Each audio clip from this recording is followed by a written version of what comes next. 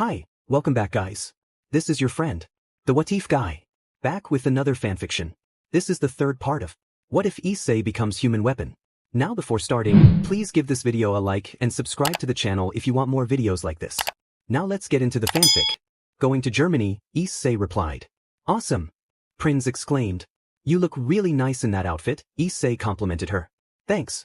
It was hard to choose since I'm not used to wearing anything but my uniform, Prinz admitted. Don't you miss your home? Issei asked. Not at all.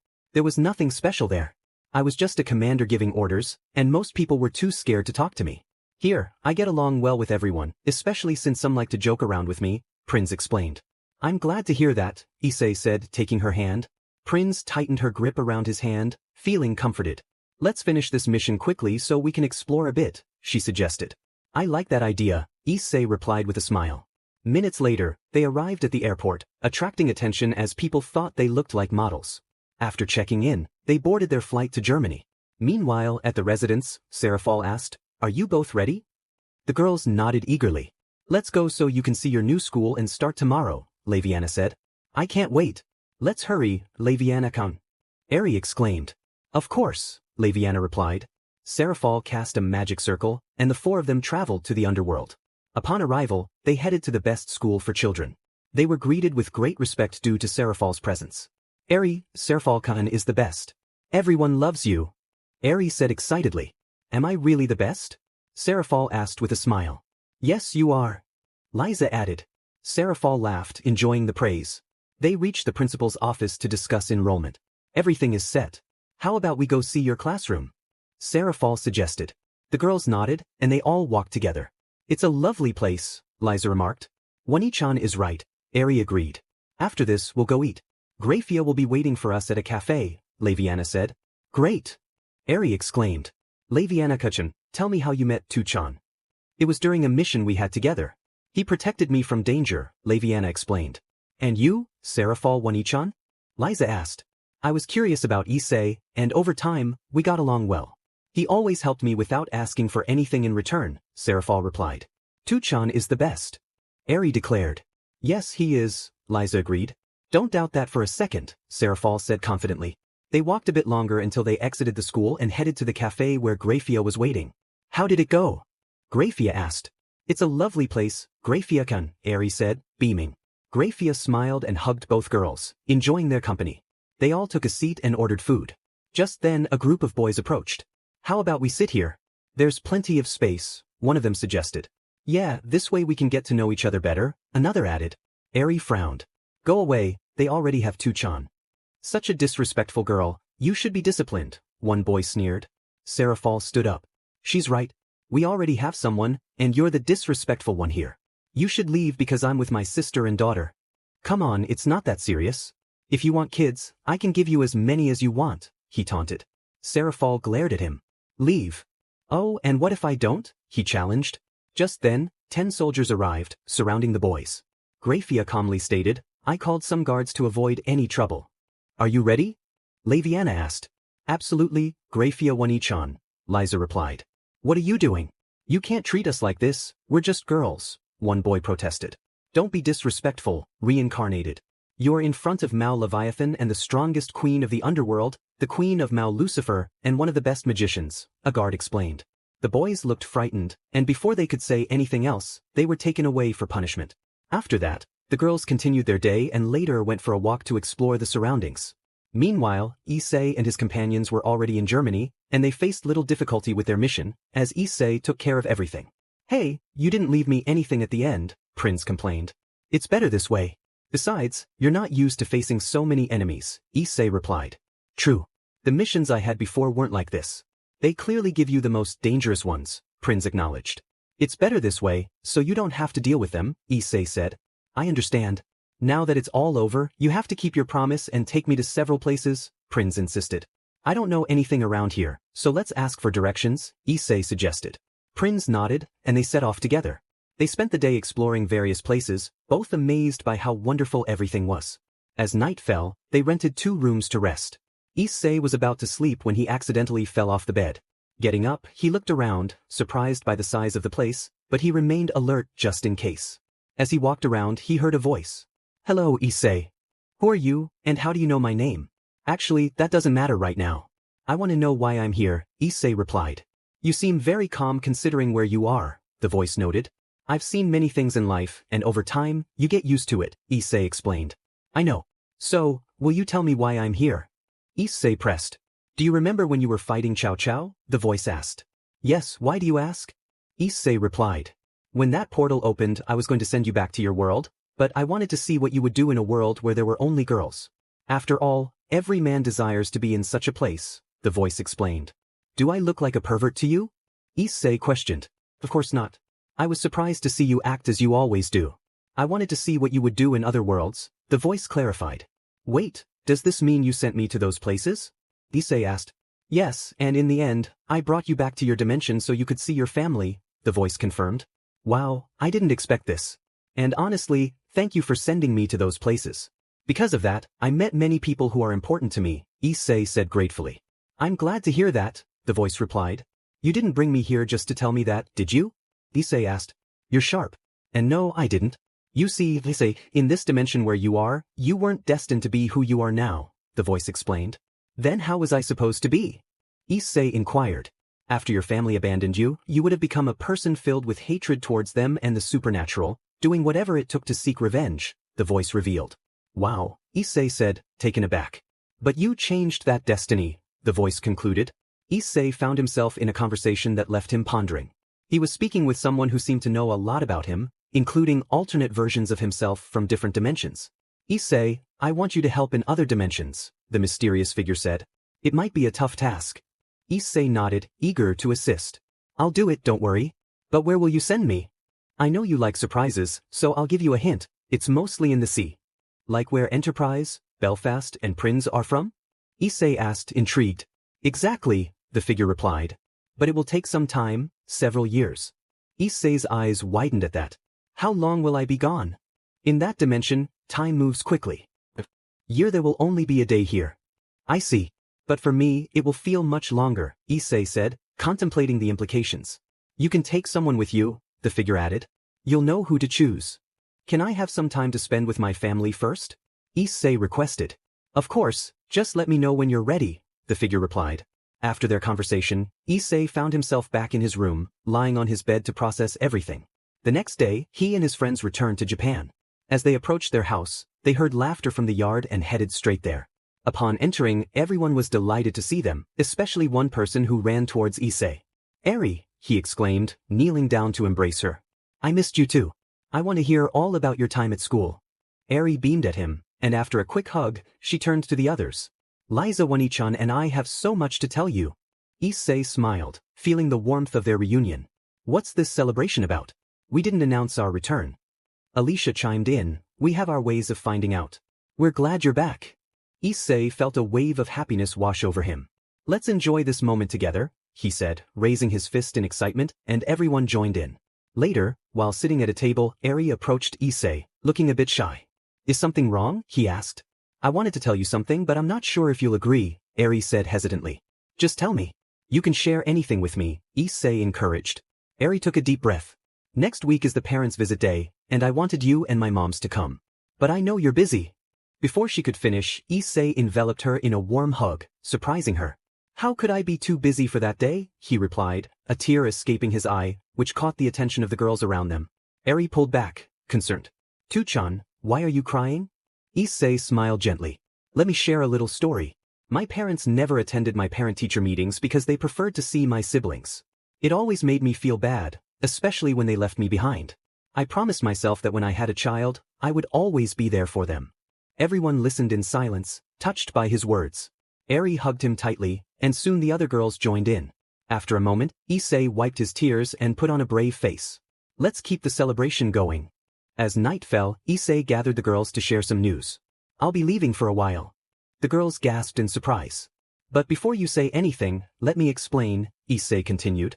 I've been to other dimensions and someone wants me to go again. Ophis asked, how long will you be gone? It could be years, but only a few days will pass here, Issei explained. Yukine added, you're not going alone, right? I can take someone with me, and I want it to be Enterprise since we'll be going to the sea, Issei said. I'll be ready, Enterprise replied with a small smile. I promise I'll come back, Issei reassured them. I'll leave after the parents' visit day, so you all need to prepare too. Amaterasu said, we trust you, Issei. Good luck on your journey. Brynhild added, just don't cause any trouble. Qian Rinshue chimed in, next time, I want to go too. Penemu suggested, let's focus on preparing for the parents' visit. We need to look our best. Everyone agreed, excitedly discussing their outfits while Issei listened quietly, feeling grateful for their support. Days passed, and Issei spent time with the girls, cherishing their moments together before his departure. Eri felt sad about his leaving, but Issei reassured her that he would return soon. Finally, the day arrived. I can see your excitement. You hardly slept, Gabriel teased. It's my first time going as a father. Are you all ready? Issei asked. Leifri admitted, I'm nervous about the parents' meeting. Irina added, we need to make sure there's enough space for everyone.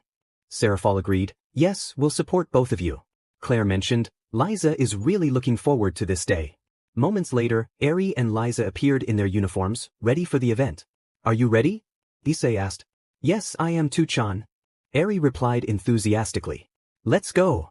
Issei said, adjusting the camera around his neck.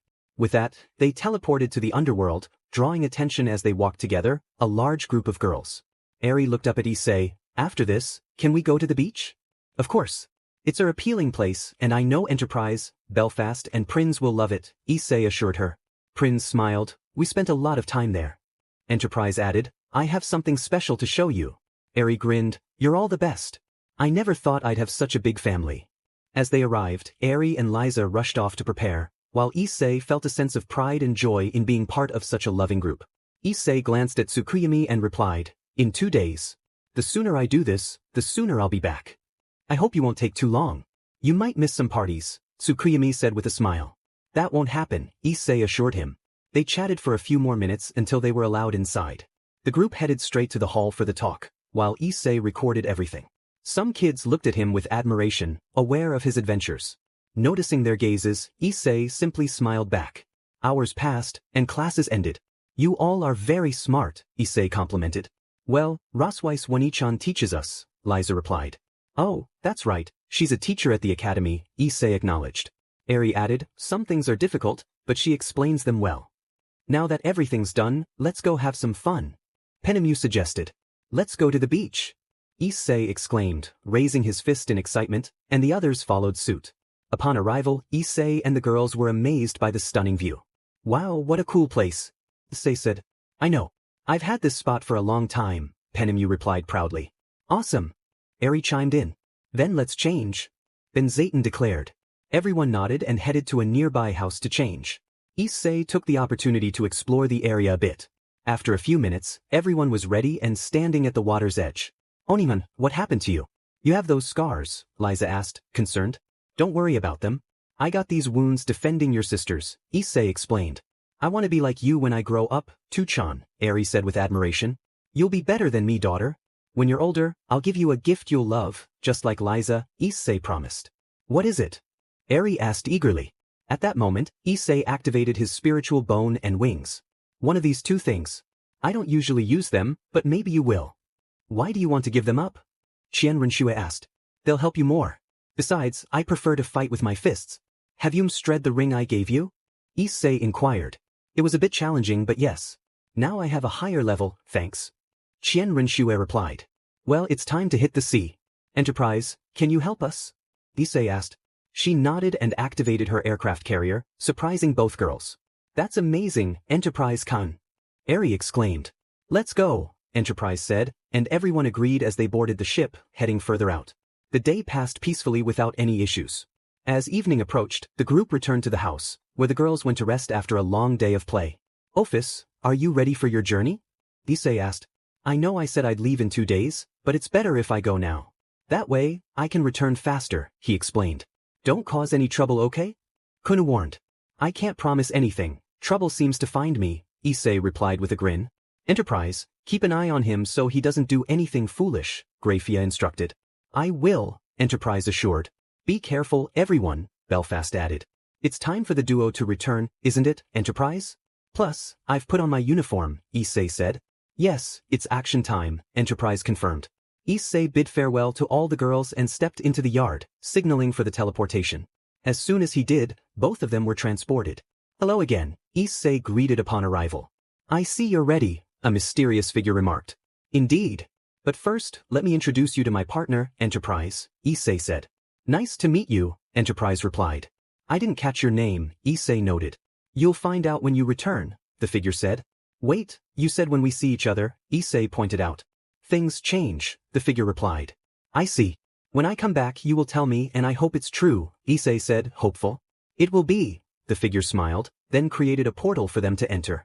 As they stepped through, Enterprise took Issei's hand. Don't be afraid, I'll protect you, Issei reassured her. I will too, so don't worry, Enterprise replied. Your safety will be my priority, Issei promised. Enterprise moved closer and gave Issei a quick kiss, a hint of embarrassment on her face. It's the first time I've kissed you. How was it?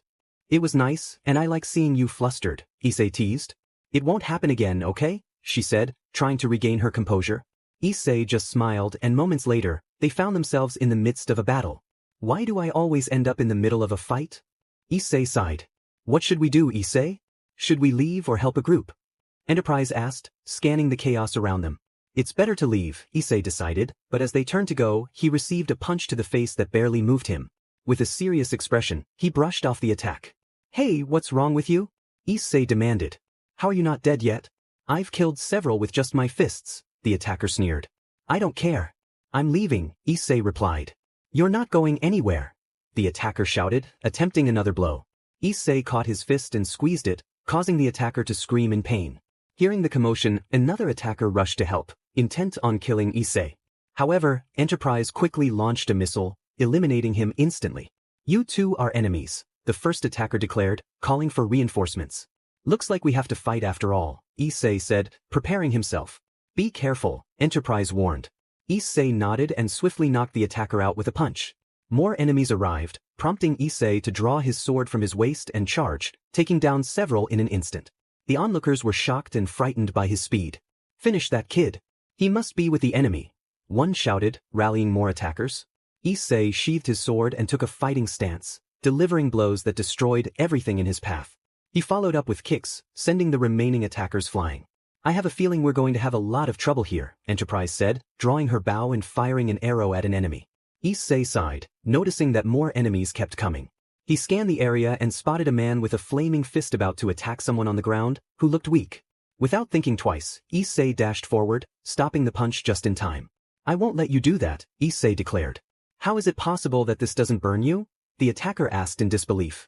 This is nothing, Issei replied, delivering a kick that sent the attacker flying.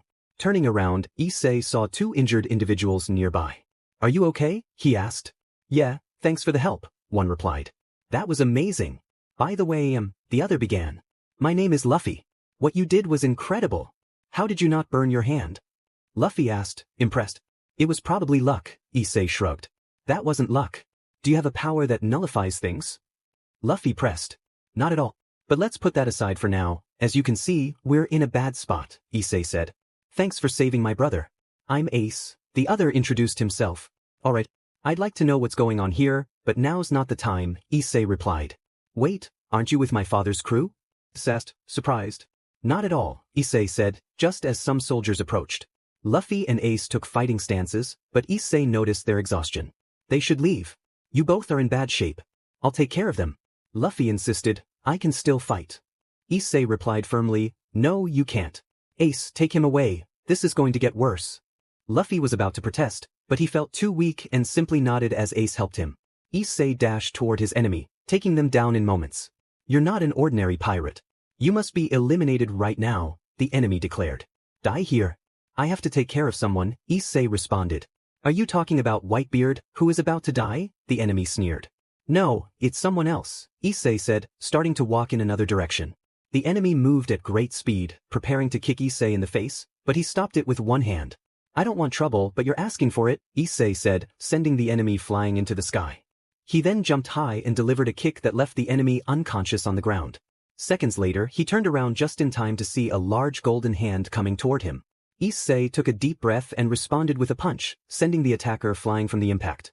Issei was about to head toward Enterprise when he spotted a man with a large mustache, badly injured and with holes in his chest, in the distance. He began to run toward him, pushing aside any enemies in his way. I'm too late. I'm sorry, Issei said. Don't worry, my son. This is part of my destiny. In the end, we managed to save one of my sons, Ace, the man replied. I understand. Despite your condition, you still carry the presence of a great leader, Issei said. I see. But you should leave. All the admirals will come for you soon. It's time for you to start your adventure as a great pirate, the man urged. I'll try, Issei promised. At that moment, another pirate arrived, attempting to strike Issei, but he blocked the punch and kicked the pirate, sending him crashing into another. I can see you're not a bad kid. So I'll give you my last wish, the pirate said. That's not necessary, Issei replied. Whitebeard approached Issei, pulling something from his pocket and handing it to him. This has been with me for a long time, and I was feared for it. I hope it helps you, he said, revealing a strange-looking fruit. Issei took it with curiosity and tucked it away. Eat it when all this is over. And tell Ace he was a great son, Whitebeard added. Issei nodded and left to find Enterprise. Meanwhile, Whitebeard grew serious and began to speak again, drawing attention as he declared the existence of the One Piece, leaving everyone stunned. Enterprise, let's go. It's all over now, Issei said. Let's move, Enterprise replied. They both started running toward the exit, noticing that the other pirates couldn't escape. You all go. Ahead, I'll handle this, Issei said, catching the attention of both groups. Some Marines recognized him, especially one person with a magma-red hand. The soldiers charged at Issei. What are you waiting for? Go! Enterprise shouted. Hearing that, the pirates boarded their ships and left, leaving only 2 people behind. Enterprise activated her bow and shot an arrow, causing a massive explosion. Meanwhile, a dark-haired man stood before Whitebeard's lifeless body, realizing he no longer had his power, which angered him. He was about to scream in fury when he remembered his last conversation with someone. Remembering Issei's face, he set out to find him to obtain that power. Issei, for his part, had easily defeated almost all the enemies, as they were weak and slow. Enterprise, are you ready? He asked. She nodded, and they headed to the dock, leaping into action. The Marines thought they were crazy but were astonished to see them running on the water. What a way to reach a new place, don't you think? Issei said. Yes, but we'll be running the whole time, Enterprise replied. Not at all. You could do it, Issei encouraged. She nodded and activated her aircraft carrier, and they set off in any direction to draw the Marines' attention, allowing the pirates to escape. You know, it's great here with all the pirates. It means there must be treasures around, Issei remarked. Are you interested in money? Enterprise asked. Not at all. What matters to me is the adventure. Money doesn't concern me, Issei replied. If that's what you want to do, let's do it, Enterprise said. But your opinion matters too, you know. I can't force you to do something you don't want to, Issei added. I actually like the idea. Maybe my old self would have refused such a proposal, but with you, everything is different. So let's go on this adventure, she said. First, we need to find a ship. Otherwise, we'll attract too much attention, Issei pointed out. Alright, not far from here, I detected an island. We can go there, Enterprise suggested. Onward, Subcaptain, Issei declared. Understood, she replied as they headed toward the island. They didn't take long, as her ship allowed them to travel faster. When they were about to arrive, they ran a bit without drawing attention and managed to reach the city. Looking around, they noticed how calm and lively it was. Issei could hear the joy of some upon learning of Whitebeard's death. Remembering that, he took out the fruit he had and ate it. At first, it felt strange, but he finished it. After walking for a while, they returned to the dock and searched for a ship until they found one that wasn't too big. Seeing that there weren't many people around, they quickly took it. Issei positioned himself at the back of the ship and clapped his hands, causing the ship to move at great speed, leaving the citizens astonished. This is amazing! It's time for adventure! Issei exclaimed. Enterprise smiled at the excitement on Issei's face. Meanwhile, in another location, many admirals were gathered after a fierce battle, having suffered many losses. Things will change from now on with Whitebeard's death, one said. You're right, but there were losses. Besides, that person betrayed us in the end and became a pirate again, another added. Don't even mention that name, I hate it. What will we do now with his death? Someone else asked. We'll hunt down his other crew members and execute them publicly to warn the other pirates, another suggested. That will be difficult since Whitebeard revealed the existence of the One Piece, one remarked. That doesn't matter. Also, raise the bounties on some.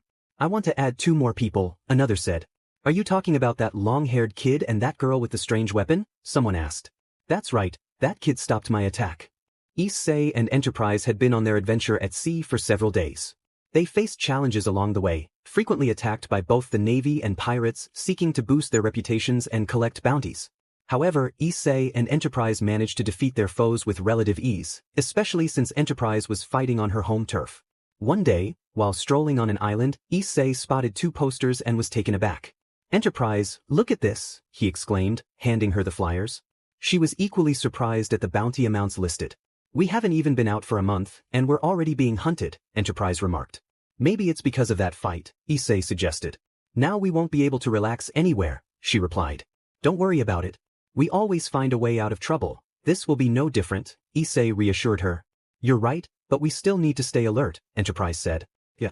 Seeing those posters, maybe we should head out, Issei suggested. Enterprise agreed, not wanting to engage in any more fights. As they continued their journey, Issei noticed a newspaper. It's that guy named Luffy. He's become popular just for returning to the battlefield, he said, examining the image closely. What's interesting about that? Enterprise asked.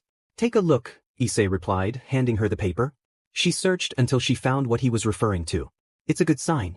His friends will recognize him easily, she noted. Exactly. Now, putting that aside, how about we go on an adventure? Let's search for treasure, Issei declared, raising his fist in excitement. Enterprise chuckled softly and followed him. 2 years passed, and during that time, Issei and Enterprise became feared by many for their ruthless treatment of enemies, yet they were admired for helping others without asking for anything in return, always wearing smiles. Some pirates wanted to join their crew, but Issei declined, sensing something off about them, especially since they often stared at Enterprise, which he didn't appreciate. Throughout their travels, they discovered various interesting things, including treasures they chose to give away, as they didn't need them. One day, while exploring a city, Issei remarked, Enterprise, can you believe it's been 2 years? Time flies, doesn't it? I know. And you haven't changed a bit in all that time, she replied. I could say the same about you. You still look just as lovely, Issei complimented. That's thanks to Ophis. One day, we were all together, and she suggested we could live longer to stay with you, Enterprise explained. I see. But you're not a dragon, Issei pointed out. She just shared some of her energy with us, Enterprise clarified. Why am I only hearing about this now? Issei asked. It wasn't really important, she said. Well, you have a point there. I miss the others, Issei admitted. I feel the same, but with our arrival, you've been able to help many people and save them from pirates, Enterprise replied. It's our arrival, you've done a lot too, Issei said as they continued walking. Suddenly, they heard an explosion nearby. Without hesitation, they rushed to the scene to see what was happening. Upon arrival, they witnessed pirates battling the navy, with 3 individuals fighting against both sides. Issei recognized one of them, but before he could greet him, someone else spoke up. Look, it's them, a pirate shouted, pointing at Issei and Enterprise. The fighting paused as everyone turned to look at them. The navy soldiers trembled in fear, while the pirates, unaware of who they were, remained confused. Hey, it's been a while. Luffy shouted, grinning widely. Do you know them? This is bad, one pirate said. Why are you acting like that? Luffy asked, puzzled. You're an idiot. He's the guy who fought 2 years ago and took down several navy soldiers and admirals, just like his partner, another pirate explained. From what I heard, he's called Fist of God, because he can defeat opponents with just one punch, and she's Divine Arrow, since she never misses, another added.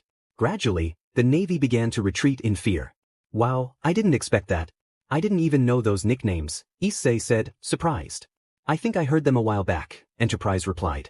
Well, let's go, I'll introduce you, Issei said, leading the way. Hey, long time no see. Luffy greeted again. Seems like it, Issei replied. Come to my ship with my crew, I'll introduce you. The others will be here soon, Luffy invited. Let's go. Issei agreed, and they hurried to the port. Once they arrived, everyone boarded the ship and set sail. This is an interesting ship, Issei remarked. Isn't it awesome? Luffy said proudly. Definitely. By the way, I didn't introduce myself last time. I'm Issei, nice to meet everyone, he said. I'm Enterprise, nice to meet you all, she added with a bow. Suddenly, they heard a thud as a man fell to the ground, blood streaming from his nose. Is he okay? Issei asked. Don't mind him. I'm Zoro, nice to meet you both, the swordsman said. Nico Robin. Pleasure to meet you, another introduced. I'm Nami, said a woman. I'm Usopp, another chimed in. Chopper, the crew's doctor, the small reindeer added. Zoro pointed to the fallen man. That's Sanji, and the one steering is Frankie. I've heard a lot about you too, Robin said. Nami added, what a coincidence. Robin then said, you two aren't aware of much, are you? Everyone shook their heads. They're both highly sought after. Issei's first bounty was 300 million, Robin explained. Usopp asked, what's it at now? Issei's is 1.5 billion, and Enterprise's is 1 billion, Robin revealed. Everyone's jaws dropped at the staggering amounts. Awesome! How did you earn that so quickly? Luffy asked, eyes wide with excitement. I didn't know it had gone up. 2 years ago, it was only 300 million, Issei replied. What did you two do? Chopper inquired. We went on adventures. We visited many amazing places, Issei said. Though we ran into pirates, the navy, and some bounty hunters along the way, Enterprise added. That's quite a lot, Nami remarked. Robin nodded, and since no one knows your names, they call you Fist of God and Divine Arrow. Luffy looked at Enterprise, noticing she wasn't carrying a bow or arrows.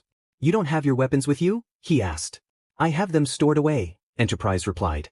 Suddenly, Sanji woke up with a start, kneeling in front of Enterprise and presenting her with a rose. You look appealing in that outfit. Would you like to go out with me? I can make you something delicious. No, thank you. I already have Issei by my side, Enterprise responded. Sanji fainted at her words. Nami shrugged. You get used to it over time. Besides, they look good together. Thank you, Enterprise said, smiling. Issei turned to Luffy. Hey, how's your brother doing? You're talking about Ace, right? We drifted apart over time because he wanted to reunite with his crew and start fresh, Luffy explained. I see. I thought you would be together in the same crew, Issei replied. I wanted my own group. And you have siblings, right? Luffy asked. I have a younger sister, but we don't talk, and an older brother whom I had no choice but to eliminate, Issei said, causing everyone to gasp in surprise. You're joking, right? Luffy asked wide-eyed. It's the truth, Issei replied solemnly. But how could you do that? Don't you care about your family? Luffy pressed. He chose a very different path. He changed a lot over time, and I had no choice. If I hadn't done it, he would have done terrible things in the future, Issei explained. But wasn't there another way? Luffy insisted. He wanted it that way from the start. I had no choice but to do what I did, Issei said. Nami looked at him. You don't regret it? Honestly, no. He hurt my daughter and my partner, Issei replied, and everyone was taken aback, noticing how young he looked. How is it possible that you have a daughter? You look too young for that, Usopp exclaimed. That's just how things are. Anyway, now that we've settled this topic, I have a question, Issei said. What is it? Robin asked. Where are you all headed? Or rather, where are we going since I'm here too? Issei inquired. To the New World, Luffy answered. I see. That sounds interesting, Issei said. Chopper chimed in. Have you been there before? Issei is one of those people who loves to see new places. We went there a year ago, and it was fascinating, Enterprise explained. Nami added, how did you get there and leave without any issues? It wasn't easy, we had to cause a bit of trouble, Enterprise admitted. Hey Luffy, why did you become a pirate? Issei asked. Because I want to be the king of the pirates, and to do that I need to find the One Piece. Every pirate is searching for it, Luffy declared. I see, Issei replied. Doesn't the idea of finding such a treasure interest you? Luffy asked. Not really, Issei said. Enterprise interjected. The truth is, we went to that place some time ago. Everyone's eyes widened in disbelief. You're joking, right? Robin asked. As I said before, Issei loves to see new things. When he heard about that place, he was very curious and we went, Enterprise explained. What's it like? Usopp asked. It's better if you see it with your own eyes, Issei replied. Did you bring anything back as proof? Zoro asked. Not necessary. Besides, I don't need anything. I already have everything I longing, Issei said. Give us a hint, Sanji urged. I can't.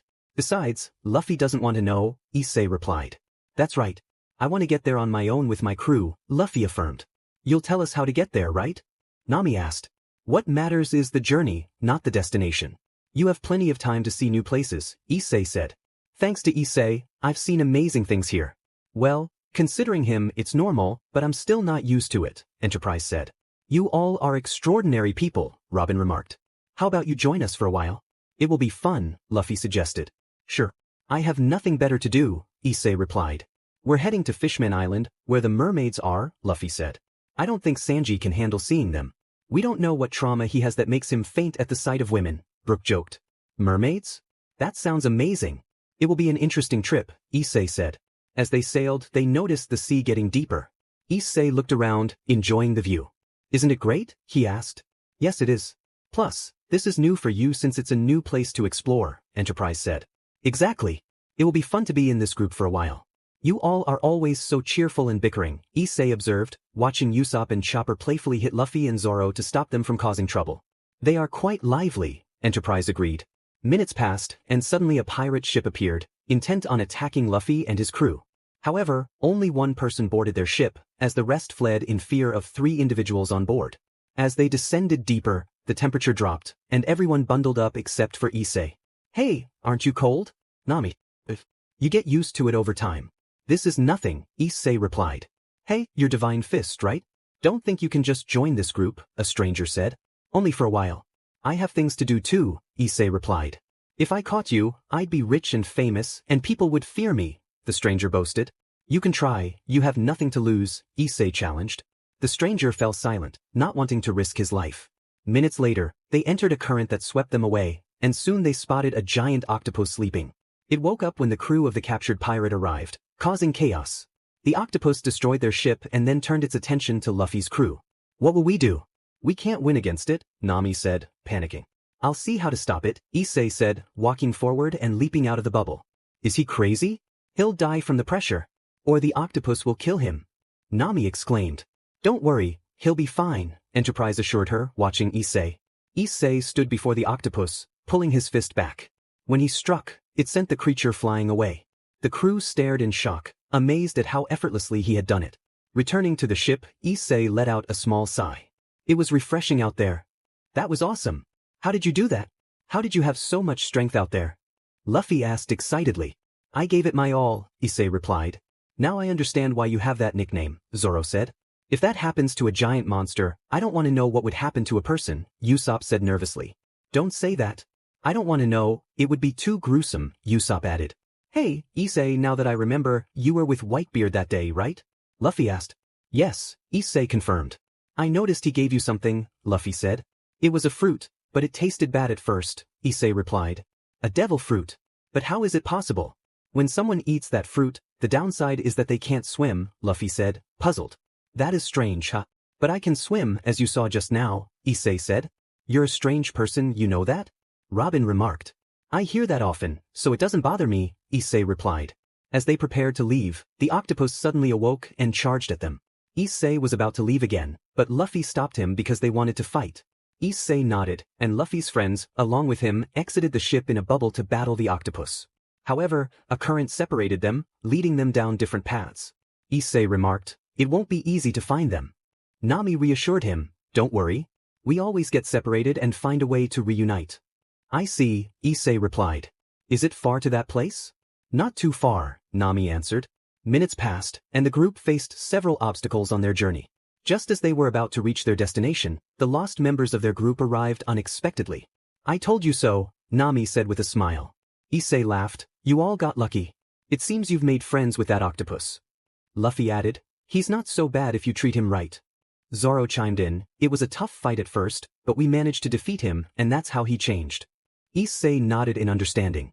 The group continued on their path, with the octopus helping them reach their destination, and they finally arrived, celebrating their achievement. That's amazing, Issei said, gazing at the place from a distance. As they approached, they encountered some pirates who offered them the choice to join them or face dire consequences. True to his nature, Luffy refused, prompting Frankie to activate the ship's turbo, propelling them at high speed. The bubble protecting them shrank, causing everyone to feel squeezed, except for Issei, who stood unaffected. They entered another bubble, but this time, they fell into the sea. Issei grabbed Enterprise's hand to keep her close. After a few moments, Enterprise regained consciousness and saw Issei beside her. I'm glad you're awake, Issei said. I only remember entering that bubble and sinking, Enterprise replied. Most of us got separated, but they should be fine. My priority is you and nothing else, Issei assured her. Thank you. Where are we? Enterprise asked. I have no idea, but how about we explore once you're feeling better?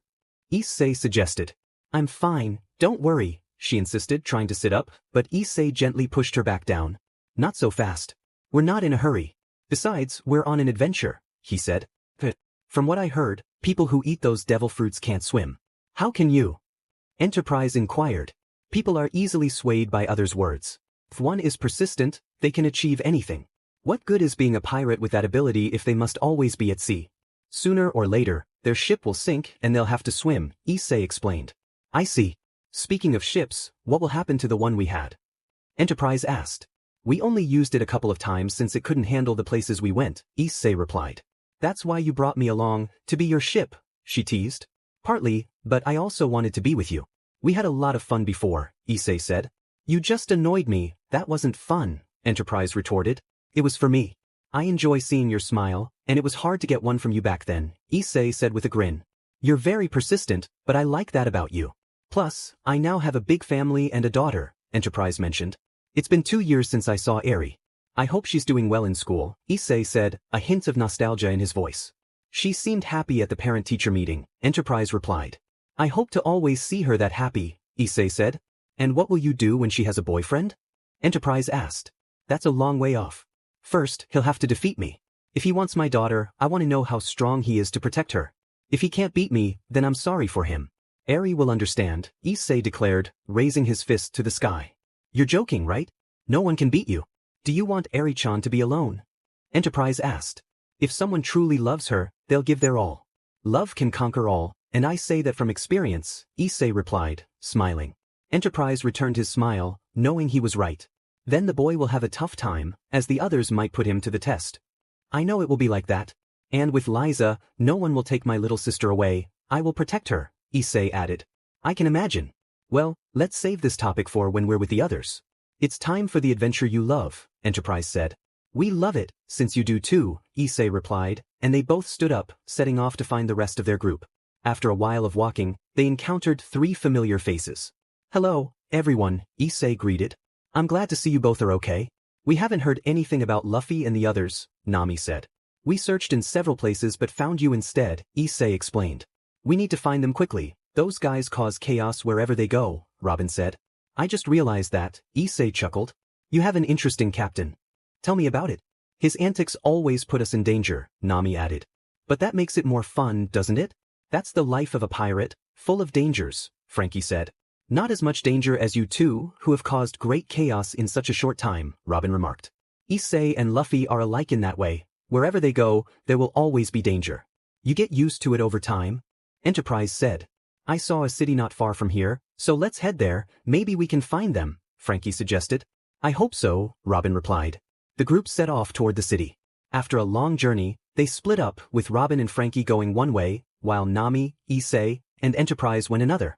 Nami quickly entered a shop, and the other two accompanied her. After a few minutes, Luffy and the others arrived. It's good to see you, Issei said. Same here and the others, Luffy replied. Nami went to look for the ship, she said, about to continue when Neptune arrived and invited everyone to his castle, surprising the townsfolk. Enterprise, I'm going to explore for a bit. See you later, Issei said. Don't cause any trouble, okay? Enterprise warned. Issei nodded and left the bubble unnoticed, beginning to explore the castle. Wow, what a grand place. I feel like an ant walking here, he marveled, continuing until he spotted a large door. Without thinking twice, he opened it and was surprised to find an appealing mermaid inside, crying. Why are you crying so much? Issei asked. A human entered my room to harm me, she replied. If you're talking about me, you're mistaken. I have no such plans. I came in here by accident. I'm sorry if I disturbed you, Issei explained. The mermaid was about to respond when Issei heard a noise and turned to see a large axe heading toward her. Without thinking, he acted. Issei jumped and destroyed the heavy object. Who could have done this? He wondered aloud. Thank you for your help, and I apologize for my earlier behavior, a voice said. It's okay, don't worry about it. My name is Issei, nice to meet you, he replied. Can I call you Issei-sama? The voice asked. Just call me Issei, that's what my friends call me. Alright, so you're a pirate. If that's the case, you must be a bad person. I don't know, what do you think? Issei asked. On the contrary, you're a good person since you saved me. Forgive my manners, my name is Shiraoshi. That's a lovely name. Can I call you Shira? It's shorter. Of course. Tell me, Shira, do you have any idea who that axe wielder was? Issei inquired. I know who he is. His name is Vanderdecker. He holds a deep grudge against me because I refused to marry him. He has the ability of Mado Mado no Mi. Since he marked me, he can throw any weapon at me from anywhere with the intent to kill. That's why I don't leave the walls of this tower. I want to avoid further danger. Wow, you have it tough. You must be bored being locked up for so long. It's been 10 years and the only one I talk to is Megalo. My father set a rule that guards could only stay for 5 minutes. That's unfortunate. But don't worry, I'll help you. Why would you do that? You could get into trouble and die, and I don't want that. Don't worry.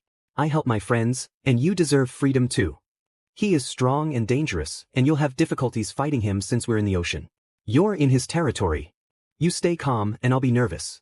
It doesn't matter where I am, I always find a way to fix things. Well, now that we've cleared this up, it's time for me to go. We will see each other again? Shiraoshi asked. Of course. Very soon. See you. Issei walked toward the exit and left the place. Issei walked through the castle, thinking about how to help Shiraoshi. Suddenly, he was jolted from his thoughts by explosions and screams. Without hesitation, he rushed to the source of the chaos and saw a battle taking place, water flooding into the castle. This is going to be a big problem, he muttered, noticing an enemy approaching him with a sword. Just as the enemy was about to attack, Issei caught the sword with his hand and crushed it. The enemy was shocked and attempted to flee, but Issei kicked him in the stomach, sending him flying and killing him instantly.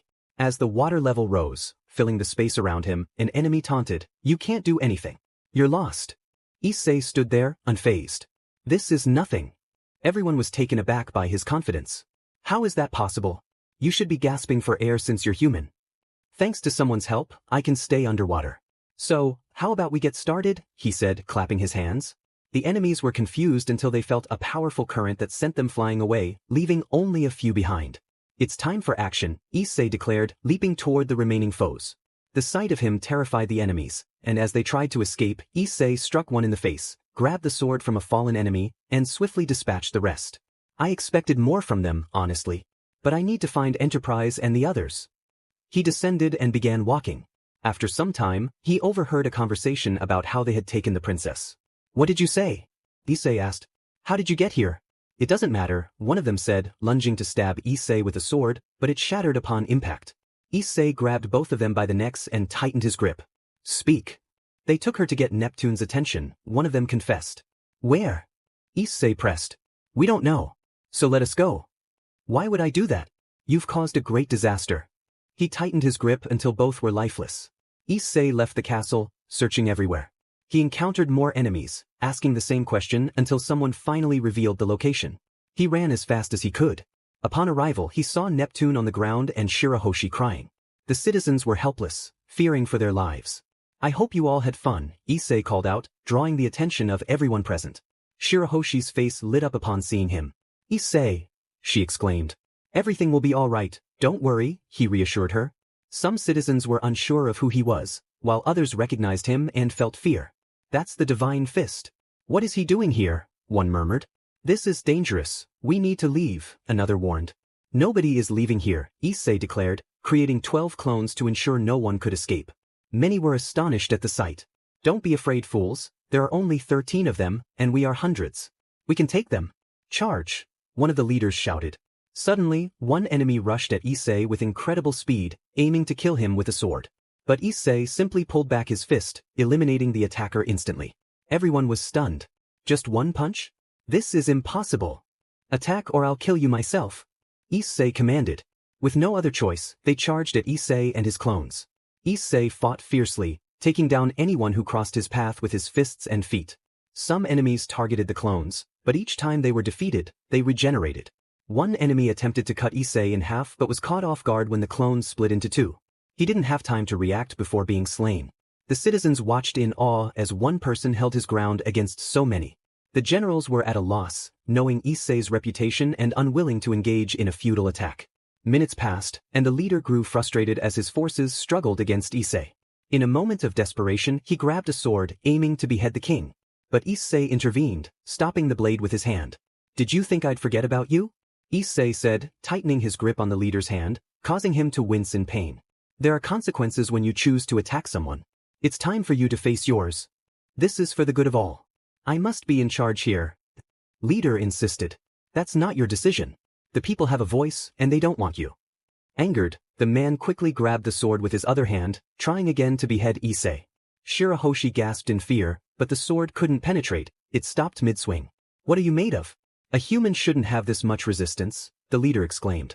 Issei smiled, ready for the next move. Issei was in the midst of a fierce battle, having just defeated the leader of a group that had been causing trouble. With a swift strike to the stomach, he sent the leader flying. As the leader fell, Issei followed up with a series of powerful blows, incapacitating him completely. By that time, all of Issei's clones had dealt with the rest of the enemies, and a few had surrendered to avoid further harm. Moments later, Luffy and his crew arrived, shocked to see the defeated foes and the aftermath of the battle. What happened here? Luffy asked. It's all over now, Issei replied. Where are they? What happened? Sanji inquired. I took care of them, Issei answered. How? Nami asked. It's not important. What matters is that it's finished, Issei said. Enterprise, a member of Issei's team, chimed in. You really got yourself into trouble this time. It was to save a friend. Come, let me introduce you, Issei said, leading them to where the mermaid was. Shira, this is Enterprise, my companion, Issei introduced. Nice to meet you, Enterprise said. Likewise, and thank you for your help, Issei. I was worried about my father and brothers, Shiraoshi said. This isn't over yet, Issei warned.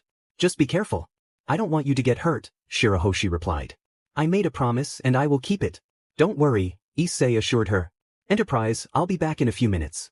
Take care of her. Don't worry, just be careful, Enterprise replied as Issei took a great leap away. Are you not worried about him? Shirahoshi asked. A little, but I know he'll return. He always keeps his promises, Enterprise said confidently. Meanwhile, Issei had made his way to the ocean, searching for a certain individual. How am I going to find him? Luckily, Shirahoshi gave me a brief description, he thought. As he continued, he spotted a large ship that looked familiar and decided to investigate. Upon entering, he found only one person aboard. Decker, it's good to see you, Issei said. Who are you and what do you want? Decker replied suspiciously. I just want one thing. Let Shirahoshi be. Because of you, she hasn't left her room, Issei stated firmly. She belongs to me. If she can't be mine, she won't belong to anyone else. I will kill her, Decker threatened.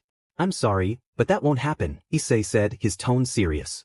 How do you plan to stop me? Decker began, but Issei moved quickly, severing Decker's arm. Decker screamed in pain, unable to comprehend the speed of Issei's attack. I'm not playing around. I don't like it when my loved ones are hurt, Issei said, stepping closer. Decker, terrified, crawled back until he hit a wall. Turning around, he saw a monstrous figure behind Issei, which frightened him even more. What are you?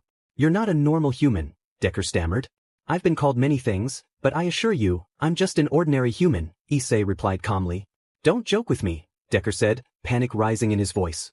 Issei ignored him, placing his foot on Decker's and applying pressure, causing the ship to sway.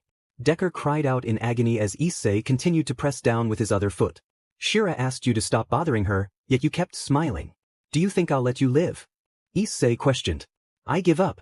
Just take me to jail. Decker pleaded. I never leave my enemies alive. They will cause trouble in the future, Issei stated coldly. He crouched down, and before Decker could say anything else, Issei struck him in the face, ending his life. Standing up, Issei wiped his fist clean. Well, it's time to return to the others. But first, he took a step, causing the ship to break apart. Afterward, Issei set off to reunite with his friends. As he walked through the city, he heard about a banquet at the palace. Remembering his new companions, he decided to go. Arriving at a grand stage, he spotted his friends and made his way over. Looks like you're having fun, Issei remarked as he approached Sanji, who was trying to leave the bubble to join the mermaids. Issei, how can you breathe underwater? Luffy asked in surprise. It's a trick, Issei replied with a grin. How did it go? Shirahoshi asked, relieved to see him. Everything is fine now. He won't bother you again, Issei assured her. Thank you so much. Come on, let's go to the party. Shirahoshi exclaimed. I'll join in a few minutes. I need to talk to Enterprise first, Issei said, and she nodded as he walked over to her. It's all over now, Issei said. Just let me clean that blood off your hand, Enterprise replied, taking a handkerchief to wipe Issei's hand. What do we do now? She asked as the others approached. Are you coming with us? Luffy asked. You all need to continue your journey, Issei replied. Come on, it will be more fun. Chopper insisted. Don't leave, Enterprise-chan. Sanji added. We'll think about it. For now, let's enjoy the party, Issei suggested as they exited the bubble to dance. Sanji, feeling jealous, wished he could join them. As the minutes passed, Issei enjoyed himself while Jinbe shared information about the new world with the rest of the crew. Be careful of Teach. He killed Whitebeard and took his place as a Yonko, Jinbe warned. That's cheating. Nami exclaimed. That's how things are now in the new world. The Marines will be after you, especially with those two traveling with you. The new Marine chief, Akainu, hates Issei, Jinbe added. Many people dislike Issei, but as you can see, he doesn't let it bother him, Enterprise said. You've accomplished so much in such a short time that it would scare anyone, Jinbe remarked. Like what? Zoro asked. They never leave anyone alive. Every rival that approaches them ends up dead, Jinbe explained. Why do they do that? Usopp asked. If we leave them alive, they will continue to pursue their goals. They never change, Enterprise replied. It doesn't affect them to kill, Nami added. No one ever gets used to that, especially Issei. He's taken many lives but doesn't like to talk about it, Enterprise said. How did he get so strong so quickly? Luffy wondered. He trained tirelessly since he was a child, Enterprise answered. But let's not dwell on that. Let's go have fun with the others. The group agreed and returned to the festivities. Meanwhile, Shiraoshi had gone to rest, and Issei decided to explore the castle, eager to see everything. However, unbeknownst to everyone, the princess was being kidnapped by a man with the ability to control quicksand. Let me go! Shiraoshi cried out. Issei stood firm, his expression serious as he confronted the mysterious figure before him. You won't get away, princess. You're mine now. We're going to have some fun. The figure turned slowly, startled to see Issei behind him. I thought you wouldn't do anything since you hadn't seen me. But you were just hiding. Without warning, Issei grabbed the figure by the neck, but the person managed to escape and appeared a distance away. You can't touch me. You can't do anything to me, the figure laughed. Really? From what I can tell, all this sand is your doing, right? What would happen if I did this? Said, cutting his finger and letting a drop of his blood fall. The figure watched with a smirk, but moments later, pain coursed through his body, causing him to scream. What did you do to me? The figure gasped. Believe it or not, my blood is lethal to many. I've been attacked by so many poisons that I've lost count, and because of that, I became immune and created my own poison. Give me the antidote. If you do, I won't cause any more trouble, and you can leave me in prison. Why would I do that? You hurt my friend, so there's no antidote for you, Issei replied, turning away to check on Shiraoshi.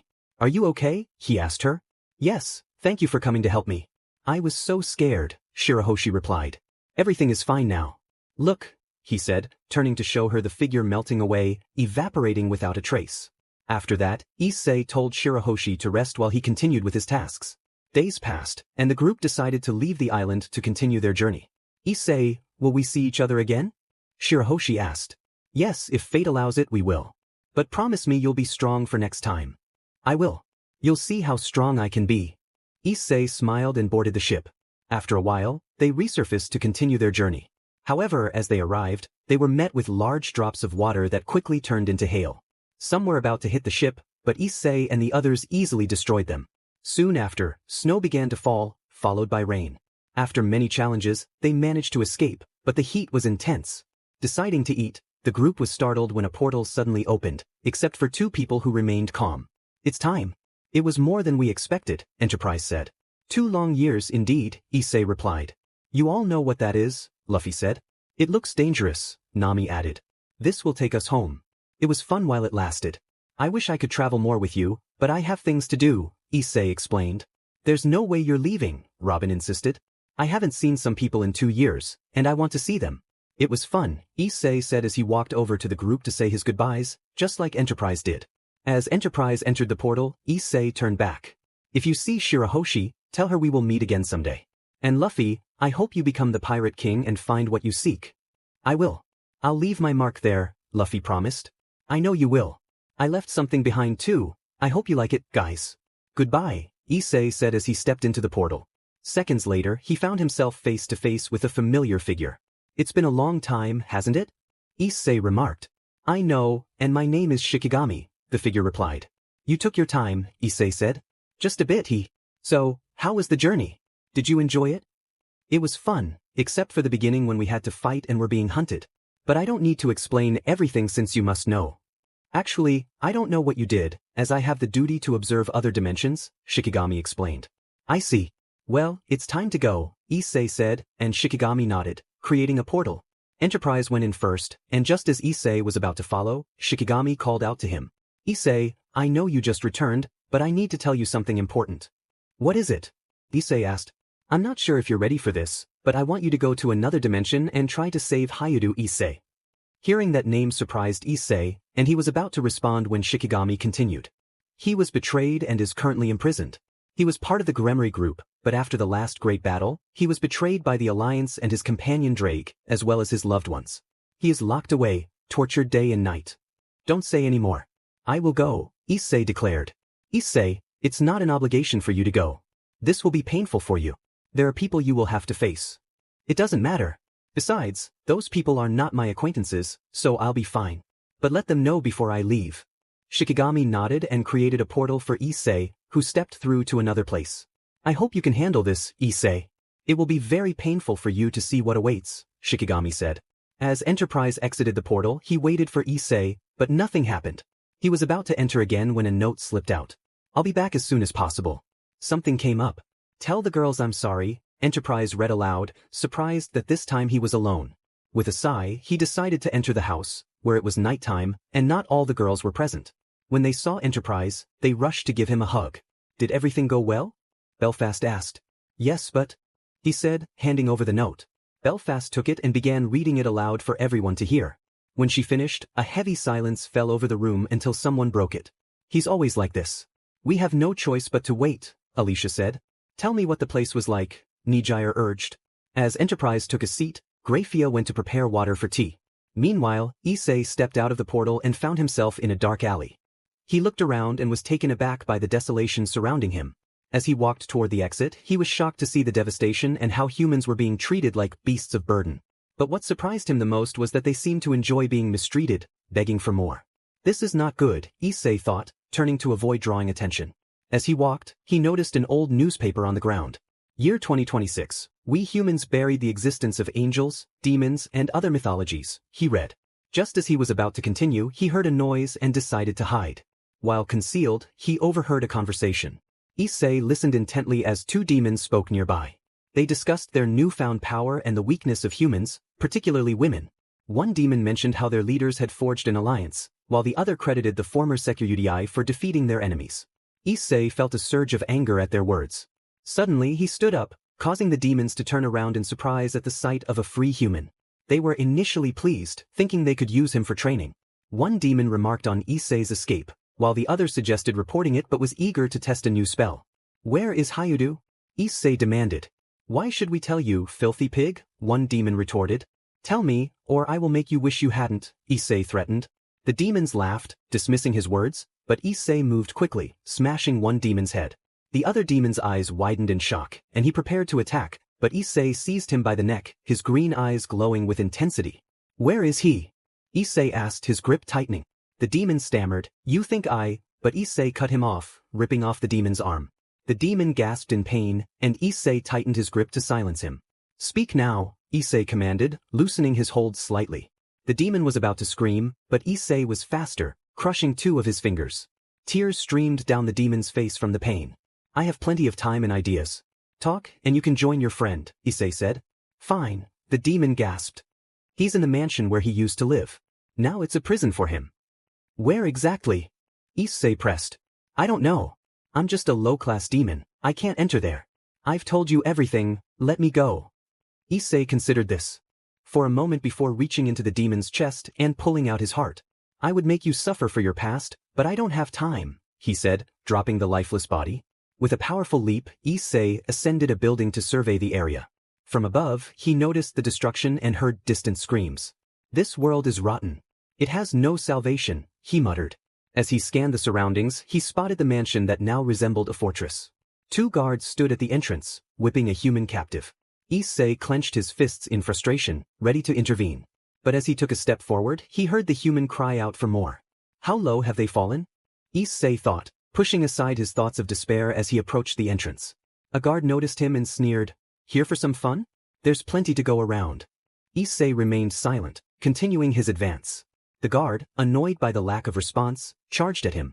In an instant, Issei drew his katana, slicing through the guard's stomach and driving the blade into his eye, killing him instantly. The second guard, witnessing this, attempted to call for help, but Issei stood before him, ready. Where is Hayudu, Issei? He demanded. Why should I tell you? The demon replied defiantly. Without hesitation, Issei cut off one of the demon's legs, causing him to scream in agony and draw the attention of others nearby. As Issei waited, he noticed the human captive's eyes filled with longing. With a heavy sigh, he swiftly beheaded the demon. Moments later, more guards arrived, shocked to see their comrade writhing in pain and Issei standing with his katana. I will ask once more. Where is Hayudu, Issei? He said firmly. Silence followed, and Issei watched as the demons began to form magical circles. As they completed their spells, they hurled them at him. Issei stood unmoving, and all the spells struck him directly. The demons began to retreat, but a katana flew from the smoke, striking one in the face and killing him instantly. Issei emerged from the haze, his katana ready, swiftly dispatching several more demons until only one remained. How could a human do all this? The last demon stammered. First things first, Issei replied, driving his sword into the demon's leg. What are you talking about? The demon asked, fear creeping into his voice. I asked a question and now you will answer. Speak or suffer, your choice. The demon, seeing the determination in Issei's eyes, felt a chill of fear. He's on the lower floor. Now can you let me go? Issei contemplated this for a moment before swiftly cutting the demon's throat. No, he said, making his way down.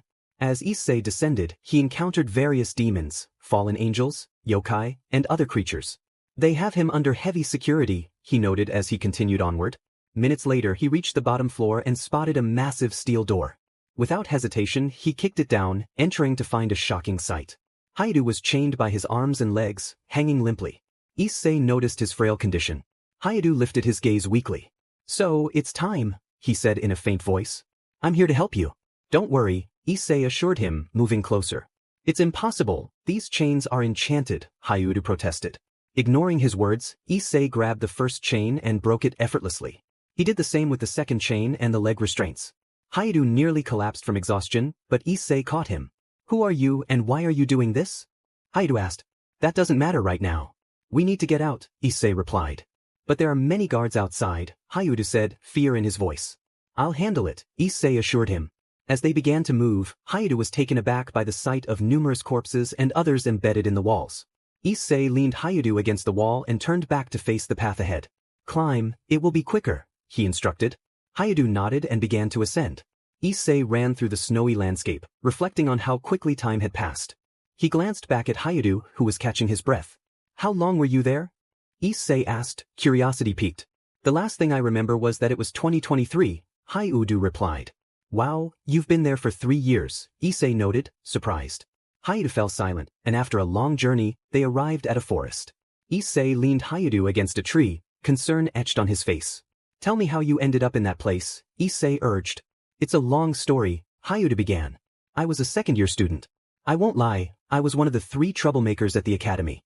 The kendo club always picked on us, but we kept going. They were persistent, Issei commented. Very much so, Hayudu agreed. One day, on my way home, a girl named Yuma confessed to me. I was thrilled, it was the first time someone had ever confessed to me. I prepared for our date, and we had a great time until night fell. Then she revealed she was a fallen angel named Ryanair. I was so shocked that I didn't know what to say, and before I could respond, she killed me. Wow, what a terrible first date, Issei remarked.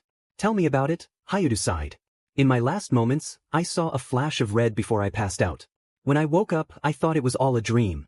But when I moved my hand, I felt something soft. I pulled back the blanket and saw a girl beside me. I was surprised and relieved. Hayudu continued recounting his experiences, sharing how he met more of his loved ones. Issei listened intently, captivated by Hayudu's life story. After defeating Triexa, everything changed, Hayudu said. The girls started distancing themselves from me. I thought they just needed space, so I didn't push it. Then one day, while walking in the underworld to clear my mind, I saw them all with different guys. And Rias, the one I loved the most, was with Razor. I fought for her, sacrificed my arm, but in the end, it didn't matter. That wasn't all. I returned to the place where I was killed to process everything, and the leaders told me I was no longer useful. Before I could react, they attacked me. When I woke up, I was back in that place, surrounded by the leaders and the girls. They treated me like a toy. It hurt to see my own partner, Drake, betray me and go with Razor. I don't know what to say, Issei replied, feeling the weight of Hayudu's words. That's when the torture began. When I was about to die, they gave me phoenix tears just for their amusement. It hurt even more to see my parents killed in front of me. Asia and Rias were the ones who did it. They treated them like daughters, Hayudu said, tears welling in his eyes as he recalled the pain.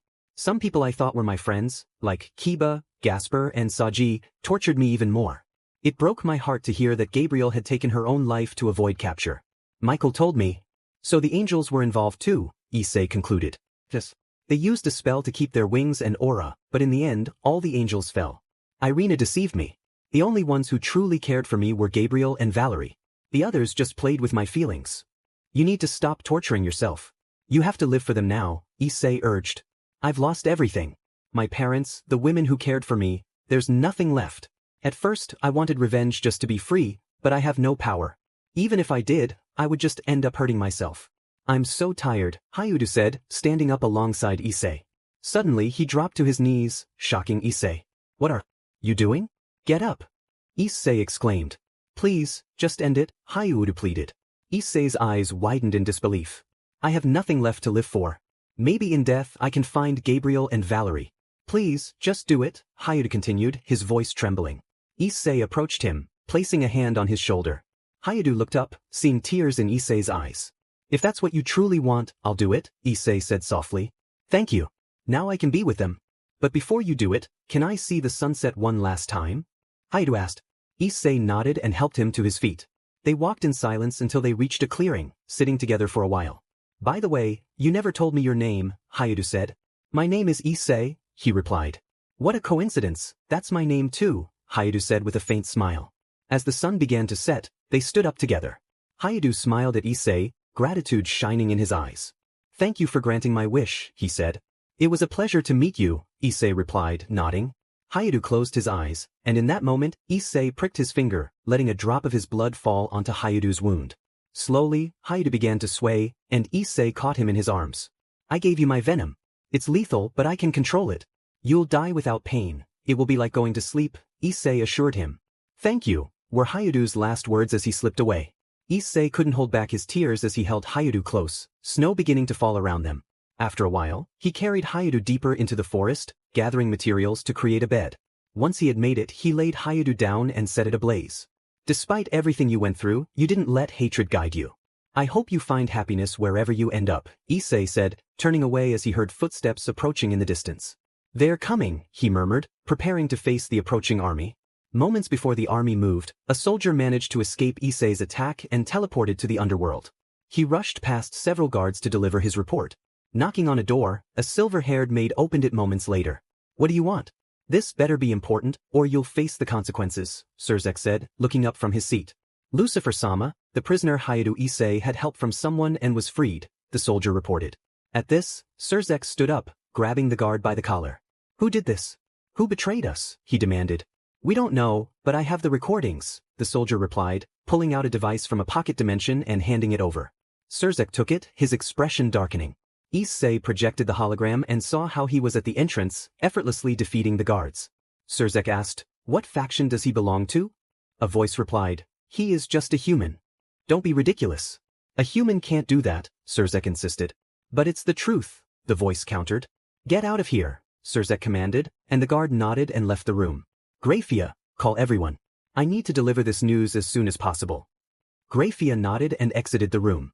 Half an hour later, all the leaders gathered in the meeting room. Serafal inquired, what's the urgency? Surzek remained silent and showed the video of how Issei saved Hayu. Everyone was astonished. Odin asked, who is that person, and which faction does he belong to? He's just a human, Surzek replied. Azazel added, you must be joking. A human can't do that, it's impossible. Besides, no human can possess a sacred gear since I modified that. But that's how it is. We need to find him and end this, Surzek stated. Rias suggested, Onisama, I can go with Razor and take him down. It won't be a big deal. Sona chimed in, I'll go too. Fine, but some soldiers will accompany you, Surzek agreed. Don't exaggerate, he's just a human. He won't be able to do anything, Rias said. Razor added, with me, it's more than enough. I have the power of Drake. I know, you're close to having the power of a Mao, Surzek acknowledged. Well then, where do we search? Sona asked. Yasaka replied, several of my men are searching, and they'll give me a report soon. Saji declared, I want to take him down. It's been a while since I fought. Though, it won't be much of a fight since he's just a weak human. Minutes passed, and a yokai arrived with the report. Rias and Sona, upon learning the location, teleported without wasting time, appearing in a meadow. The group began to move, led by Sona, the strategist. They took only a few steps before spotting Issei in the distance. He continued on his path, seemingly unfazed. Wow, I didn't expect to see you so soon, Issei remarked. Sona demanded, where is Hayudu Issei? If you hand him over, you'll face a light punishment and can become a servant. Right now, he's in a better place, Issei replied. Saji exclaimed, finally, he's dead. I wanted to do it myself, but I couldn't. What a shame. Razor agreed, I feel the same. But that human will serve a purpose. Issei retorted, no matter where you are, you'll always be the same arrogant person. Razor snapped, don't talk to me like that, you worthless human. Rias commanded, guards, take him down. I don't want to get my hands dirty. They nodded and charged at Issei. He simply placed his hand on his katana, and as the guards attacked, he swiftly drew it, defeating them all. The others were shocked. I don't have time for trash. It's better to finish this quickly, Issei declared, starting to run toward the rest. Sona, recovering from her surprise, sent more guards at him. Issei defeated them all without hesitation. Seeing Issei approach, Razor created a large fireball and hurled it at him and some guards. Well, it's all over now, Razor said, turning away, but Issei spoke up. Who said it's over, chicken? He emerged from the flames and scathed. Razor, irritated by the nickname, activated his armor and charged at Issei. Just as he was about to strike, Issei caught his fist and broke his arm. After releasing him, Issei kicked Razor away. How dare you touch him, you worthless human? Rias shouted. Kiba, Kaneko, go, she ordered. They nodded and attacked. Kiba summoned 2 of his swords, ready to strike Issei. Hydra's poison. Issei shouted, creating a large cloud of poison. Both Kiba and Kaneko hesitated, but Issei grabbed them to prevent their escape. Rias could only hear the agonizing screams of her servants. Seconds later, Issei emerged, dragging 2 people whose bodies were severely injured. He threw them at Rias, who recoiled in horror. Saji, furious, charged at Issei, ignoring Sona's warning. As he activated his armor, Issei struck him in the stomach, sending him flying. You made a good person suffer. He didn't deserve that fate, Issei said. Shut up. You humans exist to serve us. Rias yelled. You still have that great pride, Issei replied. Rias, silent, sent Akino to attack.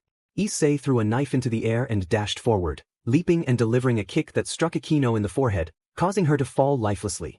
Rias was momentarily frightened, realizing one person was taking them down. You won't escape here so easily, Issei warned. Sona replied, that's not for you to decide, as she began to create a teleportation circle. But just as she was about to activate it, Issei moved in front of her and cut her leg, causing her to scream in pain. He declared, I told you, no one is leaving here. He charged toward the soldiers, defeating them all in mere seconds. In the end, only Sona's and Rias's groups remained, along with Gasper and Asia, who were terrified. Rias instructed Gasper to stop Issei, but it was futile as Issei continued his advance. In a swift motion, he struck Gasper multiple times in the chest, delivering a final blow that sent parts of Gasper's body flying to his companions. A piece landed on Asia's head, startling her. You cared for him so much, and this is how you repay him? Issei said, approaching Asia. She stepped back in fear, unable to activate her armor. Tripping over a rock, she fell to the ground. Issei looked at her with a serious expression. As she attempted to speak, Issei kicked her in the face, dislocating her jaw. She groaned in pain while trying to heal. Once she was almost healed, Issei placed his foot on her head, beginning to apply pressure. Please forgive me. I was just following orders. I don't want to die, Asia pleaded. Everyone has to face the consequences eventually, Issei said, tightening his grip until he ended her life. The others watched in horror. Sona exclaimed, You're not a human, you're a monster. Issei replied, Yes, I am a monster. I don't know what you all are. But don't worry, one of you will live because I want you to deliver a message to the leaders. Rias gasped, realizing the gravity of the situation. Issei stood confidently, addressing Razor and his group. You should know that I am Sekirai, and I have the power of a phoenix. Razor smirked, That's the spirit. Issei continued, You've taken too long to get up. I don't have time for games, so let's finish this. Before Razor could respond, Issei moved with incredible speed, landing powerful blows that shattered Razor's armor. With each strike, Razor's regeneration faltered, becoming slower and less effective. Goodbye, Issei said, delivering a final blow that defeated Razor completely. The onlookers gasped in fear. Razor had been their only hope. In the chaos, one of Sona's group attempted to teleport away, but Issei was faster, swiftly ending the threat. You are all quite stubborn. Let's wrap this up, I have things to do, he said, approaching another member of the group. She fell to her knees, pleading for mercy, but Issei drew his katana and swiftly ended her life. Sona shouted, You have no feelings, you monster. Issei remained silent, continuing his grim task until only Sona and Rias were left. Sona lay on the ground, while Rias trembled in fear. Do you not know who our brothers are? My brother is Surzek Lucifer, and hers is Seraphal Leviathan, Rias exclaimed. I know exactly who they are, and I'm not worried about them, Issei replied, stepping closer to Rias and grabbing her arm. She gasped as he broke it, her cries echoing in the air. Please let me go. I'll do anything. Rias begged, desperation in her voice. I already have people who are special to me, Issei stated coldly, continuing his assault until he completely destroyed her foot. Be grateful I won't make you suffer as you made Hayudu suffer, he warned. Rias cried out, No more. Please. Issei drew his katana and plunged it into her abdomen. Rias gasped, blood spilling from her mouth as she glanced at Sona, who turned away in horror. Issei knelt beside Rias, holding her hand. Tell me, Gremory, how many times did you torture Hayudu? Don't lie to me. Only once, she stammered, but Issei swiftly removed a finger as punishment. I said, don't lie, he insisted. Rias, now in tears, admitted, I lost count. At first, it was hours every day, and then it became routine. I see, Issei replied, tearing off another finger. Rias screamed in agony, while Sona covered her ears, unable to bear the sound. After removing several fingers, Issei took her arm. Just kill me already. Rias cried, her spirit breaking.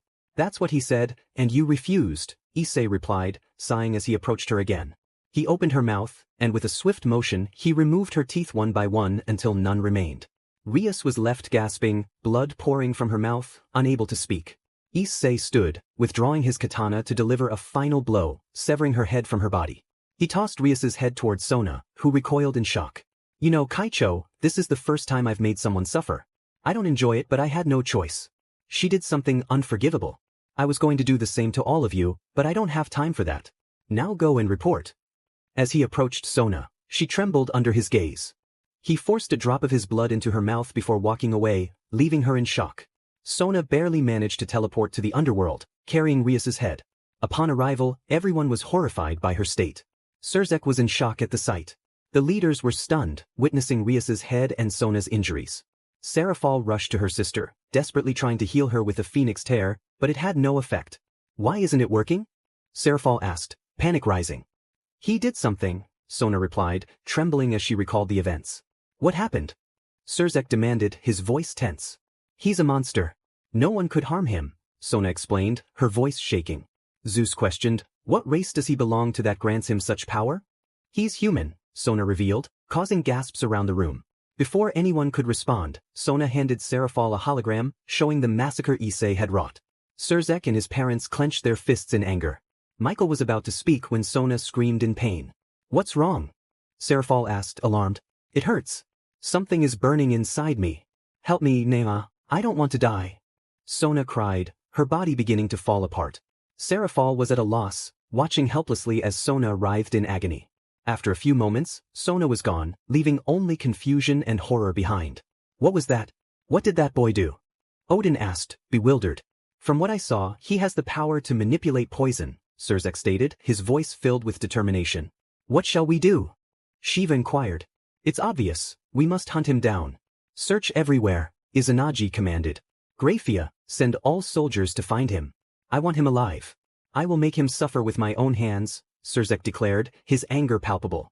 Meanwhile, Issei soared through the skies with his bone wings, grateful for Amaterasu's guidance to infiltrate their faction. He flew at great speed until he reached his destination, landing in the midst of several guards. They barely had time to react before he swiftly dispatched them, continuing on his path without hesitation.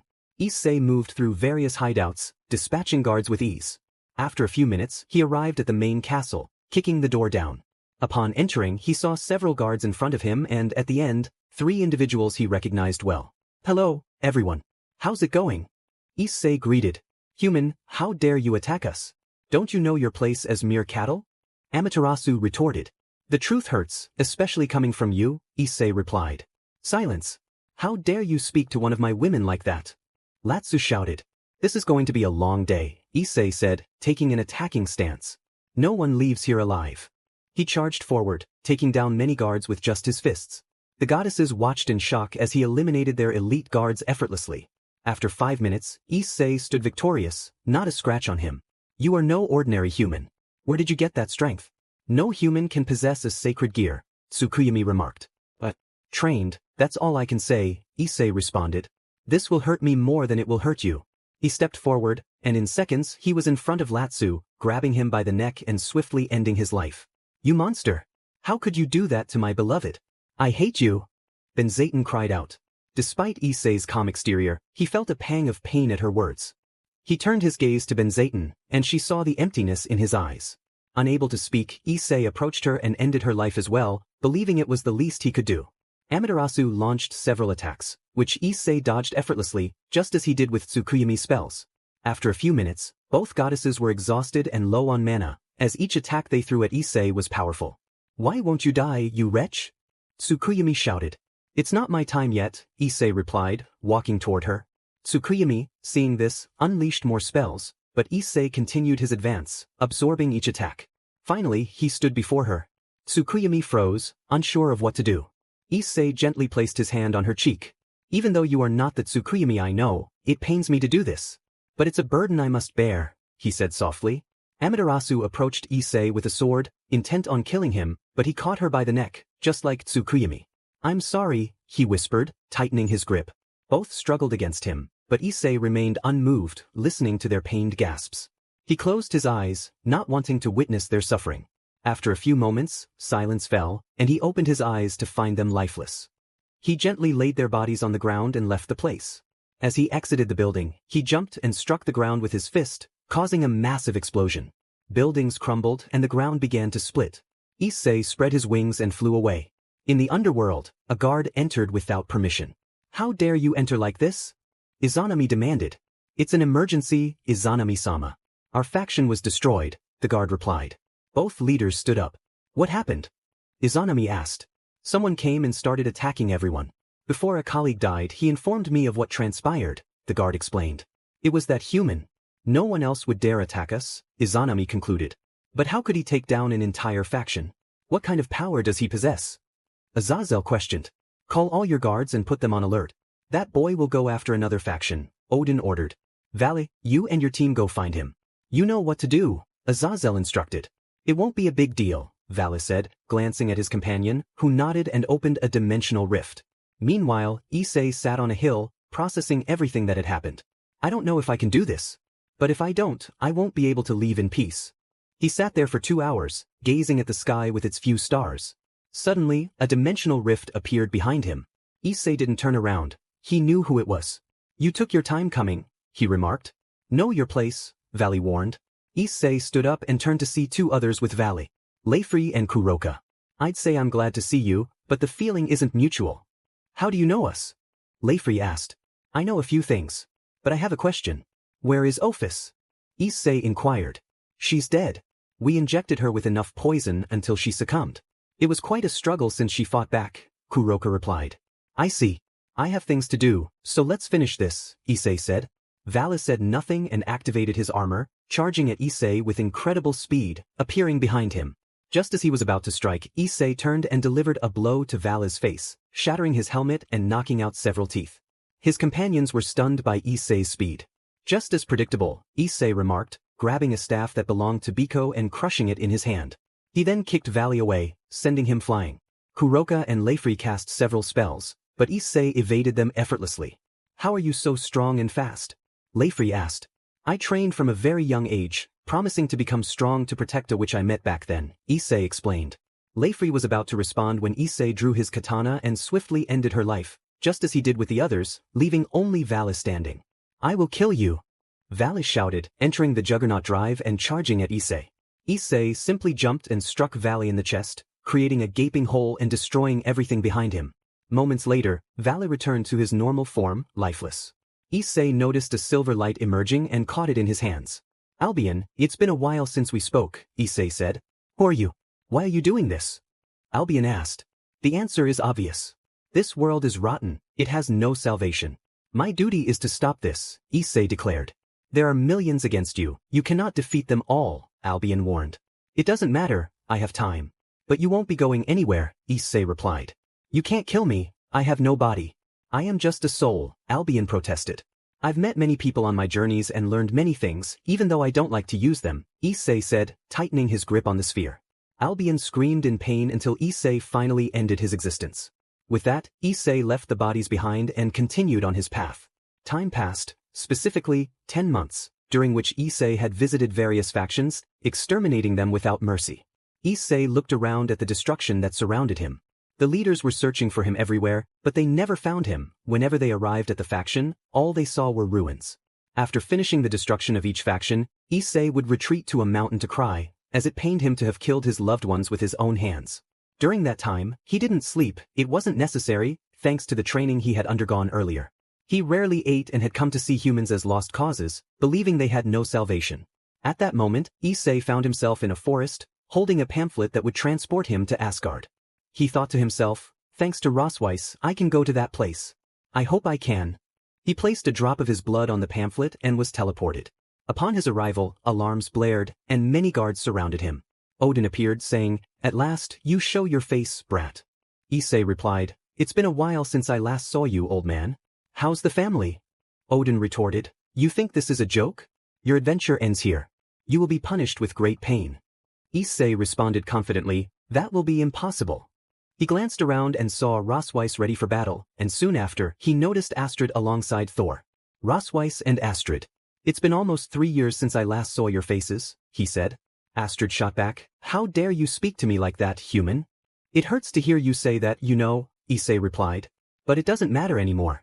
It's been a long time since I've seen you, Thor, so today will be the day of revenge. You know this will be the 3rd time I fight you." Thor's expression was serious. He then took his hammer and hurled it at Issei. Just as it was about to hit him, Issei caught it in his hand and began to squeeze until it shattered. Everyone was astonished, having witnessed the destruction of one of the most powerful weapons in existence. "Where did you get such power?" Odin demanded. "I've heard that question many times, I'm tired of hearing it. Let's finish this. Afterward, I need to go to heaven, Grigori, or the Underworld," Issei declared. Without waiting for a response, Odin commanded the guards to attack. Issei, not having time to fight, unleashed the venom of the Hydra over a great distance, sending hundreds of soldiers reeling. The gods and heroes managed to escape the area. Afterward, Issei made the cloud of poison disappear, revealing many bodies on the ground. Someone was about to speak, but Issei clapped his hands, compressing the air and causing destruction in his wake, leaving chaos behind. The gods and heroes could hardly believe what had just happened. Issei stomped the ground, causing it to crack and tremble, resulting in many buildings collapsing. "Stop, you cursed one. You're destroying everything," Odin shouted. "Isn't it obvious?" "That's the idea," Issei replied. Odin ordered everyone to attack. Issei drew his katana and deflected several strikes. Minutes passed, and some gods lay dead while others were injured. Issei had only sustained minor wounds. Thor said, "We can heal our injuries, but you cannot, human." "Really?" Issei replied, healing all his wounds in an instant, leaving everyone present in shock. "What were you saying?" Issei asked. Rosweiss turned to Odin, "What should we do? You haven't ordered reinforcements." Odin was about to respond, but Issei cut him off. "You know what? I'll give you some time. Go to the other leaders and tell them that in 2 days, we will meet in the Underworld. It's time to end this. I need to return home." Just as he was about to leave, Astrid spoke up, "Who are you, and why are you doing this? Isn't it obvious? You destroyed everything and enslaved innocent people, making them addicted to torture. This world has no salvation left. By the way, I used to go by Hayudu Issei," he said. Everyone's eyes widened at the mention of that name. Odin exclaimed, "You're joking. There was only one Hayudu Issei, and he is dead. That's how things are. I am his anger, his pain, his sadness, and his dreams. See you in 2 days," Issei said before teleporting away. Hours later, all the leaders gathered in the Underworld, where Odin recounted everything that had happened. Azazel said, "He must be lying. There can't be 2 of him." Surzek added, "That doesn't matter right now. What matters is that he will come to his death. Call all your soldiers and bring them here. The slaves can serve as shields at least." Izanagi declared, "We must make him suffer. He killed all my acquaintances." Zeus chimed in, "And mine. If I hadn't been called that time, that human would be dead right now." Odin warned, "You are no match for him." "Do you think I'm weak?" Zeus shot back. "It's not that. That boy is a monster with immense power. Even when we were thousands, we couldn't defeat him," Odin explained. Azazel remarked, "When we capture him, I'll see what kind of power he has. Then we can make it ours." Odin continued, "Moreover, that boy knows a lot about us. He knows us very well." Michael added, "He must have been hiding and training for this moment." Surzek concluded, "His luck ends here. He won't be able to withstand millions of soldiers and us. Besides, we have the most powerful beings on our side, like Great Red and Shiva." Shiva affirmed, "There are many strong beings on my side as well, like Indra. Plus, everyone present here possesses a bit of Tri-Hex's power." Yasaka said, "I hope this ends soon so I can return to my routine." At that moment, a magic circle appeared, and Issei emerged from it. Upon seeing him, everyone stood ready to attack. "You won't be able to do anything to me, I'm just a clone," Issei stated. Surzek shouted, "I'll kill you, you cursed one." He unleashed his destructive power, hitting Issei in the chest. But within seconds, Issei regenerated. How quickly you let yourself be led, Surzek. From what I see, everyone is planning for battle, Issei remarked. Zeus threatened, I'll kill you, you cursed one. You killed my family. Believe it or not, it hurts me to do that too, Issei replied, noticing Penemu, Serafal, and Yasaka nearby. Hey, Yasaka, where's Kunu? Why do you ask? Yasaka responded. I'm just curious, that's all. I only came to talk a little, Issei said. Then rot, I won't tell you anything, Yasaka retorted. Wow, you don't resemble the person I know at all. But putting that aside, I just came to talk a bit, but it seems impossible. See you in 2 days, Issei said, disappearing from the place. Serafal asked, what was all that? He seemed so confident. Azazel replied, let him be. That's how the weak act when they think they're a big deal just because they killed a few. They continued planning for a long time. Meanwhile, Issei found himself on a hill, watching the sunset. It's almost been a year since I got here. It's been a while since I've seen the girls and my daughter. I miss them. But I must end this, even though it will be painful for me. He sighed and lay back to gaze at the stars, contemplating what to do next.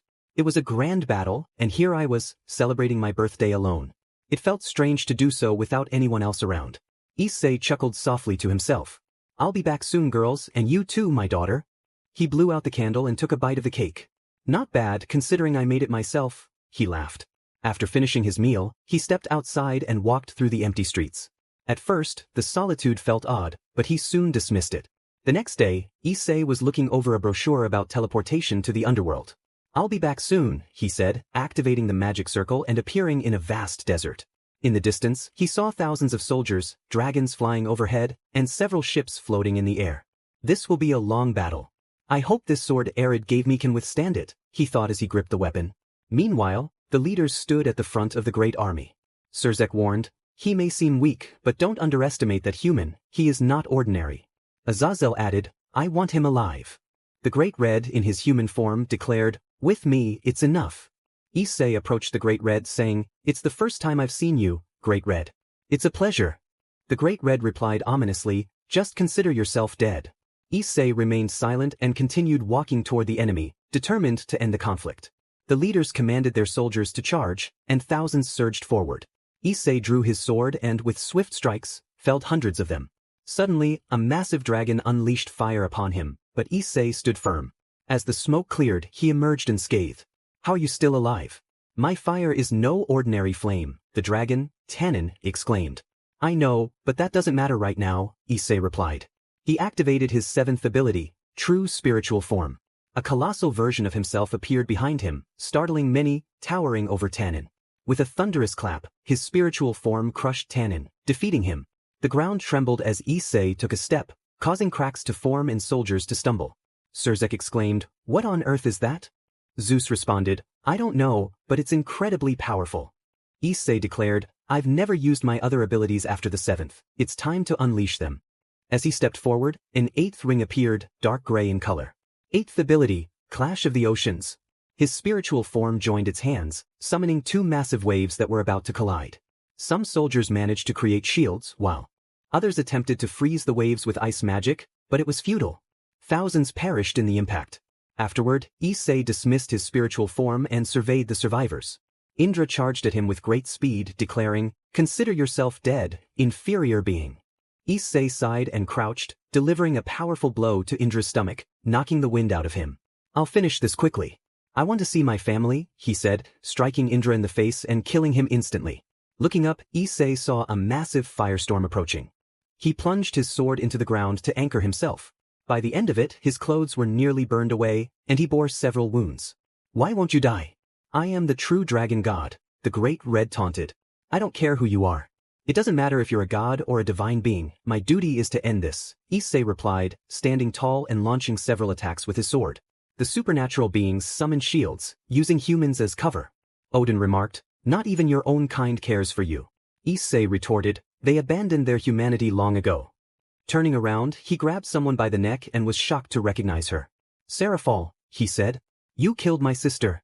I will kill you, you monster, she shouted. I don't want to do this, but I have no choice. You made many mistakes. This will hurt me more than you, Issei said, his heart heavy, as he extended his hand and pierced her chest, pulling out her heart. He placed her down gently, staring at his trembling hand, stained with the blood of someone he once cared for. With his other hand, he tried to steady himself. "Forgive me, Seraphol," he whispered, turning away as tears fell. Michael confronted him. "How can you cry in this situation, you wretched monster?" Issei replied, "Even if you don't believe it, this hurts me too. I don't want to do this, but I have no choice." Wiping his tears, he declared, "I'm going home now. I'm tired of all this. I don't want to see my loved ones die by my hands." He glanced at the girls nearby. Issei activated his spiritual form, and the leaders and soldiers braced themselves, aware of his power. "This ability I gained long ago from battling many gods," he announced, raising his hand as a multicolored ring appeared. 10th ability, End of Times. In that moment, his spiritual form donned a golden armor and wielded a golden staff. As he spun the staff and drove it into the ground, a massive shockwave erupted, sending everyone flying away. The earth began to split, and lava surged from the cracks. Issei stood firm, watching the destruction unfold. "This world must disappear," he stated, gazing at the sky. "Shikigami, I want to go home." As soon as he spoke those words, a portal opened, and Issei stepped through. Upon exiting, Shikigami looked at him with a sad expression, having witnessed everything he had done since his arrival. "Can I go home now?" Issei asked. "Yes, but first," Shikigami said, creating a magic circle at Issei's feet to fix his clothes. "Thank you. I'll see you another time," Issei replied as Shikigami opened the portal for him. Emerging from the portal, Issei found himself at his door. He walked inside, and someone called his name, drawing the attention of everyone. In an instant, all the girls were gathered around him. He offered a small smile, missing them dearly, but it pained him to see them, knowing he had caused so much suffering. Rosweiss noticed Issei's trembling hand and he instinctively grasped it with his other hand. "Girls, I missed you. But honestly, I'm a bit tired. I need to sleep. I've spent a year fighting alone." Griselda and the others agreed to talk later. Issei nodded and headed upstairs when he felt a small hand grasp his. "Tuchan, can I go with you?" "I missed you," Eri said, her eyes shining with affection. "Me too," Liza added, smiling up at him. Issei extended his hands, and both girls took hold of them as they made their way to his room. Penemu observed, "Issei has been acting strangely. This isn't like him. What happened?" Enterprise suggested, "We should ask someone who knows." She led the way to the garden, with the others following closely behind. As they walked, she recalled the words Issei had spoken earlier. Moments later, a portal opened, and they all stepped through. The group found themselves in front of Shikigami, their expressions filled with concern. "Shikigami, please tell us what happened," Enterprise pleaded. Seraphol added, "Issei hasn't been himself today. He looked unwell." Shikigami sighed. "Issei fought for a year without rest. He barely slept and hardly ate." Ingvild frowned. "What kind of place did you send him to for him to be like this?" Shikigami replied, "To a different dimension. There, his counterpart was tortured for a long time, and Issei went to help him." The girls gasped at this revelation. Someone was about to speak, but Shikigami continued, "Are you sure you want to know what happened?" Brynolf nodded. "We need to help Issei." "Please," Gabriel added. Shikigami agreed and began to show them what had transpired since Issei's arrival, revealing the horrors he faced. The girls watched in shock as they witnessed Issei's struggles. They were horrified to see the other Issei's dire situation and how both versions communicated. Some felt a deep sadness as they listened to the story unfold. They gasped when they heard Hayudu ask Issei to end his life, and with no other choice, Issei complied. The scene shifted to Issei mourning the loss, and the girls felt a chill as they watched him confront the Gremmery and Citri groups, witnessing the violence that followed. Yasaka shook her head in disbelief. "Issei did all of that? It's hard to believe." "I know," Shikigami replied. "But he had no choice. You all heard the story." They continued watching the hologram, seeing Issei meet Amaterasu, Benzaiten, and Tsukuyomi, and how he interacted with them. The girls were taken aback when they learned how Issei had to fight them, and their hearts ached as they watched him weep for their deaths. As the hologram continued, tears streamed down many of their faces. It was the first time they had seen Issei in such a vulnerable state, and they felt even worse knowing he had celebrated his birthday alone. "Please stop," Rosweiss said, her voice trembling. "It hurts to see this. How could he endure so much?" Astrid wondered aloud. "I don't think I could." Kunu added, "He suffered so much and still kept going. Why didn't he come back?" Shikigami explained, "I was going to bring him back, but he said he would call for me this time, so I had to wait." They watched the final battle unfold, where Issei single-handedly defeated an entire army, including Seraphol, who felt a pang of guilt for all he had endured. As they heard Issei's last words and witnessed him activate his final ability, Qianrenshui gasped at the sight of such power. The hologram ended with Shikigami explaining, "That last attack caused the planet to explode, destroying everything. The shockwave destroyed 3 more planets. Claire remarked, that technique is incredibly powerful. Seraphol shook her head. That doesn't matter right now. What matters is helping Issei. You're right, Prinz agreed. I want to see him back to normal. Let's go home, Ophis suggested. Shikigami expressed regret. I would like to help but I can't leave my post. Thank you anyway, Penemu said. Shikigami nodded and created a portal that brought the girls back to the garden. They hurried to Issei's room and found him sleeping peacefully with the 2 girls in his arms. As they were about to close the door, they heard Issei mumble, "Girls, I'm sorry." A tear slipped down his cheek, and they quietly shut the door to avoid disturbing him. They gathered in the living room, and Irina spoke up. We need to do something. If we don't, Issei will always feel guilty. But what can we do? Laviana asked. Graphia suggested, Issei has been away for 3 years, fighting constantly. I propose he takes a long vacation away from the supernatural. Where could he go? Nijire wondered. What if we ask Shikigami to send him somewhere peaceful for a while? He needs to relax, Belfast proposed. Gabriel nodded. That's a good idea, but he should go alone so he can process everything. I don't like the idea of him going alone, but it might be for the best, Penemu agreed. Now we just have to wait for him to wake up, Iraide said. Everyone nodded in agreement. Hours passed, and it was getting late when Issei finally stirred. He noticed Eri was the only one with him. Tuchun, are you feeling better? Eri asked as she woke up. Like new, Issei replied, glancing around. It's late, isn't it? Yes it is. Let's go downstairs. Dinner is ready, Eri said. Okay, let's go. He picked her up, and they headed to the living room, where he saw all the girls waiting. How are you feeling? Alicia asked. Much better. I want to apologize for how I spoke to you this morning, Issei said, lowering his gaze. Don't worry about it. We already know everything, Belfast reassured him. I see, Issei replied, feeling a bit embarrassed. Seraphol encouraged him, you did the right thing. Don't blame yourself. Yukine added, what happened there is in the past, and it won't happen here. Anyone who betrays you will face the consequences. I know that won't happen. I trust you all because you're my family, Issei said, smiling at them. He opened his arms for a hug, and one by one, they all moved in for a warm embrace. Afterward, they gathered around the table for dinner. What date is it? Issei asked. October 28th. Why do you ask? Aphrodite replied. I wanted to keep track of time. I'm glad it's this day, Issei said. Why? Leifri inquired. Because Halloween is in 3 days. We need to prepare for trick-or-treaters and find costumes, he exclaimed. Awesome. You'll take me for candy, right, Tuchan? Eri asked excitedly. Of course, just like Liza. You're coming too, right? Issei looked at Liza. Absolutely. Liza replied enthusiastically. Great. Tomorrow we'll go costume shopping, Issei announced. Do you have plans for tomorrow? Enterprise asked. Not just me. We're all going to look for costumes, Issei clarified. I already have mine, Seraphol said. The magical girl outfit? Issei asked. Yes. Seraphol confirmed. Of course I like it, Issei said with a grin. This is going to be exciting. Kuroka exclaimed. As everyone began to discuss their costumes, Issei watched with a smile, cherishing the familiar atmosphere.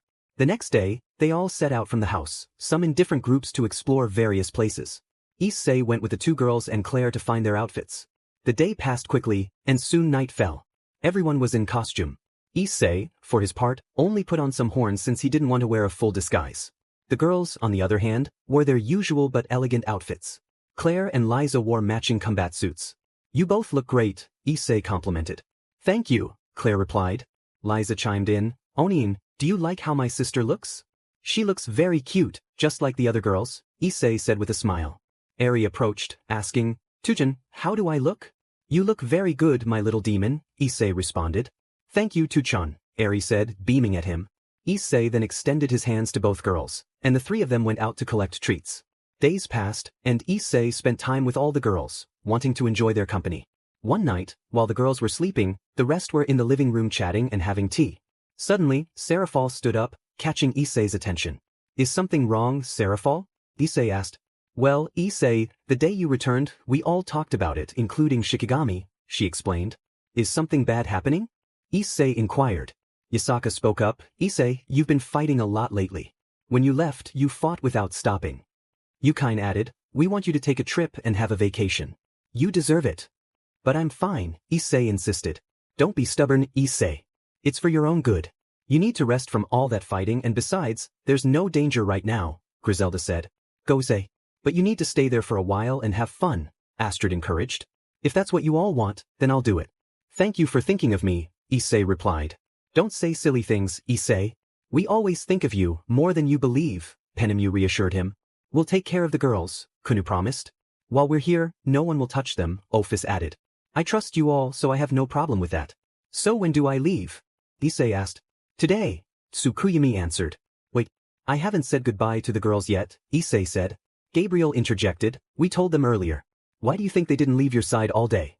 So that's why, Issei said, standing up along with the girls who were still seated. He bid farewell to each one and then called for Shikigami, who opened a portal. The girls waved him off with smiles, which Issei returned. It's been a while, Shikigami. How have you been? Issei asked as he stepped through the portal. I'm good. How about you? Shikigami replied. Much better now, thanks to the girls' support, Issei said. I'm glad to hear that. And where are you sending me? The girls didn't tell me, Issei inquired. Honestly, I don't know, Shikigami admitted. Wait, what? Issei exclaimed. But it won't be a dangerous place, so good luck, she said with a smile, pushing him through the portal. Issei was too shocked to say anything. When he emerged from the portal, Issei found himself rolling down a hill and colliding with someone. As he got up, he looked around and noticed nothing unusual until he helped the boy to his feet. Are you okay? Let me help you, Issei offered, extending his hand, but the boy swatted it away. Don't touch me, monster, he shouted, getting up and running away. Wow, he's in a hurry, Issei muttered, wondering where he had ended up. As he gazed at the lakes, he suddenly heard a scream and rushed toward the sound. Upon arriving, he saw the boy attacking a pink-haired girl. Without hesitation, Issei delivered a punch to the boy's face, sending him flying. After that, Issei approached the girl. Are you okay? He asked, concern etched on his face. Upon hearing his voice, she looked up at him, her expression a mix of relief and fear. I'm fine. Sniff. Sniff. Once upon a time in a bustling city, two friends, Alex and Jamie, found themselves caught in a whirlwind of unexpected adventures. They had been inseparable since childhood, sharing dreams and secrets under the starlit sky. One sunny afternoon, while exploring an old bookstore, they stumbled upon a mysterious book that seemed to glow with an otherworldly light. Intrigued, they decided to take it home.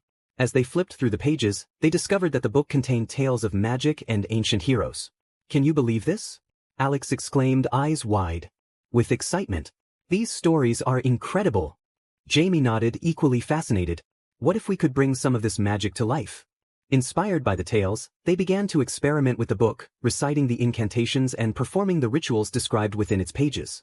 To their astonishment, they soon found themselves transported to a fantastical realm filled with mythical creatures and breathtaking landscapes. As they navigated this new world, they encountered a wise old wizard who explained that they had been chosen to embark on a quest to restore balance to the realm. The wizard handed them enchanted artifacts that would aid them on their journey. Determined to succeed, Alex and Jamie set off on their adventure, facing challenges that tested their courage and friendship. Along the way, they met allies who joined their cause, each with their own unique abilities and stories. Through trials and tribulations, they learned the importance of trust and teamwork. Their bond grew stronger as they faced formidable foes and unraveled the mysteries of the realm. As they approached the final confrontation with the dark forces threatening the land, they realized that their friendship was the greatest magic of all. With unwavering determination, they fought bravely, using the lessons they had learned throughout their journey. In the end, they emerged victorious, restoring peace to the realm and returning home with newfound wisdom and a deeper appreciation for their friendship. The book, now a cherished keepsake, served as a reminder of their incredible adventure and the magic that exists in the world around them. From that day forward, Alex and Jamie continued to explore, knowing that the greatest adventures often lie just beyond the pages of a book. Once upon a time in a bustling city, two friends, Alex and Jamie, found themselves caught in a whirlwind of adventure. They had always been inseparable, sharing dreams and secrets under the starlit sky. One evening, while exploring an old library, they stumbled upon a mysterious book that seemed to glow with an otherworldly light. Curiosity piqued, they opened the book and were instantly transported to a fantastical realm filled with vibrant colors and enchanting creatures. The air was thick with magic, and they could feel the excitement buzzing around them. As they ventured deeper into this new world, they encountered a wise old wizard who warned them of an impending darkness threatening to consume everything. Determined to help, Alex and Jamie set off on a quest to gather allies and uncover the source of the darkness. Along the way, they met a brave knight named Lila, who joined their cause, and a clever fox named Finn, who provided guidance and wit. As they faced various challenges, their bond grew stronger. They learned to trust each other and relied on their unique strengths to overcome obstacles. Together, they discovered hidden powers within themselves, unlocking abilities they never knew they had. The journey led them to a towering castle where the source of the darkness resided. With courage in their hearts, they confronted the dark sorcerer, engaging in a fierce battle of wits and magic. The friends fought valiantly, drawing upon their newfound strengths and the bonds they had forged. In the end, their friendship proved to be the most powerful weapon of all. With a final surge of determination, they combined their powers and defeated the sorcerer, restoring light to the realm. The vibrant colors returned, and the creatures rejoiced, celebrating the bravery of the young heroes. As they made their way back to the library, Alex and Jamie realized that their adventure had changed them forever. They returned home with a deeper understanding of themselves and the strength of their friendship, ready to face whatever challenges awaited them in the real world. Issei had rushed to save someone. "Why was that boy attacking you?" he asked. "I just wanted to find my first friend, but he was scared of me because I'm a monster," she replied, tears welling in her eyes. "Don't say that. You're not a monster. To me, you're just a girl standing in front of me," Issei reassured her. "I'm a vampire," she said, her voice barely above a whisper. "That's cool. I'm just a human," he said with a smile. The girl was surprised. Instead of being frightened, he seemed intrigued. "You're not afraid of me?" "Most people run away when they find out I'm a vampire," she said.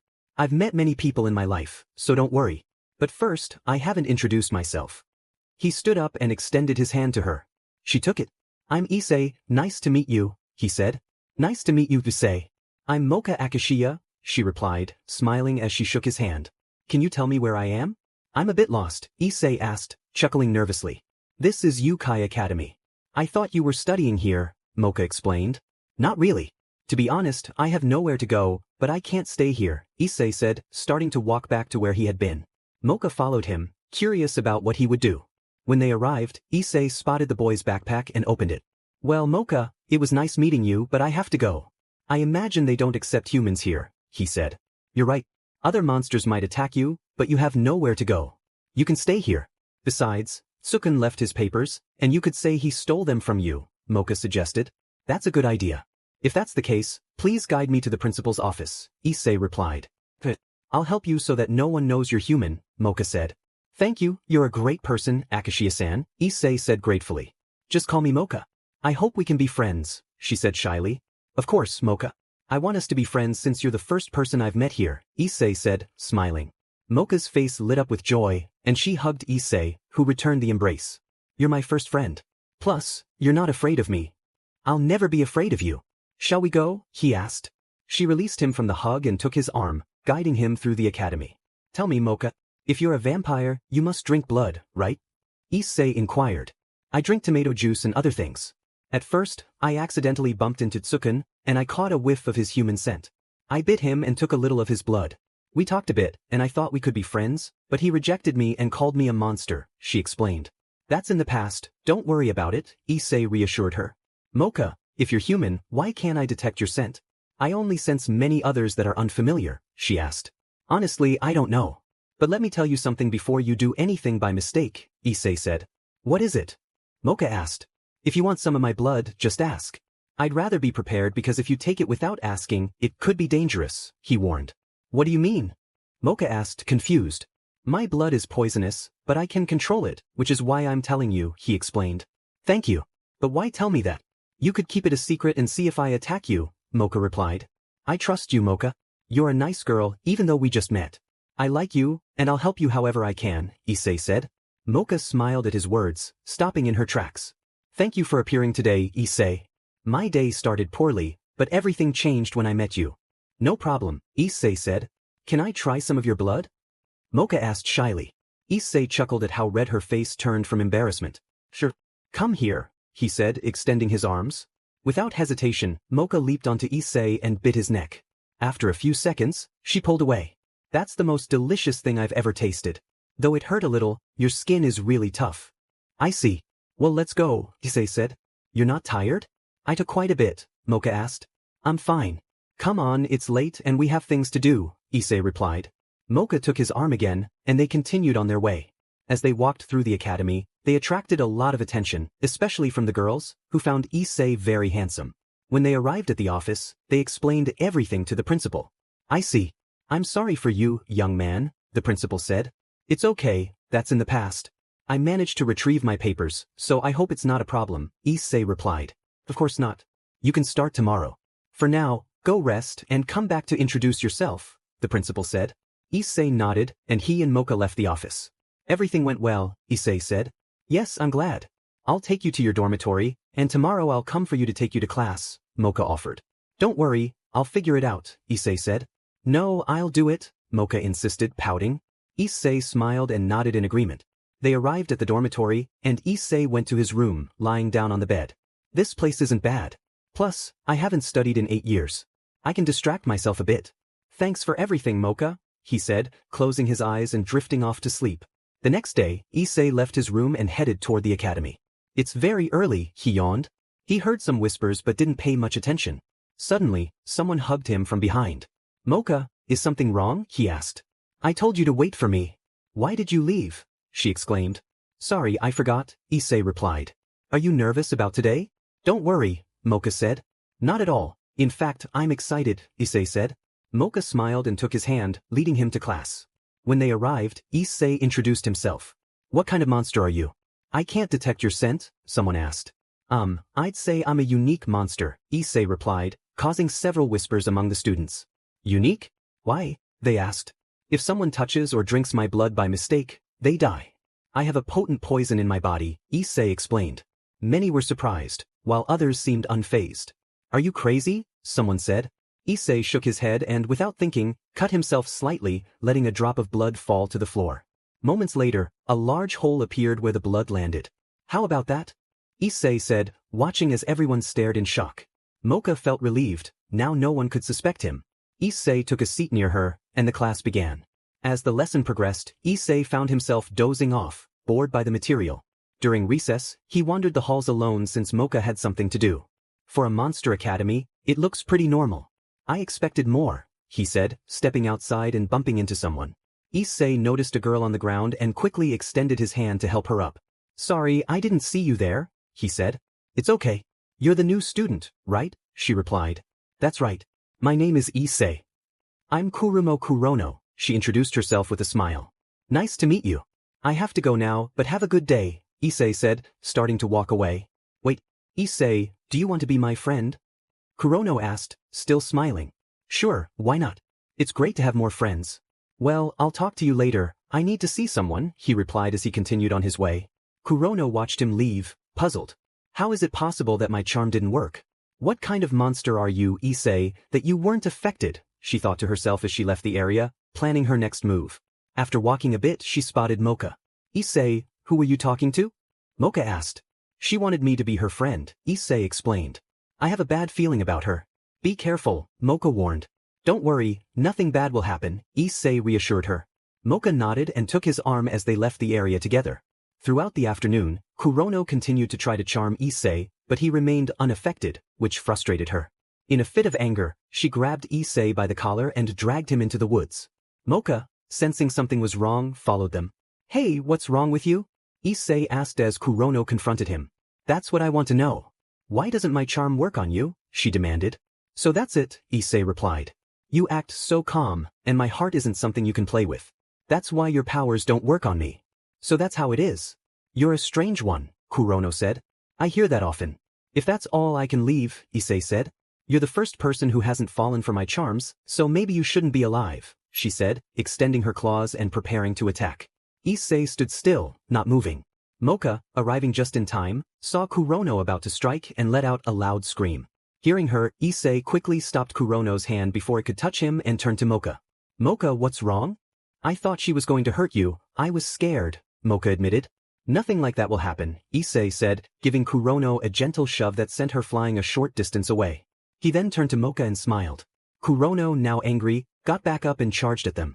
Mocha, seeing this, pushed Issei aside.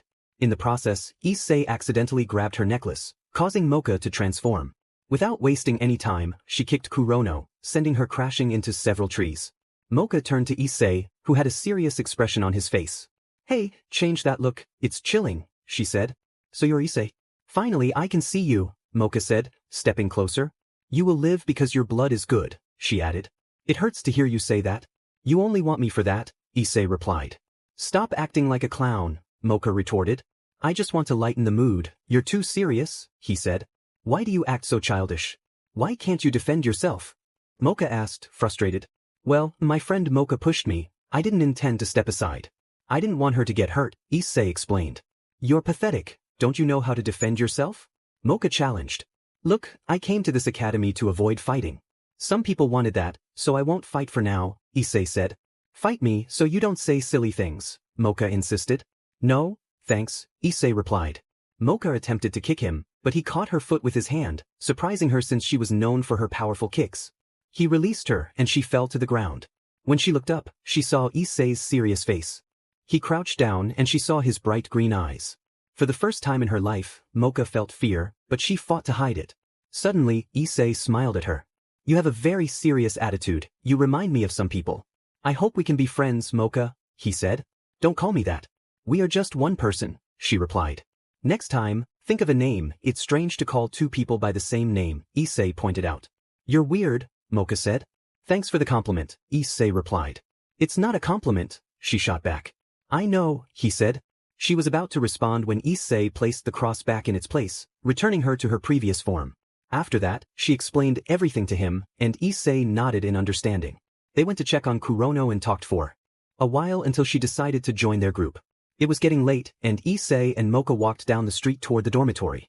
It was a long day, Issei said. Yes, it was, and I'm a bit hungry. Issei, could you? Mocha started. Sure, come on, Issei replied. She smiled and hugged him, taking a sip of his blood. Afterward, they continued on their way until they separated to rest. Meanwhile, the leaders were in a meeting when someone spoke up. Hey, it's been 4 days, and it's strange that Issei hasn't come for a mission, Azazel remarked. Issei is on vacation, Seraphol replied. And you all didn't go with him? Azazel asked.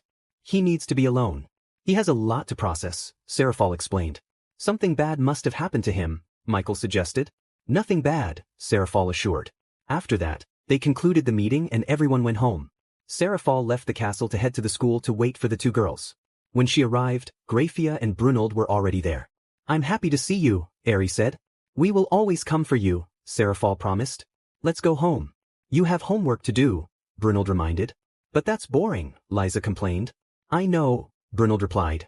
Set an example, Grafia added. Brunold laughed a little, and then they all went home. Once there, both girls went up to their room to change. You seem very thoughtful, Shenrenshue, Yasaka noted. It's just that when we saw the video of Issei destroying the planet effortlessly, it intrigued me how he did it. Why didn't he tell us about it? Shenrenshue replied. You should know that Issei isn't like those people who boast every time they gain power, Gabriel explained. Like a certain someone who was here before, Penemu added. The point is, Issei will never brag about his power since he rarely uses it, Gabriel continued. Besides, he said he wouldn't use a power that doesn't belong to him, Griselda added. But he earned all of that through his effort, Shenrenshue argued. Even so, Yasaka said. That's why I love him. He prefers the simple things, Amaterasu said. What makes me happy is that we will be together forever, Claire added. In the end, thanks to those abilities he gained, he became immortal without even realizing it, Leifi remarked. Even he didn't know that, huh? Sometimes it's fun to see how he acts silly, Shinrenshua said. He can act that way, but in serious moments, he can be the most analytical person, Alicia concluded. Irina was very intelligent. As both girls descended, Eri called out, Kun. All the girls turned to look at her. Ophis asked, Is something wrong? Eri replied, When will Tuchan come back? It's boring when he's not here. Kuroka agreed, You're right, it is boring, but we'll have to wait a while. Eri nodded and then asked, I have a question. Tsukuyami responded, Yes, what is it? Eri continued, When will I have more siblings to play with? Wouldn't that be great, Liza Wani-chan? Liza smiled, Of course. All the girls blushed at her words, as they hadn't thought about that yet. Gabriel said, Everything in its own time, dear. Just wait. Nijire added, For now, don't think about that, okay? Eri agreed, Alright. Can we go to the park? Rosweiss reminded them, Don't you have homework to do? Liza replied, Actually, we finished it at school, so we have nothing to do. Aphrodite offered, I'll take you to a nice place. Nijire chimed in, I'll go too. Aphrodite asked, Does anyone else want to come? Eri raised her hand, Before we go, I have something to ask. Athena inquired, And what would that be? Eri asked, When will I get to meet my grandparents? This question surprised everyone, as they didn't know how to respond. Seraphol said, Come, take a seat. Eri nodded and sat next to Seraphol. Seraphol explained, The truth is, they don't want your dad. Eri was confused, Why? Tuchan is the best. Astrid added, and no one denies that, but that's how it has been. Griselda continued, why do you think he was so happy on Father's Day? Yasaka reminded her, he said so himself that day. Eri closed her eyes to think and remembered when Issei cried tears of joy. Eri said, I see. So they are bad people. Claire replied, you could say that. Eri insisted, still, I want to see how they are. Seraphal nodded and showed her a hologram of her grandparents. Liza and Eri were surprised as they had seen them before. Liza said, we saw them once. Grafia asked, where? Liza explained, it was the day we did his hairstyle. In the afternoon when we went out. Qian Renshue added, did they say anything? Eri replied, they insulted my dad and then us. Penemu warned, I see. When you see them, don't talk to them, okay? Eri agreed, okay, Penemu Kachan. After that she and the other girls headed to the amusement park. Meanwhile, Issei was reviewing the exam results when Mocha arrived and hugged him. Issei greeted her, how are you? Mocha replied, I'm good. I see you did well on the exam since you're at the top. Issei said, but you beat me. You're so smart. They talked for a while until they heard some commotion. They turned to see 3 boys bothering a girl. One of them was about to attack her when Mocha stepped in. Mocha said firmly, don't bother her. The boys, realizing they were drawing attention, decided to leave. After that, the 3 of them went to the cafeteria. Yukari, the girl they had saved, expressed her gratitude, thank you for helping me. My name is Yukari Sendu. Issei introduced himself, I'm Issei, nice to meet you. Mocha added, I'm Akashiya. Yukari exclaimed, I know you. You're very famous at school and I'm glad to talk to you. I really like Mocha-san. Suddenly she jumped onto Mocha, causing both to fall to the ground. Issei couldn't help but laugh at the sight. Mocha asked, can you let me go please? Yukari insisted, but I really like Mocha-san. That's why I want you to go out with me. Mocha replied, we can just be friends. Yukari beamed, that makes me very happy. After that, they left the cafeteria and walked down the hall, drawing a lot of attention as Yukari continued to cling to Mocha. Issei was still laughing at the situation. Mocha said, Issei, don't laugh. It's not funny. Yukari, can you please let me go? Issei asked, feeling the tension in the air. I'm fine like this. Besides, why is that person following us? Yukari replied, glancing back with a frown. Well, if you want, I can leave, Issei offered, trying to ease the situation. Please don't go, Mocha pleaded, her eyes wide with concern. But he's just a nuisance in our relationship, Yukari insisted. At that moment, Mocha released Yukari and took Issei's arm. Issei is my first friend, and he has helped me a lot. I like you, Yukari-chan, but please don't act like this. Fine, Yukari said, turning to leave. Issei noticed the sadness in her eyes and let out a sigh. As the day went on without any news from Yukari, Mocha decided to search for her. When she found Yukari, she was surrounded by 3 boys who were clearly interested in her. Just as one of them reached out to touch her, Issei intervened. There shouldn't be any fighting at school, he stated firmly, pushing the boy away. This is none of your business. Leave if you don't want to get hurt, one of the boys threatened. I can't do that. No one is going to hurt Mocha or her friend, Issei replied, standing his ground. The other 2 boys charged at him, but Issei swiftly kicked each of them away. You should have waited for me, he said to Mocha. Sorry, but I had to help Yukari-chan, Mocha explained. I know. Now that everything is settled, we should head back. It's getting late, Issei suggested. Why did you help me despite what I said earlier? Yukari asked, her voice softer now. Those were just words, they don't hurt me. Besides, you're Mocha's friend, Issei said, turning to walk back to the dormitory since classes had ended. Days passed, and Issei lay in his room, reflecting on everything that had happened since he arrived. This place is interesting, but I need to go home. I'm not the type to sit still, he chuckled softly to himself. After a moment, he got up and decided to explore the clubs since it was the day for sign-ups. As he was wandering, Mocha arrived and hugged him tightly. Hi Issei. How are you? I'm good. How about you? He replied. I'm full of energy for the club sign-ups. Are you ready? Mocha asked excitedly. Issei nodded, and they visited several clubs, but none caught his interest until they reached the swimming club. Seeing the group of girls, Issei felt uneasy. Do you want to join that club? Mocha asked.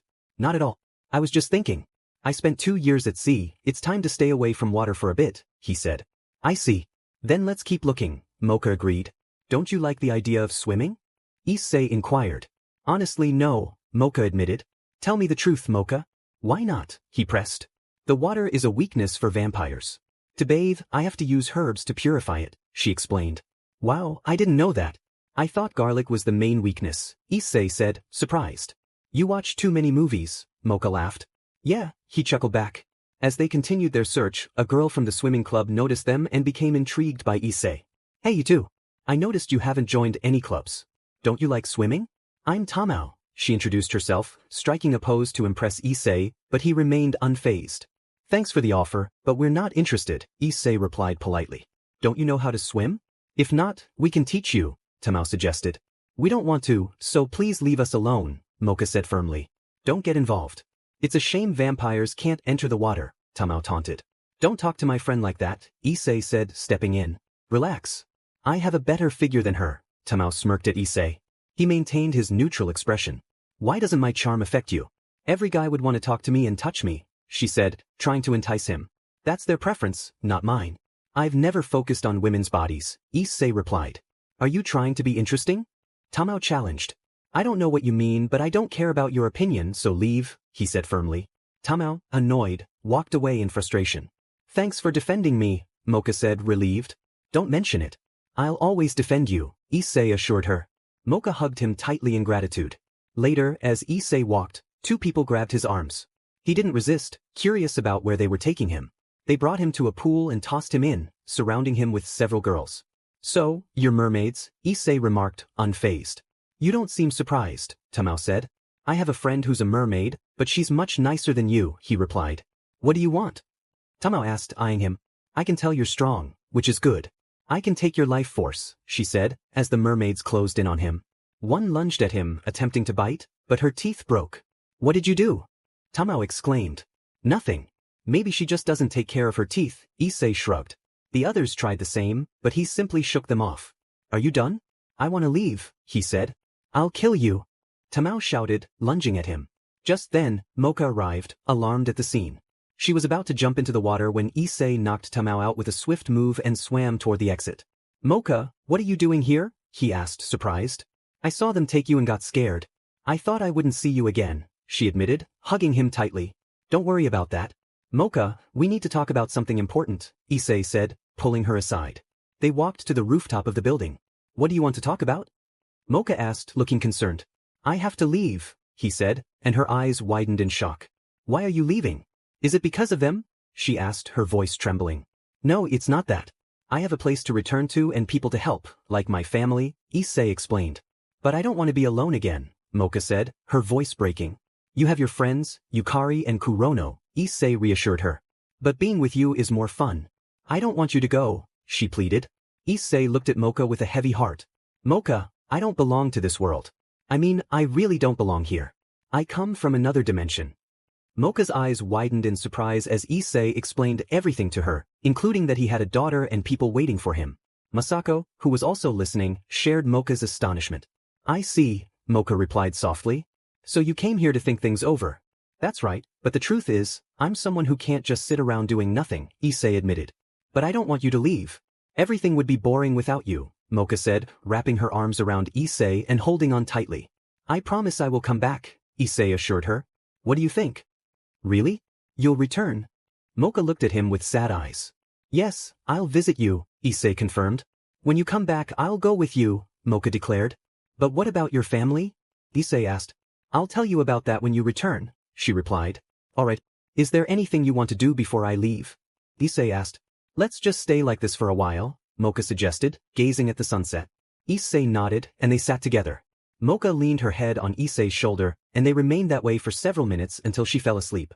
Gently, Issei picked her up and carried her to her room, making sure not to attract attention. He left a note promising to return.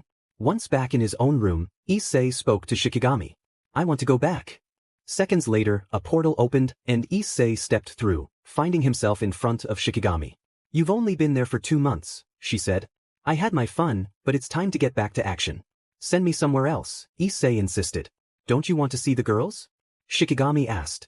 If I go back, I have a feeling I'll be scolded for returning too soon. So just decide where to send me, Issei replied. Fine, she said, contemplating where to send him.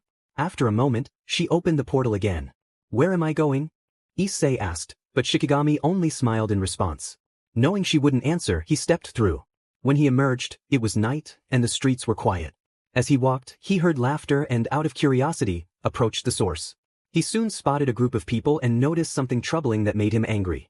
Issei pushed through the crowd until he reached the front, just in time to see someone about to kick a girl. He grabbed the attacker by the collar and sent him flying, causing him to crash into others nearby. Kneeling down, Issei gently picked up the girl, who opened her eyes slightly and shed a tear. "Please. No more," she whimpered. Hearing her plea only fueled Issei's anger. He carefully laid her back on the ground and stood up, turning to face the crowd. They were frightened by his serious expression, but one person stepped forward. "How dare you touch my companion? Don't you fear death?" the person challenged, emboldened by the others. Issei noticed that most of them were drunk. "What right do you have to harm an innocent person?" he demanded. "Innocent? You call that monster innocent?" The person pointed at the girl. "It's not human, and our duty is to eliminate it. Step away or prepare to die." "Then come at me," Issei said, ready for a fight.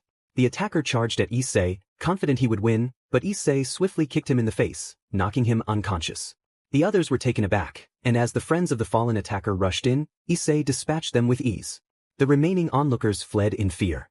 With the danger gone, Issei picked up the girl in his arms, unfurled his wings, and took off at high speed, landing near a lake. He gently placed her on the ground and took out some bandages from a bracelet he had. "Thanks to Penemu for giving me this pocket dimension," he murmured as he tended to her wounds, waiting for her to wake up. After half an hour, he heard her stir and approached her. "Don't strain yourself, you're not well," he cautioned. Seeing Issei's face made her panic, and she tried to get up but fell back down. "Please don't hurt me," she begged. "I won't hurt you. I know you're scared, but trust me a little," Issei said with a reassuring smile. "Why are you helping me?" she asked. "Because I couldn't just stand by and let those people hurt a girl," Issei replied. "No one has ever helped me before. They all call me a monster and throw rocks at me," she said, tears streaming down her face. Seeing her distress, Issei moved closer and embraced her, which she returned. "Cry as much as you need to," he said gently. After a few minutes, she stopped crying and pulled away. "Are you feeling better?" Issei asked. "Yes, thank you," she replied. "Why didn't your parents defend you?" he inquired. "They stopped caring about me a long time ago. They only have time for my siblings. Right now, they're probably celebrating their birthdays. They always forget mine." "Today is your birthday too?" Issei asked. "Yes, I'm older than them by just a few minutes. But the villagers always hurt me on this day," she explained. "That's terrible. I'm really sorry for what you're going through," Issei said sympathetically. "But you didn't hurt me like the others." "Why?" she asked. "I can see you're a good girl." "Besides, they were drunk," Issei answered. "That's normal for them during these festivities. Everyone loves my siblings, they're considered heroes," she said. "I understand," Issei replied. "What's your name?" "Naruko Uzumaki Namikaze," she introduced herself. "It's nice to know your name, Naruko-chan. But it's getting late, you should go home and rest," Issei suggested. "I don't want to go, but it's the only place I can sleep," Naruko admitted. "Life has many challenges to overcome," Issei said. "Where will you go?" she asked. "I'll stay here for a while, I like this place.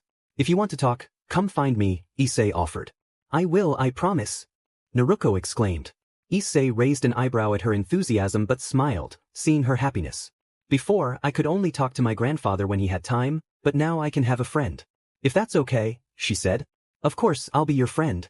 Don't hesitate to come by whenever you want," Issei assured her. Naruko jumped up happily and hugged Issei tightly. Just as she was about to leave, Issei stopped her. Issei smiled as he handed Naruko a necklace. "Since today is your birthday, this is the least I can give you. This is the first thing I bought with my first paycheck. I hope you like it." Naruko looked at the necklace, her eyes wide. "But it's valuable to you.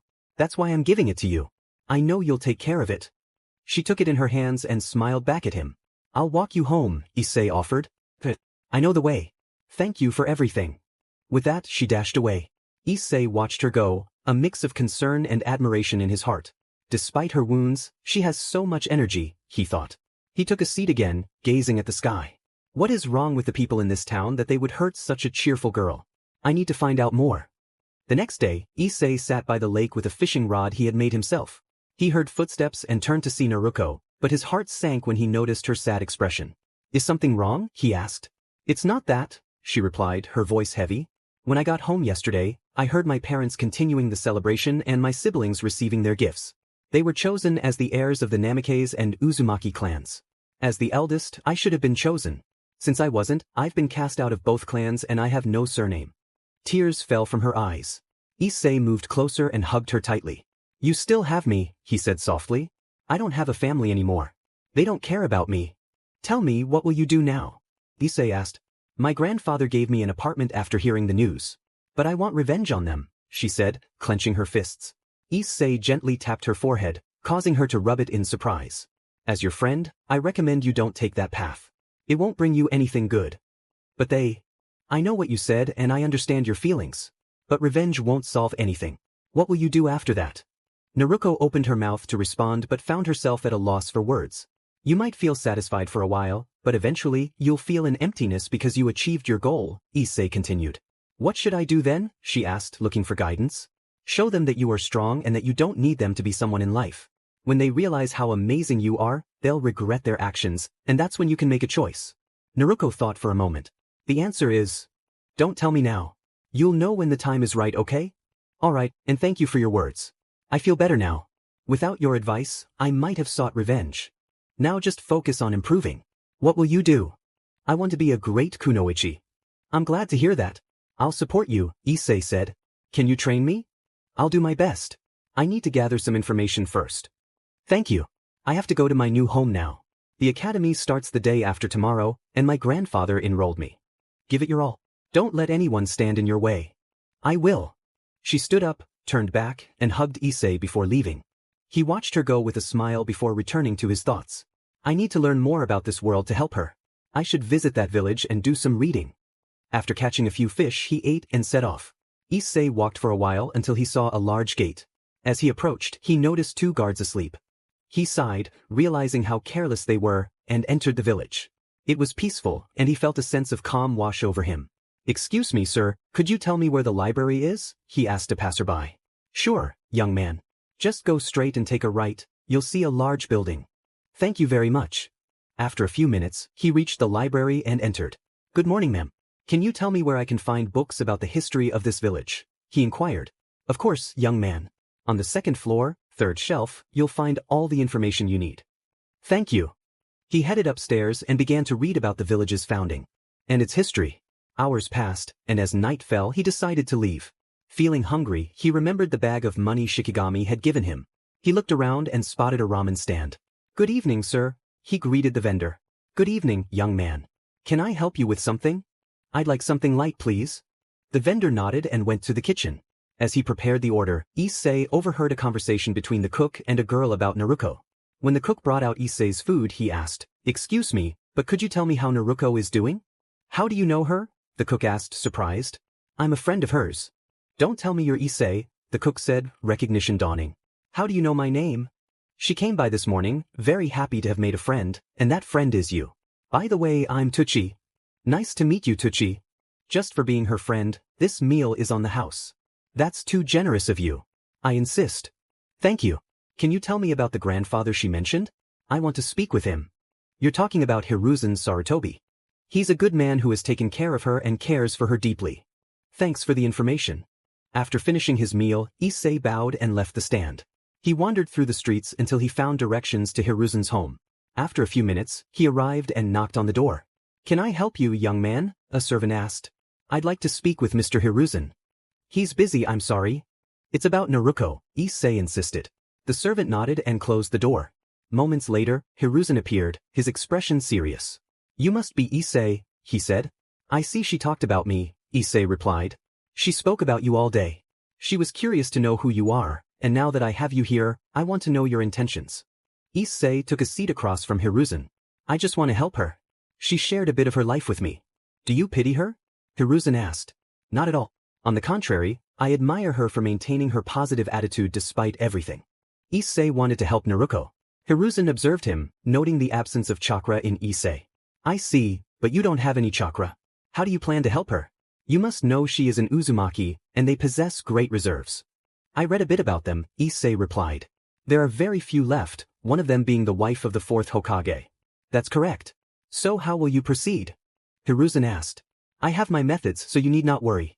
But I came here for something more important, Issei said. And that would be? Hiruzen inquired.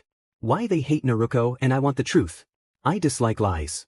Hiruzen took a puff from his pipe, releasing a cloud of smoke. It's a long story. Please summarize it, I have things to do, Issei urged. 8 years ago, we were attacked by the most powerful Bijou, the Kyubi, Hiruzen began. I read a bit about them, Issei interjected. The person who had it sealed was Kushina. When she was about to give Biarch, we were attacked by a masked man, and it turned into a tragedy. The bijou was released and attacked everyone. Minato was willing to sacrifice his life to seal it in his children, giving Mema and Mito his chakra and Naruko his soul. When he was about to die, he heard the Shinigami say he could live because he saw something in one of them. Minato thought it would be Mema or Mito. He and his wife believed that Mema and Mito had the bijou's chakra, while Naruko had its soul. The villagers thought Naruko was possessed by the bijou, and well, you know the rest. All because of such stupidity, Issei remarked.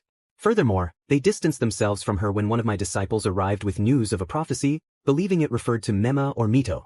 That's why they trained them more, leaving Naruko behind, Hiruzen explained. That family is foolish. Nothing is written in stone. Everyone creates their own future, Issei stated. I know, but they don't understand. Every time I speak with Minato, he tells me it doesn't matter, Hiruzen replied. I can tell those two children are treated like gods here, Issei observed. Indeed, Hiruzen agreed. I figured as much. From what I've read, a bijou is pure chakra, right? Issei asked. Yes, but why do you ask? Hiruzen responded. The answer is simple. If those two children use too much of that bijou's chakra, they will eventually run out since it doesn't belong to them. Meanwhile, the bijou will be recovering, Issei explained. Wait, are you saying Naruko will be holding that bijou's power? This is bad, it could corrupt her, Hiruzen said, concerned. Trust her. Besides, when those two children exhaust the bijou's chakra, they will be weak because they relied too much on it. Their own power will be very weak since they haven't trained, Issei reassured him. I need to speak with Minato soon, Hiruzen said. Relax, old man. If you say that, someone might overhear and try to kidnap Naruko to use her as a weapon, Issei warned. You're right. Especially with Danzo wanting to control the entire village, Hiruzen acknowledged. Well, I have to go, it's getting late, Issei said. You can stay if you have nowhere to go, Hiruzen offered. Thanks for the offer, but I have something to do to help Naruko, Issei replied. And that would be? Hiruzen asked. I'm going to Uzushio-gakure, Issei declared. Why are you going there? It's just ruins, Hiruzen pointed out. I know I will find something to help her train. So if you see her, tell her I won't be around for a while, Issei instructed. Alright, Hiruzen said. Issei nodded and left the house, heading toward the village exit. Before he departed, Hiruzen gave him a map to reach his destination. Without wasting any time, Issei set off. Issei walked through the forest without any issues. This place is very peaceful, it's great, he remarked. After a few days of travel, he reached a village where he needed to take a boat, but Issei decided to run instead, wanting to return quickly. It didn't take him long, as he was running at great speed. Eventually he spotted large whirlwinds protecting the ruins. Without hesitation, he clapped his hands, causing the whirlwinds to stop. He dashed forward to avoid any attacks. Upon arriving at the island, he noticed only ruins. Wow, this place was left in ruins after that war, he said. As he walked, he saw many corpses and felt a wave of sadness wash over him, especially upon noticing small bodies. After a long walk, he reached the largest house and entered to investigate. Minutes later, he arrived at what seemed to be the leader's office. He was surprised to find it well organized and noticed many photos on the walls. He went to the bookshelves, picked one up, and sat in a chair to read. He discovered a lot about the village's history. By accident, he knocked a book off the desk, and when he picked it up, he was astonished to find it was the leader's book. After an hour of reading, he learned where he needed to go. He exited the building and walked a bit further until he reached a mountain. From what I read, there's something here, but I need the blood of an Uzumaki to access it, and I don't have any. I hope this crazy idea works, he thought. Taking a step back, he struck the ground, completely destroying what appeared to be a door. It worked, he exclaimed as he entered. He walked a little further until he reached his destination and was amazed to see so many books inside. Wow, this is more than I expected. I hope this helps Naruko become the great ninja she wants to be.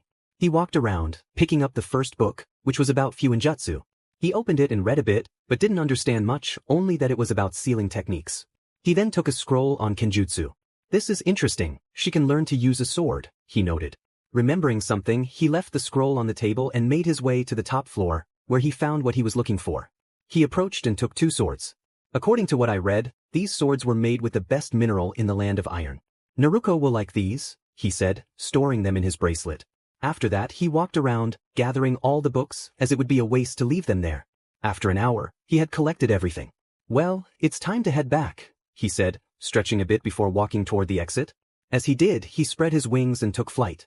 After several hours of travel, he arrived at the lake where he was staying, but before landing he noticed a cabin in the distance and decided to check it out. Upon arriving, Issei approached the cabin and knocked on the door, but there was no response. After a few moments, he tried to open it and noticed it wasn't locked. Upon entering, he saw that the place was in poor condition. Well, this will be my home for now, Issei thought. Although Shikigami had given him enough money, he preferred to stay a little away from everyone. I'll have to clean up a bit here. He went outside and gathered some branches to make a broom.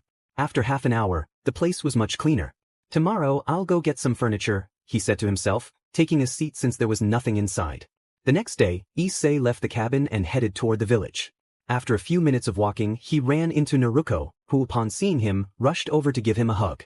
How have you been these days? Issei asked. Very well. I've been training a lot lately. The only downside is that my brothers are in my class, Naruko replied. Don't worry about that, just focus on your studies, Issei encouraged. I do my best, but the teachers avoid me, she said, her expression turning sad. I see, Issei acknowledged. Where did you go? My Aji-san only told me you left. I went to gather information to help you, he explained. Really? That's awesome. Naruko exclaimed. Well, what should we start with first? Issei asked. I want to learn powerful jutsus, she declared.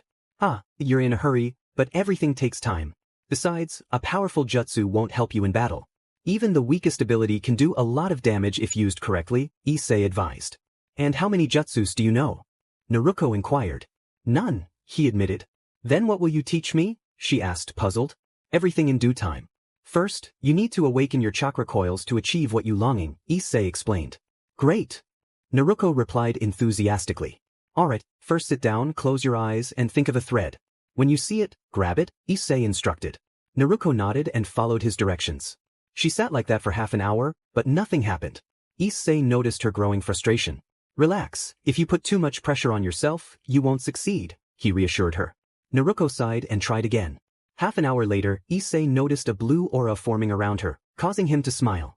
Suddenly, there was an explosion of chakra, and Naruko woke up. Did it not work? She asked, confused. On the contrary, it was perfect. How do you feel? Issei asked. A bit stronger. So, what do we do now?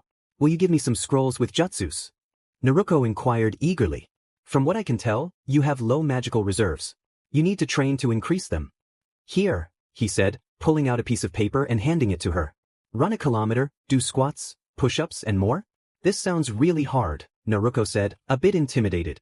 You need to train your body, Issei replied. But that will just give me muscles, she protested. Not if you only do what's necessary. Trust me, he encouraged. I will always trust you, Naruko promised. Thanks. Well, it's time for you to go, you have a lot to do. Do this for a month and then come back, Issei instructed. A month is a long time, and I won't be able to see you, she said, a hint of disappointment in her voice. It will pass quickly, don't worry, he reassured her, patting her on the head. After a few moments, she left to train and attend classes. I hope everything goes well for you, Issei said to himself. Then he remembered he should have gone with her to look for furniture. But it was better to make his own. A month passed, and Issei was leaning against a tree reading a book when Naruko arrived with a big smile. He noticed her physical transformation. She had gained more muscle. I can see you've been doing well, Issei remarked. At first, it was tough, but I adapted over time. What's next? Naruko asked eagerly. Issei pulled out some scrolls and handed them to her. As she opened them, she saw a style of taijutsu that belonged to her clan. Awesome. I know it's different from what the Lady Uzumaki uses, she said, a hint of sadness in her voice, but she shook her head and smiled. I'll do my best, she declared. Don't overexert yourself, okay? And don't show too many of your abilities, you don't want to attract too much attention, Issei advised.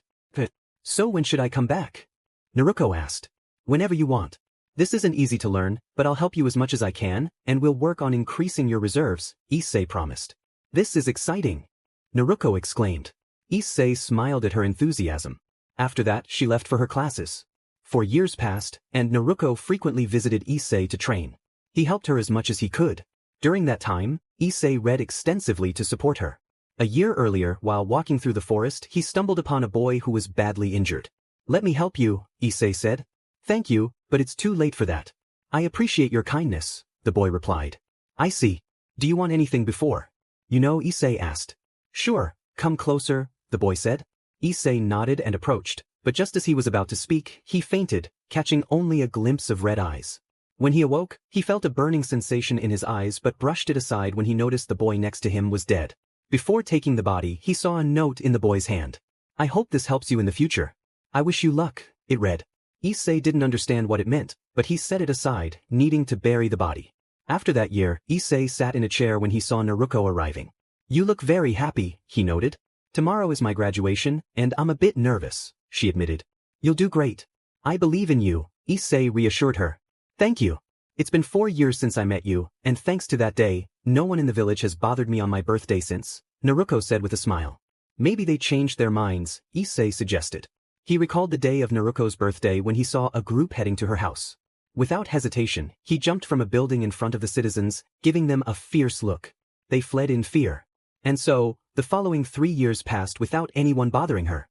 "You're not that little girl who used to jump around anymore. You've grown up," Issei remarked. "I'm only 12. It's not that big of a deal," Naruko replied. "Yes, it is," Issei insisted. "Oni-chan, you haven't changed at. You're still the same as before," she teased. "Ha, what a thing to say," Issei laughed. "I came to ask if you want to come to my graduation tomorrow," she said hopefully, eager for him to attend. "Of course I'll go. I have 2 gifts for you after your graduation," Issei promised. "Really? I can't wait to see them," Naruko exclaimed. "Just wait. You should go now, you have classes." "It's your last day," Issei reminded her. "Okay, see you, Oni-in," she said, starting to run off. Issei smiled, watching her excitement. As Issei walked toward the village, he felt a sense of anticipation for Naruko's graduation day. Issei arrived at the academy, surprised to see 2 people sleeping at the entrance. He shook his head and continued on his way. After a few minutes of walking, he noticed a crowd and realized he had reached the academy. He made his way through the throng until he got close to someone he recognized. "It's been a while, old man," Issei greeted Hiruzen. "I feel the same. It's been about 3 weeks since we last met, and everything is ready," Hiruzen replied. "Thanks. Did you encounter any problems?" Issei asked. "It was a bit difficult to convince them, but in the end, I succeeded. I trust you, especially after seeing how much Naruko has improved during this time," Hiruzen said. "I'll give it my all," Issei promised. Hiruzen handed him a scroll.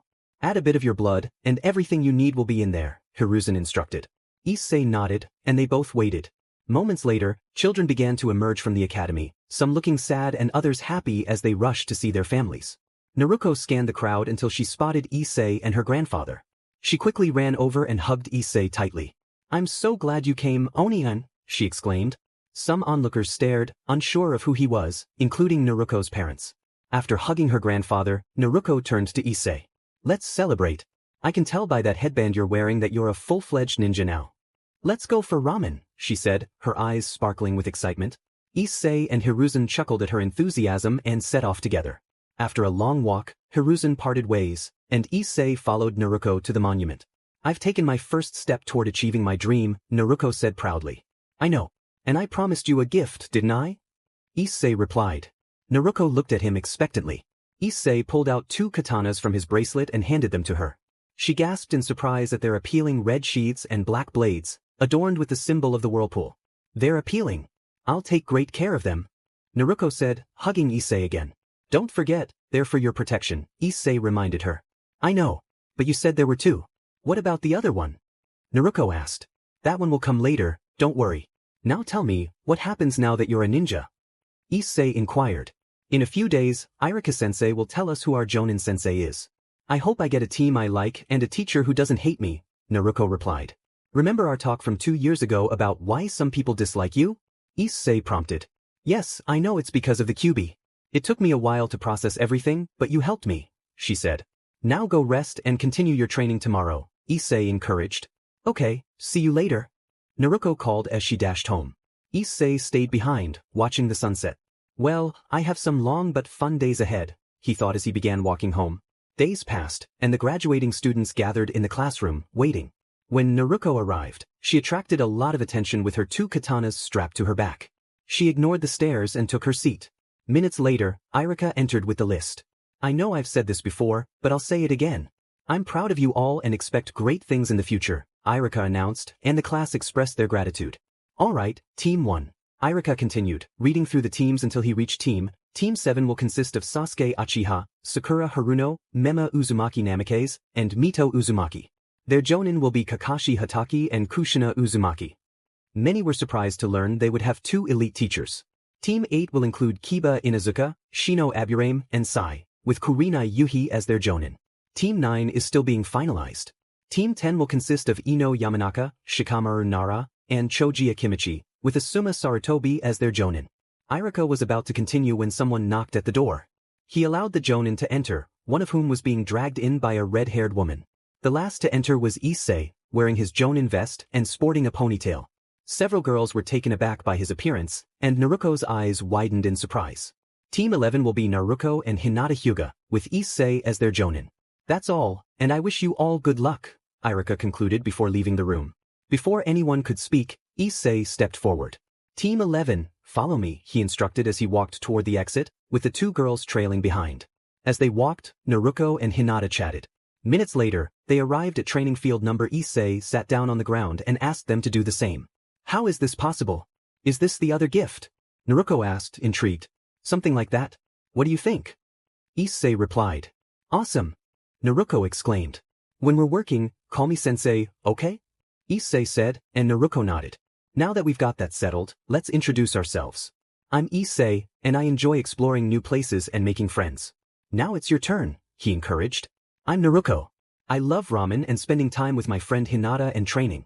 What I don't like is waiting 3 minutes for ramen to be ready and show-offs, she said. I'm Hinata Hyuga. I enjoy growing flowers and being with Naruko, Hinata added shyly. Issei hoped to make his father proud. I know you will, he said. Well, the old man told me I need to give you a test because if I don't, you won't be able to become ninjas officially. What? Naruko exclaimed. Yes, but I won't do that. Time will tell if you are cut out for this or not. Besides, I know a bit about you. Tell me, Hinata, how far can you see with your Byakugan? About 2 kilometers, Hinata replied. Wow, that's impressive. Issei said. Thank you, but I'm not good in combat, Hinata admitted. I know you are capable, it's just that you're afraid of hurting your teammates. That's understandable, but in a real situation, what will you do? Will you let your friend get hurt? Issei asked. No, but, Hinata started. Don't worry, I'll help you with everything. Also, he said, pulling out a bow and handing it to Hinata. With your eyes, you can see long distances, and this will help you. You just need to practice. But in my family, no one uses weapons, Hinata said. Then you will be the first, Issei replied. He stood up and walked a little way off, placing a branch on the ground before returning to them. I want you to knock down that branch. That's impossible, it's too far and too thin, Naruko said. Trust her, Issei encouraged. Hinata nodded and began to shoot arrows, but without any experience, she missed. Issei guided her with instructions until, after about 10 minutes, she finally hit the target. Issei and Naruko applauded, and Hinata beamed with joy. Nothing is impossible if you set your mind to it. Now, let's go celebrate our new team, Issei said, raising his fist, and Naruko followed suit. Hinata raised her fist too, albeit a bit hesitantly, and the 3 of them went to grab a bite to eat. Later that night, all the Jonin were in the Hokage's office, where the first teams had just completed their evaluations. Kushina. Team everyone passed, although they initially struggled to communicate since each fought on their own. But in the end, they worked together. I'm happy for them. I hope for many things in the future, Minato said. Kurenai. Team everyone passed. They fought well together and had no major issues. Minato nodded with a smile. Asuma. Team everyone passed. At first, they fought individually, but when it came time to work together, they all contributed something to stop me. They have a long future ahead of them, just like their parents. I know they will, Minato replied. Just then, someone knocked on the door and entered. It was Issei. These aren't the hours to arrive, Minato said. Sorry, but I had something to do. What are you all doing? Issei asked. We're giving our report. And you? Kushina replied. Oh, that. All right. Team 11, everyone passes. They're the best, Issei said, smiling at them. Don't lie, Minato said.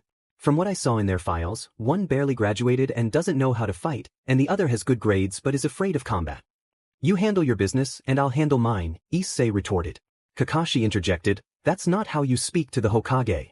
He shouldn't be guided by mere papers, Issei replied. He was about to leave when Minato threw a kunai at him. Issei returned it with such speed that Minato barely had time to react, cutting his cheek slightly. That's a cool kunai. Thanks for showing it to me, Issei said, exiting the room. The others were surprised, having not noticed when Issei returned the kunai. Minato was annoyed by what had just happened. If it weren't for Hiruzen convincing me of this, I'd be concerned. Does anyone know about him? I searched my files but found nothing, Minato said. I asked the old man, but he only said he was a highly trusted ninja, Asuma replied. But I need to know about all the ninjas in this village, Minato insisted. Perhaps Sarutobi-san kept him hidden and sent him on a long mission where he requested to return, Kakashi suggested. I asked my sensei, and he still hasn't found any information on him, Minato said. He must have a long history for no one to know about him. Plus, he's quite young to be a jonin. He looks like he's only 17, Kushina added. I don't know what Hiruzen is thinking. All we can do is wait, Minato said. Everyone nodded and left the room, leaving him and Kushina behind. The next day, Issei was at training field number. Well, Hinata, I can tell you've been training since you were young. Can you already climb trees? He asked. Honestly, I haven't learned that yet, Hinata admitted. I see. Well, that's going to be your lesson today. Naruko, go to the lake and do your usual training, Issei instructed. Okay, sensei, Naruko replied, leaving the area. All right, Hinata, it's time to get started, Issei said. Shouldn't we be doing missions like the others? Hinata asked. We should, but it's better to train a bit first. We'll take a mission later, there's no rush, Issei reassured her. They arrived at a tree, and Issei encouraged her to start. At first, it was difficult, but after 3 hours she managed to reach the top. Not bad. And to think you did it all in one day, you're a genius. Issei praised, giving her a thumbs up. Hinata smiled, feeling appreciated for the first time. Keep it up until you can run. I'll go check on Naruko, Issei said. Okay, sensei, Hinata replied. Issei walked to the lake, where he saw Naruko sparring with one of her clones. Not bad, he commented as Naruko landed a hit, causing her clone to vanish. Sensei, I'm almost completely mstring standing on water. Naruko exclaimed. I'm glad to hear that. How's your Fuinjutsu coming along? What level are you at? Issei asked. I'm only at level I just started last year since you had me work on improving my writing, Naruko explained. That's a requirement for making good seals. But you're making progress, you'll improve little by little, Issei encouraged. And how about you? You must be at a high level, Naruko said. I think I was at level 8, but I'm not sure, Issei replied. That's awesome. You'll catch up to the Hokage soon, he's at level 9, Naruko said. Well, putting that aside, we have a mission to do, Issei said. Naruko nodded, and they went to find Hinata, and the three of them set off together. When they arrived at the Hokage's office, Minato wasn't thrilled to see Issei but had no choice but to give them their mission. A month passed, and every morning they trained hard. Issei focused more on helping Hinata overcome her shyness and improve her archery skills. Thanks to this, her range of vision increased. He didn't concentrate as much on Naruko, as she knew what she needed to do. Hinata was happy with her team, as they treated her like a normal person, not with undue respect. In the afternoons, they completed 1 or 2 missions, depending on how tired Issei thought his students were. Team 11 was growing stronger together. In the Hokage's office, the team had been summoned. Minato addressed them directly. Let's get to the point. Team 7 encountered issues with a C-rank mission that escalated to A rank. I would send another team, but they are all occupied with their own missions, so it's just you. You need to head to the Land of Waves, where you will find your teammates. He handed Issei a scroll with the details. Issei took it, nodded slightly, and left the room. Alright, I'll see you at the gate in 10 minutes. But if you're not ready, I can cancel, Issei said. I'm ready, let's go. Naruko replied eagerly. Hinata added, you know me well. But 10 minutes is too little time. Naruko exclaimed. They're ninjas, speed is crucial. See you soon. Issei said, leaping away. The two girls hurried to their homes to gather what they needed. Minutes later, Issei stood at the entrance empty-handed when he saw Naruko and Hinata arriving with backpacks. Naruko, you still don't know how to use storage scrolls? Issei teased. Oh right, I forgot in the rush. Naruko laughed, pulling out 2 scrolls and handing one to Hinata. After that, they went to the village gates to put on their usual gear before departing. This is my first time leaving the village, Hinata said, looking around. There are some great sights to see, Issei replied. How's your training going? Thanks to your guidance, I've been making progress, Hinata said, smiling. I'm glad to hear that. If you keep this up, you'll go far, Issei encouraged. Sensei, I've never seen you train, Hinata remarked. Neither have I, and I've known you for a while, Naruko added. I train at night, Issei explained. Where do you find the energy? Hinata asked. One must always stay positive. But for now, stay alert, anything can happen. If we want to reach our destination quickly, you can travel through the trees. You both have that down well. I'll follow from below, Issei instructed. They nodded and jumped onto a branch, starting to leap from tree to tree. Issei ran below them, keeping pace without rushing, so he wouldn't fall behind. Days passed without incident during their journey. At night, Hinata and Naruko cooked while Issei kept watch. Eventually, They arrived at their destination. The three looked around and noticed the poverty surrounding them. Issei continued on, planning to find a way to help later. They reached the house of the bridge builder and entered to find their teammates in the living room. Seriously? They sent the weakest members of the group. They'll just be a burden, Mema scoffed. That idiot is right. I have enough to deal with, and now I have you too, Sasuke added. Issei ignored their comments and approached Kushina. What's the situation? Everything was fine until two men showed up and then Zabuza Momochi, a Miss Swordsman, appeared, Kushina explained. I see. How is your partner? Issei asked. He's fine. We managed to injure Zabuza a bit, but he will attack again sooner or later. We've been training the kids during these days, Kushina replied. Understood. I'll go explore a bit. You two stay alert in case anything happens, Issei instructed before leaving the house to survey the area. As he walked, he spotted a cabin in the distance and sensed two presences. I'm still getting used to sensing others, he thought, making his way to the cabin and knocking on the door. A moment later, someone opened it. Can I help you? The person asked. I was just passing by. Is your friend still injured? Issei inquired. I don't know what you're talking about, the person replied. Let's skip the games. Put that kunai away. I just want to talk, Issei said firmly. The person hesitated but eventually let him in after hearing their companion's voice. So you're Zabuza. You look better than I expected, Issei said as he entered. What do you want? Are you here to kill us because you're a Konoha ninja? Zabuza asked. I'm just here to talk. Does the person who hired you pay well? Issei asked. What's it to you? Zabuza replied. Just answer me, Issei insisted. Yes, we get paid well, Zabuza admitted. I can't let you kill that bridge builder. That bridge will help many families in poverty, Issei stated. I'm just doing my job, Zabuza replied. And I'm doing mine. I propose a deal, Issei said. What kind of deal? Zabuza asked. Tell me where that cat is and I'll go get it. I'll give you half of the money I have. The rest will go to the village, Issei offered. You're joking, right? You're just a kid, and I sense very little chakra from you. How will you do it? Zabuza questioned. I have my ways. What do you say? Issei extended his hand. Zabuza hesitated but eventually shook it. He then provided Issei with the directions but warned him that he would attack soon, so he needed to be quick. Issei nodded and left the cabin. Minutes later, Issei spotted a large mansion guarded by several sentries. It's been a while since I've fought.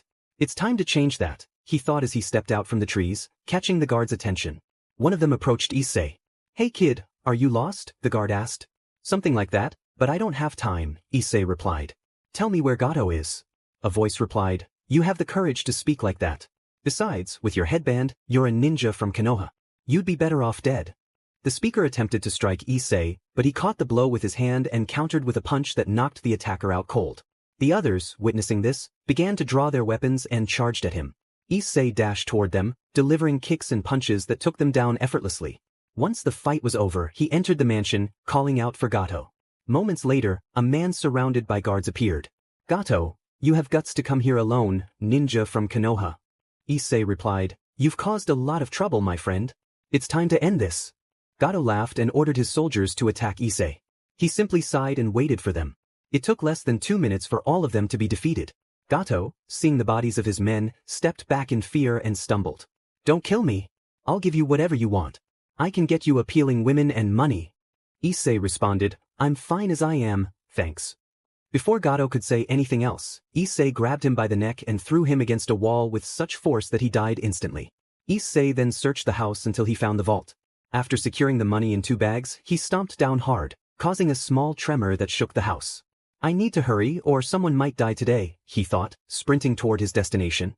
Meanwhile, in the village, 2 Jonin were fighting Zabuza, while the younger ninjas faced Haku. Sasuke and Mema were injured, while Mito and Sakura tended to the builder. Naruko and Hinata were looking after Tazuna's daughter and grandson. After a while, everyone noticed Issei's arrival. I made it in time, Issei announced. Kakashi asked, What happened to you? I was busy, Issei replied, tossing a bag to Zabuza, who caught it and was surprised by its weight. With this, I can assume you succeeded, Zabuza said. Just as I told you. Now you can leave, Issei stated. Kushina questioned, What do you mean? They were just working and now that their employer is dead, there's no reason to continue this fight. Zabuza nodded. It was a pleasure fighting you both. Haku, let's go. Haku simply nodded and joined Zabuza as they vanished. Well, it's time to head back, but first. Issei took out a small bag and handed it to Tazuna. Upon opening it, Tazuna was astonished to find it filled with money. That should be enough. If that's all, I have to go, Issei said. Are you not staying to celebrate? Tazuna asked. Issei shook his head and made his way to the house where the two girls were waiting. We're leaving, he announced. Naruko sighed. In the end, we didn't do much. Issei chuckled. Everything in its time. We'll see something on the way. Both girls nodded, gathered their things, and the three of them left the house. After a long walk, they stopped to rest, where Issei pulled out 2 pieces of paper for them, which they took with curiosity. These are papers to determine what element you're good at. You know how it works, right? Naruko replied, yes, they told us in the academy. Then go ahead, Issei encouraged. They both nodded and infused chakra into the papers. Naruko's paper split into several pieces, while Hinata's burned. Not bad, wind and fire. You can make a good combination, Issei noted. Hinata asked, Sensei, what element do you have? Honestly, I have no idea. I've never tried because it doesn't interest me much, Issei admitted. Naruko urged, you should try. Alright, he said, pulling out another paper. You know, I'm not used to using chakra. As he channeled some chakra, the paper tore into multiple pieces. One burned, another dissolved, one got wet, and another sparked with electricity. Both girls were wide-eyed, realizing Issei had all the elements. Awesome. It was expected of you, Sensei. You're the best. Naruko exclaimed. Hinata added, it's the first time I've seen that, it's amazing.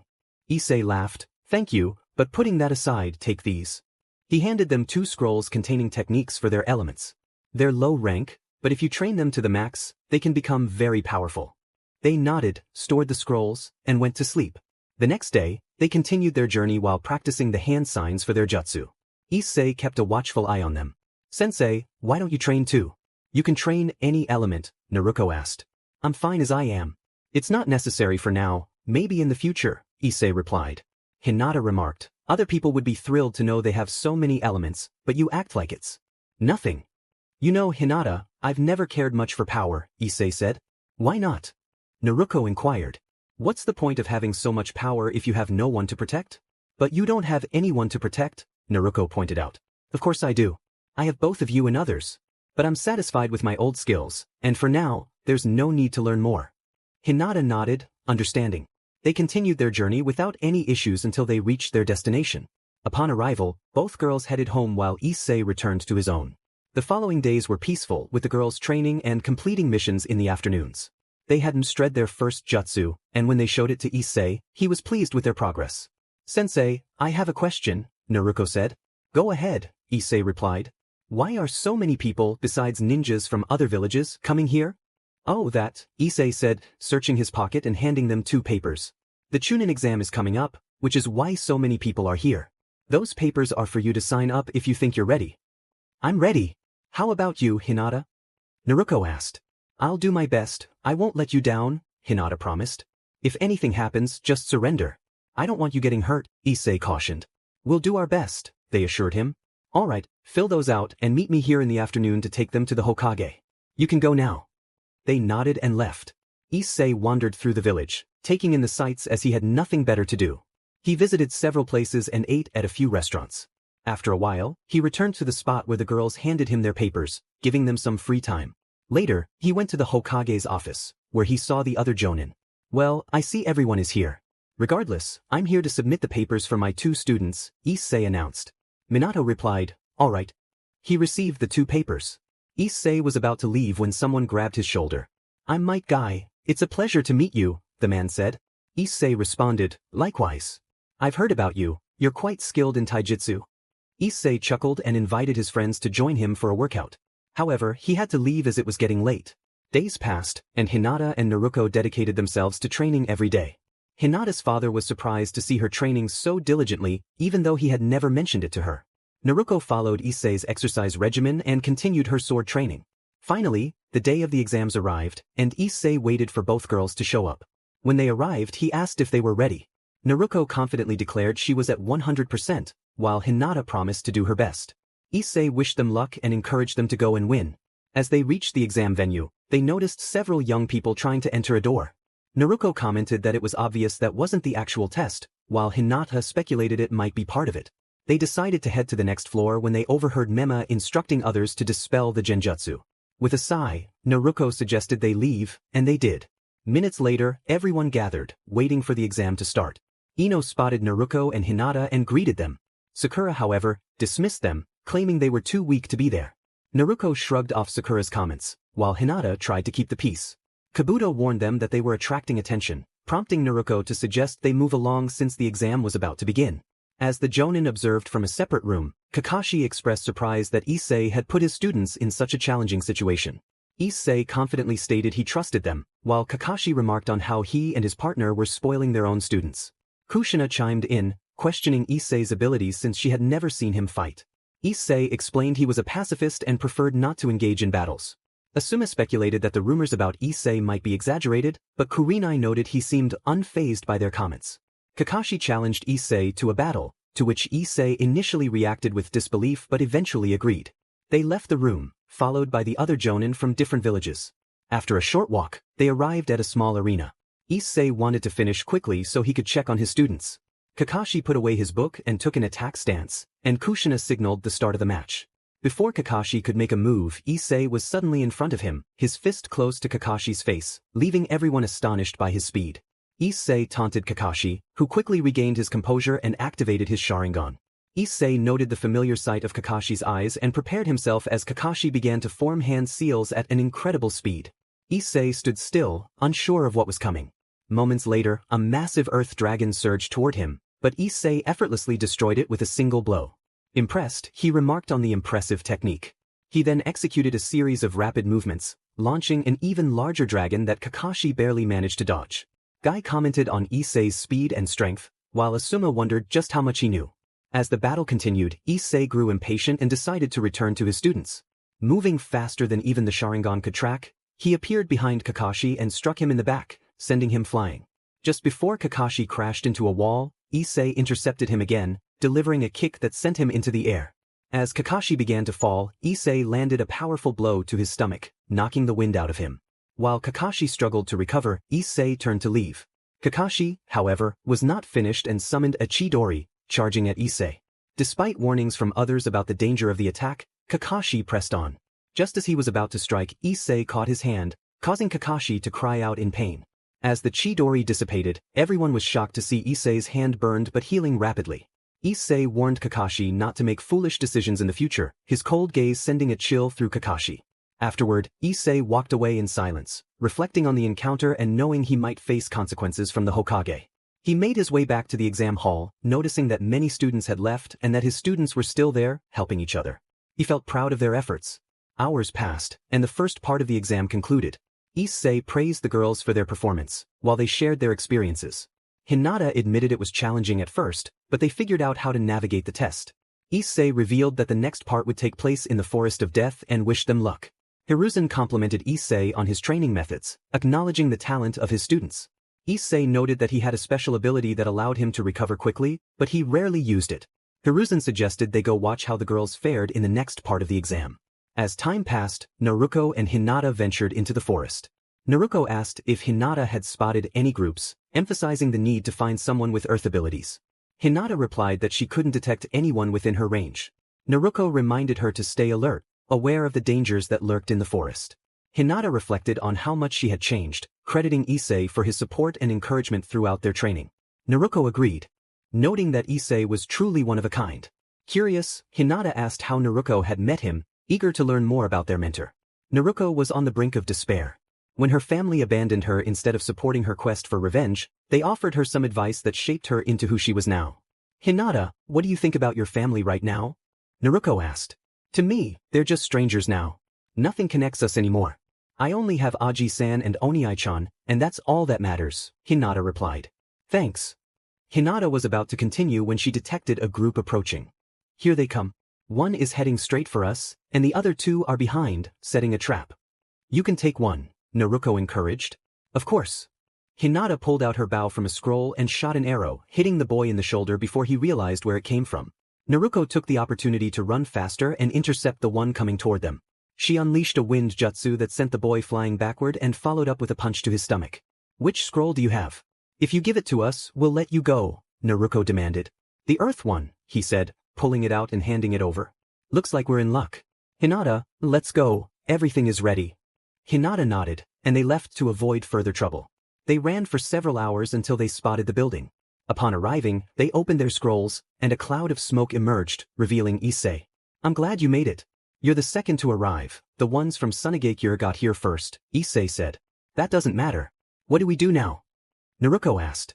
You'll have to wait a few days for the others to arrive before proceeding to the third round. So, you can relax a bit. See you later. Issei patted both of their heads before leaving. They headed to their assigned room to rest after their long run. Days passed, and more ninjas began to arrive. I was getting bored waiting. Finally, they're starting to show up, Naruko said.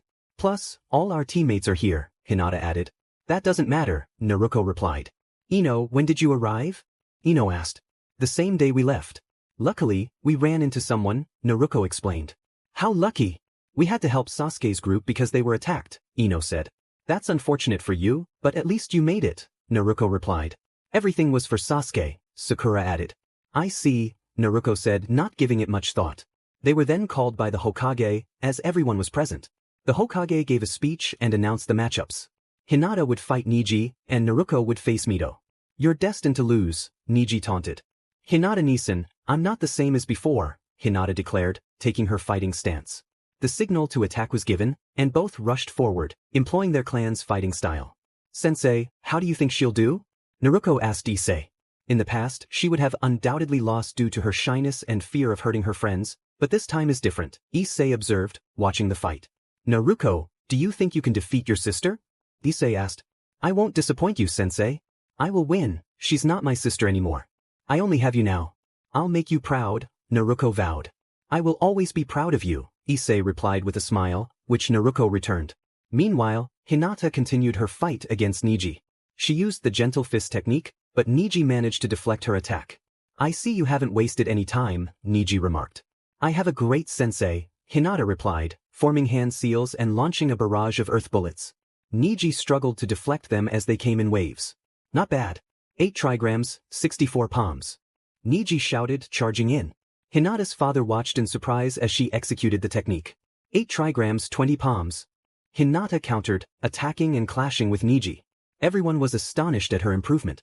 Issei wore a proud smile as he watched. After several minutes, Neji was left injured and exhausted. How is this possible? It was written in the stars that you would lose to me, he said. Maybe in the past, but I have a sensei who helps me improve every day. I promise to win, Hinata replied confidently. Neji attempted to attack again but collapsed from exhaustion. The judge and a doctor arrived to take him away. Hinata walked back to her spot, where Naruko embraced her in celebration. You did wonderfully, Issei praised. All thanks to you for helping me improve, Hinata said gratefully. Keep it up, Issei encouraged. Hinata's father, Hayashi, approached her with his usual serious expression. But this time, Hinata met his gaze without fear. You're not as useless as I thought, he said before leaving. Hinata lowered her head at his words, but Issei placed a reassuring hand on her shoulder. He acts that way, but inside he's proud of your victory. Do you really think so? Hinata asked. Absolutely, Issei confirmed. Just then, the next match was called. After many battles, it was finally Naruko's turn. She stepped into the arena where Mito was already waiting. Well, if it isn't the useless one of the family. Oh, I mean ex-family, Mito sneered. Is that all you have to say? Naruko replied, drawing one of her katanas. Kushina gasped, recognizing the weapons. That won't help you much, Mito taunted. Naruko remained silent, waiting for the signal. Seconds later, the match began. Mito wasted no time launching several air bullets, which Naruko swiftly deflected. She charged forward with her sword, and Mito barely managed to evade a cut, tearing her shirt slightly. Annoyed, Mito activated her chakra chains, sending them all toward Naruko. Naruko drew her second sword and began deflecting the attacks with great force. Many were impressed by her swordsmanship, especially Kushina, who recognized the long-lost style. After evading enough attacks, Naruko struck Mito in the stomach with the hilt of her katana. Mito, furious that a useless opponent was giving her trouble, shouted, Rasengan, activating one in her hand and charging at Naruko. Calmly, Naruko substituted herself with a log just in time. Mito felt a sharp pain in her back as Naruko struck her, sending her flying. You're going to pay for that. Mito yelled, using the chakra of the Kyuubi to gain 2 tails and moving at incredible speed to punch Naruko in the face. Naruko began forming hand seals to create a wind tornado, but Mito dodged and attacked again, landing a blow to Naruko's stomach that made her spit blood. This is bad, Hinata said, worried. Don't worry, she's fine. She's trained hard, Issei reassured her. Naruko was getting up from the ground, wiping the blood from her lips. This isn't over, she declared, glancing at Issei, who simply nodded in response. Seeing his affirmation brought a smile to her face. She rolled up her sleeves to reveal gravity seals, surprising everyone around her as it indicated she hadn't been giving her all. Removing the seals, Naruko dashed forward at incredible speed, landing a punch on Mito's face.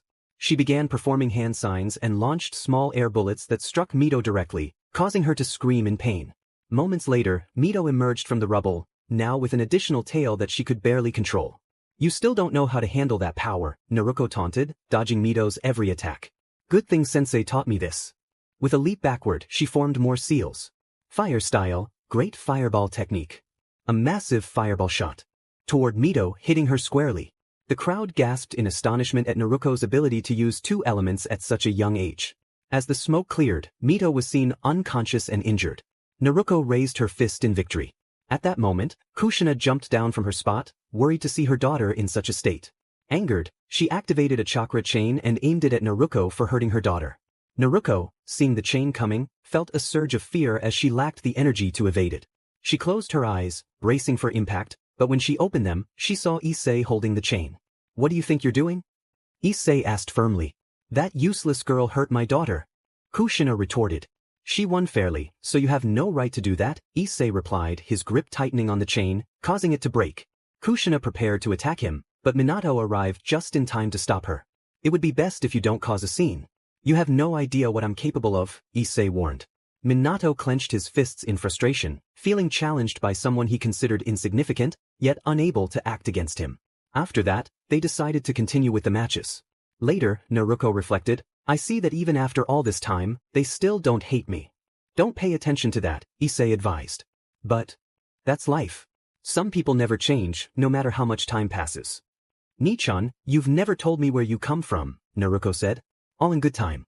I'll tell you later. You must be tired and need to rest, Issei replied. I'm fine, Naruko insisted. So am I, Hinata added. It's an order. Tomorrow, I'll tell you who your opponents will be. Both girls nodded and headed home. Issei returned to the arena to learn about the upcoming matches. After a long day of battles, the duels were decided. Knowing there was nothing else to do, he left the area. Once home, he began reading scrolls about jutsus and other topics. The night passed, and the next day, he met with his students. Alright, Naruko, you'll face Temari from Sunagakure, and Hinata, you'll go against Mema. You have a month to improve, and during that time, we'll leave the village to train without interruptions. Awesome! Naruko exclaimed. I'm ready, Hinata added. First things first, Issei said, pulling out a large scroll from his wrist, which both girls looked at curiously. What's that? Naruko asked. You'll be making a contract, Issei explained. Both girls smiled at the prospect, and Issei chuckled at their excitement. He unfurled the scroll, revealing only two names, both Uzumaki's. Sensei, why isn't your name on here? Naruko inquired. I'm not particularly interested in that, but it will help you too a lot, he replied. And what creatures are they? Hinata asked. Write your names here, then perform the seals at the bottom of the scroll, Issei instructed. They both nodded, bit their thumbs, and formed the contract. Moments later, two columns of smoke appeared, revealing a white tiger and a black tiger. It's been a while since I was summoned. Who are you? The white tiger asked. I'm Naruko, nice to meet you. I hope we can make a contract, she replied. I'm Hinata Hyuga, and I feel the same, Hinata added. The two tigers exchanged glances and nodded. I can tell you're an Uzumaki since you didn't mention your last name, the black tiger noted. I was cast out from my family 4 years ago, Naruko explained. I see, I'm sorry to hear that. We accept your contract, the white tiger said. Isn't there usually a test? Hinata asked. There is, but we can see you are trustworthy. So when you need our help, you know what to do, the black tiger replied. Thank you so much, both girls said in unison as the tigers vanished, and Issei rolled up the scroll again. You forgot something very important, Issei said. What is it? Naruko asked. To know the names of your teammates, he replied. Hinata added, we forgot in the excitement. I noticed, but anyway, go prepare. We leave in half an hour. Without waiting for a response, both girls hurried home. After a few minutes, they were ready and left the village. I won't lie, this will be a long and tough training, Issei warned. I won't give up, Naruko declared. We'll endure all kinds of training, Hinata added. Issei smiled as they set off. Time passed as he pushed both girls to their limits, barely allowing them to sleep, wanting them to be in top shape. To his delight, neither of them gave up and continued to improve. He provided them with more scrolls to learn additional jutsus, but not high-ranking ones as they weren't ready yet. After a month, they returned to the village, and Naruko let out a sigh of relief. Finally, a little break. I thought you liked training, Issei teased. I do, but not that much. I didn't say anything because I was afraid to speak up, right Hinata? Naruko replied. That's true, Hinata admitted. I see. Well, go rest until the day of the match, Issei instructed. And what will you do, sensei? Naruko asked. I'll train a bit, but nothing major. You two go, he said. Both girls bowed and walked away, exhausted. Issei chuckled at how hard he had made them work. He then headed home, where he picked up a book on Fuinjutsu and read for a while. Time flies. It's been 4 years since I got here. I wonder what the girls will think when they find out I'm 28 now, he mused, laughing a little at the thought. He switched to another book to learn new jutsus. As time passed, the final phase of the tournament began. I wish you both good luck. The good news is that you two will be the last to fight, Issei said. I wanted to be one of the first to show my skills, Naruko replied. Issei had been honing his new skills alongside Jay. Hinata chuckled. I'm glad you two get along so well. Well, I'm going to the benches to support them, Issei replied, leaving the area. The battles began, with several fighters emerging victorious, and soon it was time for the match between Sasuke and Gaara. Issei glanced around and noticed a lot of movement. I can sense trouble coming, he sighed. After a long fight between the two young men, Issei heard a series of noises followed by an explosion. Without wasting any time, he rushed down to the battlefield. Naruko, Hinata, you go help the civilians and I'll assist the old man. But, Naruko started to protest. Trust me, Issei insisted. Both girls nodded and left to help. Issei jumped down, landing near the other Kages. Old man, what's going on here? Hiruzen replied. It's my old student Orochimaru. He's attacking us. What do you want me to do? I'll help however I can. I've sent Naruko and Hinata to assist the civilians, but I know how they are. They'll go after that guy named Gaara. Then you go help the civilians, as another village will attack us as well. Besides, Minato is here, and I think this is where my journey ends. Come on, don't talk like that, old man. Naruko will be sad. She'll be fine with you. Issei gave him a hug before leaving, as that was what he wanted. Upon arrival, he saw several ninjas and, without wasting time, charged at them, taking them down in a single blow since he had no time for games. Minutes passed, and Issei continued his fight. Some enemies were afraid of him, having witnessed how he defeated everyone. Why are you killing us? We surrender. One of them pleaded. I can see the lies in your eyes, Issei said, grabbing him by the neck and ending his life. After finishing, he continued on his path. Suddenly, he turned and saw a large red barrier. I see your time has come, old man. Thank you for everything. He searched for more enemies. After a long battle, Issei noticed that the enemy was retreating. It's over. He then ran to where Hiruzen was and found him on the ground, lifeless. Issei shed a tear at the sight. What are you doing here? You don't belong to this village, you should leave, Minato said. No. As the leader of the village, I have that right. So get out. Issei sighed and left, not wanting to fight. As he walked, he encountered his two students, who were a bit injured. I see things didn't go well for you, Issei remarked. Well, we won in the end, Naruko said with a chuckle. I can see that. Go home and rest. What will you do, sensei? Hinata asked. I have things to take care of. But first, take this. He handed each of them a note, giving Naruko 2. Don't open them until you're at 100%, okay? Promise me. Both girls nodded and headed home. I fulfilled your last wish, old man. I gave the note to Naruko. It's time for me to go on a journey as well. I hope you can forgive me, girls. I'll return in the future. He started walking toward the exit to explore. 2 days passed, and all the ninjas focused on repairing their village and holding a funeral for the late third Hokage, Hiruzen. Naruko, upon discovering this, felt very sad and searched for Issei but couldn't find him, which hurt her even more. Naruko and Hinata were in their designated training field. Still nothing? Hinata asked. No. I went to his house, but he's gone. I don't know where he went, Naruko replied. What if we open the letters he gave us? Hinata suggested. With everything that happened, I forgot about them. All right. They opened the letters simultaneously. Naruko read her letter. If you're reading this, it's because I'm far from the village. The reason I left is that I know you can defend yourselves from now on. As you know, I love exploring new places. We will meet again in the future, and if you hate me, I won't hold it against you. Take care, and I wish you luck. Your sensei and brother, Issei. Tears streamed down Naruko's face as she realized she was now alone. She looked at Hinata, who was equally affected. What will we do now? Naruko asked. I don't know, Hinata replied. Just then, Naruko remembered another letter from her grandfather. Naruko, I hope you're not too sad about my passing, it was bound to happen. You must move forward.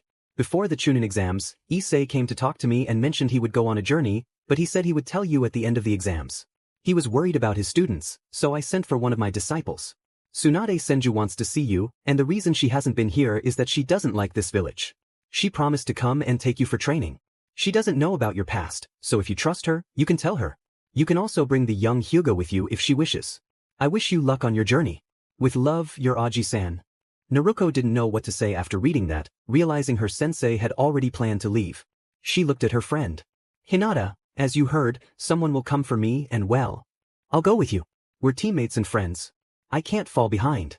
If sensei returns, I want him to see how strong I've become. Then we just have to wait. They were about to leave when they heard a voice behind them. It's not necessary to wait. Both girls jumped in surprise upon seeing Tsunade. How long have you been there? Naruko asked. Since you started reading that letter. Are you ready? Right now, Hinata replied. Nobody knows I'm here because I don't want to be. But how will I leave? If I just disappear, everyone will look for me, Hinata protested. I sent my assistant to talk to your father, so there's no problem. He owes me a favor. For how long are we going? Naruko inquired, wanting to gather her things. About 4 years. You have a lot to learn. Your sensei taught you well. That's a long time, but I'm ready for anything, Hinata said. I want to be strong to protect my loved ones, Naruko added. But, go home and gather your things, then meet me here. Hurry up. Without wasting time, both girls ran off. After half an hour, they returned. And your things? Tsunade asked. They're in the scrolls, Naruko replied. You know the sealing arts? Tsunade asked. I'm only at level 5, and Hinata is at level 2 since she's just starting, Naruko explained. Sounds good. Not bad for your age. Alright, let's go. Shizune is waiting for us elsewhere. They began to walk with the girls following closely behind. Both girls were training diligently under Tsunade's guidance, focusing on their chakra control as they aspired to become medical ninjas. Tsunade was impressed by their rapid progress. During one of their training sessions, Hinata shared stories about Issei's training, while Naruko spoke about her life, which caused Tsunade to become frustrated, as she had not been informed about Issei's activities by Hiruzen. As Naruko and Hinata continued to learn jutsus from various elements to enhance their skills, Naruko also practiced new techniques with her katanas and improved her sealing arts. One day, while meditating, she entered her mental space and wandered through a series of corridors until she reached a large cell. Before she could speak, a voice interrupted her. Finally my jailer has come, it said. Naruko recognized the voice. So, you are the QB. I can tell you're calmer than usual, the QB replied. Well, I've known about you for a long time. My Oni-chan told me not to fear you. There's always an explanation, Naruko said confidently. You have a smart brother, unlike some others, the QB noted. Naruko took a seat, curious. Can you tell me why you attacked? She asked. Why would I? The QB responded. It's nice to talk to someone, don't you think? Naruko replied. Once upon a time, there was a happy Uchiha, the QB said cryptically. I see, Naruko said intrigued. You're quite unusual for being so calm, the QB remarked. I had to learn to control myself because I admire someone very much, Naruko admitted. That brother of yours? The QB guessed. Yes, he is strong and kind. I hope to see him again someday. By the way, is it true that Mema and Mito will eventually lose all your chakra? Naruko asked. Of course. It's mine and sooner or later, I will reclaim it all. Why do you think you can access your mental space now? The QB explained. I understand. So, would you like to be my battle partner in the future? Naruko proposed. Why would I help you? I gain nothing from it, the QB replied. I want us to be friends. If I die, you die too, Naruko stated. I won't die, the QB said confidently. You'll just disappear for a while, and when you return, you'll be bored and defenseless, Naruko countered. You're clever, kid. I thought you would be foolish, the QB admitted. Naruko was about to respond, but the QB interrupted. And don't say it's thanks to your brother. Naruko decided to remain silent. Fine, I will help you, but only in important moments, the QB agreed. Great and thank you, Naruko exclaimed, standing up and bowing. What is your name? She asked. Kurama, the QB replied. Nice to meet you, Kurama, Naruko said cheerfully. Now go, I need to sleep, Kurama said, and before Naruko could say anything else, she was pushed out of her mental space. Upon exiting, she pouted for a moment, but then felt happy to have made a new friend. Later, she shared everything with Tsunade, Shizune, and Hinata, who were all surprised by her encounter. Meanwhile, Issei was facing challenges wherever he went, having to knock out some and confront others who abused their power. Many placed bounties on him, but few dared to pursue him out of fear. For years passed, and 4 women were returning to the village. It's great to have you back with us, Oba-san, Naruko said, only to receive a light smack on the head from Tsunade. Don't call me that, kid. I had to return eventually, Tsunade replied. I was just joking, kun, Naruko laughed. Over time, Naruko had come to see Tsunade as a mother, a role she happily accepted. Hinata felt the same way. Time flies, and there's still no news about Oniai-chan, Naruko said. You know how he is. He doesn't like to stay still, Hinata replied. That's true, Naruko chuckled. Well, we have a lot to do upon our return, so don't get into trouble while I talk, Tsunade instructed. Okay, Kachin, Naruko responded. Understood, Kasama, Hinata added. After a few minutes, they arrived at the village gates. Upon entering, they registered with the guards, who were taken aback by the girl's beauty. The 4 of them walked through the village, drawing attention, especially for Tsunade's return and the presence of 2 appealing young women. Tsunade noticed the stares and shot a fierce look at the onlookers, causing many to avert their eyes. After a long walk, they reached the Hokage Tower, knocked on the door, and were allowed inside. There, they found several people waiting. Lady Tsunade, what brings you here? Minato asked. I'll be brief, Minato. I'm taking these 2 girls with me, Tsunade replied, and upon seeing them, Minato was surprised to see them again. Hinata-sama, we were worried about you since you disappeared for so long, and your father didn't say anything, Niji said calmly, though he was surprised by her growth. I was busy, Niji Oniai-san, Hinata replied. Wow, what a change. You both look amazing, especially you, Naruko, now that you've ditched that old ugly orange outfit, Kiba remarked.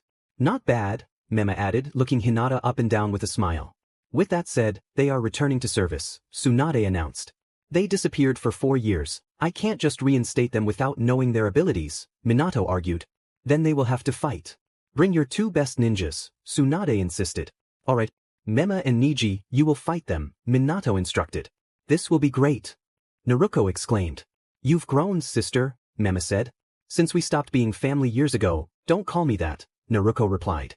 Alright, it will be tomorrow afternoon, Tsunade said, and the 4 of them left the meeting. On their way to their new home, Naruko asked, Hinata, why don't you go back to your house? I have nothing there. My younger sister will be the clan heir, Hinata explained. I see. Well, it doesn't matter, we can stay together, Naruko said. They continued on their path until they reached a grand mansion. Wow, this is amazing! Naruko exclaimed. Despite the time that has passed, it remains the same. Let's find your rooms, Tsunade said. Shizun, we'll need to go to the hospital to keep ourselves busy. As you wish, Lady Tsunade, Shizun replied. They all entered the Senju complex. Meanwhile, Issei was walking through a forest. Well, I've explored everything I wanted. It's time to return to the village. It's been a good few years, though I'm getting old, he chuckled to himself as he made his way back to the village. The next day, both girls walked through the streets, ready for whatever awaited them. Naruko felt the weight of many eyes on her. I don't like those looks, she said, glancing around. They used to be filled with hatred and now this. Hinata stood behind her, looking uneasy. After a few minutes of walking, they arrived at the ramen stand, where Naruko's spirits lifted at the thought of enjoying her favorite dish. Once they finished, they headed home to prepare for the evening's event. Later that afternoon, both girls found themselves at training ground number 7, where the match was set to take place. Many of their former classmates had gathered, eager to witness the fight. It's been a while since I've seen you two, Naruko said, addressing Sakura and Ino. Do you still have feelings for that gloomy guy? Don't call him that, Sakura replied. It's not your concern. Ino added, things have changed. Naruko already had an idea of what had happened but wanted to hear it from them, as they had always been close to him. Issei had arrived in the village and overheard the 2 guards discussing the upcoming fight. This should be interesting, he chuckled to himself, eager to see their progress. He dashed to a nearby tree and climbed up to watch from a distance. They've grown so much since I last trained them, he thought with a smile, anticipating the match. As the 2 groups faced off, Minato signaled the start of the battle. Without wasting any time, both boys launched their attacks using taijutsu. Naruko and Hinata quickly formed hand seals, unleashing fireballs and compressed air bullets. The boys barely managed to evade their attacks. Not bad, Issei remarked, observing their efforts. He watched as Naruko landed a powerful kick on Mema, causing him to spit blood. How did you get so strong? Mema gasped. I didn't waste my time these past years. My mother trained me, Naruko replied, charging forward. Mema could only dodge, realizing that each of her strikes held significant power. Hinata had Niji cornered, not giving him a chance to attack. Why didn't you just go back home? Niji asked. I don't belong there anymore. I'm free now, with a new family, Hinata declared. You know you can't do that. You're supposed to marry me, it's what your father decided, Niji insisted. I like you as a brother, Niji, but nothing more, she replied firmly. That's not your choice. The clan leaders have made their decision, he pressed. Then I'll defend myself. I'm not that little girl anymore, Hinata shot back, striking him in the stomach and knocking the wind out of him. Issei laughed, impressed. What great strength. If you keep improving, you might catch up to me one day. He beamed with pride as he watched them fight. After several minutes, both boys were exhausted while the girls appeared unfazed, having used medical jutsu to heal their wounds. After this, you'll be mine, Mema threatened. You've lost your mind, Naruko retorted. You said it yourself, you don't belong to that family anymore. It's normal to marry within the family, especially since our surname is valuable. I need heirs, he argued. You'll be alone then, because I would never marry you, Naruko declared, launching a kick that sent him flying. Niji attempted to retaliate, but Hinata intervened, delivering a kick that knocked him out.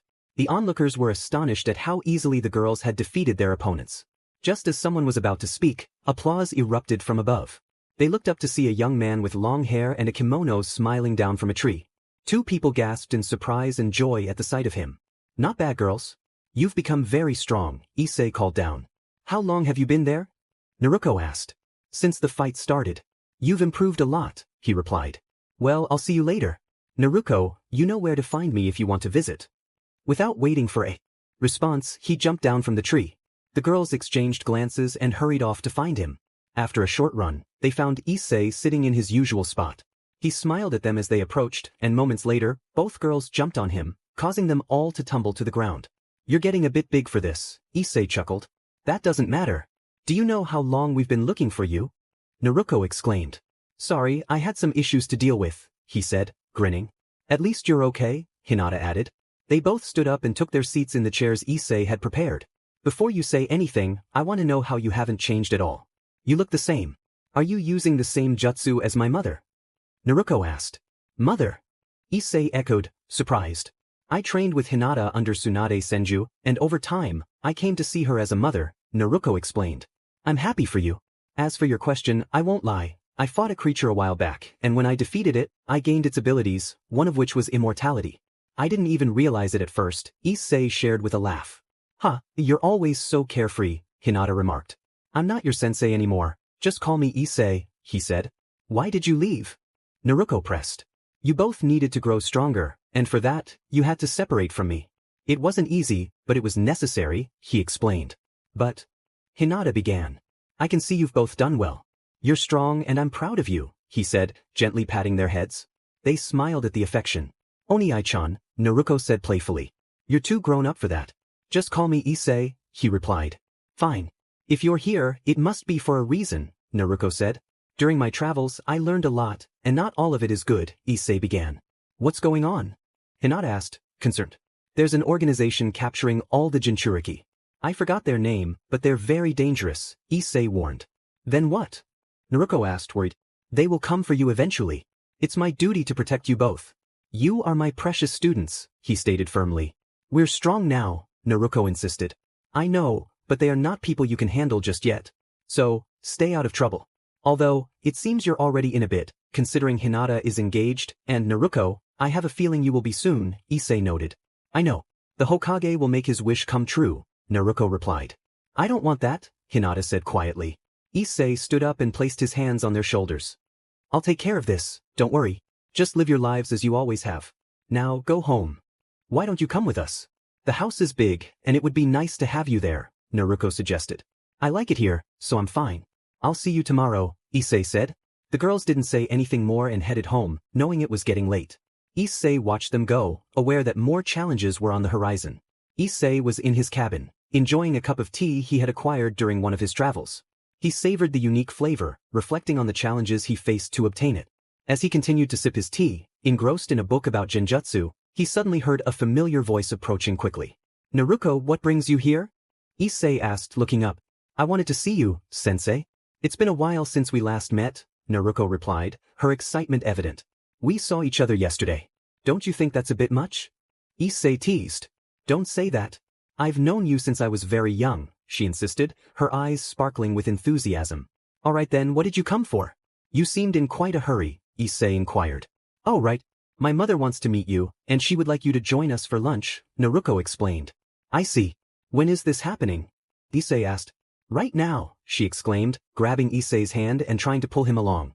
However, as she rushed forward, she stumbled and fell to the ground since Issei hadn't moved. What were you planning? Issei chuckled, looking down at her. I was going to drag you along, but it seems my plan failed, Naruko admitted with a playful pout, which made Issei laugh. After a moment, Issei began to walk. Lead the way, please.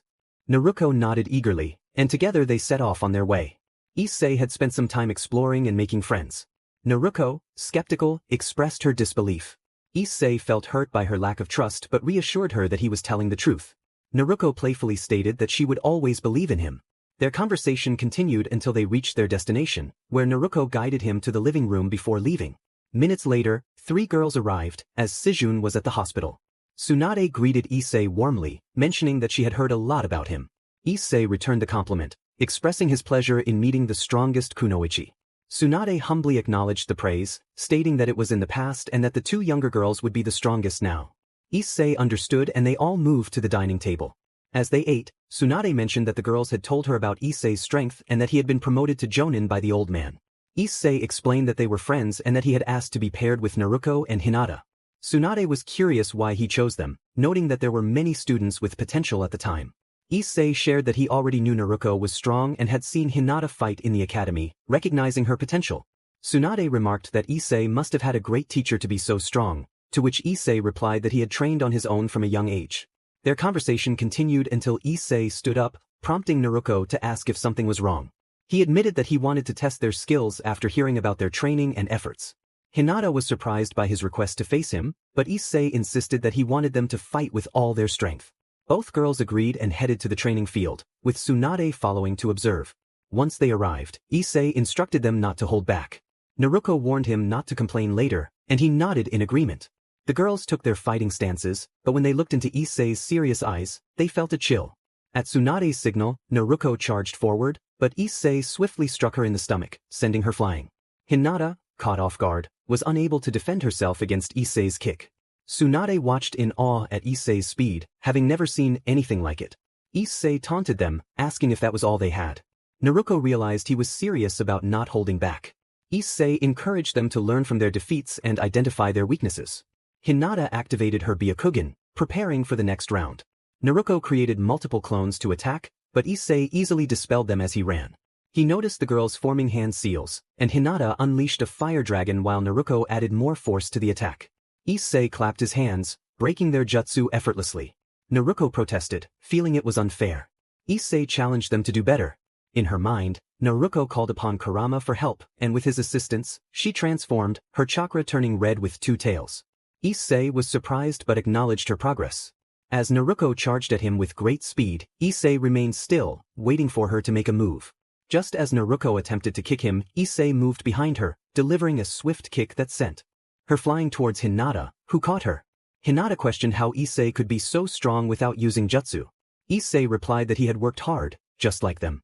Naruko realized they needed to come up with a new strategy since they hadn't even touched him yet. Issei encouraged them to use everything they had. Naruko, determined, drew her katanas and attacked, but Issei easily deflected her strikes. With incredible speed, he knocked both swords from her hands. As he was about to speak, Naruko ducked, and Issei caught an arrow shot by Hinata. He complimented them both but noted they still had a long way to go. He then lifted Naruko into the air, and Hinata, wanting to help, lost her focus. Issei quickly sent her flying as well. Both girls screamed as they fell. Issei declared that this was all for today, helping them up afterward. Tsunade remarked that he could have seriously injured them if he had been serious. Issei assured her that he always took things seriously, but he remained alert, as should they. Hinata expressed her determination to reach his level one day, and Issei encouraged them, saying they would get there if they kept training. Naruko resolved to work harder. Issei asked Naruko to come closer and lift her shirt slightly to check her seal. She complied, and he examined it, making some movements in front of Kurama. Issei acknowledged Kurama, asking if he would truly help Naruko. Kurama confirmed he would, stating he never lied. Issei warned him not to deceive him, as Naruko was special to him. Kurama remained unafraid, but Issei's imposing shadow momentarily startled him. Issei decided to trust Kurama and approached the cage, breaking the seal. As he exited, he advised Naruko to clean up the place, as it seemed depressing. Tsunade was astonished by his ability to do that, and Issei casually explained it wasn't too difficult. He tossed Naruko a scroll, instructing her to memorize it so she could summon Kurama in a smaller form. Naruko thanked him, excited about the prospect of working better with Kurama. It was good to have allies. Now that everything was over, Issei decided to leave. Someone was about to say something, but Issei was already gone. Tsunade remarked, "That was quick." "Great," Hinata added. "He even destroyed the seal." "Issei is one of a kind," Naruko said. "He makes things look so easy, but I wonder how long it took him to learn all this." "Only he knows." "You can ask him later," Tsunade replied. "You two should go rest, I can see you're both injured." They nodded in agreement, acknowledging Tsunade's words. Eri was at the park wanting to get some fresh air. The only one who accompanied her was Ophis, as the others were either preparing dinner at home or out on a mission. Liza had stayed behind to watch a series she liked. Eri was swinging on a swing while Ophis read a book to learn more. Suddenly, a stranger approached Eri. "Hello, young lady," he said. "Can I help you, sir?" Eri replied. "How polite. You must have good taste," he responded. "What do you mean?" Eri asked, standing up from the swing, wanting to leave. The man reached for her shoulder, but Ophis grabbed his arm firmly. "Don't you dare touch her," Ophis warned, her serious expression startling the man. "Do you think I'm afraid of you? I don't sense anything from you," he scoffed. Ophis released a bit of her aura, causing the man to step back in fear, realizing he was outmatched. "Let me go, or my friends will come for you and that little girl. You won't stand a chance against them," he threatened. "Do you think I'm scared?" Ophis snapped her fingers, creating a barrier around Eri, shielding her from view. "You're part of the Cows Brigade, aren't you? Do you think I'll say anything?" he retorted. In that moment, Ophis broke his arm, causing him to scream in pain. Not wanting to waste any more time, she ended his life. "I created that organization, and I will be the one to end it," she declared, removing the barrier. "Ophis, what happened?" Eri asked, looking concerned. "Nothing interesting, he's gone now," Ophis replied. "I miss Tuchan. I haven't seen him in a month, I really miss him," Eri said, lowering her gaze. "He'll be back soon, you know how he is. Issei must miss you too, and when he returns, he'll take you out," Ophis reassured her. "I'll be waiting for that day," Eri said as they headed back home. Meanwhile, Issei was in his cabin when someone arrived. It had been 2 days since he fought against his 2 students. "Good afternoon, Issei," Tsunade greeted him. "What brings you here?" Issei asked. "I need a favor," she replied. "And that would be?" he inquired. "I want you to go to Sunagakure. Naruko and Hinata are there to help the Kazekage," Tsunade explained. "Who else went?" Issei asked. "Team 7 and Team 9, she answered. "I understand. I'll go right now," Issei said. "I wish you luck, and I hope they're okay," Tsunade added.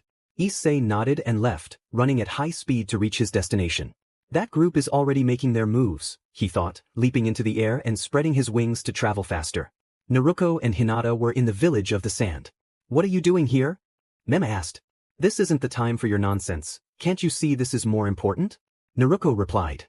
"Hey, don't talk to him like that," Mito interjected. Naruko sighed and walked away to avoid further conversation.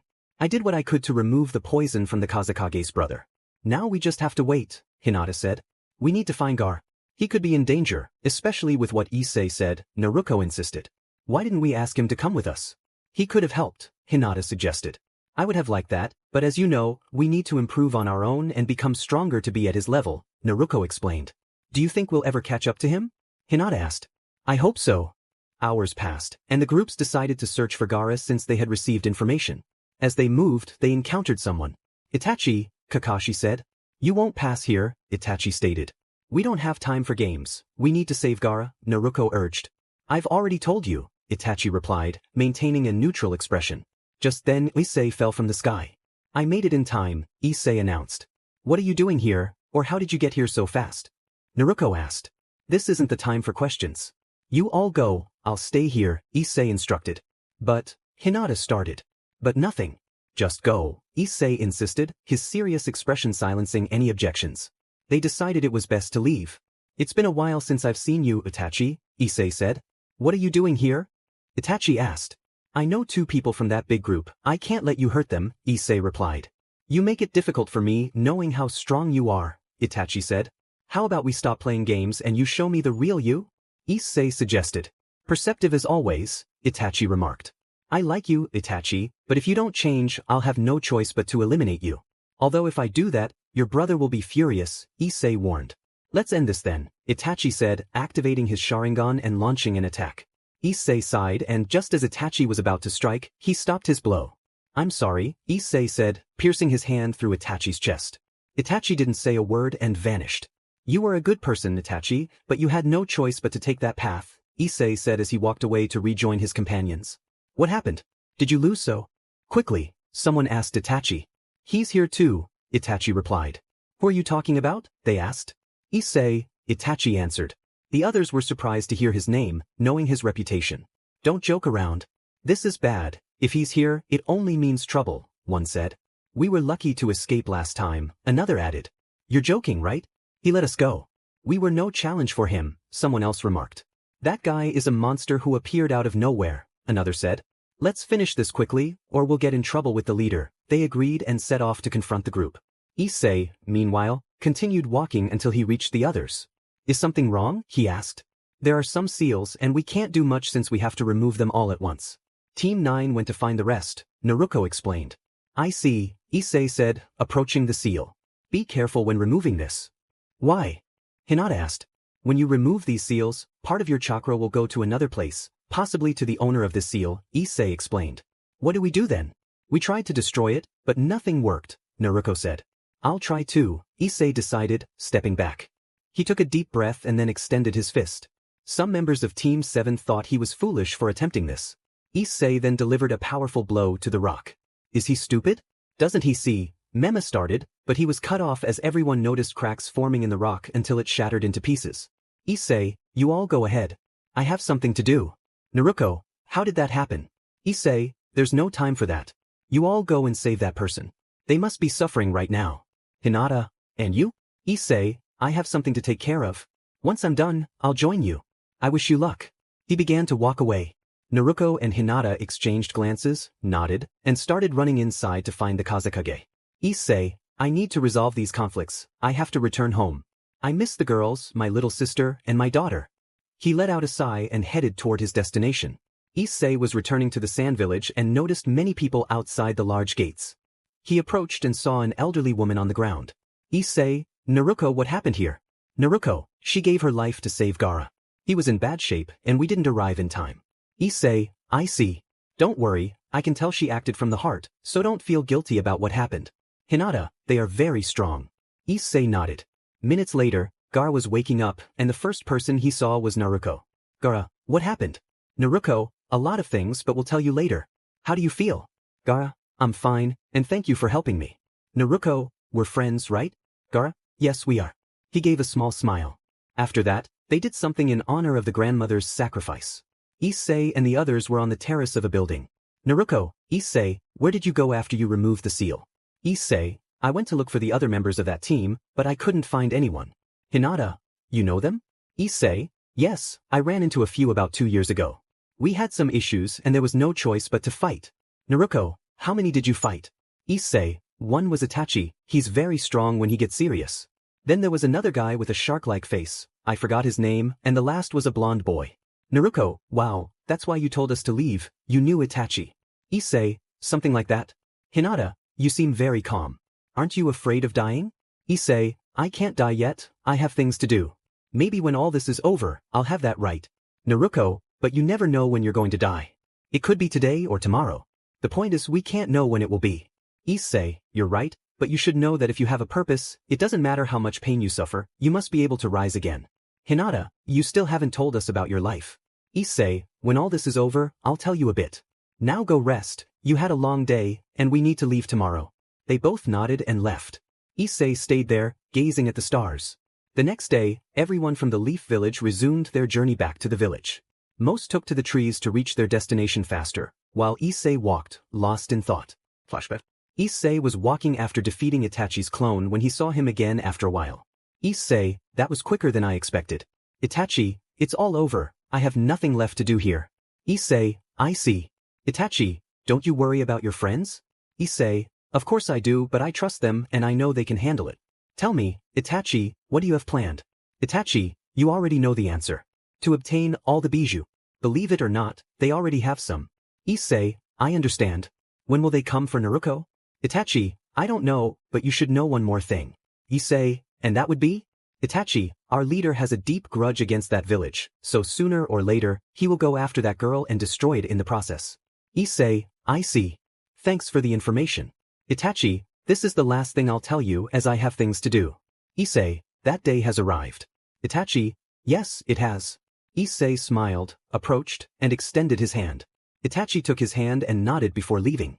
Issei resumed his path. End of flashback. Hinata, Issei, something's happening. Issei, why do you ask? Naruko, we've been talking to you for a while, and you haven't responded. Issei, I was just thinking about some things. Hinata, were they important? Issei, not really. Why don't you go with the others? Naruko, they're just talking nonsense, I don't want to hear that. It's nice walking with you. Issei, I understand. You both need to keep training, tough days are ahead. Naruko, we will.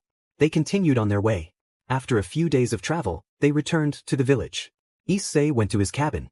Days passed, and both girls trained hard and took on missions to gain more experience.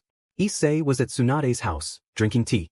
Tsunade, it's a surprise that you came, especially since they aren't here. Issei, that's why I came. I need your help with something. Tsunade, what would that be? Issei, I want you three to leave here in the coming days. Tsunade, and why is that? Issei, something bad is going to happen soon, and they are coming for Naruko. That's why I want you to leave. Tsunade, if that's the case, there's no safe place to be. Issei, but they are also coming to destroy this village. Tsunade, don't you think you should inform Minato? Issei, and do you think he will listen to me, knowing he dislikes me? He should know, but he probably thinks he's ready.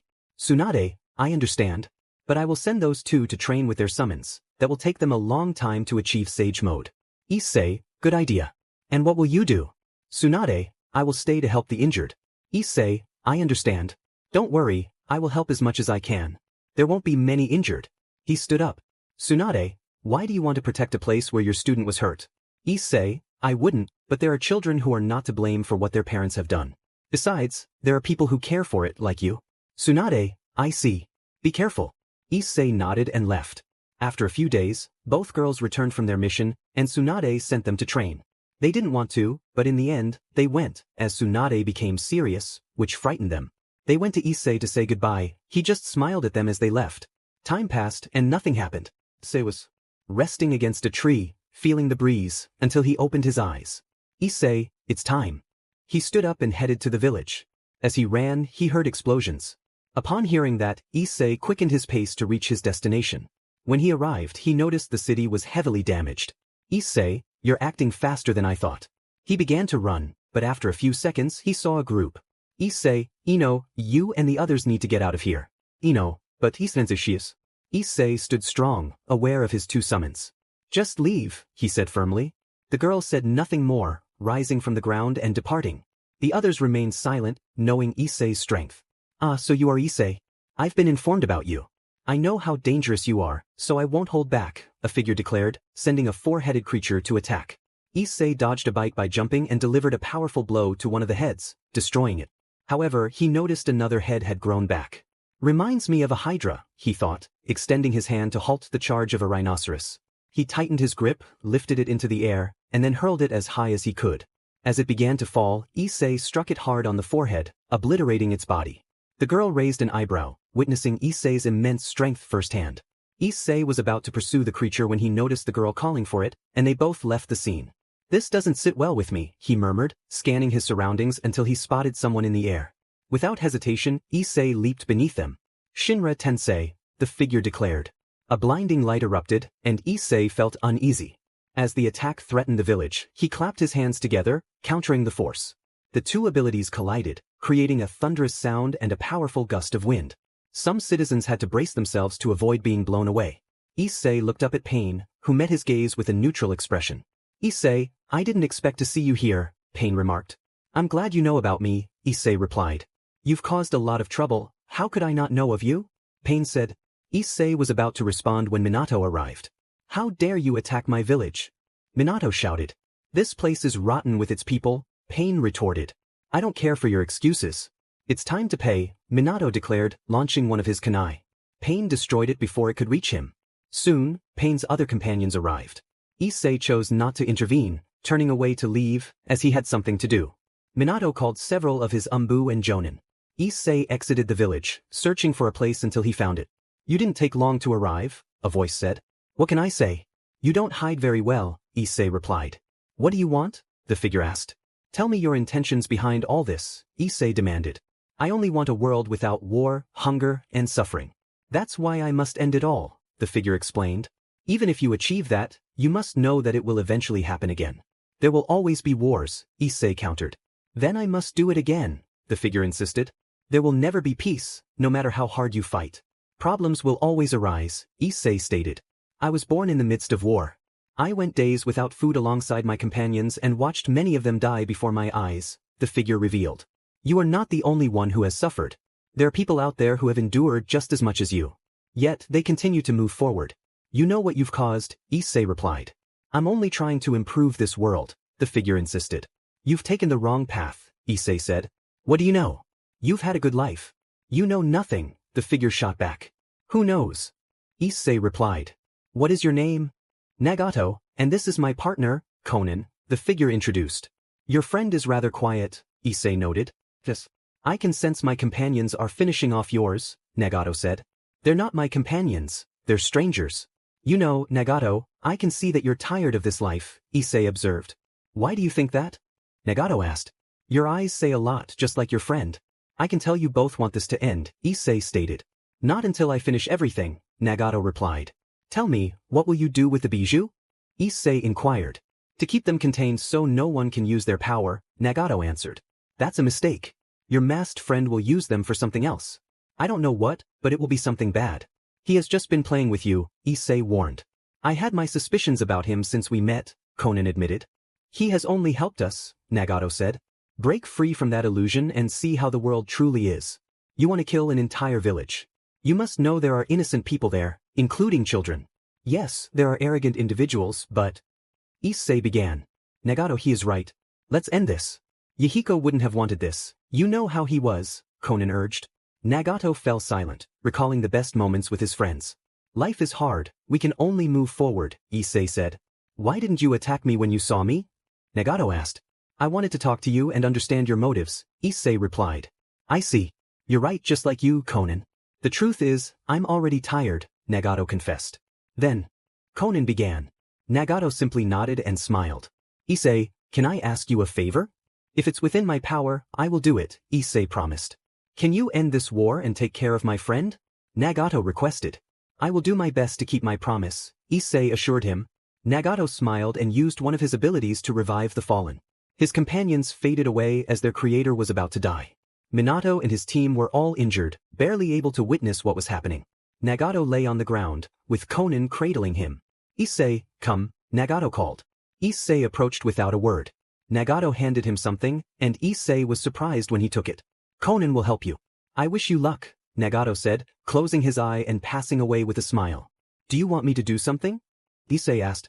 I'll take care of him, don't worry about me, Conan replied. I made a promise, Issei insisted. I appreciate that, but you must know I only have a few days left. I'm hurt after so many wars, Conan explained. I will help you, Issei offered. No, thank you. I want to rest and pay for my sins wherever I end up, Conan said. I understand. But before that, give this to your friend, Issei said, handing her something. It's not necessary, Conan replied. He trusted you. So lie down, and I will do the rest, Issei instructed. But, he began. But nothing. This won't take long since it's just one, Conan assured him. Do you want me to give you the other? No, this is fine. Besides, Issei activated the Sharingan in his left eye. Conan was taken aback. You. The truth is, someone injured gave this to me. But I realized it about 3 years ago, Issei explained. I see. Issei lay down on the ground, and Conan began the process. After half an hour, she finished. Issei opened his right eye. Conan noticed the Rinnegan. You're always going to have it like that, she said. I wish to avoid attention, Issei replied, forming hand seals and casting a jutsu that returned his eye color to its usual green. Conan stood up and embraced her friend. I wish you luck, and thank you for everything. If anything happens, call me, Issei said. Conan nodded and left the place. Issei stood there for a moment, watching her go. After a few minutes, he turned around and headed back to the village. Upon arrival, he noticed a lot of chaos. Wow, that Minato caused quite a mess with his fight, he remarked. He walked a bit until he encountered someone. Tsunade, what happened to you? Issei asked. I've been busy. Tell me how the situation is, she replied. Honestly, everything was strange. Minato and his group were about to die, but suddenly they disappeared. And the people who were dead came back to life, Tsunade explained. Wow, what a turn of events, Issei said. What did you do, Issei? Don't lie to me, Tsunade pressed. I just spoke with the real one, that's all, he said, turning to leave. Tsunade was about to follow him when Shizune arrived to take her to the hospital. Issei walked through the streets until a group of ANBUs stopped him. Mr. Danzo wishes to speak with you immediately, one of them said. Follow us. Issei sighed and nodded, allowing himself to be led away. After a few minutes of walking, they arrived at a secluded location. Issei sensed many presences but didn't pay them much mind. What do you want from me? Issei asked.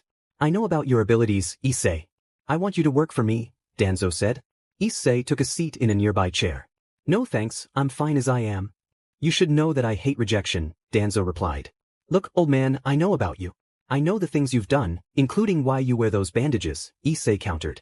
If that's the case, I have no choice but to do this by force, Danzo said. You know, I don't feel like fighting. I've had a long day, and now you're bringing me your nonsense, Issei said, exhaling deeply. Danzo snapped his fingers, and many of his ANBU appeared. Issei stood up and sighed again. All the ANBU launched their attack. When one was about to strike Issei with a kunai, he kicked him in the face, leaving him on the ground. The others began forming hand seals to cast jutsus. Without wasting time, Issei charged at them. You need to be faster, he said, delivering a blow to one that took him out instantly. He then grabbed a sword from the ground and attacked, taking down anyone who crossed his path. Danzo maintained a neutral expression, though inside he was surprised by Issei's speed and strength. One ANBU launched a earth dragon at him. Issei, seeing this, stomped the ground, causing a rock to fly up, which he hurled at the dragon, destroying it. How did you do that? The ANBU asked. I don't like making hand seals, Issei replied, charging at him and delivering a blow to the chest that sent him crashing down. Danzo was about to leave, but Issei grabbed him by the shoulder. Where do you think you're going, old man? You called me here, and now you're leaving? That's rude, you know. Who are you really? Danzo asked. Just an ordinary person who doesn't like problems, but they always find me, Issei answered. Danzo removed the bandage from his eye and activated his Sharingan to alter Issei's memories. I didn't want to use this, but you'll serve me from now on, Danzo declared. That's impossible, you know, Issei replied. How is that possible? It should have worked, Danzo insisted. I don't like you playing with my memories. I have appealing memories, Issei said. Danzo was about to attack Issei with his cane, but Issei grabbed him by the shoulder and applied some force, causing Danzo to kneel in pain. While everyone else was fighting out there, you were hiding here, waiting for the moment to take that Hokage position, weren't you? Issei accused. That belongs to me, Danzo retorted. I don't care. I had nothing against you, but I found out you gave that ridiculous idea to Minato about marrying Naruko to his brother, Issei said. She proved to be strong. They could have good heirs. That way, our village will be strong, Danzo argued. As long as I'm here, they won't suffer. They've already endured enough. Now it's their turn to be happy, Issei declared. Rot in hell, Danzo spat. Issei tightened his grip and Danzo screamed in pain, but no one could hear him since everyone else was gone. Issei removed the arm protector from Danzo and was disgusted to see several Sharingan. You would do anything for power. But going to such extremes is disgusting, Issei said. Danzo was about to use both hands to launch a jutsu, but Issei anticipated him and tore off his arm. I know this won't be enough, Issei said, lifting Danzo. Everything you have, you obtained by killing many people and with the help of that snake, right? What do you know? Danzo asked. You see, I like to travel. But I don't waste time, I also seek information, Issei replied. Where did you come from? I've been looking for information about you, but found nothing, Danzo said. Why would I tell you? But fine, let's finish this. I have something important to do, Issei said. Danzo was about to say something, but Issei used his poison, and Danzo could only scream in agony, as Issei had used a very lethal and painful one. Issei began walking toward the exit, ignoring Danzo's cries of pain. Upon leaving, he noticed it was late and decided to go home to rest after a long day. Days passed until Danzo's disfigured corpse was discovered. Minato searched for the culprit but could not find him. Naruko and Hinata returned to find the village in ruins. Tsunade told them what had happened. That's a lot, Hinata said. I need to see Issei. I have to know something, Naruko stated. That will be impossible, Tsunade replied. Why is that? Hinata asked. He left a few days ago. He said he would return soon. He had something to do, Tsunade explained. Why does he always leave without telling us? Naruko wondered. He's always like that, Hinata said. The truth is, he asked me to send you both to train since he didn't want to put you in danger.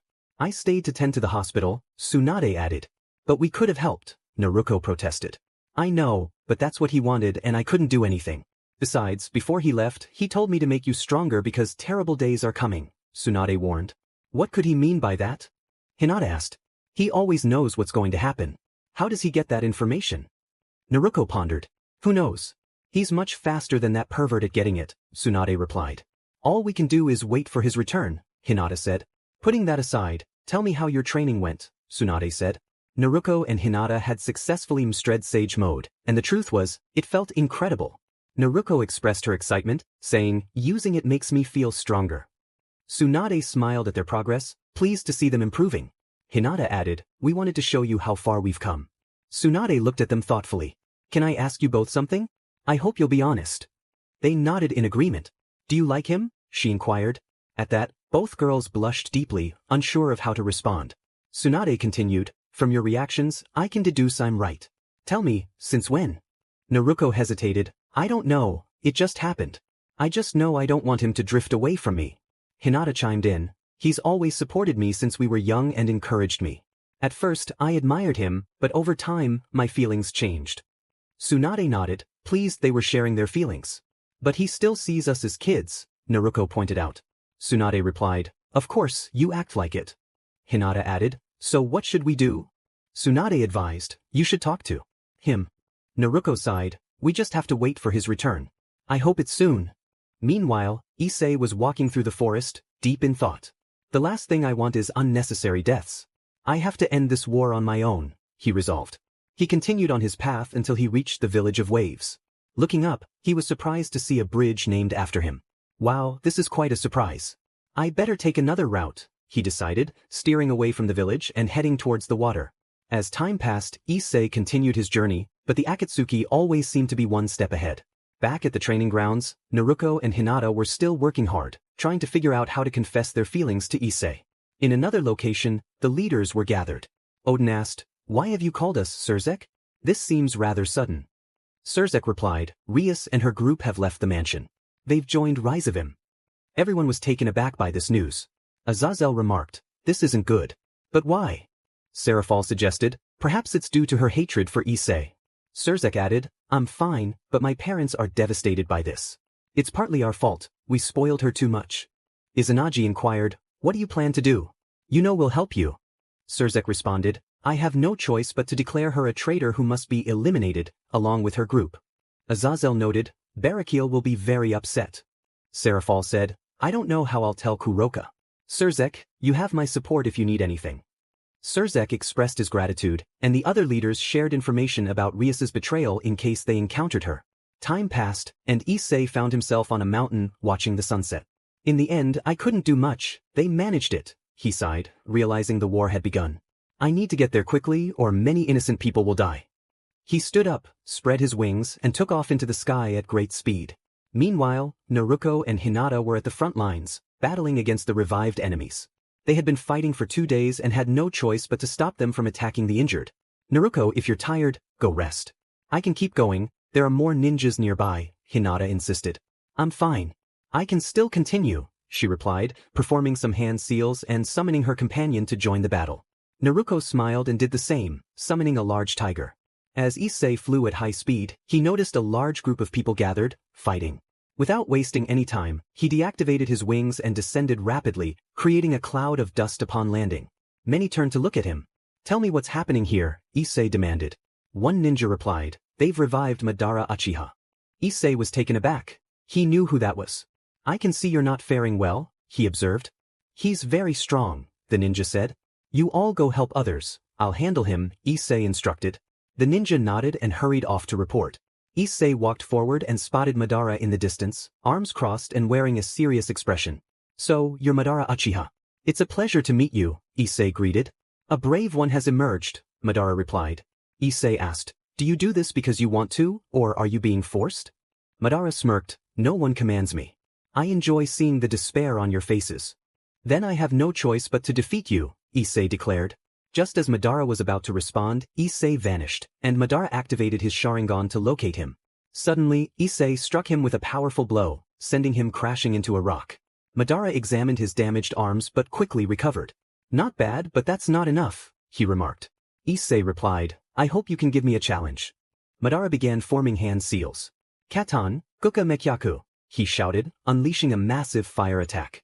Issei countered, Sway Tun, Water Pillar, creating a large water barrier to deflect Madara's flames.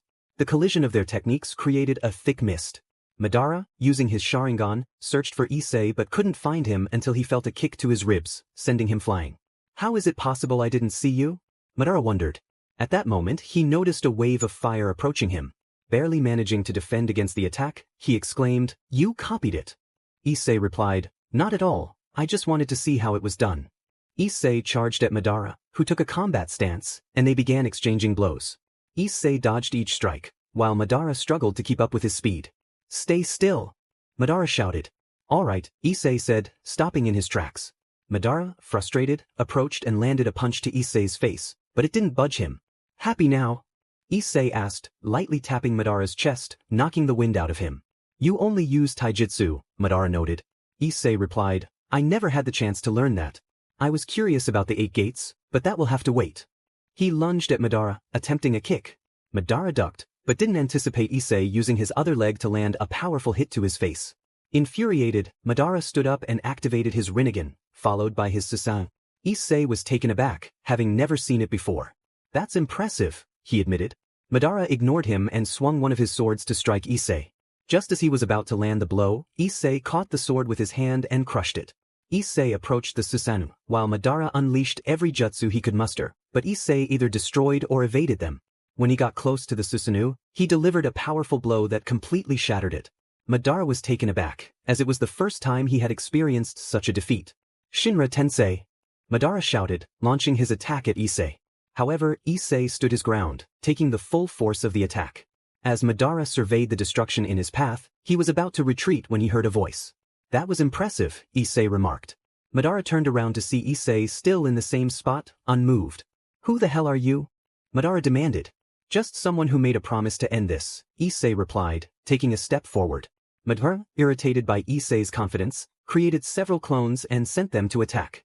Issei took another step, causing the ground to tremble, and moments later, a fissure opened up, swallowing several clones. The remaining ones continued their assault. Issei evaded each strike and countered, making the clones vanish one by one. He looked around and noticed he was alone. It was bound to happen. I'll see you again soon, he said, turning to walk away. As he did, he encountered several revived ninjas and sealed each one he crossed paths with, knowing they were loyal to their villages and did not wish to fight against their comrades. In the distance, he spotted 2 figures and quickly approached, playfully tickling one of them. She turned around, ready to strike Issei, but he caught her fist. Relax, he said. Issei, how is it that you're here? Naruko asked. I heard what happened and came to help. That style suits you well, Issei replied. It was thanks to Kurama, now I'm stronger, Naruko said, beaming at him. Hinata, you've become stronger too, I can tell, Issei noted. Thank you, but not as strong as Naruko, Hinata replied modestly. Everything in due time. So, how's the situation? Issei inquired. Things keep getting worse. I don't know where they keep coming from. Plus, the other ninjas will run out of chakra sooner or later, Hinata explained. I know. What needs to be done? I'll help however I can. You two keep doing what you're doing and I'll go assist, Issei said. Both girls nodded, and Issei set off. The two exchanged glances before charging into battle, eager to be by Issei's side again. Issei ran through the forest and encountered several white Zetsus. He sighed and launched himself into the fray, determined to end this quickly. Once this war is over, I'm going home. I miss my family, he thought, taking down everything in his path. 3 days had passed since Issei joined the war, and he could see the exhaustion on the faces of those around him. How are you two holding up? Issei asked. I can still fight, Naruko replied. I still have plenty of chakra left, Hinata added. You know you can't lie to me, right? Issei said. We just don't want you to fight alone. Besides, things are getting worse, Naruko insisted. You two stay here. I'm going to finish this, Issei declared. How will you do that? Hinata asked. I'll find a way, he replied, starting toward the area where most were battling against Madara and Obito. The girls stayed behind to recover some of their chakra reserves. Without wasting any time, Issei sprinted at high speed. After a few minutes, he arrived at his destination and saw a massive creature attacking the shinobi. Without hesitation, he charged toward the 2 Uchiha. Seeing Issei, grew angry. What's going on? Obito asked. That brat? Madara pointed at Issei. Obito, recognizing Issei, was surprised. This will be a problem. That boy has caused us a lot of trouble in the past. We need to defeat him now. Do it, Madara commanded. Obito nodded and ordered the Bijou to attack Issei with one of its enormous hands. Seeing this, Issei raised both hands to stop the impact. A massive crack formed in the ground from the force. Then he pushed the hand away to create space and faced both Uchiha. This will be difficult, he said, stepping forward. 7th skill, True Spiritual Form. His spiritual form manifested, astonishing the ninjas around him with its size. Both Uchiha were taken aback, realizing the strength he possessed. Without wasting a moment, Issei delivered a tremendous blow to the Bijou, sending it flying. He then began walking toward the creature. Naruko and Hinata, not wanting to leave everything to Issei, rushed to the battlefield and were stunned to see him in his spiritual form. What is that? Naruko asked.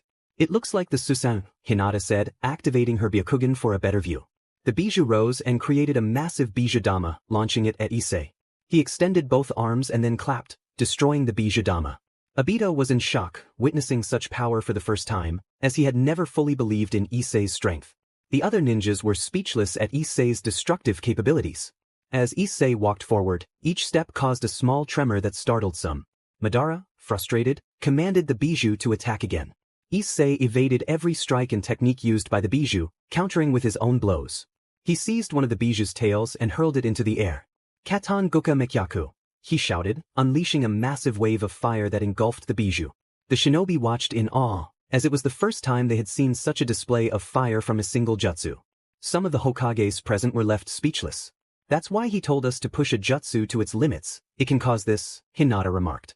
Issei is amazing, Naruko exclaimed. Issei paused, watching as the Bijou fell, covered in burns, but slowly began to heal. Where does he get all that chakra? That must consume a lot, Obito wondered. Shut up and attack him, Madara ordered. Obito remained silent and charged at Issei. Seeing this, Issei deactivated his spiritual form and ran to attack as well. Just as he was about to strike, he passed through Obito's body, leaving him startled. Turning around, Issei saw a large fireball heading toward him. Unable to dodge, he took the hit directly. Many thought he would be injured, but when the smoke cleared, he appeared unscathed. Obito was about to speak, but Issei moved with such speed that Obito had no time to activate his ability and took a direct hit to the stomach. Issei, confident, used a great deal of strength, and in doing so, he pierced through the chaos of battle. Obito lay on the ground, struggling to catch his breath. Issei, why did you use that? He gasped.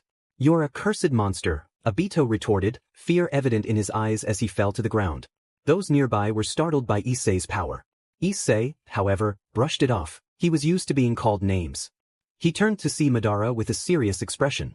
I let you go once, but it won't happen again, Issei declared. Madara opened his mouth to respond, but in an instant, Issei was in front of him, delivering a punch that sent Madara flying into a mountain. Just then, someone attempted to attack Issei from behind, but he dodged and kicked them away as well. Madara emerged from the rubble and charged at Issei, who stood still, absorbing each blow. You're fighting out of rage, you can't even fight properly, Issei taunted. Why don't you just die? Madara snapped back. Not yet, Issei replied, blocking another of Madara's strikes. He then delivered a kick that broke 2 of Madara's ribs. Why are you doing this? Issei asked. To prove who is the strongest, Madara answered. What a stupid reason. Killing so many innocents just for your ambitions? Issei shot back. In this world, the strong dominate and the weak must perish, Madara declared. Issei was about to respond when a Bijou sent him flying with one of its tails, launching him far from the battlefield. Naruko, witnessing this, became furious and activated her Kurama state, charging at Madara. Issei crashed into a mountain. Wow, that really sent me flying, he muttered as he fell to the ground and jumped back into the fray. Upon arrival, he saw Naruko fighting Madara and, to his surprise, Sasuke was there too. When did he get here? But that doesn't matter, Issei thought, leaving the fight to them. Minutes passed, and both Naruko and Sasuke were exhausted. Kurama, please help me, Naruko thought desperately. I'm doing the best I can. How did that guy manage to land those hits? Kurama replied. We're talking about Issei, the best teacher in the world, Naruko said, continuing her fight. Suddenly, Zetsu appeared and attacked Madara from behind, killing him and freeing his mother. As she emerged, she activated her ability, putting everyone into a deep sleep. Naruko panicked, realizing everyone was affected except for her and Sasuke. She searched everywhere for Issei but found nothing. In his dream, Issei was at home. "Eri, let's play," he heard his daughter say. "Where do you want to go?" he asked. "To the park," she replied excitedly. "All right, let's go," he said. They left the house, but Issei glanced around, remembering the battlefield. He pushed those thoughts aside, focusing on his daughter. He lifted her onto a swing and began to push her, enjoying her laughter. After a while, they decided to grab a bite to eat. "When will my moms come back?" Eri asked. "I don't know. But now that I think about it, I should be on a mission," Issei replied. "A mission for what?" Eri inquired. "Helping a friend," he answered. "Are you leaving?" she asked, her voice tinged with worry. "You know, I like this place, but I don't belong here. I stayed just to see you again after so many years," Issei explained. "Dad, what are you talking about?" Eri asked, confused. Issei smiled and stood up from the table. Eri was about to say something when Issei struck the air, causing cracks to form around them. "I'll see you soon, Eri," he said. "Don't leave me, Dad," Eri cried. Issei turned away, tears welling in his eyes at her plea. Seconds later, he awoke, emerging from the cocoon. "That wasn't a bad dream, but I prefer reality," he said, noticing everyone else still trapped. "What a mess," he muttered, spotting Naruko in the distance and making his way to her. When he reached Naruko, he playfully covered her eyes. "Who's bothering me at a time like this?" she said, elbowing him in the abdomen. Issei removed his hands, and she turned around, initially annoyed, but her expression changed to surprise upon seeing him. "Hey, that hurt," he said, rubbing his stomach. "How did you get out?" she asked. "That doesn't matter right now. Tell me who your friend is," Issei replied. Zetsu interrupted. "How did you escape my mother's most powerful jutsu? That wasn't real, although I enjoyed it." "Thank you for showing me my daughter," Issei said. Naruko's eyes widened in shock. "Explain later," she said. "Fine," Issei agreed. "Nobody can escape from there. How are you so strong?" "I don't sense much chakra from you," Zetsu remarked. "I don't usually use it." "And who are you?" Issei asked. "She is Kaguya Otsutsuki," Naruko introduced. "I see. Nice to meet you," Issei said casually. Zetsu scoffed. "Don't speak so casually, she's a goddess, and you're just a filthy human." "As you say," Issei replied nonchalantly. Kaguya, growing impatient, declared, "You will die," and launched an attack at the three of them. Naruko dodged to avoid the attack, while Sasuke drew his katana to deflect it. Issei, however, stopped the attack with his hand. Seeing this, Kaguya unleashed more elemental attacks at Issei. He drew his katana and deflected them all. "Not bad. Let's finish this quickly, I need to get back home," he said, charging at her. Kaguya, anticipating his move, created a portal that sent Issei crashing into a lava-filled realm.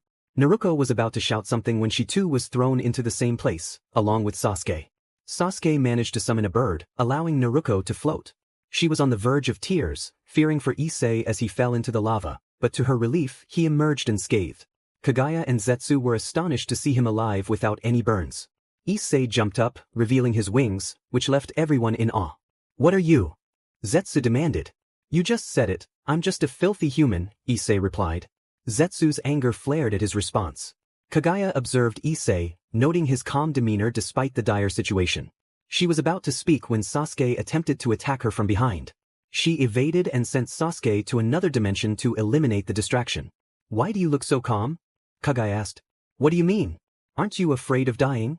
Issei countered. "Maybe. But you know, sooner or later, it will happen," Kaguya said. "I see. Then today is your day. You don't deserve this power," she declared. "Why?" Issei asked. "You only use it for war," Kaguya replied. "Even without power, humans will find ways to hurt each other. It's part of their nature," Issei countered. "Then they must be eliminated," Kaguya stated. "You could try, but there are humans fighting to move forward," Issei said, standing firm as Kaguya prepared to launch another attack. Issei charged toward Kaguya, skillfully evading her attacks. As he got close, he prepared to strike. Kaguya, confident, stood still, but when Issei's punch landed, she was knocked to the ground. "Never underestimate your enemy in battle," Issei warned, his voice steady. Kaguya quickly regained her composure and launched her own attack. "I'm going to finish this," she declared, throwing several strikes at him. Issei dodged effortlessly, closing the distance between them. "You have good skills, but you're not used to fighting. You can't create a strategy," he pointed out. "You don't know anything about me," Kaguya retorted, frustration evident in her tone. Issei chose not to respond and charged at her instead. Seeing him approach, Kaguya created a portal, but Issei evaded it, grabbing her hand and throwing her away. Just as he was about to speak, Kaguya used her hair to pull him along with her, and they both fell into a desert. "What a strange place," Issei remarked, looking around. "How can you act like this?" Don't you realize the situation you're in? Kagaya questioned, her voice laced with disbelief. If I panic it will only cause chaos. I would be like you, Issei replied calmly. Kagaya, hearing this, decided to attack again. I warned you, he said as she unleashed a flurry of strikes.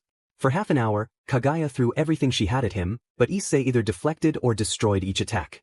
Eventually she stopped, thinking she had finally defeated him. Just then, a voice came from behind her. You were attacking that spot for 15 minutes, and now you finally stop, Issei said, appearing unscathed. How did you get there? Kagaya turned to face him, astonished. You have the Byakugan, and yet you didn't see me leave that spot. You should train more, he suggested. You are not a normal person, Kagaya stated, narrowing her eyes. I hear that often, Issei replied with a hint of a smile. Why don't you just die and stop existing? Kagaya shot back. I exist to protect my family. That has been my purpose since the day I met them. Every action I take, no matter how violent or cruel, is for their well-being. I've lost count of the people and monsters I've defeated, and I've been called a monster myself. But as long as I see their smiles I can be happy, Issei explained earnestly. Why do they matter so much to you? Kagaya asked, her tone softening slightly. Because I have nothing else. Without them, I don't know what my life would be, he replied. Kagaya paused, realizing there was more to him than she initially thought. But you let power guide you. I've known many who are easily swayed, she said. I do this for my own good, and no one else, she insisted. You don't know anything about me. My own children locked me away, Kagaya revealed, her voice tinged with pain. Because you lost control. If I ever go insane, I would rather die than hurt my loved ones, Issei said firmly. You're foolish to think that way, Kagaya countered. I might be, but I'd rather think this way than not at all, he replied. You don't know what I've suffered, she said, her voice low. And you're right, I don't. But do you know what my life is like? Issei asked. Why should I care? Kagaya shot back. And that's the answer I give you. Why should I know about your life? I don't know you, he stated. Then why haven't you killed me? It wouldn't be hard for you, Kagaya challenged.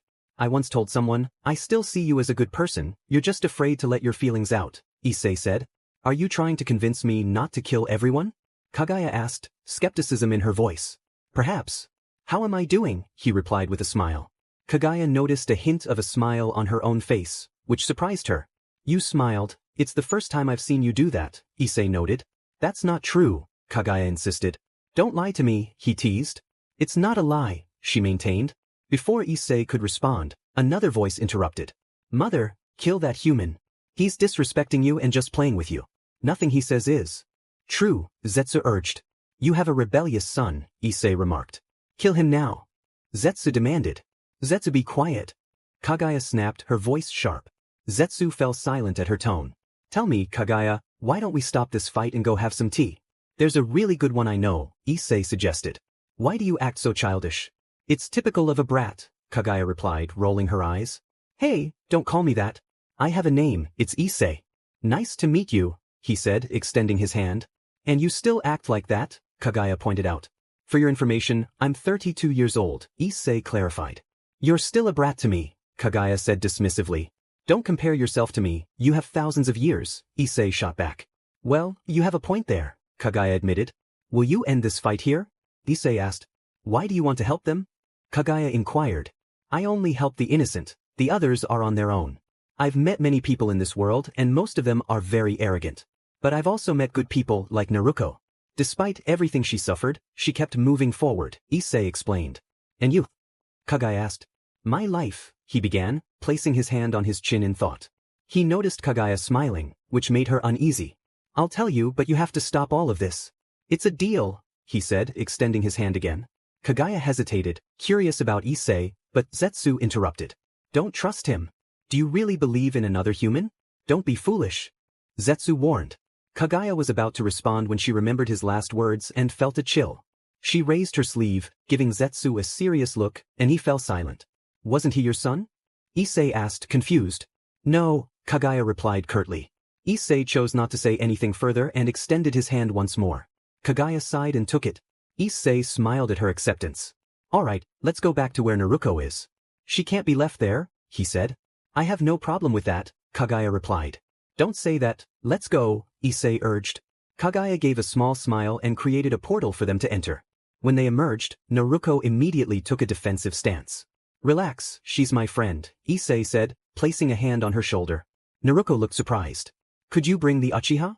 Issei asked. Kagaya sighed and summoned him as well. After that, the group returned to their dimension. Well, it's all over now, Issei said. There's still one thing left, Naruko pointed out. Oh, that's right, Issei replied, turning to Sasuke. Once again, you are nothing but trouble since the moment I met you. Issei glanced at Sasuke, who stood silently, preparing to attack with a Chidori in hand. Kagaya was about to intervene, but Issei moved with incredible speed, appearing behind Sasuke and striking him on the neck, causing him to fall unconscious. This guy is quite the handful, Issei remarked. Naruko added, and annoying. Now, putting that aside, Kagaya, let them go, Issei urged. Kagaya sighed and deactivated the infinite Tsukuyomi. Slowly, the ninjas began to regain consciousness. Hinata, being one of the first, looked around until she spotted Issei and Naruko. She rushed over to them, surprised to see Kagaya, but Issei shook his head, and she understood. Once everyone was awake, they gathered and were astonished to see Kagaya. Don't worry, she's my friend, she won't harm anyone, Issei reassured them. Don't say nonsense, she's a monster, one ninja interjected. He must be under a jutsu, another added. Naruko defended, he's telling the truth, she isn't bad. That's a lie. That guy is a monster too. He killed that Uchiha without mercy. Maybe he did the same to Sasuke, someone else accused. He's just unconscious, Issei replied. You only cause us problems, Minato said, glaring at him. Not you again, Issei responded. My sons lost their powers because of you. You took them and gave them to that useless girl, Minato accused. Hey, watch your language, Issei shot back. He's revealing his true identity, one ninja whispered. He was just acting, another said. I never liked him, especially that girl, but she has her merits, someone else commented. You're right, another agreed. Issei could hear all the whispers and felt anger rise within him. Hey, stop talking nonsense. The power you speak of doesn't belong to those two brats. It belongs to Kurama. Kushina interjected, so you work for that beast. Don't call him that. He's not a monster, Naruko retorted. I'll make you obedient so you won't speak like that, Mema threatened. Hayashi, call Hinata over here. Don't associate with them. You have a commitment, he ordered. Hinata replied, I rejected that commitment. I will never abandon my friend, the one who has supported me the most. You think you're brave just because that monster is on your side? That's why you acted so arrogantly before, Minato said. Don't involve her in this. She's not a monster, her name is Kagaya. She's a good person who has suffered a lot, Issei defended. Shut up, monster, Kagaya said softly. I told you to say, she added. You know, I always knew it. I always attract enemies no matter where I go, Issei said with a slight laugh. Kagaya looked at him strangely, given the situation they were in. Don't make that face. Don't believe everything they say. Besides, you're not a monster, you're a lovely woman, Issei complimented. Kagaya was taken aback by his words, as it had been a long time since she had heard something like that. Issei turned to face everyone present. I'm leaving here so no one gets hurt. You won't leave here alive. This is where you die, Minato threatened. And then they will be ours, another ninja added. We outnumber them, another chimed in. Besides, our Kages have regained their powers, someone else said. Let's go, they urged. Girls, get out of here. I'll see you at the Valley of the End, Issei instructed. But, Hinata started. Please, Issei insisted. Kagaya, you will leave, right? You will return, won't you? Kagaya asked. Of course, Issei replied. Naruko, I'm sorry for what I will do to your parents, he said. They're not my parents. You are my family, Naruko said, moving closer to Issei and surprising him with a kiss. We'll talk later, she added, activating her Kurama mode and leaving the area with the other two. Didn't see that coming, Issei muttered, but that was just her way. He shifted from a smile to a serious expression, turning to face everyone. Some felt chills at his demeanor. Issei blinked once, and when he opened his eyes, everyone was shocked to see a Sharingan and a Rinnegan. This is the first time I've used this. I know who said those words. I will make them suffer for what they said. Someone was about to speak, but Issei moved quickly, taking one down. The others charged at him, while some stayed back, preparing their most powerful jutsus. Issei jumped, creating a massive earthquake that distracted many. Shinra Tensei, he shouted, sending about 100 ninjas flying away. Then he performed hand seals, summoning a four-headed dog and sending it into battle. Minato threw several kunai at Issei and began to teleport. Just as he was about to attack Issei with a Rasengan, Issei deflected the attack and kicked him in the stomach. You think I don't know how you fight? Besides, Issei created his own Rasengan, red as blood. Moreover, he added, infusing it with fire. Minato was surprised as he hadn't reached that level yet. Issei launched the attack, which Minato deflected, but it hit others instead. Upon impact, a tornado of fire erupted. Many were astonished and frightened by the sight. You know, Kaguya showed compassion towards you by placing you in a happy place. But I am not like her, especially when I get angry. He charged at one who had spoken of harming Naruko, delivering a devastating blow to the face. Guy, you're one of us, but you betrayed us, Issei said. I didn't betray anyone, Issei replied. Guy said nothing and charged at him, activating the 8 gates for more power. Issei easily countered each attack. I liked you, he said, kicking Guy in the ribs and then in the face, knocking him out. Several ninjas attacked. We need to end this, Issei sighed, deactivating his eyes. The others thought he had run out of chakra, but then they saw him performing hand seals, black lines appearing on his face. Everyone was astonished, knowing only one person could do that. Senpo Mokutan, Shin Susenju. Issei declared. A massive Buddha with hundreds of hands emerged, and those hands began to attack everyone present. Some tried to defend themselves, but it was futile, as each attack was overwhelmingly powerful. After a few seconds, Issei ceased his assault and observed many with serious injuries. He didn't kill them, noticing that some were merely following orders. He deactivated his sage mode and walked over to Minato, who was the most injured. Listen closely. I didn't kill you because I'm not like you. It's not my duty, Issei said. Demed monster. You joined Orochimaru to gain that power, Minato accused. I earned it through hard work, Issei replied. Issei felt a mix of sweat and determination as he prepared for the confrontation. Minato, I will defeat you, he declared, releasing his grip and stepping into the midst of the ninjas. He could hear their groans of pain but chose to ignore them.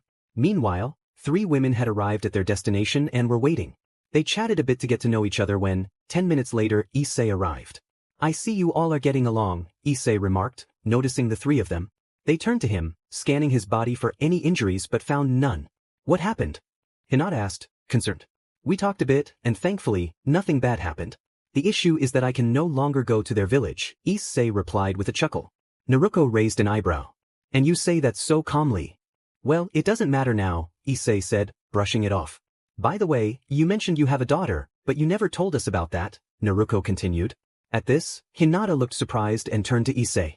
Yes, her name is Eri, he said, pulling out a photo from a pocket dimension. The 3 women smiled at the sight of the adorable girl, especially in her Halloween costume. Truth be told, she isn't my biological daughter, but I love her as if she were mine, Issei explained as he sat down on the ground. Take a seat, it's time to talk, he invited them. They nodded and sat down, focusing on him. Let's start from the beginning, Kaguya suggested. It's a long story, but here goes, Issei sighed, beginning to recount his life. He spoke of his childhood, the comparisons to his brothers, and how he improved over time. He shared tales of his adventures, including fighting an army of giants alone and defeating several dragons. The women listened in awe as he described traveling through various dimensions as a favor for someone. They were particularly shocked to hear that Issei had destroyed a planet. Wait, that's a lot to process, Naruko said, trying to catch up. I'll wrap it up soon, Issei promised. After the girls sent me on vacation, I realized I'm not one to stay still, which is how I ended up here. I met you all, even if it was at a bad time. Honestly, it doesn't matter, thanks to that I got to know you, Naruko replied. You've had so many adventures and done so much. How haven't you broken under the pressure? Kaguya asked. I told you, I have people to protect. I can't allow myself to fall, Issei answered. Hinata then asked, how did you feel about killing your brother? Even though we never got along, I had some appreciation for him. Power consumed him, Issei replied. Is that why you told me what you did earlier? Kaguya inquired. Yes. I fulfilled the promise I made to Nagato, though not completely. There will always be wars, but this is better than nothing, Issei explained. What does that mean? Naruko asked. I have to go home. As strange as it sounds, I miss my family. It's been 8 years since I last saw them. Plus, I need to check on a friend, Issei said. If you're leaving, I'm going with you, Naruko declared. Me too, Hinata added. Wait, you both? Issei asked, surprised. Don't say we belong here. We were never truly wanted. If we are, it's only because of our power or appearance, Naruko stated. You are special to us, Hinata insisted. If that's your decision, I can't refuse, Issei replied, and both women beamed at his words before hugging him tightly. After a moment, they released him. And you, Kaguya, what will you do now that you're free? Issei asked. I'll go with you. If I stay, I might end up hurting someone, Kaguya admitted. You're right. But first, I'll visit a friend, and you two should gather your things. Kaguya, what will you do? Issei asked. I want to explore a bit and see the changes, she replied. Use a jutsu to conceal your appearance, or you'll attract too much attention, he advised. She nodded in agreement. After that, Issei stood up and called for Shikigami. A portal opened, surprising Naruko and Hinata. Issei stepped through, promising to return. How did it go? Shikigami asked. You already know, Issei replied. I wanted to hear it from you. But it seems you've made many enemies, Shikigami noted. It wasn't my fault, they are who they are, Issei defended himself. I know, but can you tell me how Mocha is doing? Issei asked. I've been watching her. Since you left, she hasn't left her room. She's been in a bad state and hasn't even touched the blood you left for her, Shikigami explained. I see. I need to talk to her, Issei said, and Shikigami opened the portal again. Issei smiled and stepped through. Upon arriving, he found himself in Mocha's dark and messy room. He noticed her tired eyes and felt a pang of guilt. Taking a chair, he sat beside her and held her hand. An hour passed before Mocha stirred. When she opened her eyes and saw Issei, she thought he was an illusion. Don't leave me, Issei. I miss you, she said, a tear escaping her eye. Issei moved closer and wiped the tear away. I'm sorry, Mocha. I hurt you. Hearing his voice, Mocha opened her eyes wider, surprised to see him there. She tried to sit up but lacked the strength. Issei gently stopped her. Wait, you shouldn't get up yet, he said. Don't go, she pleaded. I promise I'll return, Issei assured her. After a moment of hesitation, she released his hand, and he went to the kitchen to get a glass. He cut his hand slightly, letting his blood fall into the glass before returning to help her sit up. Mocha, how long have you been like this? He asked. Since you left. I searched for you, but 2 months passed without seeing you. Please don't leave again, she replied. I'm sorry, Mocha. I made you suffer, Issei said. But now you're here, she said, offering him a small smile. He laid her back down and encouraged her to sleep to regain her strength. For 2 days, Issei stayed by her side, and gradually, Mocha began to recover her color and spirit until she was back to her old self. You're better now, Issei said, relieved. Better than ever. So, what will we do now? Mocha asked.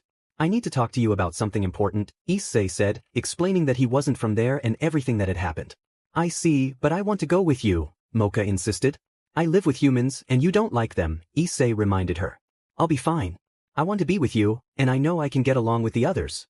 I just want to be by your side, she said, taking his arm. He gently stroked her head and accepted her decision. Afterward, he called for Shikigami, and they both prepared to leave. Mocha was surprised to see Shikigami but smiled nonetheless. Wait here, okay? I need to find someone else. I have a bad feeling, Issei said. Mocha nodded, trusting him. Shikigami opened the portal, and they stepped through together. Issei stepped through the portal with a broad smile. He found it a bit strange, but he brushed it aside. Upon arriving on the other side, he was surprised to see Naruko perched on Kurama's head. He let out a sigh, understanding why Shikigami had been laughing. Without wasting any time, he jumped and appeared behind her, playfully tapping her on the head. Startled, she turned around to find Issei standing there with his arms crossed. Well? Issei asked. They kept bothering me, so I wanted to scare them, and it worked, Naruko replied with a grin. Issei sighed again. How much time has passed? 2 weeks. Hinata gave her father and the council a hard time because they wouldn't stop bothering her, and Kagaya.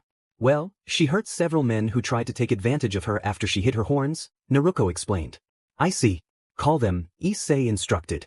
Naruko nodded, and Issei stepped away. Minutes later, the 3 girls arrived where Issei was waiting. Upon seeing him, they rushed to embrace him. Are you ready? Issei asked. Of course, Databayo. Naruko exclaimed. I haven't heard you say that in years, Issei remarked. It just slips out when I'm happy, Naruko replied. I understand. And you too. Issei turned to Hinata and Kagaya. I'm fine.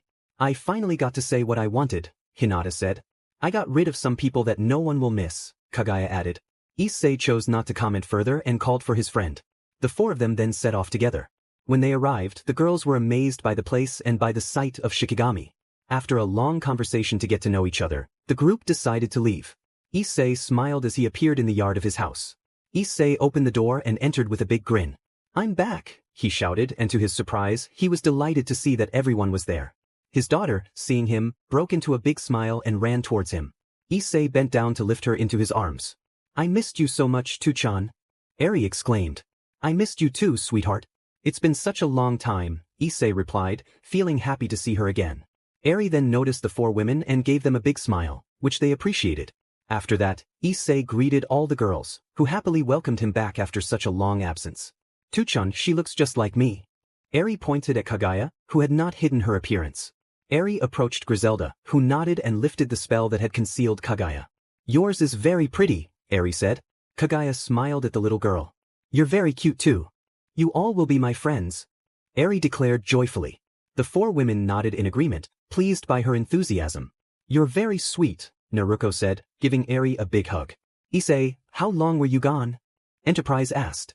First, I went to a quiet place where I attended an academy, Issei explained. But you got bored, Penemu interjected. Just a little, so I decided to go somewhere else, and that's where I met Naruko, Hinata, and Kaguya. What did you do?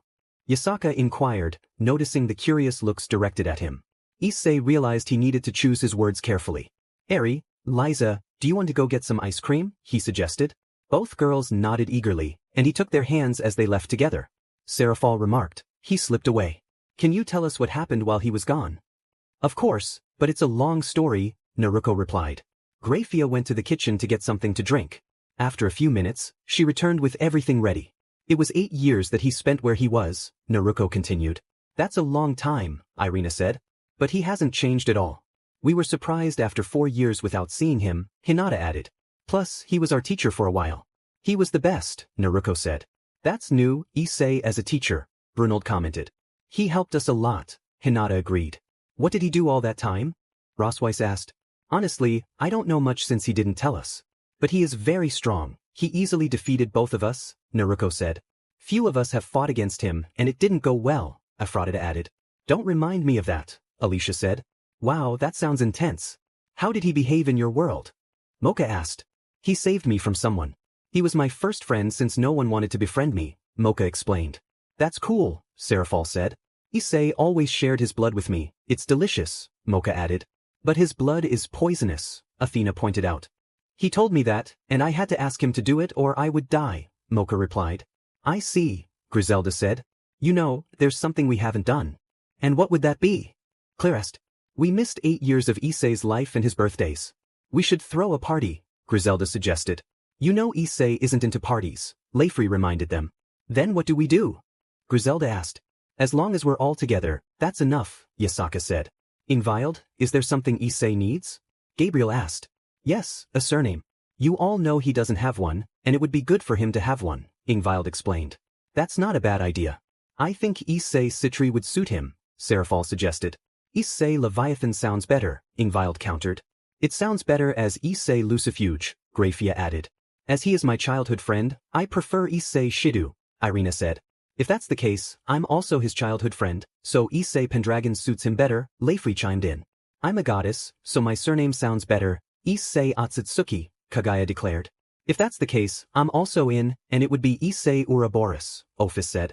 Issei Senju is better, Naruko suggested. Maybe Issei Akashiya, Mocha added. Most of them began suggesting surnames they thought would suit Issei. We're not getting anywhere like this. I never thought I'd say this, but... Serafal began. I know what you're going to say, and I'm in favor, Penemu interrupted. What will it be? Claire asked. A battle among us, and the winner will give Issei their surname, Serafal announced. I'm going to win, Naruko declared. So am I, Yasaka added. Wait, you and Kunu are mother and daughter, so you can help each other, Iraide pointed out. That's a bit of an advantage, Kunu admitted. We have to win, Naruko, Hinata encouraged. I thought you would give him your surname, Naruko said. I left that behind before coming here, now I'm just Senju, Hinata replied. Then we have to win, Naruko concluded. This won't be easy, but I won't give up, Gabriel said. When will it be? Alicia asked. In 3 days, Serafal replied. Don't use that ability, Kaguya. That would be cheating, Naruko warned. Okay, it'll be more fun that way, Kaguya agreed. After that, everyone went off to train, eager to win. Issei sat on a bench with the 2 girls until he felt a chill. Is something wrong? Eri asked. Nothing important, Issei replied. Hey, Eri, what's the date today? It's December 20th. Why? Eri answered. Really? That's great. Christmas is almost here. It'll be the first time I spend it with family, Issei said excitedly. What will we do, Oni-chan? Liza asked. A big dinner and I'll invite some friends. Then we'll have fireworks, Issei planned. That sounds amazing. Eri exclaimed. We can't waste any time. Let's go to the mall. Issei said, raising his fist, and the 2 girls followed suit. After a few minutes, the 3 of them were walking through the mall, and Issei noticed several families shopping for gifts. He was about to say something when he spotted someone. She looked surprised to see him after so long. Asami. It's been a while. Issei greeted her. More than you think, Asami replied. Eri, this is Asami Hayudu, a friend of mine, Issei introduced. Nice to meet you, One-chan, Eri said. Likewise, Asami responded, her eyes wide. Nice to meet you too. Onion, we should go, we have a lot to find, Liza urged. You're right, and we don't have much time. It was nice to see you, Asami, Issei said as he left with both girls. They spent the afternoon shopping for gifts, especially for all the girls, which made Issei happy since it was the first time he would give gifts. Once they finished, he stored everything in his bracelet and returned home. Upon arriving, he found most of the girls tired, and when he asked, he received no response. Are you sure? He asked Prince. Of course. Tell me how it went, she replied. It was great. We did a lot of things, Liza said. I hadn't spent time with Tuchan in ages, Eri added. Well, you two should get some sleep, Issei suggested. It was late. The girls nodded and headed to their room. Issei sighed, I think I'll rest too, it's been a long day. The girls smiled at him as he left for his room. In another part of the house, Enterprise remarked, he almost found out. Kuroka replied, I think we entered too much. The others agreed and also went to rest. For those unfamiliar with the characters, here is a list. Yasaka, Kunu, Leifri, Kuroka, Ophis, Seraphal, Penemu, Gabriel, Griselda, Graphia, Irina, Iraide, Aphrodite, Athena, Ingvild, Alicia, Nyx, Laviana, Astrid, Amaterasu, Tsukuyami, Yukine, Rosweiss, Benzaten, Enterprise, Belfast, Prinz, Claire, Brunald, Chien Renshue, Nijire, Mokamasako, Naruko, Hinaya, Kagaya. Some do not have surnames, so feel free to invent one for them. Issei and the girls were in the living room discussing trivial matters while the younger girls were at the academy.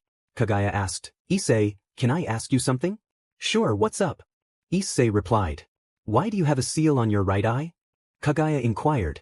The others stopped talking and turned to Issei. Naruko asked, did something happen? Irina added, and don't lie to us. Nothing happened, Issei assured them. Well, about the seal, some things happened. Laviana pressed, what happened? Naruko, remember the attack on the village? Issei began. Yes, my mother forced us to train and then said it was your idea, Naruko recalled. That day, I went to speak with the leader, and we reached an agreement, Issei explained. What kind of agreement? Alicia asked. I would end the war and protect her friend, but she refused. She said she didn't have much time left, and I wanted to help, but she declined again, so I didn't insist. Before Nagato died, he gave me this. Issei removed the seal to reveal his Rinnegan. The girls gasped, especially Naruko and Hinata, upon seeing such a powerful dojutsu. That's incredible, Hinata said. Yes, but I've only used it once. I put the seal on because they didn't want me to be seen like this. It would attract too much attention, Issei explained. Penemu nodded. I understand. You're right, many would ask about it. But why just one? Naruko questioned. At that moment, Issei activated his Sharingan, and the girls were astonished once more. I realized something late, and it was because of someone I tried to help, Issei said. Kagaya noted, you have it in its mature state. Issei blinked, activating his Mangekyo Sharingan. Wait, how did that happen? Hinata asked. From what I read, you need to lose something important to obtain that. Don't worry, I didn't lose anything significant. I trained until I reached its limit, but I couldn't use it too much, or I would go blind, Issei replied. Yasaka asked, so what did you do? A man named Danzo had the other one, and before he died, I took it from him.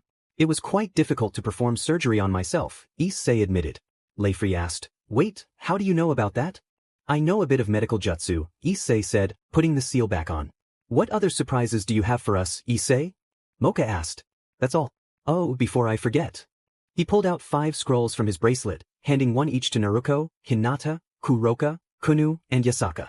Naruko opened hers and was surprised to find instructions on how to learn the Rasengan. How did you get this? I thought the Hokage only showed it to his children and his student, Naruko exclaimed. During one of my travels, I happened to see a fight where one of the fighters had long white hair. I was going to help, but I saw him use that technique, and I was amazed, Issei explained. Brunald asked, how long did it take you? I think about a month. I had to try a few things until I got it right and wrote it down for you all. Once you master it, I'll teach you how to create a Rasengan with a fire element.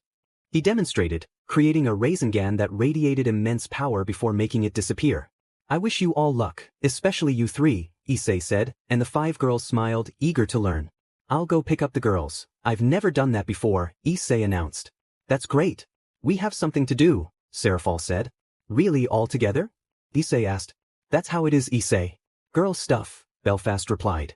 I see. And remember, we're having a party tomorrow since it's the 24th. I've invited the leaders and more people, Issei reminded them. Don't worry, we'll be here, Gabriel assured him. I'll go change and then head to the underworld, Issei said. What will you do after that? Qian Renshue asked. I'll take a walk if they want to, Issei replied. If they're with you, of course, they'll enjoy it, Nijire added. After that, Issei went to his room, and a few minutes later, he was ready. Serafal sent him to the underworld. Meanwhile, the girls gathered and teleported to the battlefield. Most were surprised by the diverse terrain. I set it up this way so everyone could fight in their preferred areas, Serafal explained. I'm ready, Mocha declared. Well, we are. Masako, are you ready? She asked. Masako's collar glowed. I didn't want to fight, but I'll show who's in charge. Don't say that, you're happy too, Mocha said. Masako remained silent, and both changed places. Yukine remarked, it's the first time I've seen you in that state. I'm ready, Masako affirmed. Serafal signaled the start, and everyone dispersed to their fighting areas. Meanwhile, Issei walked through the city, where some recognized him and greeted him back with a smile. A few women fainted at his smile. When he reached the academy, the two girls came out, surprised and happy to see Issei. As the battles continued, some girls had already given up, unable to keep up with the speed of the majority.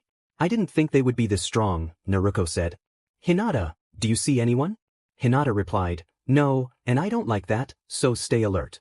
They continued until Hinata shouted for them to jump as a dragon shot landed nearby. It was Claire with the gauntlet. That was close. If it weren't for you, Hinata, Claire said. We're going to win, Naruko declared. I wasn't wasting time, you know. Drake, are you ready? Claire called. Always, partner, Drake responded. Balance breaker. Claire activated her armor, and both girls were amazed, as it was their first time seeing it. It was worth the suffering with Ophis, Claire said, charging toward Naruko. Meanwhile, in another part of the battlefield, a fight was taking place between goddesses. Alicia was battling Amaterasu. You're not doing too badly, Amaterasu said. I could say the same, I didn't think you would be this strong, Alicia replied. I didn't waste time, Amaterasu declared, attacking with her sword. Alicia created a sword of darkness. Neither did I. The two clashed swords at incredible speed. Gabriel and Penemu faced off.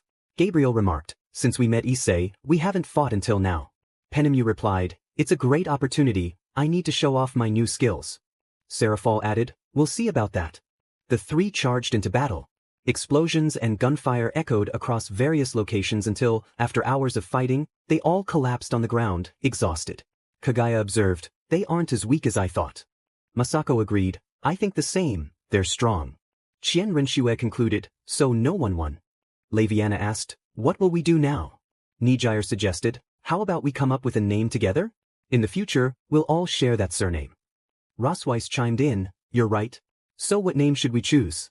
As they pondered, a shared idea emerged. The next day, Issei was busy decorating the house for a special occasion. He noticed the girls arriving. Good morning, he greeted, noticing they looked a bit tired. Griselda explained, we had a big battle searching for a gift for you. Issei shrugged, I don't think it's that big of a deal. Brunald insisted, believe it or not, it was tough. With a serious expression, Issei said, I need to talk to all of you. The girls, rarely seeing him so serious, also became serious. They gathered in the living room. What's the name of Eri and Liza's teacher? Issei asked. Serafal replied, Emilia is one of the pillars of the underworld. Why? Issei explained, that woman put a spell on all the children. Prince gasped, don't tell me. That's right, Issei confirmed. I found out yesterday and asked them why. Kunu urged, tell us why she did it. Issei continued, they said the teacher wants all the girls to be her younger brother's slaves. Serafal exclaimed, that woman must be crazy. She doesn't know what I'm capable of. Issei pressed, why didn't you notice this? Serafal responded, that family's specialty is hidden spells. In war, they use spells to trap enemies and extract information. That's why they take pride in their power. Issei turned to Kagaya and Naruko. Naruko admitted, I'm trying to improve with the seals, but I'm still at a low level. Kagaya added, seals aren't my thing, I never paid much attention to them, but I'll start practicing for the future. Issei declared, honestly, I wanted to go and eliminate that entire family if possible. If the two brothers are like that, I can't imagine what their parents are capable of. I want you to handle this while I take the girls on vacation. He bowed slightly. They were surprised by his gesture. Ophis said, Issei, you don't have to do that. Of course, we'll handle it. You should know they're our family too. Claire added, I don't want them to suffer. Qian Renshua echoed, I don't want my daughter and little sister to suffer again. Leifri encouraged, you take them out to have fun, and we'll take care of this. Serafal asserted, not even the council will dare to stop me in this situation. Thank you, I trust you, Issei said with a smile. Minutes later, the girls came down, and the girls acted as usual, though they were very angry inside. The children were amazed by the decorations. Issei said, it took me some time, but I finished just in time. Eri exclaimed, Tu-chan, you're amazing. There's still more to do, Issei replied, pulling out a star and lifting both girls onto his shoulders. They placed the star on the tree together. Great. I'll go prepare dinner, many people are coming, Issei announced. Grafia reassured him, don't worry, we'll handle that. You go and have fun with the girls. Yasaka added, they'll love what we're doing. Eri asked, what is it? Astrid teased, a surprise. Issei instructed, go change. They nodded and headed to their room. Thanks for acting as always, Issei said. Athena affirmed, we won't let this day be ruined. Ingvild added, you go and come back in the afternoon. Minutes later, both girls came down with backpacks. Issei took them, and they left the house while the girls prepared dinner and a plan against the teacher and her family. Did you bring your costumes? Issei asked. Eri replied, yes, I hope you like them. Issei smiled, they'll be surprised, you'll see. Now let's have breakfast and figure out what to do next. They nodded and headed out. Hours passed, and Issei's guests began arriving, including leaders, family, and friends. Surzek asked, where is the host? Serafal replied, he went out with the girls. Azazel commented, it's a grand banquet. They chatted for a while until Issei entered, dressed as Santa with a white beard. Everyone was surprised and chuckled at his outfit. I'm not alone, Issei announced as both girls entered. Most of the guests were overwhelmed by the cuteness. Some couldn't help but faint. Without wasting time, Serafal used a bit of magic to change into a Santa outfit and joined the girls for a photo. They look appealing, she said. Eri smiled, thank you, it was Tu-chan's idea. Do you like it? Claire affirmed, of course. Liza hugged her sister, Wanin. Seconds later, all the girls donned Santa outfits, eager to take photos with Issei and the girls. Some leaders couldn't resist joining in for a photo as well. Astrid called, come here, daughter, I want to introduce you to someone. Eri turned and approached, seeing a tall man, a appealing woman, and an elderly couple. Astrid introduced, this is my father and mother, and my grandfather and grandmother. Eri was surprised to see them. Odin said, you're very lovely, here's your gift. He pulled out a present from a pocket dimension. Thank you. Eri replied. Astrid encouraged, call him great-grandfather. And my parents, Aji-san and Oba-chan. Thor added, you're my first granddaughter, you'll be very strong in the future with such great parents. Thank you, Aji-san, Eri beamed, making Thor smile as she reminded him of his daughter when she was little. Brunhild warned, I'll be watching you, old man. Rosweiss added, me too, we know how you are. Odin swallowed hard, hearing that. Most of the girls introduced their daughters and little sisters to their families. The night passed with laughter and celebration. By dawn, everyone went to rest, promising to return for the last day of the year. The girls went to bed early, exhausted but happy to have met more family. Later, Issei and the girls stood at the door, ready to leave. Irina asked, where are you going? Issei replied, to Disneyland. Eri exclaimed, I've seen it on TV, it's a appealing place. Liza added, with lots of rides, it will be great. Claire reminded them, take care. We have something to do, but we'll come later. The girls nodded and went to say goodbye to everyone, just like Issei. Later, they got into a taxi and left. The ride spoke up, in our haste, we forgot to tell Issei about his last name. Ben-Zayton replied, that will have to wait until he returns. Tsukuyami added, we set that aside because of the news he gave us. Serafal urged, let's go right now, the sooner, the better. Those kids must be suffering too. Enterprise remarked, it's good that Issei left this to us. Belfast agreed, if he had done it himself, he might have taken out half the underworld, as that family might have called for support. Ophis declared, let's go. She created a dimensional rift, her expression serious because their family had been harmed. The others entered the rift with determined faces, eager to resolve the situation. Upon arriving in the underworld, the girls wasted no time and headed straight for their destination. Nijire asked, what's the plan? Serafal replied, we're going directly to them. But first. Ophis interrupted, I'll handle it. She created a large barrier to avoid drawing attention. Those inside it couldn't sense its presence due to its strength. As they approached the grand mansion, the guards were taken aback by the sight of so many appealing women. One guard asked, Excuse me, ladies, but do you need something? Serafal stated firmly, I want to see the patriarchs. The guard responded, you have a meeting with him. Serafal insisted, tell him it's important. This is an order. She let a hint of her killing intent show, as she had no time for games. The guard hesitated, I'm sorry but no. Kaguya, unable to tolerate the conversation any longer, approached them. The guards were speechless at her beauty, but she swiftly took them by the neck and eliminated them with ease. Kaguya declared, no one leaves here. We'll go ourselves. The others nodded in agreement, and they exploded through the door, drawing the attention of the patriarchs, their families, and guards. Within minutes, the girls were surrounded. One patriarch asked, what brings the Mao Leviathan to my home? Serafal replied, I came to resolve some issues involving your daughter and son. The patriarch questioned, what do you have against them? As far as we know, they haven't done anything. Alicia interjected, don't say nonsense. Yukine added, no one is leaving here alive. The patriarch retorted, are you threatening us? You know that if the council hears about this, it won't end well for you. Penemu stated, Issei dealt with them once. This time, we can get rid of those old fools who only cause trouble. Another guard warned, you should know I have many guards under my command. Why are you attacking me? Yasaka responded, your daughter harmed my daughter and sister, as well as the children in her class. The patriarch scoffed, you're here over such a trivial matter. Before he could finish, Graphia created an ice stake near him. Graphia warned, don't say such foolishness. The patriarch dismissed her, do you think we're afraid? It's not that serious. Griselda drew her sword, you think so? The patriarch commanded, don't kill them, just leave them in bad shape, and then you can do as you wish. The soldiers, excited by this order, charged at the girls. In response, Ophis conjured several serpents to end the fight quickly.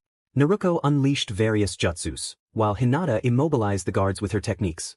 The ones with the least mercy were Alicia, Yukine, Brunald, and Prinz, as they easily became enraged when it came to their family. In less than 5 minutes, all the guards lay defeated, and the patriarchs and their families were terrified. Without wasting time, Ophis grabbed Emilia by the neck and glared at her. Ophis said, how dare you harm my daughter? Emilia retorted, they're just livestock. Ophis tightened her grip, anger rising within her. She was about to end Emilia when Kaguya intervened. Kaguya said, wait, that would be too easy. Let me handle this. Ophis nodded and released Emilia, who gasped for breath. Kaguya seized her hair, lifting her and trapping her in a genjutsu. The family could only hear her cries of pain. Chien Renshue commented, that's a good skill. But now it's my turn. She scanned the family until she spotted the brother. She charged at him and delivered a powerful punch that knocked out a few of his teeth. He attempted to speak, but she created a sacred sword and stabbed it into his groin. Chien Renshue declared, how dare you lay your filthy eyes on my daughter and sister? I won't let you die so easily. Naruko added, I'll help ensure that doesn't happen. Gabriel, Griselda, and Irina turned away, not wanting to witness the brutality, but they wouldn't stop their friends, fueled by anger over what had happened. Kuroka approached the boy and delivered several blows, breaking a few of his ribs. The parents, seeing this, were about to attack, but Athena restrained them, preventing their escape.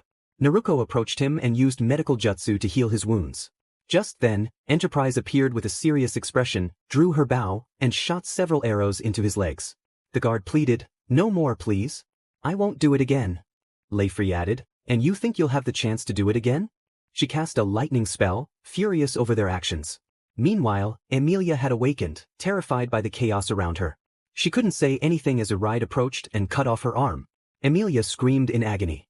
Masako stepped up and kicked her, saying, shut up and be grateful I'm not going to kill you. Emilia struggled to get up. Just stay down. Hinata said, I don't like violence, but I hate it when children are harmed, especially if they're family. She tended to Emilia's wounds. Afterward, Tsukuyami approached Hinata. Minutes passed, filled with the sounds of screams from both the siblings and the parents. Eventually, they exited the house, and all the girls used a skill to destroy the mansion completely, leaving nothing behind. Ophis deactivated the barrier and opened a dimensional rift, leading them back home. Gabriel remarked, honestly, you all went a bit overboard. Penemu replied, maybe so, but they deserved it. Mocha added, they harmed our girls. Gabriel asked, what will happen now? Serafal answered, we'll act as we always do and wait for the news that will come soon. They'll quickly realize their absence. Claire said, now that it's all over, I'm going to take a long sleep. I haven't slept in 2 days. Belfast noted, first the fight, then the party, and now this. It's been 3 long days. The others nodded in agreement, recognizing the truth in her words. Upon returning home, most of them went to sleep, while the rest attended to their pending tasks. Almost 2 days passed and the company arrived at their destination. They took a taxi to their hotel, and upon arrival, both girls were amazed by the place and delighted by how wonderful it looked. Issei noticed their joy and took their hands, leading them to their hotel room, which was on one of the highest floors so they could see everything from above. Look, Tujun.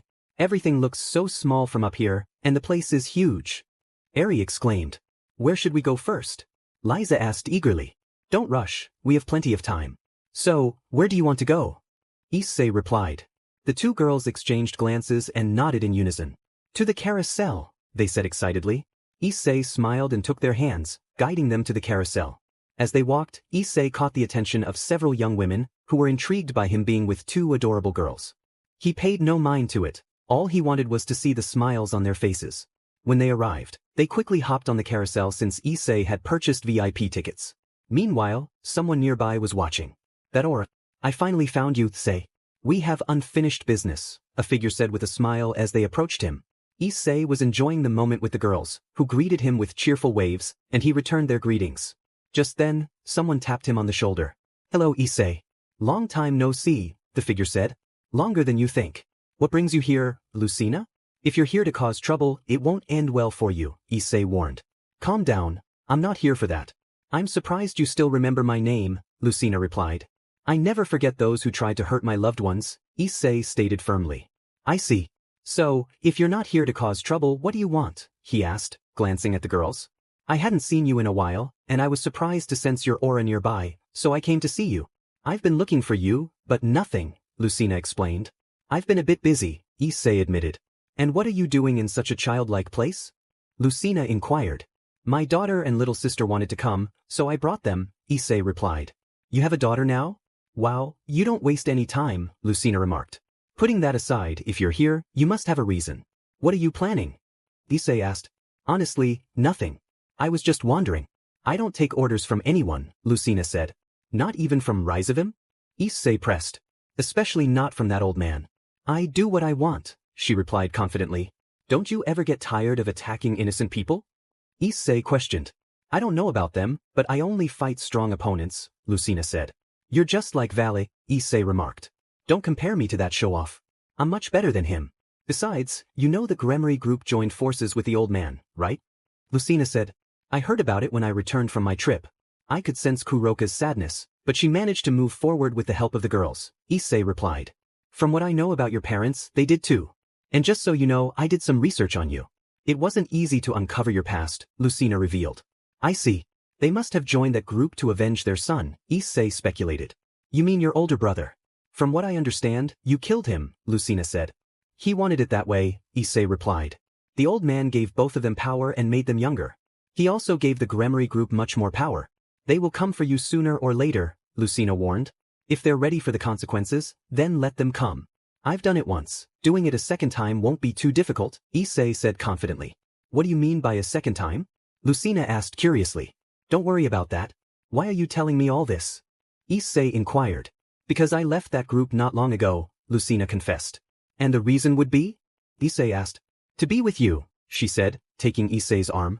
Hearing that, he looked at her in surprise. What does that have to do with me? Issei questioned. You should know I'm half dragon and half demon, Lucina explained. And what does that have to do with anything? Issei asked. Simple. When a male defeats a female, they are destined to be together. Plus, you're strong, and I said I would only be with someone stronger than me, not some weak show-off, she stated. But you barely know me, just like I don't know you, Issei replied.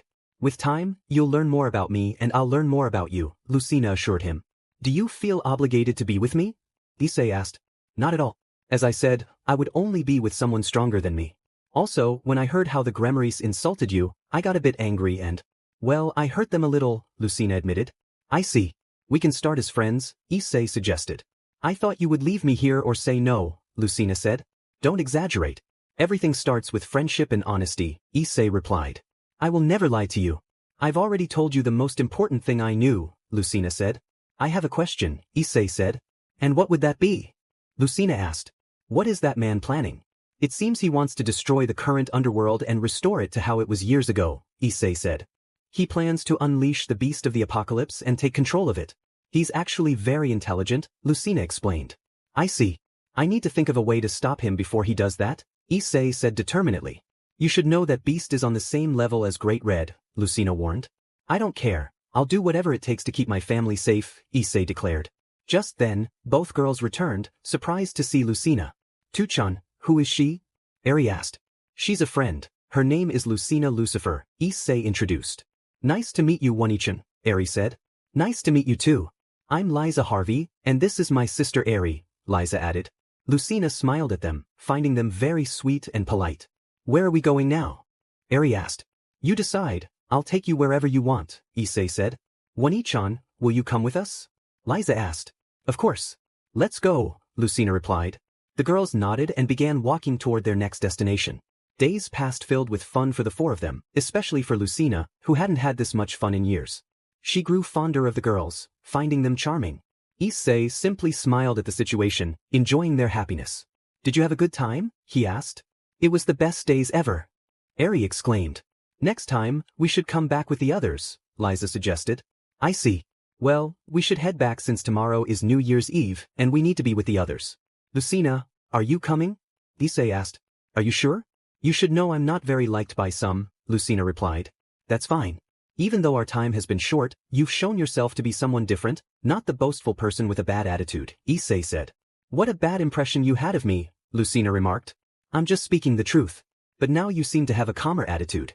So, are you coming? Issei asked again. All right, let's go, Lucina agreed. We could have flown, but it would take too long. Issei started.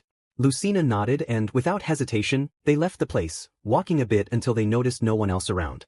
Both young people spread their wings and took flight. Eri exclaimed, This is amazing. It's so much better. Liza added, I haven't felt this breeze in a long time. They continued on their journey without stopping. Issei could have flown much faster, but he didn't want to leave the two girls behind. Hours passed, and they finally arrived at their destination. As they entered, Issei noticed the decorations and the girls present. Both girls rushed to him and embraced him. Shortly after, Lucina entered, and Yukine looked the most surprised. Calm down. She won't do anything, Issei reassured them. Issei, what happened? These past few days? Yukine asked. They will explain. I'll take the girls to their rooms since it's late, he replied, calling the girls and walking away. Kunu remarked. He escaped again. Brunald added. He always uses the girls to get away. One day, that won't happen. Yukine turned to Lucina, asking, So, what will you tell us? Lucina approached them and took a seat on the sofa, beginning to explain everything. Ophis said, Well, she is right about being a dragon. Amaterasu warned, We need to be careful about Issei fighting another dragon. Naruko chimed in, I can imagine what could happen.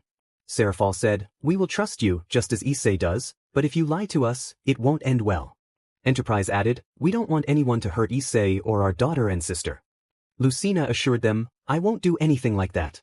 Besides, I like the girls, they are fun. Laviana agreed, I can't deny that. Griselda suggested, Well, with that said, we need to prepare more for the party. Everyone nodded and went to get ready.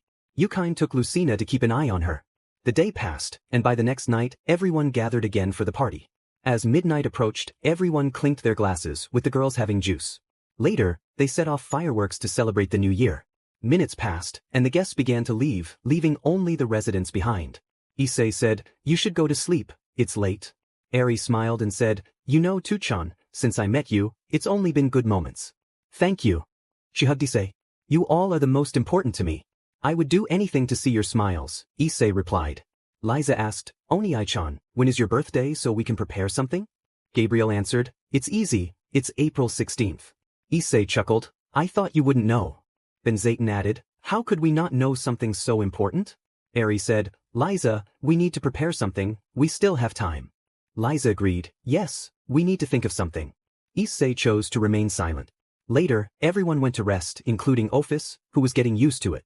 The only one who stayed awake was Issei, and he called someone who teleported to him. Long time no see, Issei greeted. Shikigami replied, I feel the same, and I'm sorry for not attending both parties. I really wanted to go.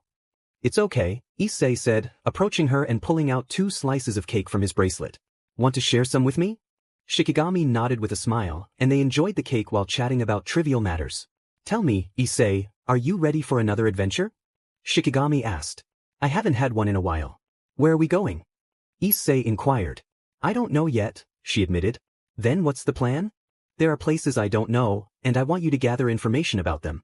I won't be able to see you while you're there, I can only bring you back, Shikigami explained. Alright, I'll go. I'll leave tomorrow so I can return quickly, Issei decided. Sounds good. You should head back home, it's getting late, Shikigami advised. Time flew by. See you later, Issei said as Shikigami sent him home. Upon arrival, he saw everyone having breakfast. Where were you? Serafal asked. I went to see Shikigami to share some cake and chat a bit, Issei replied. Are you leaving? Griselda asked. I need to investigate some things, Issei confirmed. Eri looked worried. You'll be back quickly, right, Tuchan? Of course, don't worry, he reassured her. Yasaka added, before you go, we have a surprise for you. Serafal stood up and handed Issei a certificate. As he read it, he was surprised to see his name with a surname. Karashi means 1,000 storms because everywhere you go, you cause one, Serafal explained. I see, Issei said. Athena asked, don't you like it? I love it. I never thought about having one. Thank you so much, Issei expressed his gratitude. Ingvild added, we gave it to you because you need one, just like Eri-chan. Grafia noted, Adamus should have one for his lands in the Underworld. Really? Issei asked. Serafal explained, you were given territory a while ago. What do you plan to do with it? I actually want that place to become an orphanage for children of all races, where they can also study. You can use my money for that, Issei stated. If that's what you want, then it's fine. I will help, and so will the others since there will be children from their factions, Serafal agreed. Issei spent the entire day at home with the girls since he would be leaving. None of the girls went to work because they wouldn't see Issei for a while. The next morning, Issei left early, giving each girl a goodbye kiss. He went to the girls' room, saw them still sleeping, and kissed them on the forehead. Then Shikigami brought him with her. Be careful. If anything happens, you know what to do, she warned. Don't worry, I'll be fine, Issei assured her. Shikigami activated the portal, and Issei stepped through. Upon exiting, he found himself surrounded by many people, most of whom took a defensive stance. Issei raised his hands, saying, I'm not here to fight, I just made a mistake. Who are you? One of them asked. My name is Issei Igarashi. Nice to meet you, and you are? He replied, lowering his hands and smiling. The others relaxed, and one smiled and raised his hand to greet him. Hello, I'm Son Goku, he introduced himself. Nice to meet you. I have to go, I have things to do, Issei said. Wait, where are you from? Goku asked. I was talking to a friend, and suddenly I ended up here, Issei lied, not wanting to reveal too much. Just like you, Kakarot, someone else remarked. Come on, don't be like that, Vegeta, Goku replied. Issei looked around and noticed various types of people. A purple cat? That's new, he commented. Who are you calling that? Do you want to die? The cat responded. Sorry, I said it without thinking, Issei apologized. Goku explained, he's Bill-sama and Whis. I see. Well, you all seem busy so I'll take my leave, Issei said. Wait, Goku called out. Yes, what's up? Issei replied. I sense a strange ki from you. You must be strong, Goku noted. I don't know what you mean, but I really have to go, Issei insisted. Fight me, Goku challenged. Why? Issei asked. Just to see how strong you are, Goku replied. Alright, if that's what you want, Issei agreed, and Goku smiled widely. Then, Goku became serious and charged at Issei in his current state. Issei was about to strike Goku, but Goku evaded the blow and landed a punch to Issei's abdomen, causing Goku to spit out a bit of saliva. Everyone was surprised as Goku had done this with relative ease. Goku chuckled, you're not weak, so I'll take this more seriously. He transformed into his Saiyan form. Issei, taken aback, assumed a fighting stance. In an instant, Goku moved at incredible speed, attempting to punch Issei in the face. Issei blocked the punch with one hand and countered with a hit to Goku's face, sending him flying near Beerus. Hey, defeat him. If you can't handle him, you won't stand a chance against the others, Beerus urged. Goku replied, he's strong, I better go all out. With a fierce yell, he transformed into his blue form. Issei was surprised by the color change but simply smiled and prepared for battle. In a flash, Goku attacked, throwing multiple punches at Issei, but Issei effortlessly blocked them with one hand. You're strong, Issei remarked, deflecting an attack and landing a punch to Goku's face that sent him soaring into the sky. Vegeta watched. Can he not handle him? Whis commented, that boy is powerful. Bulma asked, how powerful? Whis replied, I can't measure his power. He must be hiding it very well. Beerus urged Goku, fight with everything you have, don't lose. Goku powered up, Kaioken X10. His power surged dramatically. Ha. Issei grinned, this is amazing but it's not enough. He effortlessly destroyed Goku's attack with a single blow. Everyone was astonished, as Issei showed no signs of injury. Goku returned to his normal state, admitting, "You're strong. I can't compete with you." Issei responded, "You're strong too, but you'd be even stronger in a dire situation." Gohan chimed in, "Dad, why don't you tell him?" Goku nodded, "You're right. Hey Issei, can I ask you a favor?" Issei inquired, "What would that be?" Goku explained, "Could you participate in the Tournament of Power with us? We need one more fighter and it starts soon." Bulma added, "If you win, I'll give you a lot of money." Issei replied, "I'll do it but not for the money. I'm curious about it." Goku insisted, "We need to win." Issei asked, "Why do you want to win so badly?" Whis interjected, "If this universe loses, everything will be erased." Issei was taken aback. "Wait, what?" Whis began to explain everything, and Issei was astonished to learn about the existence of other universes. "Wow, that's a lot. But I'll still do it," Issei declared. Krillin asked, "Even knowing what's about to happen, you'll go?" Issei shrugged, "Well, I have nothing to lose except maybe my life, but that's fine." Beerus remarked, "He's just as reckless as Goku. But now we're all set. Whis, take us there." As they prepared to leave, a large group of people arrived. Beerus growled, "They sent distractions to delay us." Goku said confidently, "I'll handle it." Issei offered, "I'll help." Goku nodded, and both charged into battle. The enemies attacked, but Issei effortlessly dealt with his opponents. Suddenly, someone launched a sphere of destruction, gifted by a god. Issei caught the sphere and threw it back at his enemy, eliminating them. Minutes later, all the fighters were gathered and teleported to their destination. Upon arrival, Issei looked around, amazed by the variety of people. "This is incredible," he said. Goku agreed, "I feel the same, we have to win." Issei vowed, "I'll give it my all." Number 18 added, "The sooner we finish this, the sooner I can go back." As the introductions of all the universes began, Issei remained in awe of his surroundings. In his thoughts, he mused, "Good thing the girls aren't here, or they'd be scolding me." Some familiar faces from Vegeta and Goku's past arrived, and they exchanged a few words while Issei waited. Gohan advised, "When this starts, we need to stick together to avoid being defeated easily." Issei replied, "That would be impossible." "Why?" Gohan asked.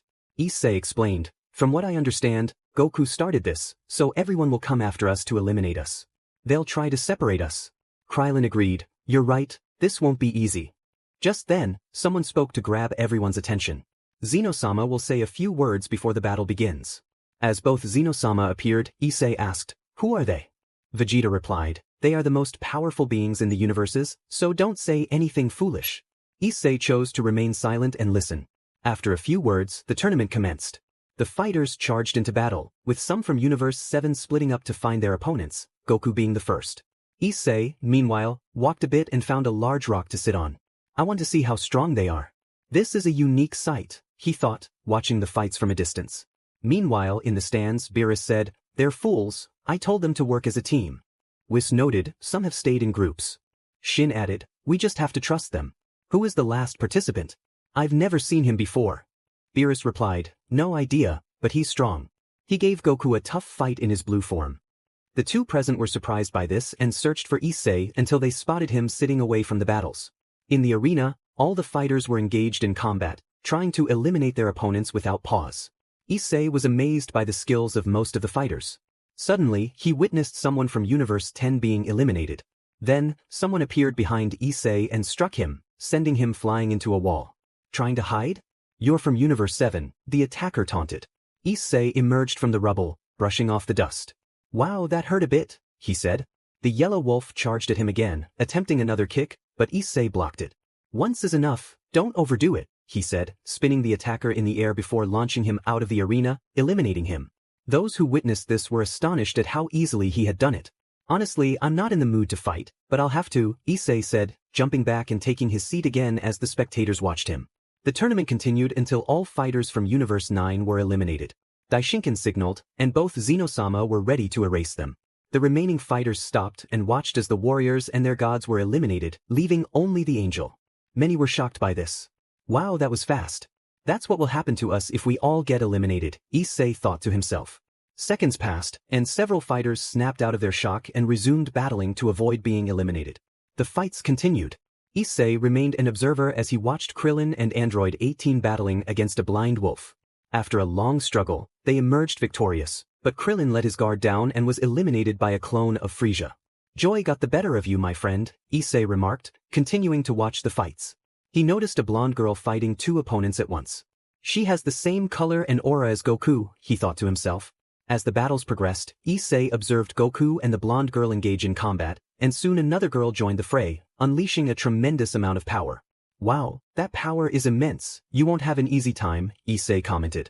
Since you enjoy watching so much, why not take a seat in the stands? A voice suggested, attempting to strike Issei, but he dodged effortlessly.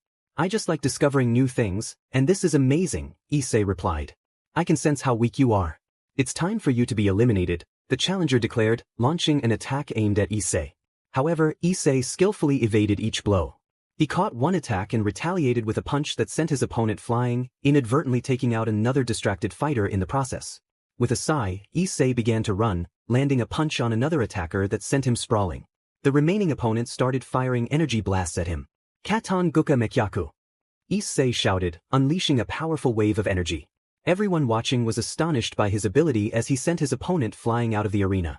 Hey Bills, what kind of person is that? Someone asked. Why should I tell you?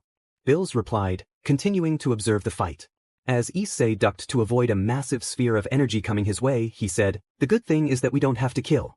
With a mighty roar, he unleashed the roar of the Dragon King, pushing his opponent back with tremendous force.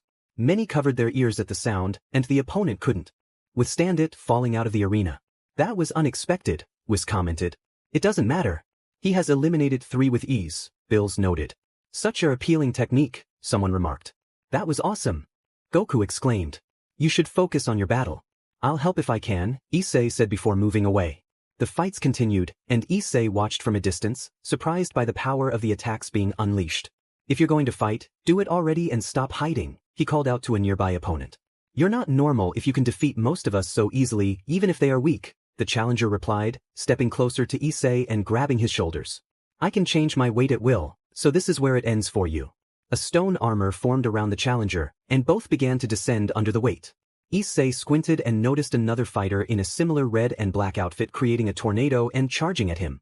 You won't escape from here, the fighter declared. Issei remained calm and stood up, surprising both opponents. He grabbed the smaller one by the head and the other by the hand, tightening his grip as he walked toward the edge of the arena. This was fun, he said, tossing both fighters out of the stadium, eliminating them. Find out more about that guy. I want to know what he's capable of, someone instructed. The angel nodded and began searching, while other gods expressed similar curiosity about Issei. Minutes passed, but no information surfaced. I'm sorry, Vermouth-sama, but I couldn't find anything about him, the angel reported. How is that possible? You can find anything, Vermouth replied, frustrated. The other angels also reported no findings regarding Issei. This is strange. Where did he come from? Whis pondered. It doesn't matter where he came from, what matters is that we need to win this, Bill stated. Most of the gods began to observe Issei, intrigued by his power. Issei, however, paid them no mind, focused solely on the ongoing battles. Suddenly he heard a girl scream and turned to see her transform, prompting curiosity among the onlookers. Just then, someone shot at her, halting the transformation and surprising everyone. Issei chuckled softly at the scene, though only a few heard him, and some were annoyed by his laughter. Afterward, the fighters had a second chance, and this time they fully transformed. This is new, it's actually a bit fun, Issei remarked. So you're the one who laughed at them? You're quite rude, one of the challengers said. Sorry, but it was genuinely amusing. You remind me of a cartoon character, a bear that ate a lot of honey, though I can't recall the name, Issei replied. Are you finished? Of course. Let's fight. You won't stand a chance against Bills, the challenger warned. Shut up, you glutton, Bills retorted. Who are you calling that noodle? The challenger shot back. Bills chose not to respond, though he was irritated by the insult. Issei charged at the challenger, who confidently placed his hands on his hips, waiting for the blow. Issei delivered a powerful punch that sent the challenger flying. Kampa's eyes widened in shock at the display. The challenger managed to stop himself, but when he saw Issei standing before him, he was frightened by Issei's intense gaze. Shinra Tensei, Issei declared, sending the challenger flying even further. The others watched in astonishment, realizing Issei hadn't even touched him. The challenger was sent soaring out of the stadium. That was awesome! Goku exclaimed. Issei turned and began to walk away, his calm demeanor puzzling some spectators given the intensity of the situation. Whis, what kind of warrior is that boy? Someone asked. I don't know, sister. We just met him today, but did you notice? Whis replied. Of course, the other responded. What are you talking about, Vados? Compa inquired. That young man is suppressing a lot of his power, Vados explained. You mean to say? Compa began. Yes. It didn't cost him anything to eliminate one of ours. Who knows how high his level truly is? As the battles continued, many began to take Issei more seriously, recognizing his strength. The fights raged on, with fewer enemies remaining, and some searched for Issei but could not find him. Where on earth did that guy go? If we don't defeat him now, he'll be a problem for us in the future, one fighter said, running at high speed to locate him. He paused to catch his breath and felt a hand on his shoulder. Issei turned around slowly, surprised to see Dispo standing there. He tried to leave, but Issei's grip held him back. I heard you were looking for me. Do you want something? Issei asked. Dispo glared at him. How can you hide so well? I'm not hiding, I just walk a little fast. You look like Bugs Bunny, Issei replied, a teasing smile on his face. Dispo felt insulted by the comment and attempted to kick Issei, but Issei easily blocked the attack. He then released Dispo, who took off running, thinking he had escaped. However, he quickly found Issei in front of him again and skidded to a halt. How did you get here so fast? Dispo asked, bewildered. I walked a bit, but let's stop playing games and finish this, Issei said, his tone serious. Dispo opened his mouth to respond, but Issei kicked him hard, sending him flying into a rock. His teammates rushed to help him, but they were stopped in their tracks. Dispo emerged from the rubble and charged at Issei, ready to strike. Issei dodged the attack and landed a punch to Dispo's abdomen, causing him to spit out air from the impact. You hit yourself, you were moving too fast, Issei remarked. How the heck are you so fast? Dispo exclaimed. I trained a bit, Issei replied nonchalantly. I will eliminate you. Dispo shouted, getting back on his feet and sprinting at high speed. Issei, however, matched his speed, grabbed him by the neck, and threw him out of the stadium with ease. The spectators gasped in shock at how effortlessly Issei had done it. The god of destruction from Universe 11, Vermud, was visibly upset by what had just happened. I'm sorry, Vermud-sama. That guy was faster than me, Dispo admitted. How is that possible? He looks the same as always, Vermud said, pointing at Issei, who was walking calmly. As the minutes passed, more enemies were eliminated, and some stopped searching for Issei, not wanting to fight him. Several from Universe 7 had been taken out, but they took their opponents with them. Issei stood atop a mountain, observing the battles below. Fewer of us remain from Universe, I want to see what their limits are. Goku is reaching his 2, I wonder what he'll be capable of, he thought, watching the fights unfold. That Issei seems too carefree for someone not fighting, Bills commented. I would say he's reserved, Whis added. This is about to end, Bills said. I hope they can hold on. They're very tired after fighting for so long, Gon said, concerned. As the battles continued, Issei noticed that more opponents were being eliminated. It's truly sad that innocent people disappear just because of a fight. But I have no choice but to help my friends, he thought, a hint of sadness on his face. Minutes passed, and Issei watched as his new friend Goku got back up again. You've surpassed your strength and reached a new level. I admire you, Goku, he said with a smile. He glanced around and saw the ongoing fights, noticing how exhausted many were, especially as Vegeta was eliminated by another fighter. This is coming to an end, he said, standing up and stretching his arms. With a powerful leap, he landed in front of Toppo. So, you are Toppo. I expect a good fight. Igarashi Issei. I'm curious about your power, so show me, Toppo replied. All right, Issei said, stepping closer. Toppo's eyes widened as he realized he hadn't sensed Issei move. In an instant, Issei struck him in the face, sending him flying and causing destruction in his wake. Seconds later, Toppo stood up. I didn't expect that, but you are strong. You are worthy of being a good opponent. Issei charged at Toppo, attempting to kick him, but Toppo blocked it with his hand and sent Issei crashing into some debris. That kid doesn't stand a chance against Toppo, Vermud said confidently. You seem very sure of that, Bills replied, raising an eyebrow. Toppo is nearly on the same level as Jiren and is a candidate for a god of destruction, Vermud explained. Bills was taken aback and watched as Issei emerged from the rubble. Not bad, Issei said, brushing himself off. Toppo began firing energy blasts from his fingers, but Issei dodged them effortlessly. He then charged at Toppo, delivering a flying kick that made Toppo spit blood from the impact. Angered, Toppo increased his power, releasing a massive amount of energy. Issei finally looked serious for the first time since the tournament began. Toppo unleashed destructive energy and attacked, landing a blow on Issei's face. Issei didn't budge but felt a slight burn on his cheek. Many were frightened, but they were also amazed to see Issei remain calm as the wound healed rapidly. What are you? Toppo demanded. Issei took a step forward, his expression serious. A human, he replied, delivering a punch to Toppo's stomach that sent him flying far away. After that, Issei dashed at incredible speed, intercepting Toppo and kicking him into the sky. Did you think I was just watching for fun? I don't do things for nothing, he said, taking a stance that surprised many. Ha, he shouted, unleashing a massive attack that astonished everyone with its power and blood-red color. Goku and the others were in shock at what they had witnessed. The remaining gods were speechless at such power. Issei paused and returned to his usual demeanor. I think I overdid it, he said, scratching the back of his neck. What great power! What kind of human is that kid? Bills wondered aloud. What kind of creature did you bring, Bills? Vermouth asked. Before Bills could respond, one of the Xeno-sama spoke up. Awesome! That was unique, Xeno too added. Issei walked over to Goku. You look terrible, my friend. Yeah, you see. How did you do that? Who taught you? Goku asked. I learned quickly. Now it's my turn to fight him, Issei said, pointing at Jiren. You won't stand a chance against him. Even I couldn't with Ultra Instinct, Goku warned. Trust me, Issei replied confidently. Goku nodded, too tired to argue, and moved a bit further away. I expect a good fight, my friend, Issei said to Jiren. Your journey ends here, Jiren declared, moving at incredible speed and attempting to punch Issei in the face. Issei dodged the attack. I could say the same, Issei replied, landing a punch on Jiren that sent him flying. Jiren managed to stop himself and wiped the small amount of blood from his face. Curse you, Jiren muttered. Issei was channeling a vast amount of power, his muscles visibly growing as he stretched his arms. The spectators were puzzled until he clapped his hands, sending two massive waves of earth crashing toward Jiren. With ease, Jiren dodged them, but Issei took the opportunity to kick him in the back, slamming him to the ground. The audience watched in astonishment, especially those from Universe 11, as their strongest warrior struggled. Jiren, rising in anger, charged at Issei, who effortlessly caught his fist. If you let your anger guide you, you won't get far. You'll just lose faster, Issei warned. Jiren, fueled by rage, released more of his power. Issei sighed at his stubbornness and twisted Jiren's arm, causing him to cry out in pain. I warned you.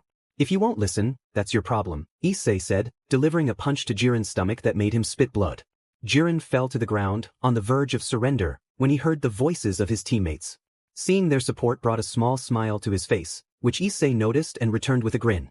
Jiren stood up, attacking with renewed strength. Issei dodged some blows but took a few hits as well. Now this is much better, he remarked, delivering a strike that sent Jiren flying. Issei formed a large Rasengan in his hand, stunning the onlookers with his skill. He launched it at Jiren, who found himself unable to move as his feet were trapped by Issei's earlier earth jutsu. With no other choice, Jiren summoned all his power to deflect the attack, but Issei infused the Rasengan with even more strength, making it larger and more powerful. Jiren shouted in determination, trying to match Issei's energy. You are a great warrior, Issei acknowledged, activating Kaioken X30 to boost his own power. Goku, witnessing this, was even more impressed by Issei's newfound ability. Jiren smiled and braced himself for the incoming attack. Moments later, he found himself in the stands, about to speak when his teammates cheered him on. Grateful, he remained silent. Suddenly, the two Xeno-sama eliminated Universe 11, leaving only the angel. Issei sighed at the sight and approached Goku. That was fantastic, Goku said. Now it's your turn. Issei replied, but you won in the end. Goku insisted, you showed up at the end while we did most of the work, so go for it. Goku flashed his classic smile and gave a thumbs up. They summoned the Great Golden Dragon, and Issei was amazed to see it.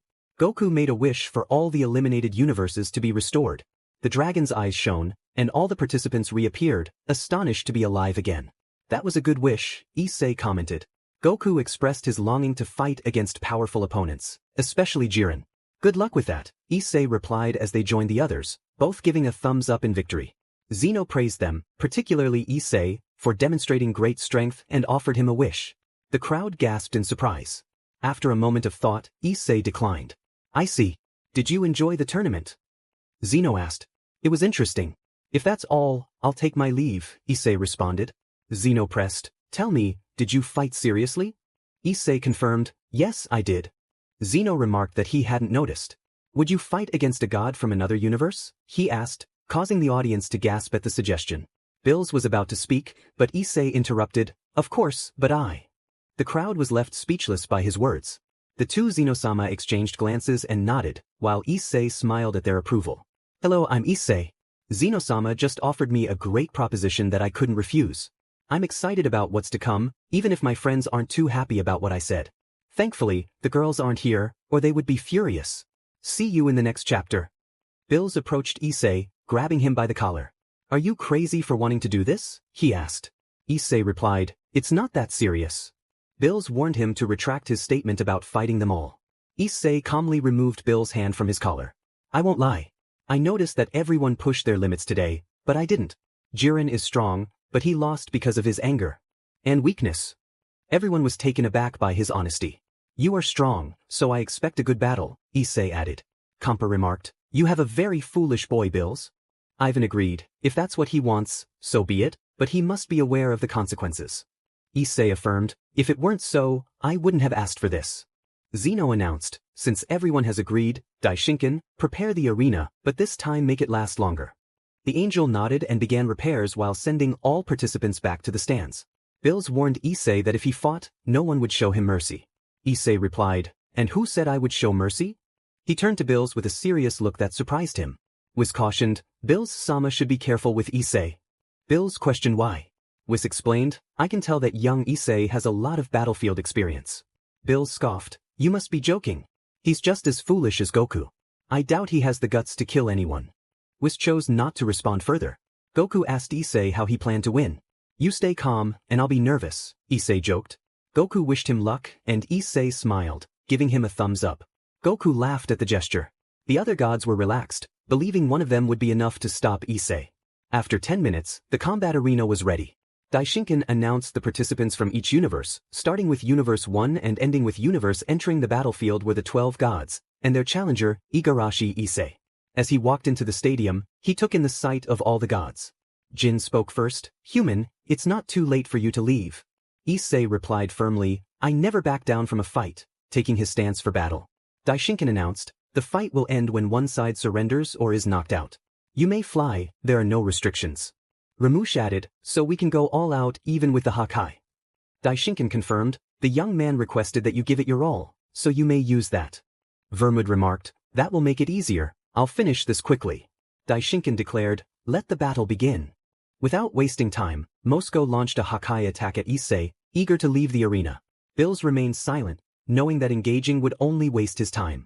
Just as the attack was about to hit Issei, he effortlessly stopped it. The gods and angels were astonished. Kampa exclaimed, how is that possible? Issei lifted his gaze, revealing a red eye, which shocked the gods even more. This is monstrous power, I'll return this to you, he said, throwing it back at Mosco with incredible speed. The god barely managed to defend himself against the attack. Distracted, the other gods failed to notice when Issei moved. Moments later, he was in front of Sidra, delivering a powerful blow that sent him flying away from the group. The other gods were in shock and quickly retaliated. Quilida was the first to strike, but Issei caught his fist and kicked him away. As several gods attacked, Issei countered them all using only his legs. The spectators were in awe of the display. Goku remarked, wait, why are they fighting so slowly? Before the tournament, 3 of them fought and we couldn't even see them. Some in the crowd speculated that the gods were merely toying with Issei. Bills, however, noted, you're not as weak as I thought. But this ends now. He unleashed a massive amount of power and moved at a speed that was invisible to the audience. Just as Bills was about to strike Issei from behind, Issei anticipated the move. I expected more from you, he said, moving at incredible speed to appear behind Bills. Bills felt a chill run down his spine before Issei delivered a kick that sent him flying. Helen created a bow and arrows, launching several at Issei. In response, he pulled out a lance from his bracelet and deflected every arrow, none of them touching him. Helen was astonished that her powerful arrows were easily countered. Issei approached her and struck her with the same lance. This human is not normal. Stop him. Vermud commanded. The gods in front of Issei nodded and charged at him. Issei turned and began running, colliding fists with Mosco, whose hand shattered upon impact. Those who witnessed it were stunned by how effortlessly Issei had done it. Is this all you have? You are not gods. Issei shouted, his voice echoing for all to hear. The gods, angered by his words, unleashed their power and charged at him. Issei responded with a half-smile and attacked back, clashing fists with Kampa.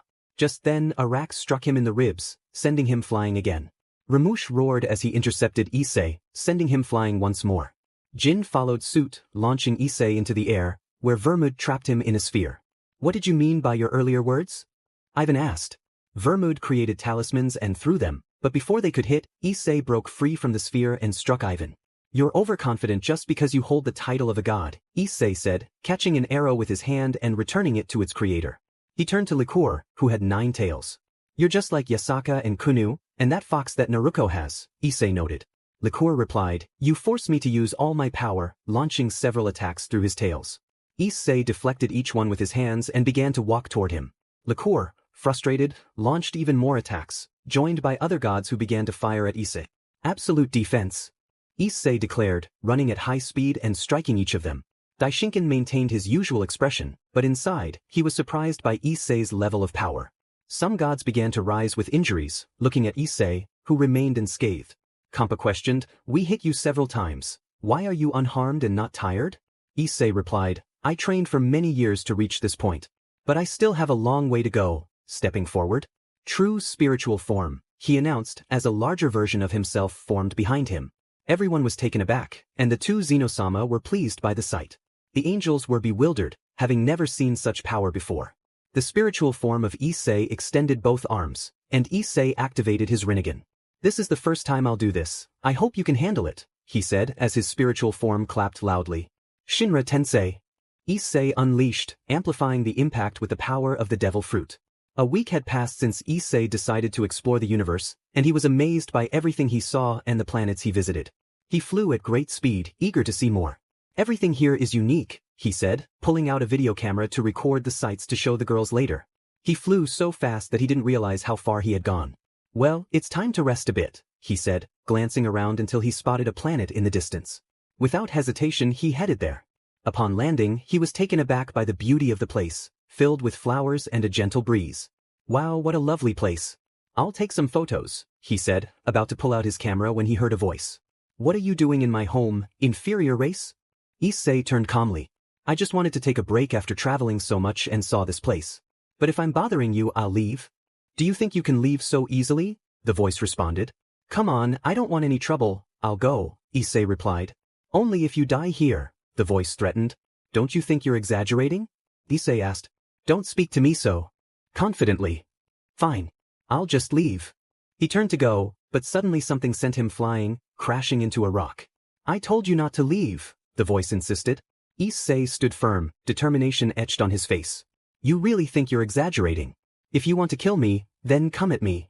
The figure before him chuckled softly, raising a finger to conjure a sphere of energy, which he hurled toward Issei. Just as it was about to strike, Issei caught it in his hand, but to his surprise, he felt his arm beginning to break under the pressure. With the last of his strength, he launched the sphere into the sky. You're quite foolish, but you managed to survive, albeit at a cost, the figure remarked, watching as Issei's arm began to regenerate rapidly. That hurt, I won't lie, Issei replied, his resolve hardening. I see you're serious. Then so am I. He charged at the figure, attempting to land a blow, but it was caught effortlessly. Don't dare touch me, the figure warned, delivering a kick that sent Issei flying. Just as the figure moved to follow, Issei appeared before him, landing a punch that sent him soaring into the sky. With a powerful leap, Issei delivered a kick to the figure's back, propelling him even further away. How dare you touch me, the figure shouted, anger evident on his face as he floated in space. Issei spread his wings, stabilizing himself. The figure snapped his fingers, unleashing a massive wave of energy that crashed into Issei, sending him hurtling back toward the planet. How dare you touch me, the figure repeated, his voice filled with fury. This is just the beginning, Issei declared, and as the figure turned, he landed a punch that sent the figure crashing into another planet. Enraged, the figure charged at Issei, attempting to strike, but their fists collided, creating a shockwave that shattered nearby planets. You're forcing me to use more than 5% of my power, the figure warned. I see. If that's the case, then use it all, Issei challenged, delivering a kick to the figure's ribs that sent him flying. The figure quickly recovered, launching a series of attacks that Issei barely managed to deflect. This opponent is no weakling, I'll have to give it my all, Issei thought, dodging another attack. Rasengan, he shouted, creating a massive sphere of energy the size of a planet and launching it at his opponent. The figure, seeing the attack, attempted to stop it with his hands, thinking it would be enough. To his surprise, the sphere was far more powerful than he anticipated, forcing him to redirect it, causing it to explode elsewhere. You haven't fought anyone in millions of years and yet you last this long, the figure noted, slightly impressed. I see, Issei replied, ready for the next round. But I'm tired now, it's time for you to die. You forced me to use 10% of my power. The figure conjured a sphere in his hand, larger than the last, and hurled it at Issei.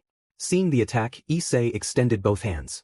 This one has more power, you won't be able to handle it, the figure smirked. In response, Issei created a similar sphere with both hands. The figure was taken aback.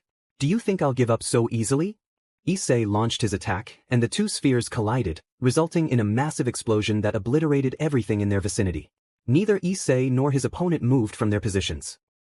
I'll show you the power of a divine being, the figure laughed, releasing a small amount of his divine energy. Issei's expression turned serious at the sight.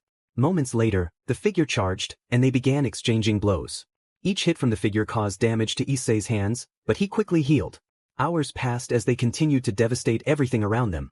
Both fighters took a moment to distance themselves, Issei feeling slightly fatigued while his opponent showed signs of weariness as well. Thoughts: I have used more than 50% of my power, and why isn't he dead? Issei's laughter broke through the silence. Are you crazy to laugh like that? You know, it's been a while since I've received so many injuries at once. You're strong, and from what I can tell, you haven't used all your power. I could say the same about you. Issei removed the tattered remnants of his shirt, revealing seals on his body. Years ago, I placed some suppression seals on myself, and today I'll remove them. You're someone strong. So you have even more power. Then I'll give it my all as well. With that, he unleashed all his divine power at once, causing the destruction of several universes with just his energy. Then I'll use my entire arsenal. Issei removed the seals, letting out a deep breath. He activated his spiritual form, surprising his opponent. But they were even more astonished to see another red figure alongside him. I've never used Susanoo before, but now I will. The opponent was taken aback by the display of power. Fusion of true spiritual form. Issei's spiritual form began to glow and merged with him, changing his hair to a deep red with black streaks. I hope this also fuses. The Susanoo merged as well, intensifying the red of his hair. Issei blinked and activated the Sharingan and Rinnegan. The opponent was amazed by such power but also excited about what would happen next. Issei extended both hands, applying pressure. His rival was confused until they looked to the sides and noticed two planets approaching. Just as they were about to escape, Issei sent a clone to intercept them. The two planets collided, creating a massive explosion. Moments later, a powerful force struck Issei, sending him flying. He quickly regained his footing and charged back, meeting his opponent's blows with equal force. Issei felt an overwhelming surge of power, unlike anything he had ever experienced before. He had never lost a battle, and this moment was no different. As he faced his opponent, he absorbed energy from the few nearby planets, growing stronger with each passing second. Absolute defense, he declared as he shielded himself from a barrage of powerful attacks. His opponent, visibly frustrated, questioned how Issei could still be standing despite the onslaught. I'm not done yet, Issei replied, emerging from the smoke of the explosion with only minor scratches. He decided it was time to unveil a new technique. Stretching out his arm, he gathered energy until it formed a massive sphere. With his other hand, he created a Rasengan of equal size and fused them together, infusing it with the element of wind. Futon Genki Rasen Shuriken, he shouted, launching the colossal attack. His opponent, seeing the immense power of Issei's sphere, conjured a sphere of their own and hurled it back. The two attacks collided with a tremendous force. Shinra Tensei, Issei commanded, pushing his sphere forward, but his opponent matched his efforts, pouring in even more power. Ha. Issei shouted, channeling all his strength into the attack. Despite their efforts, the enemy's sphere began to gain ground. I have a family to protect, so I won't give up. Issei cried, feeling the strain as blood trickled from his eyes and his skin began to tear.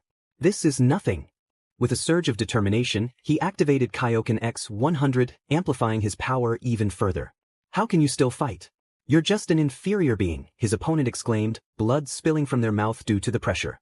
The surrounding area was in ruins, nothing left unscathed by their battle. Issei felt himself losing ground, his hands trembling as he closed his eyes. Memories flooded his mind, images of the girls he cared for, especially the smiles of two little girls. "Tuchan, you're coming back, right?" one of them had asked.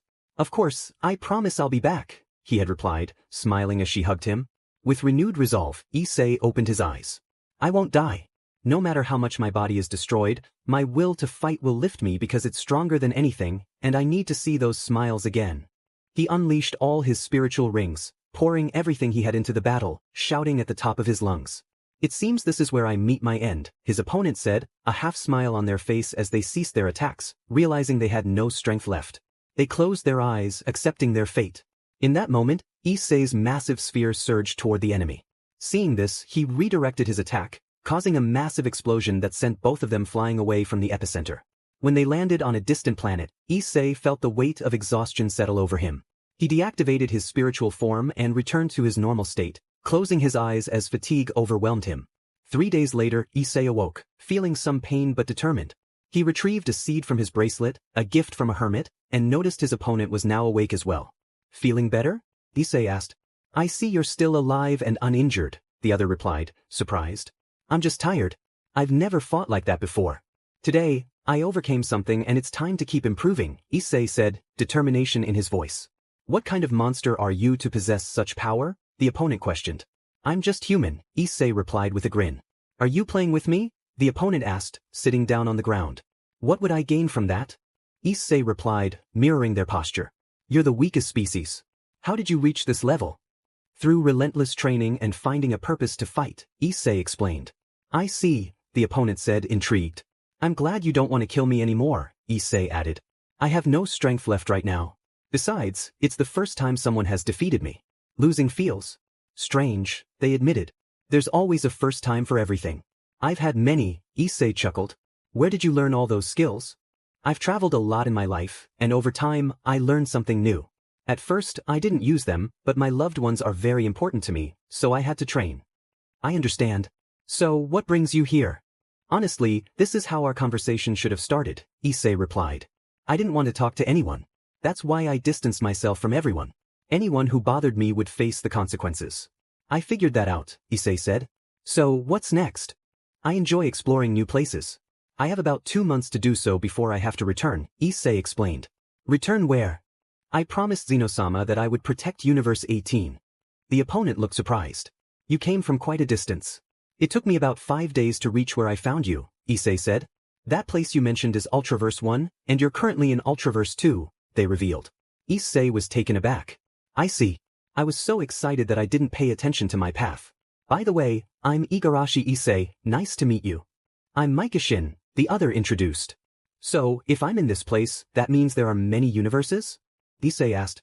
"Yes, but I destroyed them long ago. Our battle finished off the rest," Mikashin replied. "Wait, does that mean?" Issei began. "There were no inhabitants left in those we destroyed. I wanted to be alone," Mikashin explained. "I see. You're an angel like Daishinkan," Issei noted. "Yes, but he is my younger brother. I haven't seen him in millions of years because I wanted to fight strong gods," Mikashin said. "I understand," Issei replied. "Besides, that place is boring. I intended to go and defeat those gods because they are so lazy," Mikashin added. "They may be, but because of them, innocent lives are spared," Issei countered. "No one could stop me," Mikashin declared. "And Zeno-sama?" Issei asked. "You should know that an angel trains the gods, right?" Mikashin replied. "Yes," Issei confirmed. "In short, Daishinkan is stronger than that child, and I am stronger than Daishinkan," Mikashin stated confidently. "Wait, but he is the king of everything. If you're stronger than Zeno-sama, why didn't you just kill me quickly, like when he raised his hand and made an entire universe disappear in seconds?" Issei questioned. "Do you think I didn't try?" "I did from the first attack, but you stopped it and only destroyed your hand," Mikashin explained. "I see," Issei replied, contemplating the weight of their conversation.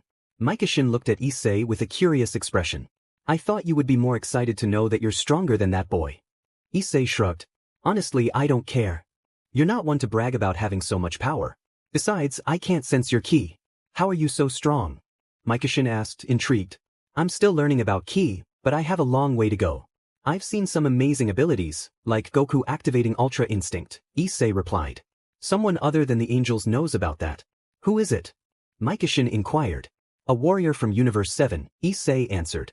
"The fact that someone like that can learn it means they have a future, especially since even gods struggle with it," Mikashin noted. "You said angels can do that," Issei reminded him. "Of course, and they know how to use it even in its final phase," Mikashin confirmed.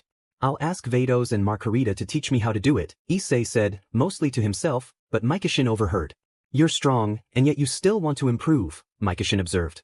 "I had a lot of images flash through my mind when I was about to lose, so I used a lot of my power to stop you. I still need to get better," Issei admitted. "I see," Mikashin replied. "Well, I have to head back soon.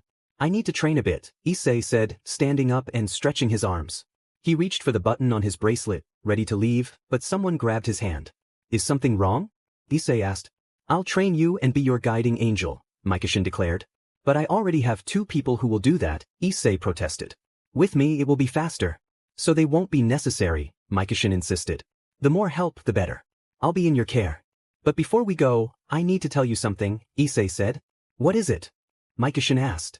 Don't tell anyone about our battle or it will cause a scandal, Issei warned. All right, Mikashin agreed. And what are we going to tell them when we arrive? Issei wondered.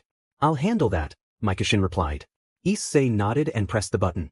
They were both teleported to their destination. Upon arrival, they stood before the grand doors. When Daishinkan opened them, he was surprised to see someone there. Mikashin-sama, what brings you here with young Issei?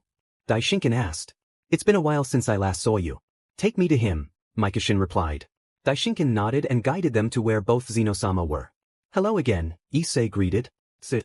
And you too, Zeno-one acknowledged. It's been a while, Mikashin said. What are you doing here? Are you looking for a fight? Zeno-2 asked. That will be for another time. Right now, I don't have time for that. I came to be the angel who trains Issei, Mikashin announced. Everyone was surprised to hear that. But he already has his 2 guardians, Daishinkan pointed out. I see something in him. That's all I'll say. Do you have a problem with that? Mikashin asked. Daishinkan shook his head, knowing of Issei's power. Moments later, Vados and Margarita arrived. Hello to both of you, Issei greeted. Hello again, Issei-sama, Vados replied. I hope you enjoyed your trip, Margarita added. At first, yes, but then things changed. But it doesn't matter, Issei said. Mikashin-sama, both angels said, bowing. Are you ready since you returned? Daishinkan asked. Yes, the sooner, the better, Issei replied. What's the rush? Mikashin asked. He will only be a god for a year, after which he will leave. That was the deal, Daishinkan explained. Mikashin looked at Issei, who just laughed a little. Zeno-sama approached Issei and handed him a suit. When he put it on, the 3 angels were amazed at how well it fit him, especially with his hair down. Mikashin also donned her suit for the first time, as she had never been a guardian before. Guide him to the place where he will be, Daishinkan instructed. The 2 girls nodded and approached Issei, teleporting away. Mikashin stayed behind to discuss a few things. Upon arrival, Issei saw a appealing field with a lake. Well, you already know me and I know little about you, but I hope we get along well in this short time, he said. I feel the same, Issei-sama, Margarita replied. Just call me Issei, I don't like that, he insisted. But, Vados began. That's the only thing I'll say, okay? Issei interrupted. Both angels nodded. Seconds later, Mikashin arrived. What do you want to do? Vados asked. Tell me about the most dangerous planets out there, Issei requested. The 2 angels nodded and used their staffs to search for information, finding many results. There are many being exploited by the enemy, Margarita informed him. This is one of the most dangerous universes, Vados added. I see, Issei said, creating 2 clones. We'll go in 3 groups. And these will help you. You should know that our job is only to train you and take you to those places you want to destroy, Mikashin explained. Behead one of them, Issei instructed. Mikashin didn't understand but complied. Moments later, it grew back, surprising the 3 angels. They regenerate quickly and can also divide. Even without all my power, they are quite useful. I want you to take them to places that aren't too dangerous while I go to the most dangerous ones, Issei directed. And who will you go with? Vados asked. You decide, Issei replied. The 3 angels exchanged glances. I'll go, Mikashin said. I want to see what you can do. I'll go next time, Margarita added. Yes, it will be by turns. So when will you start training? Mikashin asked. After I return, that's the priority, Issei answered. But you should rest, Vados suggested.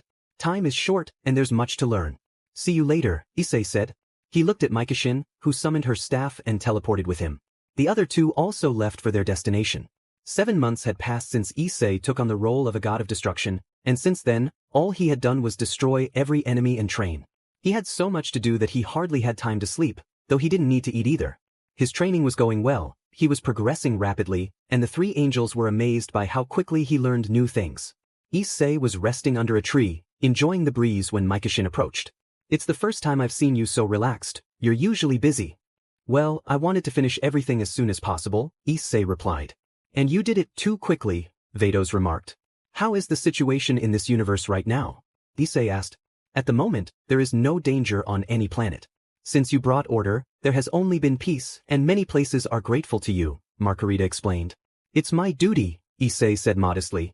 And now that you've accomplished what you wanted, what do you plan to do next? Vados inquired. I'll go see a friend, and then I'll leave the position, Issei stated. Honestly, this time has been fun with you, especially with your antics, Margarita admitted. Issei laughed. I'm glad you had a good time. You learn very quickly, Mikashin noted. I have to, or someone might kill me someday, Issei joked. You're kidding, right? No one could kill you, not even in millions of years, Mikashin replied. That's a long time, I'd be old by then, Issei said.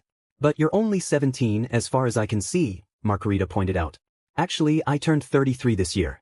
Time flies, Issei remarked. Why didn't you say anything? Vados asked. I was so focused on my mission that I forgot, Issei chuckled. The three angels shook their heads at his attitude. Then Issei stood up. Could you do me a favor and take me to Universe 7, specifically to planet Earth? Vados nodded and began searching for the location. Once she found it, the four of them teleported away. Upon arriving, Issei found himself in a field and spotted a familiar face. Hey Goku, it's been a while, Issei called out. Goku turned around at the sound of his voice and returned the greeting. Most of the tournament participants were gathered there. Hey Issei, it's been a while. How have you been? Goku asked. Honestly, I've been a bit busy, but I finally finished my work. I wanted to come see you all. How have you been? Issei replied. It's been peaceful here, but we haven't stopped training for the next tournament, haha. Goku laughed and Issei joined in. Also, Bills hasn't stopped training since that day, just like his brother, Goku added. They must have taken Zeno's words seriously. And how about you, Vegeta? Issei asked, but Vegeta ignored him, causing a bead of sweat to trickle down Issei's forehead. Have you found a strong rival during this time? Goku inquired. Some time ago, I encountered one who almost defeated me, but I managed to survive, Issei said. Wow, that sounds exciting. Goku exclaimed. Sort of. Anyway, I came to say goodbye since I have other things to attend to. You've been a great friend, Issei said. I see. I hope we can fight when we meet again, Goku replied.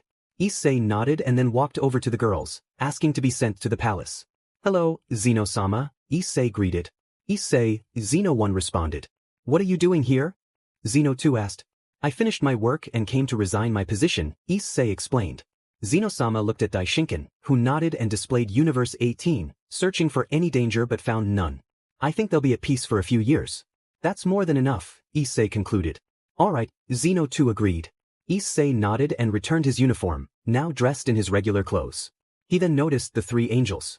It was fun, I won't lie, Issei admitted. I could follow you since I serve no one, Mikashin said. Maybe. I hope we meet again someday, Issei replied. Are you really leaving so quickly? Vados asked. I honestly don't want you to go. I've never had this much fun before, Margarita added. You all have responsibilities just like I do, Issei said. Daishinkan watched curiously, as it was the first time he had seen an angel reluctant to part ways. It's decided, Mikashin declared, catching everyone's attention. What do you mean? Daishinkan asked. Those two will be free and can do as they wish, Mikashin stated. They can't do that, they have duties, Daishinkan countered. Remember, I have authority too. So I can make that decision. If you have something to say it, Mikashin challenged. Daishinkan chose to remain silent, aware of her power. Zeno-sama also stayed quiet. The two angels were delighted by this news and looked at Issei with tender expressions. Seeing this made Issei sigh, as he didn't want to see them sad. Alright, he said, and the three girls cheered. We can go to a planet, I just need to tell you something.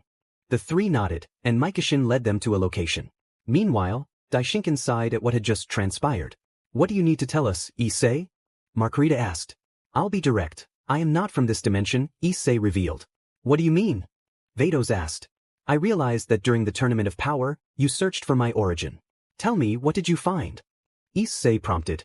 Honestly, nothing, Vados admitted. I come from another place, and I only came here to gather information. When I arrived, Goku was looking for another participant, Issei explained. Wait, so if you hadn't appeared, maybe another universe would have won, Margarita said. That could be true, Issei replied. So, what's the place you come from like? Mikashin asked. It's mostly peaceful with occasional dangers. I haven't explored the universe I come from, maybe I will someday. Besides, humans there don't know anything about gods or powers like here, Issei explained. Sounds like a normal place, Vados commented. Something like that. But there are enemies like angels, demons, and other races, Issei added. That sounds interesting, I'd love to know that place, Margarita said. It must be very far for no one to have reached it, Mikashin noted. But before we leave, I want you to change your appearance. I want you to look like humans, Issei instructed. The three agreed and altered their skin colors. Vados and Margarita turned blonde, while Mikashin kept her skin gray. You all look great. It's time to go. But first, Issei began, making hand seals. When he finished, he placed a seal on each girl. What was that for? Mikashin asked. I sealed your powers. I only left you 3 with 2% of your abilities.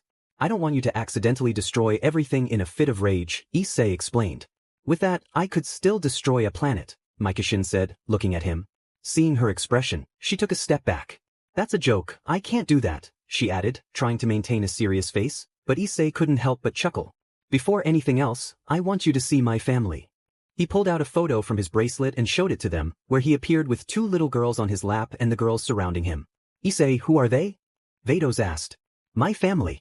The girl on the right is Eri, my daughter, and the one on the left is my little sister, Liza, Issei explained, naming each girl in the photo. They are my family, and it's for them that I fight to ensure their happiness, he added. I won't lie, that's a big surprise, Mikashin said. Yeah, it is, Margarita agreed. But we'll get along with them. They seem like good people, Vados remarked. I'm glad to hear that, Issei replied. Shikigami please, he called out. The girls didn't understand until they saw a portal appear. Issei stepped in front of it and invited them to enter. Upon exiting the portal, they found themselves in front of a grand palace, where a woman sat on her throne. Did it go well? Shikigami asked. Somewhat. How much time has passed? Issei replied. A month, Shikigami answered. That's not much. I spent almost a year there. You know, I've never fought so much in my life, Issei admitted. What did you do? Shikigami asked, raising an eyebrow. Issei scratched the back of his head and began to explain everything. From the beginning, Shikigami was surprised by all he had experienced. The 3 girls couldn't help but chuckle at her shocked expression. You know, I shouldn't be surprised, but with you, I should always be ready for anything, Shikigami said. But that doesn't matter. I want to go home, I want to see my family, Issei said. Shikigami smiled and nodded, opening a portal through which the 4 of them entered. Issei appeared outside his house as usual. Upon entering, he walked a bit and saw his daughter at the table doing her homework alongside Rosweiss. How's it going? He asked. Both girls looked up at the sound of his voice and smiled when they saw Issei. Without wasting a moment, Eri jumped out of her chair and ran to Issei, giving him a big hug, which he returned. Rosweiss soon joined them, also hugging him since she hadn't seen him in a month. I missed you both, Issei said. How was your trip, Tuchan? Eri asked eagerly. It was entertaining, Issei replied. Eri turned around and saw the 3 girls. These are Mikashin, Vados, and Margarita, Issei introduced them. Eri jumped down from Issei's arms and approached them. Nice to meet you all. I hope we get along well, Kung. The 3 girls smiled, unsure of how to respond to the last part. Eri, can you show them around the house, please? Issei asked. Eri nodded and took Margarita's hand, leading the way. Tell me about Rosweiss and the others, Issei said. They're working on their tasks, and some are on missions, Rosweiss replied. I see. How did that situation turn out? Issei inquired. Everything is fine now. The new teacher is Kinder since Serafal and Grafia looked into it, Rosweiss explained. And where is Liza? Issei asked. She's training with Claire, Rosweiss answered. I understand. Issei approached Rosweiss and hugged her. She was a bit surprised but returned the embrace. Issei, is something bothering you? Rosweiss asked. I was away for almost a year, Issei replied. That can't be all. Something happened to you, she pressed. I fought non-stop, and there was a moment when I was close to dying, Issei admitted. Rosweiss wanted to pull away to see his face, but he held her close. What happened? Tell me, she urged. That's not important. Because of that, I pushed past my limits, and now I can improve to protect all of you, Issei explained. Issei, you're not alone. We're here with you, Rosweiss reassured him. This time, Issei let her go, and she smiled warmly, resting his head against her chest. You won't leave, right? Rosweiss asked. I want to be with my family.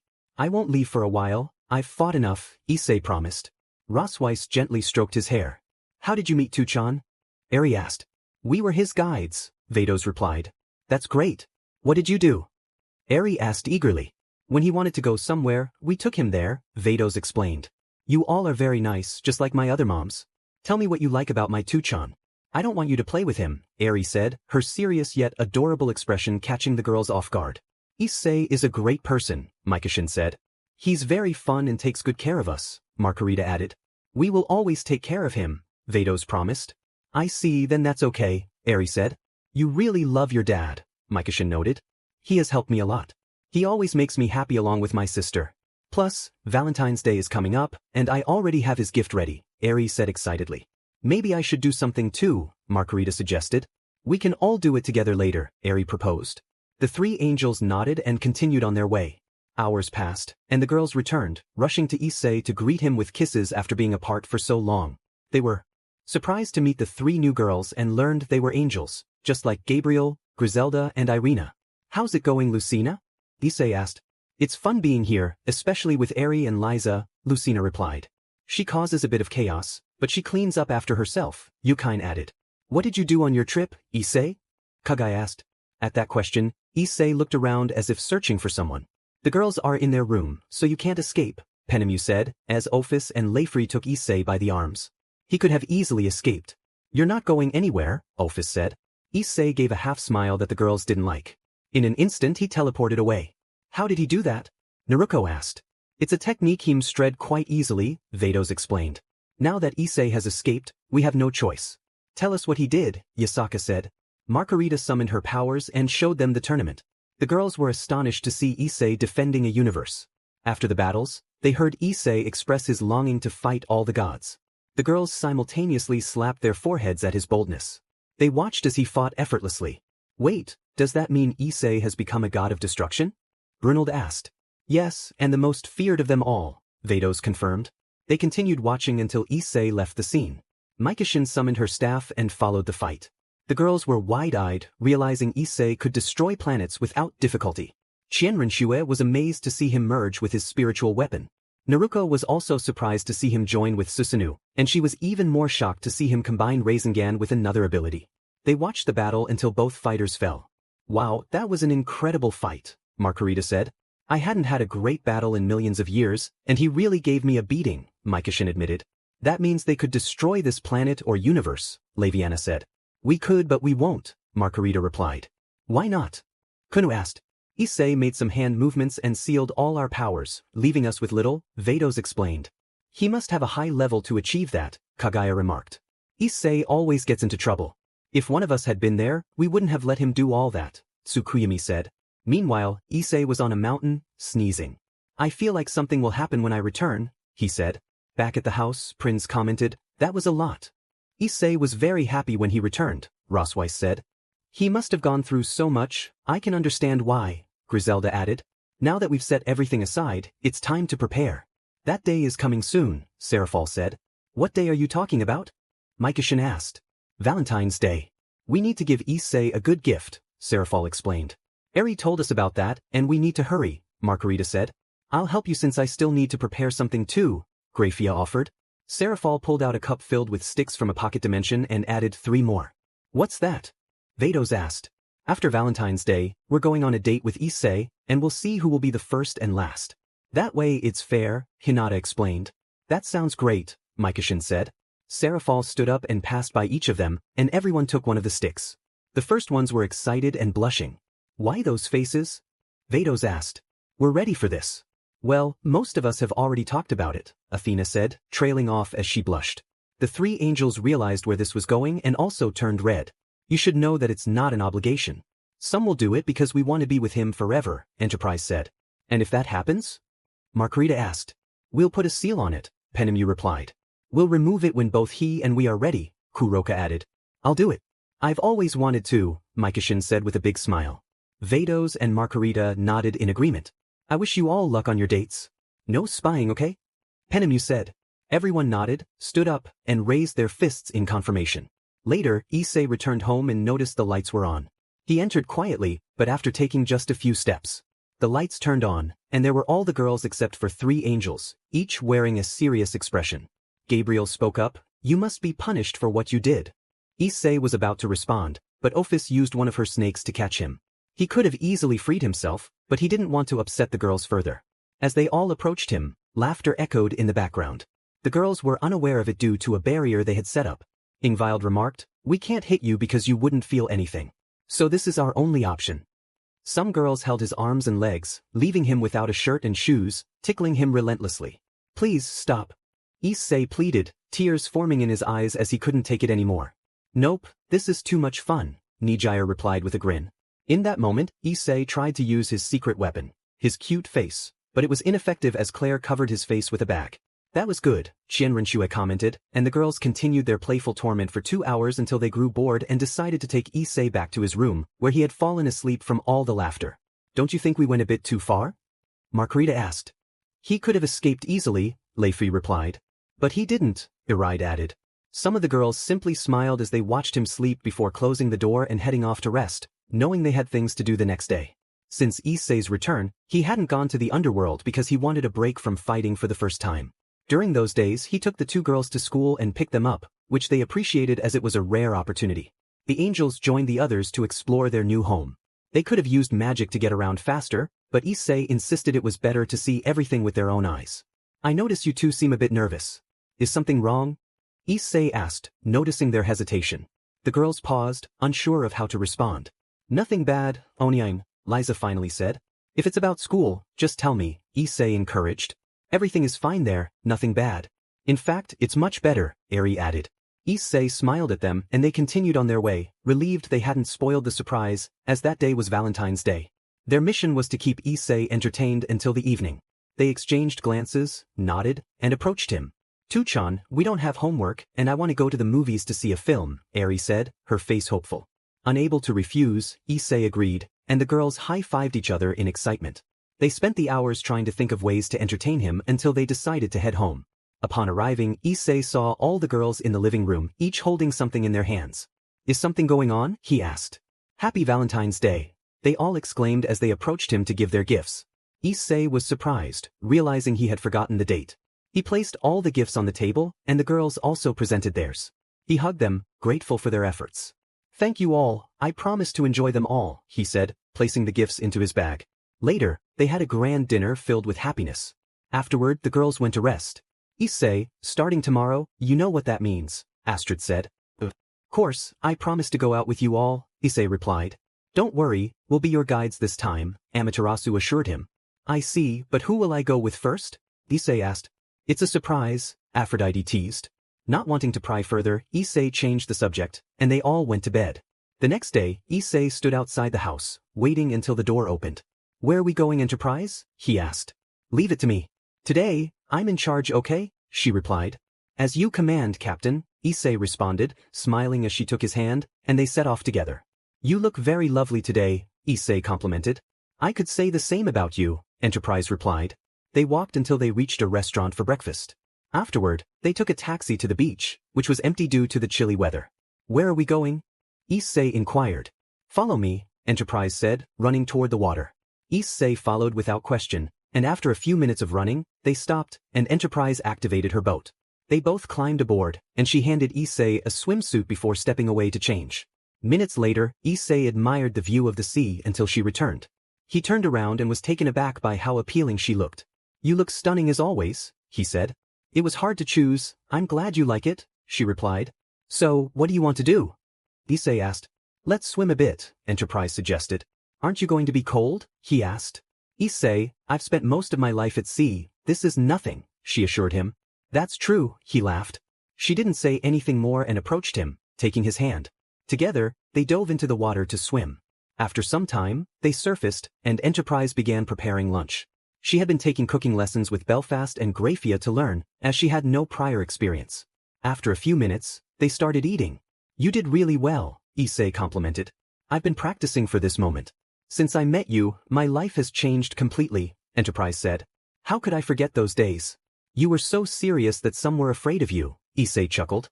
Only you had the courage to stand up to me, she replied. What can I say? He laughed. That part of you is what I liked. The fact that you were so persistent. Issei smiled at her, and they talked a bit more before taking another swim. As the day began to wind down, Issei stretched his arms and said, It was a fun day. Time to head back. Just as he was about to change, Enterprise took his arm. Noticing her face was slightly flushed, he asked, Is something wrong? We're not going home today, Issei, we're staying here, she said. Are you sure? He asked. She nodded, a bit shy, and began walking, pulling him along. Curious about where they were going, he followed her onto the boat. As they entered a room, Enterprise turned to him and said, Issei, I'm ready for this. Enterprise, you seem nervous. Are you feeling pressured? He asked. Not at all, I'm just a little embarrassed. I want to be with you forever, and I longing this, she confessed. Issei smiled and embraced her, saying, "We'll always be together." They separated from the hug, and Issei picked her up in his arms, carrying her to the bed. Enterprise, lying down, stretched her arms with a smile. "Be gentle," she said softly. Issei nodded and leaned in to give her a kiss. The next morning, Issei woke up early as usual and found Enterprise sleeping on his chest. He gently stroked her hair, smiling. Moments later, she woke up and smiled at him, a blush on her cheeks. "Good morning, Issei," she greeted. "Good morning. How did you sleep?" he asked. "I'm fine. You know, I would love to stay here all day, but you have a date today," she replied. Issei smiled and kissed her again before getting up to change. He glanced back at Enterprise, who smiled at him. He left the room, spread his wings, and flew back home. "Good luck with your dates, girls," Enterprise wished her friends, thinking about the last part with a hint of energy. Issei arrived home and noticed someone at the entrance. "Sorry for the delay, Leifri," he said. "It's fine, go change." "It's still early," she replied. He gave her a quick kiss on the forehead and hurried to his room. 5 minutes later, he was ready and stepped outside. "So, where are we going?" he asked. Leifri smiled and activated a magic circle, teleporting them both. When they arrived, Issei looked around in surprise. "This place is..." "Yes, this is where we met. I'll never forget that day. It was the start of my happiness," Leifri said. "I haven't forgotten that day either," Issei replied. Leifri smiled and pulled out a picnic basket from her pocket dimension. They sat on the ground and talked about the past while enjoying their meal. "What do you want to do today?" Issei asked. "Let's play a little since neither of us had a great childhood," Leifri suggested. "Sounds good. What do you want to start with?" he replied. Leifri thought for a moment, then said, "How about we play tag, but without using our abilities?" "Okay, but just so you know, I will win," Issei teased. Leifri smiled and took off running. Issei gave her a 1-minute head start before he began searching for her. They played all day, and as night fell, Issei was about to say something when Leifri teleported them both. When Issei looked around, he noticed only a bed. He searched for Leifri but didn't see her. Just as he was about to call her name, he heard the door open and turned around, surprised to see her. "Do you like it, Issei?" she asked. "You're as lovely as always," he replied. "From today, let's be together forever," she said, moving closer and taking his hand, leading him to the bed. Issei didn't say anything and followed her. The next morning, Leifri woke up feeling sore but kept quiet. "I'm glad I told Issei to leave early yesterday. I didn't expect him to be like that. But knowing him, it was to be expected. I might stay here until tomorrow," she thought, drifting back to sleep. Issei teleported back to his room and changed clothes. "I should have done that yesterday, but it doesn't matter," he mused, stepping outside and waiting until the door opened. "Well, if it isn't my magical girl," he greeted Seraphol. "Today will be a long day," she said, taking his hand and starting to walk. "Where are we going?" Issei asked. "There's an event in another city," Seraphol replied. "Sure, let's go. I'll follow you wherever you want," he said. Seraphol smiled brightly, and they teleported. When they arrived at the venue, Seraphol was in her usual magical girl outfit, and Issei wore a wizard's costume. "Not bad, it looks great on you," she complimented. "I think the same about you. So don't stray too far from me," he said. "Why not?" she asked. "You look so appealing that I don't want anyone to take you away from me," he replied, taking her hand. "I will never leave your side," Seraphol assured him. Issei smiled, and they walked through the venue, drawing attention, especially from the boys as Seraphol looked stunning in her outfit. She ignored them, wanting to enjoy the day with Issei. They spent the day exploring various places and modeling a bit. They both won in the costume competition, and Issei felt happy seeing Seraphol smile. Later, they returned to the Underworld, specifically to her mansion. They walked a bit until they reached her room, where Issei noticed many figures and items but said nothing. Seraphol activated a magic circle and changed her clothes. "I'm gonna make this the best night of my life," she said, sitting on the bed and smiling at him. He smiled back and walked over, playfully pushing her onto the bed. "You are and will be the only man in my life. I love you, Igarashi Issei," she declared. "I love you too, my magical girl," he replied, kissing her. The next morning, Seraphol opened her eyes and remembered everything from the night before, blushing at the thought. "I didn't think Issei would be like that. I'll take the day off today to avoid work," she decided, heading for a shower. Issei teleported to his room and changed clothes. "These have been unique days. I will do my best to protect the girls and always see those smiles," he thought. Just then, he was pulled from his thoughts as someone took his hand. "Are you ready for some fun, dear?" Nijire asked with a big smile. Seeing her, Issei smiled back. "Where are we going?" he asked. I really want to go to the amusement park," she replied. "Sounds good," he said, wrapping his arm around her waist as they teleported to Disneyland. Nijire was amazed when she saw the place. I hope you like it. This is where I brought the girls, Issei said. Nijire hugged him and kissed him, thrilled to be there. They spent the day riding all the attractions they could. Later, they found themselves on the Ferris wheel, watching the sunset. Did you enjoy it? Issei asked. My answer is obvious, yes. I loved it, I will never forget this day, she said, resting her head on his shoulder. Issei, can we go rest? Nijire asked. Do you want to go home? He inquired. No, let's go somewhere else, she said shyly. Issei didn't say anything more, and they teleported to a hotel. Japan. Nijire announced she would go change, and Issei commented on her small backpack. She nodded and headed to the bathroom. Minutes later, she emerged in an outfit that surprised Issei. Today, I'll cheer you on, dear, she said with a bright smile. Issei simply smiled back and opened his arms. Nijire jumped into his embrace, and they both fell onto the bed. The next morning, Issei woke up to find Nijire hugging him. He slowly tried to remove her arms to get up, but she held on tighter. I love you, Issei, she whispered. He smiled at her words and kissed her forehead. I love you too. Finally managing to escape her hold, he left for home. A few minutes later, he stepped out of his house again. I hope the girls are okay, he said. They are fine. We told them we wanted some time with you, and they agreed, Naruko replied. Hearing her voice, Issei turned to see her in her signature orange color.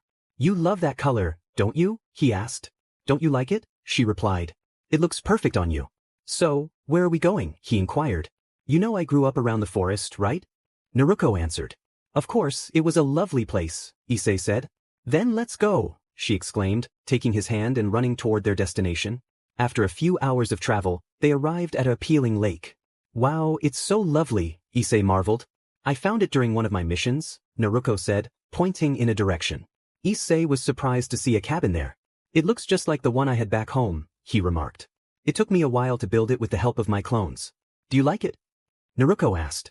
2 days after their outings, the girls were at home, filled with joy from their experiences. Noticing their happiness, Eri asked, Brunold, is something happening? Why are you all so happy? Brunold replied, Your father took us out, and we had a great time. Liza chimed in, Oni-chan is so much fun. You're right, Penemu agreed. Where is Tuchan? Eri asked.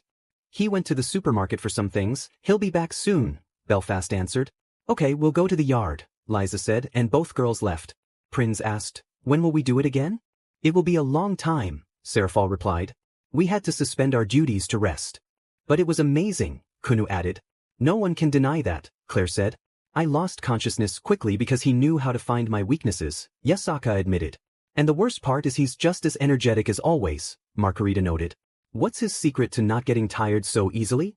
Laviana wondered. Kuroka said, During our outings, we told him everything that was happening. If Oni-sama tries something with Issei, I don't think he'll come out unscathed, Leifi warned. I don't understand why he chose that path again, Griselda said. Now, putting the bad things aside, what shall we do now?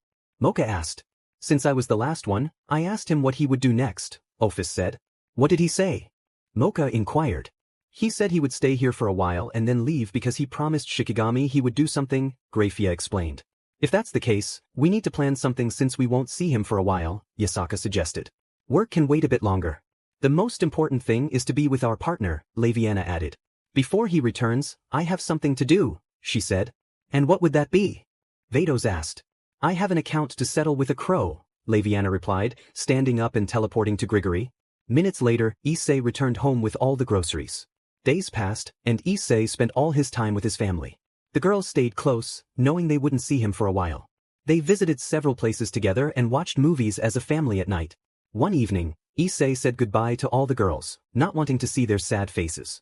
Be careful wherever you go, Irina warned. Why doesn't someone come with me? Issei suggested. If we go with you, we might cause more problems. Being alone will help you hide better, just like you did in the big tournament when you barely fought, Vados explained. I see. Please take care of yourselves, and if anything happens, let Shikigami know. I'll come back and do what I can, Issei said. Issei, we're not weak, we can defend ourselves, Griselda assured him.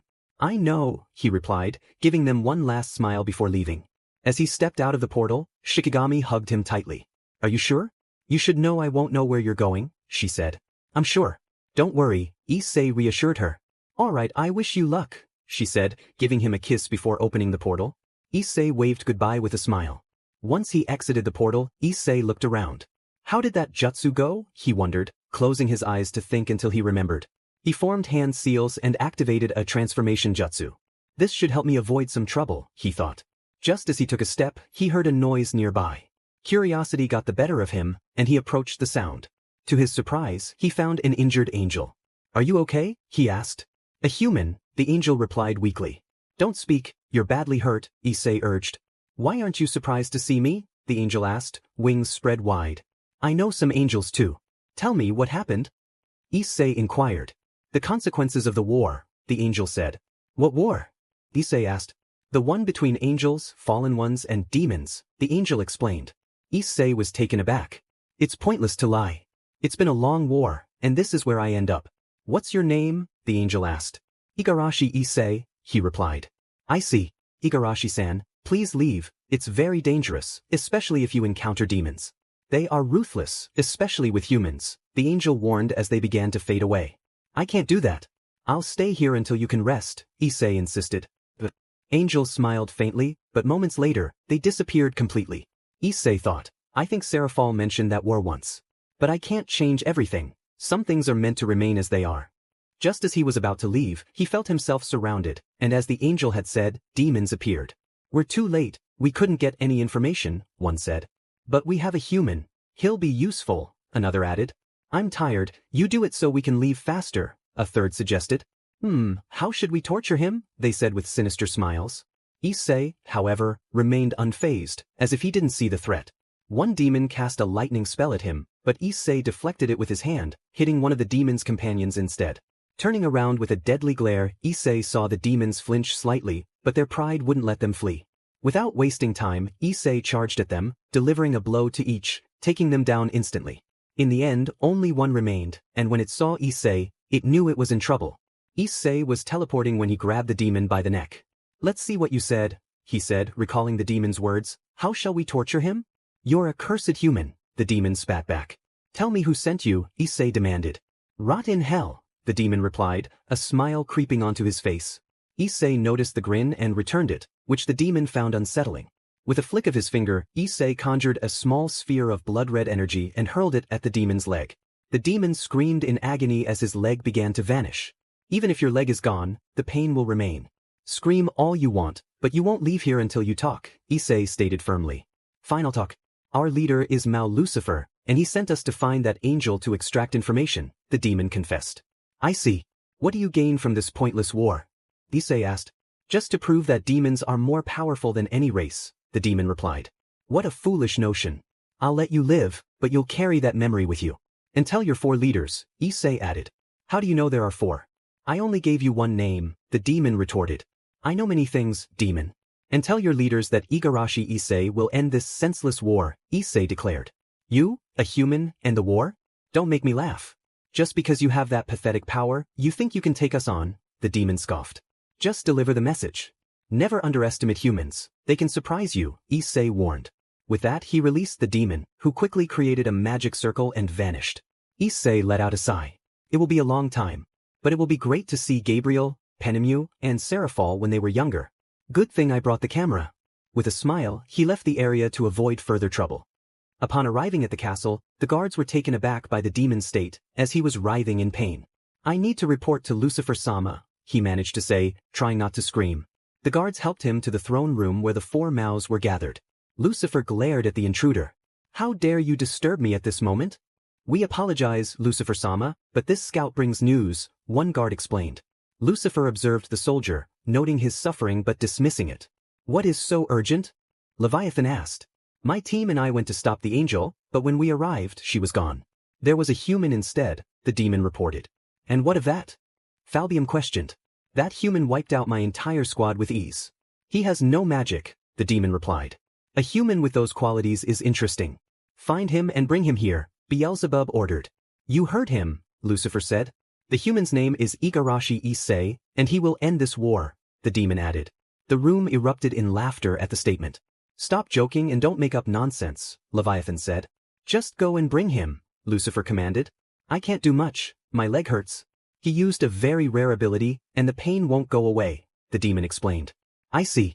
You too, tell another team to search for that human," Lucifer instructed. Both guards nodded and left. As for you, Lucifer said, conjuring a black sphere of power and throwing it at the demon, I don't want weaklings. He turned away, returning to the meeting. Days passed as the demons searched for Issei, but only one returned with the same message.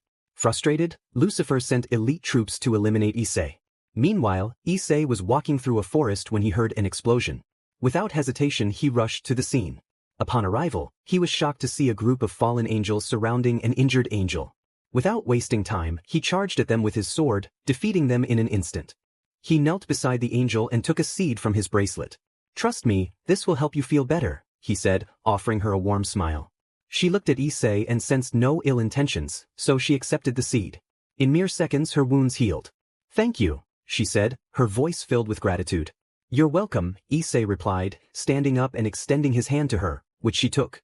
After that, Issei began to walk away, not wanting to linger. "Wait, what's your name?" she called after him. "Igarashi Issei." "It's a pleasure, Gabriel," he replied, not waiting for a response before he started to run. "How does he know my name?" Gabriel wondered as she ascended to the heavens. In his thoughts, Issei vowed, "It doesn't matter if it's past, present, or future, I will always protect them. Besides, you are still appealing." With a smile on his face, he continued on his path. Days passed, and now 3 factions were searching for Issei, demons wanting to experiment on him, fallen angels aiming to kill him, and angels seeking his help. Issei defeated the fallen and demons while leaving the angels unconscious. His name spread as he took down many with just his fists. One day, as he walked, he sensed 3 familiar presences. A smile formed on his face as he hurried toward them. He climbed a mountain, took out his video camera, and began recording. "This time I will win," Seraphal declared. "Shut up, shorty," Penemu shot back. "What did you say, Crow?" Seraphal retorted. "Don't fight, father doesn't like it," Gabriel interjected. "Shut up, Dove," both Seraphal and Penemu replied, leaving Gabriel feeling sad. Issei watched, surprised by how they interacted. "When I return I will talk to them," he thought. Suddenly, the 3 sensed Issei's presence. They had been too caught up in their argument to notice him. All 3 turned to him, astonished to see someone they had been searching for. He put away his camera and greeted them with a smile. "Hello, Igarashi-san. We've been looking for you," Gabriel exclaimed. "Sorry, but I'm not going anywhere," Issei replied. "So, you're the human everyone is talking about," Seraphal noted. "It's not that big of a deal," Issei shrugged. "Lucifer won't stop bothering us to find you," Seraphal said. "And what will you do about it?" Issei challenged. "How do you know my name?" Seraphal asked, surprised. "I know many things, including yours, Penemu," he said. "Don't say silly things," Penemu replied. "I know how you fell," Issei continued, catching her off guard. She opened her mouth to respond, but he pressed on. "I won't tell anyone, it's a secret that will go to my grave," he assured her. "What do you really want?" Gabriel asked. "To end this war. Innocent people are dying because of your actions," Issei declared. In a world where humans often find themselves caught in the crossfire, Issei stood resolute. "I've seen it with my own eyes," he declared, his voice firm. "Tell Azazel to keep a closer watch on his men. They are attacking villages and trying to take the women. I won't allow anyone else to die." Seraphal listened intently, her expression serious. "What do you want me to tell Lucifer?" "Tell him to stop causing trouble or I will handle it myself," Issei replied, determination in his tone. Gabriel interjected, "He is very powerful. Even father has difficulty fighting against him." "Anything is possible if you put in the effort," Issei countered. "But for now, I wish for all 3 of you to refrain from fighting." "Why do you say that?" Penemu asked, puzzled. "Because fighting brings nothing good," Issei responded. "It was a pleasure to see you all." With that, he teleported away, leaving the 3 of them in silence as they processed his words before deciding to leave. Meanwhile, Issei leaned against a tree, lost in thought, when a voice broke the stillness. "So, you are the young Igarashi," the newcomer said, a hint of intrigue in their tone. Issei looked up, surprised. "I didn't expect to meet you." Issei stood in contemplation, pondering how to address the being before him. "Just call me Elohim," the figure replied. "I see. What are you longing?" Issei asked, curious. "What is your purpose?" Elohim inquired. "To end this senseless war," Issei stated firmly. "Why are you involved in this?" Elohim pressed. "You know the answer to that. But it's better to leave it at that and get to the point," Issei replied. "You're interesting. I won't ask more questions. It's better that you don't know," Elohim said with a smile before vanishing in a flash of light. Issei turned away, reflecting on the encounter. "I didn't expect to meet the father of Gabriel and Penemu." He continued on his journey, marveling at various sights, but also facing battles that seemed relentless. After a long struggle, he arrived at a nearby village and noticed the joy surrounding a festival. He smiled at the happiness, but that joy was shattered when two dragons unleashed devastating attacks, annihilating the village and its inhabitants. Issei stood in shock, witnessing the aftermath of such destruction. Anger surged within him as he spotted the two dragons responsible. Without hesitation, he leaped into the air, unfurling his wings, and charged at them. As he approached, he struck each dragon in the face, sending them flying away. "You two are foolish. You've just killed many innocent people," he scolded. "They interfered in our fight," Albion replied, rising, clearly displeased by the blow, alongside Drake. "Interfered? You're mad." "Oh, right, what could I expect from two brainless dragons?" Issei retorted.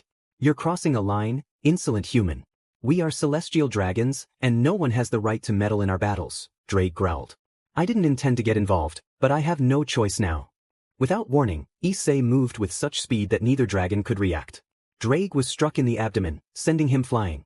Albion attempted to counter, but Issei was too fast.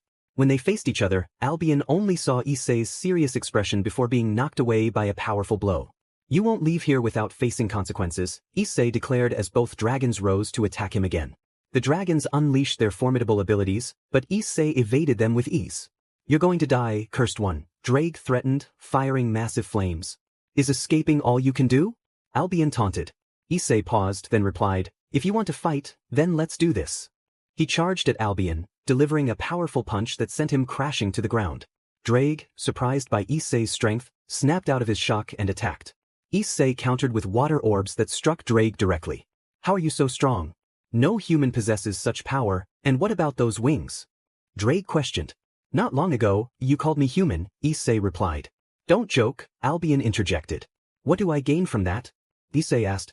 "I will kill you," Albion vowed. "This will be the first and last time we fight together," Drake added, nodding in agreement. "Wood style, wood golem jutsu," Issei commanded, summoning a massive golem that seized both dragons. "Fire style, great fire annihilation," he unleashed, engulfing the dragons in flames. "That's nothing," Drake scoffed, escaping the golem's grip. "It's time to end this," Issei declared, charging at them and delivering a blow to each dragon's abdomen, causing them to spit blood from the pain. "That hurt," Albion admitted. "Now it's time." Drake nodded and they took to the skies. "You're dead," Drake proclaimed, inflating his chest and unleashing a torrent of blood-red flames. Albion followed suit, spewing a deadly poison. "That's why we are feared," Drake remarked. Issei emerged from the attacks, his clothes tattered but unharmed. "Not bad," he said, surprising the dragons. Before they could react, Issei closed the distance and struck Albion multiple times, knocking him unconscious. Drake attempted to retaliate, but Issei swiftly dealt him several blows, sending him crashing to the ground. "Who are you?" Drake asked, bewildered. "Igarashi Issei. If I see you both engaging in such foolishness again, I won't spare you. I can forgive once, maybe twice, but not a third time." With that, he leaped away, leaving Drake unconscious. Issei sighed, fatigue washing over him from the battles he had fought in such a short time. But he pushed aside his exhaustion. There was still much to do. Days turned into months, and the three factions became well acquainted with Issei, known for his kindness towards angels and his ruthlessness against demons and fallen beings. One day, he found himself surrounded by corpses, weary from constant harassment. "It's been a long day, and this ends now," he declared, walking purposefully toward a specific location. After a few minutes, he stopped to observe 6 people battling 2 dragons. "I didn't want to get involved, but here I am," he thought, stepping forward. The fighters sensed his presence and turned, astonished to see Issei. "You shouldn't be here," Elohim warned. "This must end and you know it," Issei replied firmly. "So you're the one causing me so many problems," Lucifer said, narrowing his eyes. "You're quite persistent. Honestly, I'm not in the mood to fight today." "I've been battling frequently," Issei admitted. "And how do you plan to handle this?" "You can't take us all on at once," Leviathan challenged. "Goodbye," Issei said, moving swiftly and dispatching both dragons before anyone could react. The others stood in shock at his display of power. "I warned you not to get into trouble.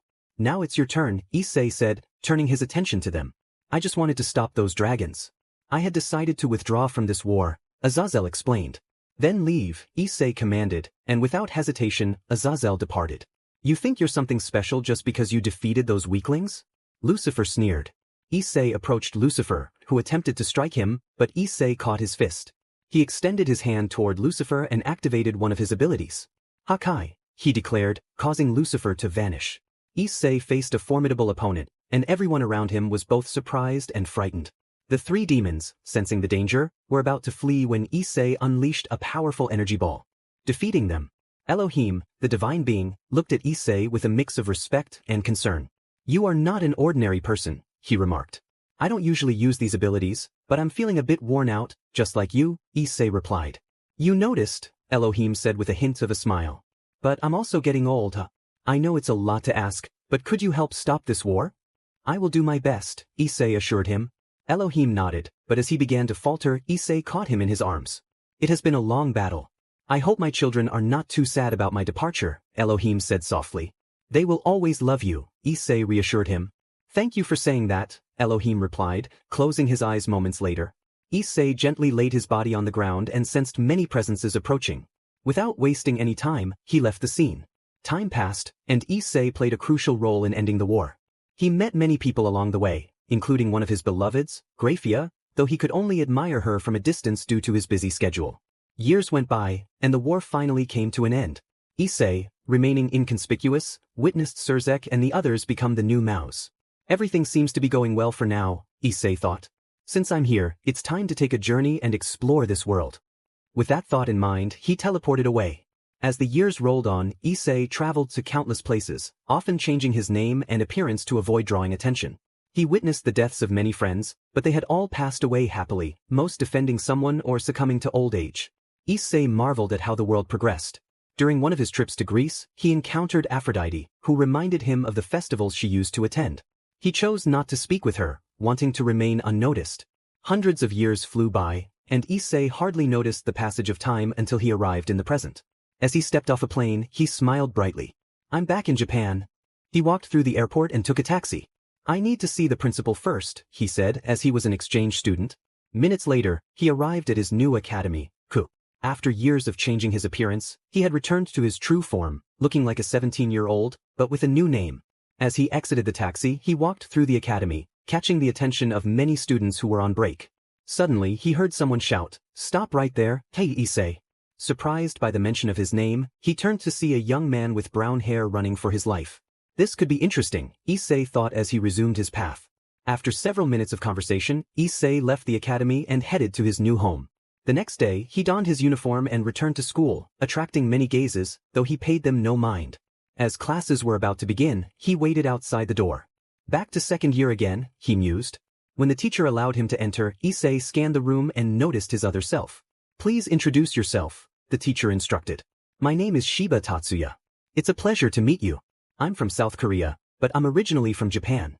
I hope we get along well," he introduced himself, knowing some might recognize the name. Several girls raised their hands. "Do you have a girlfriend?" one asked. "Yes," he replied simply, causing the girls to lower their hands. The teacher seated Tatsuya in front of Issei. "I hope we can be friends," Tatsuya said. "Likewise. Now that I know you have a girlfriend, I can be your friend without worrying about you chasing after the girls here," Issei joked. Tatsuya smiled at this, and class began, with Issei paying little attention while Tatsuya noticed. As classes ended, Tatsuya was about to leave when Issei stopped him. "What brings you back? Did you not like the other country?" "I missed my home," Tatsuya replied. "I see. Many told me to stay away from you. Why is that?" Issei asked, chuckling. "Everyone knows you're quite the flirt," Tatsuya said. "Well, it's better you hear it from me than from others spreading nonsense," Issei replied. "I understand. I have to go now. I need to organize my house," Tatsuya said, and they parted ways. Days passed, and they became good friends. Tatsuya often laughed at Issei's attempts to escape the kendo club. "And yet you persist. You're quite determined." As classes continued, they walked home together. "Hey, I have a date on Saturday. A girl asked me out," Issei announced. "I'm happy for you. You should dress well," Tatsuya advised. "By the way, what's your girlfriend's name?" Issei asked. "I'll tell you later. For now, go home and prepare a plan," Tatsuya replied. Without saying anything more, Issei accepted the advice and left. Days went by, and Tatsuya offered ideas for Issei's date. Finally, the day arrived. Tatsuya was at home, putting family photos on the wall. "It's been hundreds of years. I miss my family," he thought, holding a picture of them all together. After tidying up, he headed to his small library to read. 2 days passed, and Monday arrived. Tatsuya was on his way to the academy when he spotted Issei walking with Rias. "So, the moment has come. It will be a challenging time," he thought, knowing Issei had a sacred gear and who he was going on a date with. He decided to continue on his path, not wanting to dwell on it. Days went by without him asking any questions until he finally decided to do so. During lunch, they were eating together. "How did your date go?" Tatsuya inquired. Issei tensed at the question, and Tatsuya noticed, aware that Rainier had left him somewhat traumatized. "It was great," Issei replied, but Tatsuya could tell he was lying. "I know you're not being honest. Just tell me the truth," Tatsuya urged. Issei sighed. "She was just pretending. She played with my feelings." "I see," Tatsuya said, understanding. "But thanks to that, you met one of the girls." Tatsuya and Issei were discussing their club, which was led by the popular Rias Gremry. Issei expressed his admiration for Rias, mentioning her impressive figure. Tatsuya smiled and replied, "I'm happy for you." Issei then confided in Tatsuya, saying, "You know, I consider you like the brother I never had." Tatsuya agreed, "I feel the same way." Issei leaned in closer and said, "I have a secret to tell you." Tatsuya raised an eyebrow, intrigued. "What is it?" he asked. "I'm a demon," Issei revealed. Tatsuya feigned surprise but then laughed. "Really? That girl I went out with once is a fallen angel," Issei added. Tatsuya shook his head. "Come on, you're joking." Issei insisted, "I can prove it." He summoned a red gauntlet in his hand, and Tatsuya's eyes widened in amazement. "Wow, that's incredible. Can I touch it?" Issei nodded, and Tatsuya reached out, knowing well what was inside. "I never imagined this would happen," Tatsuya said, genuinely impressed. "I know. Now that you know, you have to join the club too, or Rias might erase your memories," Issei warned. Tatsuya suggested, "You should talk to your president first." Issei explained, "I insisted she let me tell you we're demons." At first, she didn't take it well, but eventually she accepted. Tatsuya then asked about a new student from Italy. "You mean Asia Argento?" he inquired. Issei confirmed, "Yes, she's one of us too." Tatsuya was surprised but excited. "That's a lot of surprises, but it's great." Issei suggested they head to the club so Tatsuya could meet everyone. Upon arriving, Tatsuya recalled his first visit, which had been quite unpleasant due to the hostile stares he received. However, this time felt different. Rias greeted them saying, "I see you did come after all." Issei explained, "At first, he didn't believe me, but after I showed him the gauntlet, he did." Rias introduced herself and the other members, Akino Himejima, Kiba Yuto, Kaneko, and Asia. Tatsuya smiled and said, "It's a pleasure to meet you all. Please, just call me Tatsuya. Now we're friends." As Tatsuya settled onto a sofa, Akino brought him a cup of tea, which he accepted gratefully. Days passed, and Tatsuya grew close to everyone, finding them quite different from his initial impressions. One day, while they were all in the club, a figure arrived in a blaze of fire. Tatsuya recalled the excitement he felt on a similar day when he faced an immortal being. Razor, the newcomer, looked around with disdain. "Rias, come with me to the Underworld. This place stinks," he demanded. Rias firmly replied, "That will never happen. I will always be here." Razor threatened, "Don't force me to use force." Issei intervened, saying, "Hey, don't talk to Bucho like that," his expression serious. Razor merely glared at Issei without responding. As Razor continued to provoke, Issei, frustrated, charged at him. Razor grabbed Issei by the neck and threw him against the wall. Tatsuya sighed but chose not to intervene, preferring to focus on his book. Razor, noticing Tatsuya's calm demeanor, considered confronting him, but just then, a magic circle appeared, and Graphia emerged.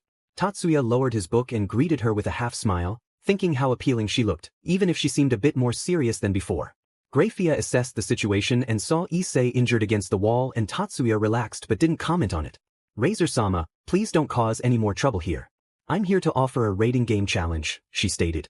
Rias accepted immediately, while Razor chuckled but eventually agreed, summoning his entourage to show off. Graphia was about to leave but paused to ask, "What is a human doing here? They shouldn't know about us."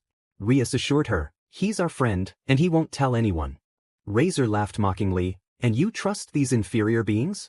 He conjured a fireball, but suddenly felt a chill as Graphia released some of her aura.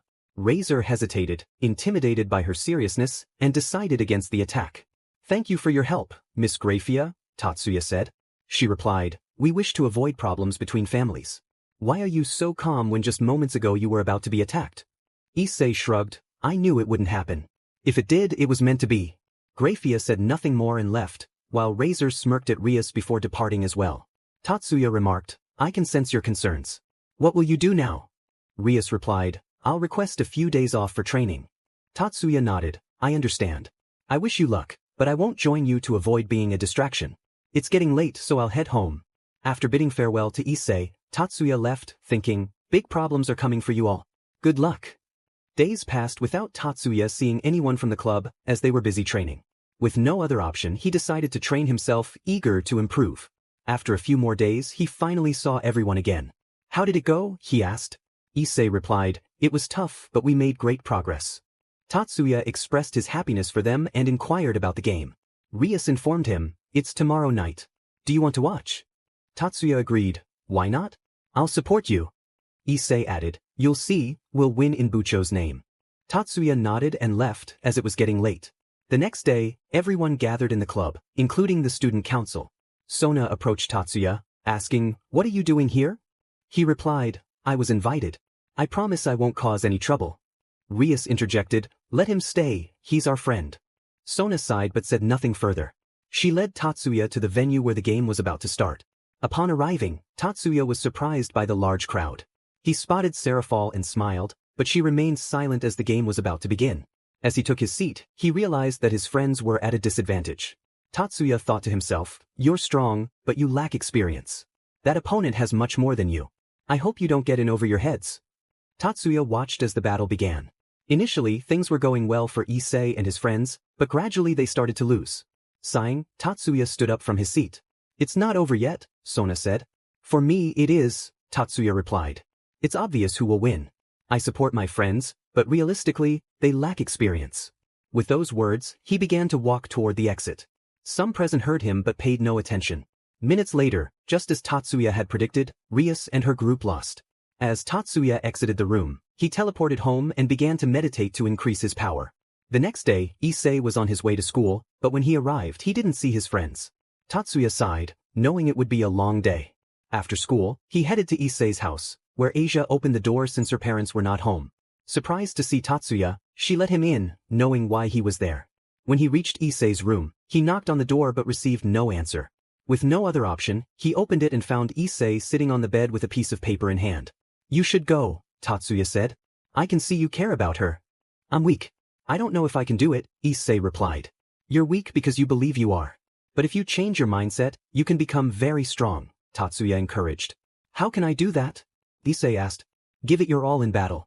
And when you feel you have no strength left, remember why you fight, Tatsuya advised. You're good at giving pep talks, Issei said. I'm glad to help.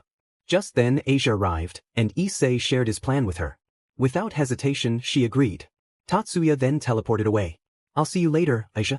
I have things to do, he said. Be careful, Asia replied. Tatsuya nodded and left the house. Once outside, he teleported to the Underworld and quickly made his way to the wedding venue, where he saw Issei challenging Razor to a battle. Good luck, my friend. I know you can do it, Tatsuya said. Time passed, and Surzek arrived to accept the fight. Both were teleported, and the battle began. Issei wasted no time activating his armor. You're quick to activate it. It took Hiro much longer, Tatsuya observed, watching the battle with excitement. Seconds passed, and Issei lost his armor but continued to fight without losing his composure. He then pulled out a vial of holy water and threw it at Razor, causing him to scream in pain. Good idea, Tatsuya commented. Moments later, Ravel arrived to defend her brother, and the battle was called to a close. In the end, you did it, and you've increased your power. If you keep this up, you'll go far, Tatsuya said, standing up to leave. The next day, Tatsuya returned to the academy and went to the club where everyone was gathered. While sipping tea, he recalled something. I think she will be here soon, he thought. Hey, Tatsuya, what do you have planned for later? Issei asked. I'm going home to read a bit, Tatsuya replied. You're so boring, Issei teased. Believe me, I've had my fun, and now it's time to relax. When I return to my family I will have fun, Tatsuya said with a smile. What kind of fun? Issei asked with a mischievous grin. Tatsuya smiled back and then playfully hit him. Private, he said. Ouch, that hurt. Issei exclaimed. I trained a bit. I used a lot of force since you're a demon. You hardly felt anything, Tatsuya explained. Soon, I'll be a dragon too, thanks to Drake, Issei said with a laugh. Good for you. You'll be strong. Well, see you later, I have things to do. Tatsuya stood up and left. Days passed without anything interesting until Tatsuya went to the club and was surprised to see two hooded figures. Hey, Tatsuya, some exorcists came and we're having a duel with them since they insulted Asia, Issei explained. I see. I just arrived and already have this surprise. Who are they? Tatsuya asked. I'm Zenobia Korda, and this is my partner, Shido Irina, one of the hooded figures said. Tatsuya nodded in acknowledgement but said nothing more as the group moved behind the club to prepare for the battle, where Issei and Kiba would fight. Tatsuya thought to himself, Irina looks lovely. It's a shame I didn't get to see her back then. He sighed. Why are you doing that? The fight hasn't started yet, Rias said. Your teammates are very confident. But I'll take my leave, Tatsuya replied. Senpai, you always leave in the middle of a fight, Kaneko pointed out. I'm not a big fan of battles. I'll see you tomorrow. Without waiting for a response, he began to walk home. Days went by, and Tatsuya noticed his friends helping Kiba, but he didn't participate, wanting a little rest. One day, while walking through the streets, he felt the academy had been sealed. So, the moment has arrived. I'm curious to see how they'll fare, he thought, teleporting to the academy and appearing on the roof of the kendo club. He watched as Rias's group fought against the servants while Kokubile observed. I still remember that day. I was just as excited as when I fought the chicken. They told me he was very strong, so I gave it my all, he recalled while watching the battle. Minutes later, Kiba and Zenobia arrived to help.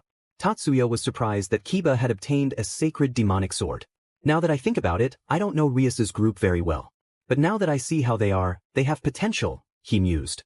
As he watched the battle, he noticed the group was exhausted and out of magic, while he remained still, having noticed Vala for some time. Then Vala descended, breaking the barrier and delivering a blow to Kokubile. You're weak, Vala declared. Still as arrogant as ever. This is the third time I've seen you. Will all of you be like this? Tatsuya remarked. Vala was about to take Kokubile away when he fixed his gaze on Tatsuya and was about to say something, but Tatsuya interrupted. Bansho Tenin, he said, pulling Vala toward him and grabbing him by the neck, making hand seals to avoid drawing attention. Don't say anything stupid, or this will be the end for the strongest Hakuryukoi of the past and so on, Tatsuya warned. Who are you? I only sense a human aura from you. How do you have so much strength? Vala asked. That's none of your concern, Tatsuya replied. Don't tell that lazy crow any of this. Otherwise, you'll know the consequences, and you wouldn't like to see me upset. I once forgave someone like you and supported them, but in the end, they betrayed me, so consider yourself warned.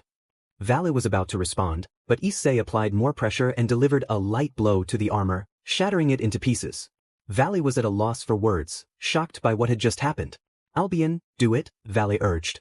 Albion snapped out of his trance and attempted to divide Tatsuya's power, but it was futile.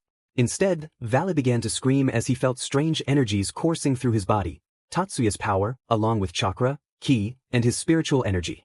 What's happening to me? What is this? It hurts. Vala exclaimed. Tatsuya replied calmly, haven't they ever told you not to take what isn't yours? I could leave you like this, but I'm not as cruel as you are. Using one of his Rinnegan abilities, Tatsuya unleashed his full power, releasing Vala, who gasped for air. Who are you? How are you this strong? Vala asked, bewildered. Nobody important. And you know what to do. Don't make any more foolish moves, or things will go badly for you. Vala opened his mouth to respond, but Tatsuya used Shinra Tensei, sending him flying and landing near the rest of the group. They watched the spot where Tatsuya had been, but he had already vanished. Vala activated his armor and left the area, not in the best of moods. What just happened here? Issei asked, bewildered. That doesn't matter. The good thing is that it's all over, Akino replied. Now we can rest, Rias added. Sona called me and she will handle the cleanup, so you all should go home and relax. The group nodded in agreement and each headed home. Tatsuya, on the other hand, returned to his house, took a bath, and went to rest, knowing that the next day would be one he didn't particularly look forward to. Tatsuya sat at his desk, a large piece of clay in front of him. Without a second thought, he divided it in two and began to work in silence, listening to the parents supporting their children around him. He kept to himself, focused on his task. After several minutes, he finished his work, and when the teacher passed by, he was surprised by what Tatsuya had created, 2 figures of girls in Santa outfits. Who are they? The teacher asked. Very important people to me, Tatsuya replied, taking both sculptures and leaving the classroom. He stored them in his bracelet to give them later. After walking a bit, he reached the courtyard and decided to lie down for a while, enjoying the pleasant weather. He closed his eyes, but a few minutes later, someone woke him up. Hey, wake up, Issei said. What's going on? Tatsuya asked, rubbing his eyes. It's late, it's time to go home, Issei replied. I see, Tatsuya said, sitting up. Hey, there's a meeting tonight with the other faction leaders. Do you want to come? Issei asked. That sounds important, and I don't want to be a bother, Tatsuya said. Come on, it'll be boring without you. The others are in favor too, Issei insisted. Alright, I'll meet you outside the academy tonight. If I try to enter alone, they won't let me in, Tatsuya agreed. Issei nodded, and they both headed home. Tatsuya pondered what would happen that night. When evening came, he arrived at the designated spot, and moments later, the group arrived, entering together. They walked a bit until they reached the meeting room. The only leaders present were Surzek, Grafia, and Serafal. Tatsuya chose a seat away from the crowd to avoid drawing attention. Minutes later, the other two leaders arrived with their companions. Tatsuya smiled upon seeing Gabriel and Penemu again, as it had been a while since they last met. Issei stared at them, and Rias playfully hit him on the head. "Issei, control yourself," Rias said. Most of the attendees tensed at the mention of a name. "I notice everyone seems nervous. Is something wrong?" Son asked. "Nothing important," Serafal replied. "You're a terrible liar." "Tell me," Sona insisted. "The truth is, I hadn't heard that name in years," Serafal admitted. "It is significant," Rias added. "I think I read about it once, but it wasn't a big deal," Sona said. "Those books are misleading," Azazel interjected. "That person caused quite a stir back then." "What did he do, and who are you talking about?" Issei asked. "During the war, a human named Igarashi Issei killed hundreds of fallen angels and demons with his bare hands, without using magic," Azazel explained. "Wait, how is that possible?" "You said he was human," Rias said. "I have no idea how he gained that power. That's why the demons wanted him, to investigate his secret. My soldiers thought the same," Azazel continued. "From our side, he didn't kill anyone but knocked them out to prevent them from following him," Michael added. "I once fought against him and was close to winning," Azazel said. Tatsuya thought to himself, "You're joking. We never fought, we only saw each other once, and you ran away." "I remember that person," Drake said. "I will never forget that day," Albion added. "How did you meet him?" Surzek asked. "First, he gave both of us a beating because we might have destroyed his village," Drake replied. "And he was the cause of our deaths, as he killed us with just one blow," Albion said. Everyone was surprised to hear this, except for Azazel, who had been present but didn't know what happened afterward. "When we arrived, we also found our father dead. Perhaps he..." Michael began. "He couldn't have done it. He saved me once, and I could tell he wasn't a bad person," Gabriel interjected. No one knew what to say after that. Tatsuya continued reading, having brought a book to pass the time. Azazel noticed him and was surprised by what he saw. "Hey you there. What's your name?" Azazel called out. Tatsuya lowered his book. "Shiba Tatsuya." "Why do you ask, sir?" "I sense a very familiar energy from your bracelet," Azazel said. Tatsuya maintained a neutral expression but remembered who had created it. "All right, Penemu told me Azazel made it. May I see it?" Azazel asked. "No, thank you. It's a gift from someone very special to me, so please don't insist," Tatsuya replied. "All right, but what are you doing here?"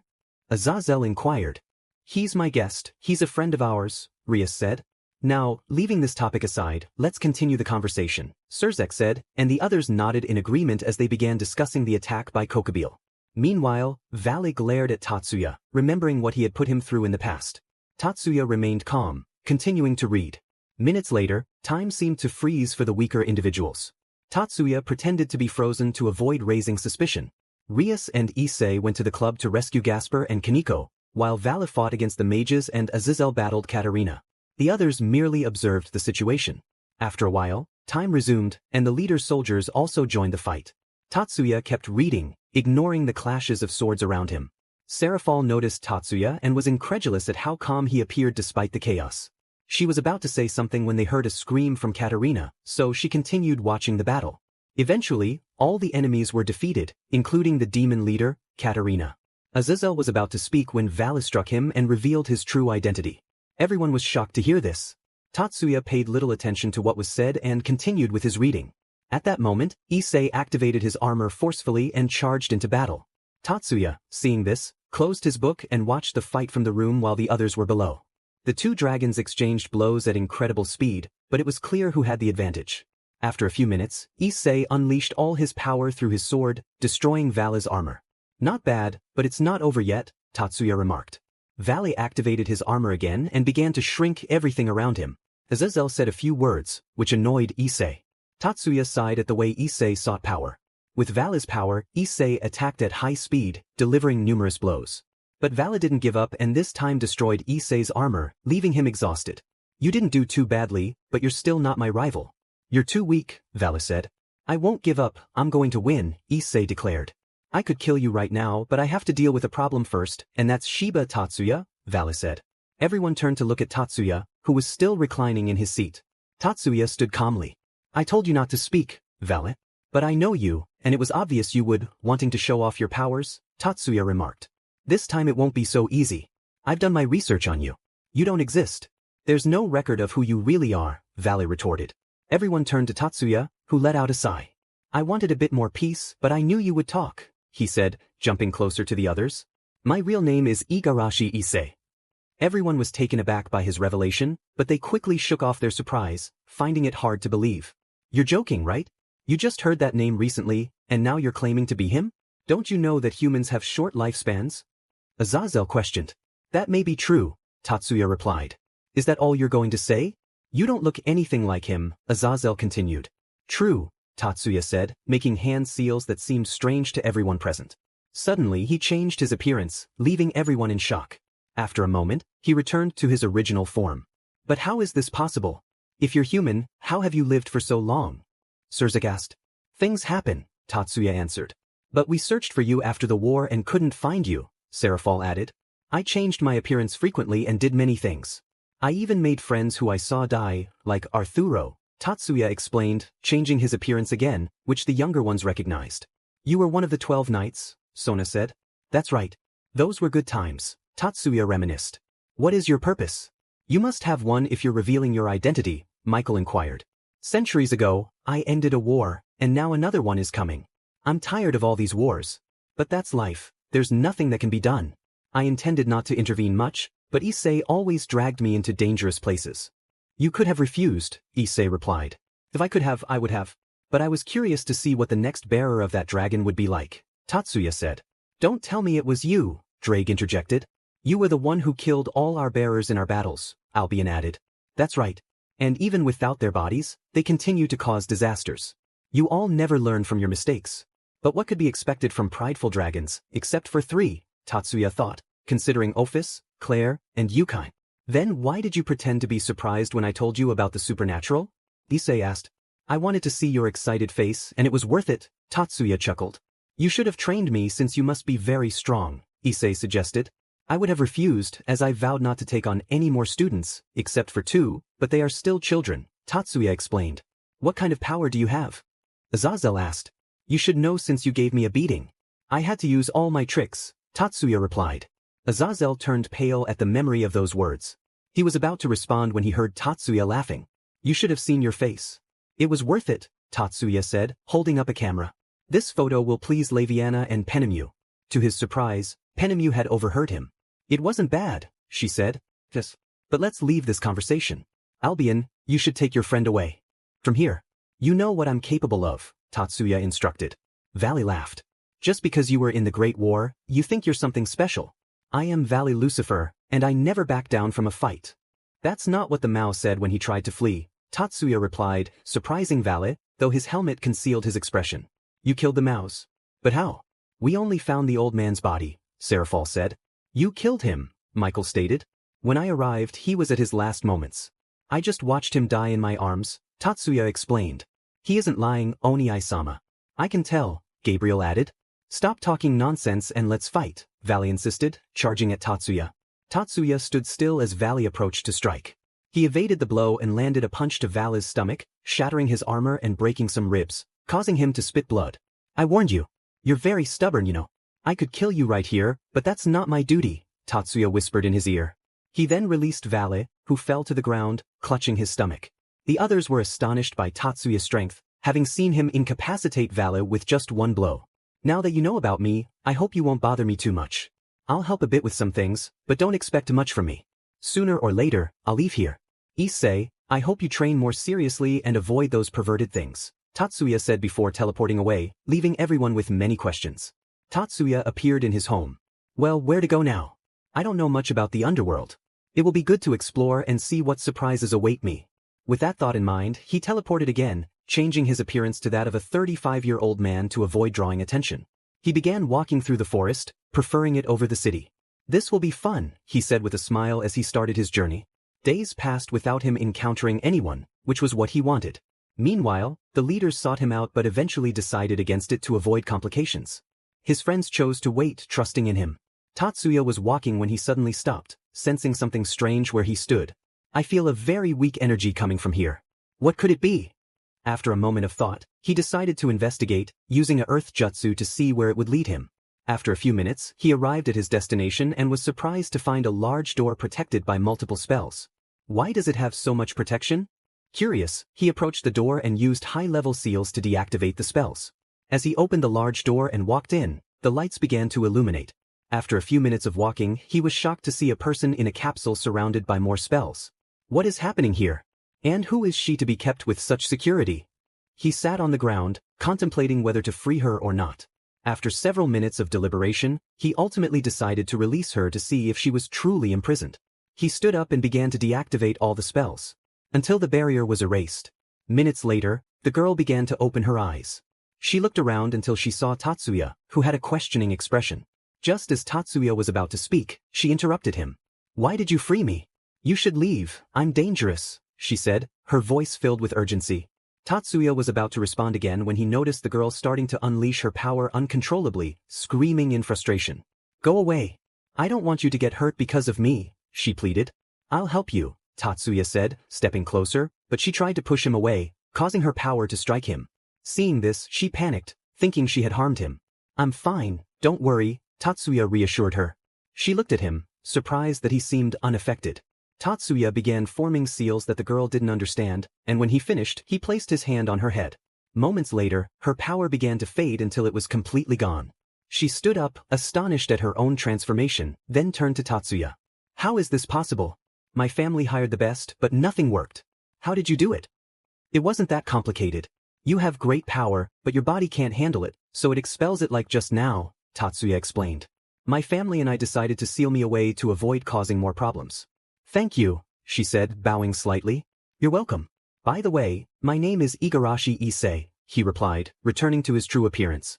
The girl was surprised to see how young he looked. "But call me Tatsuya," he added. "Why?" she asked. "I'll tell you later. But my name is Siko Gremory."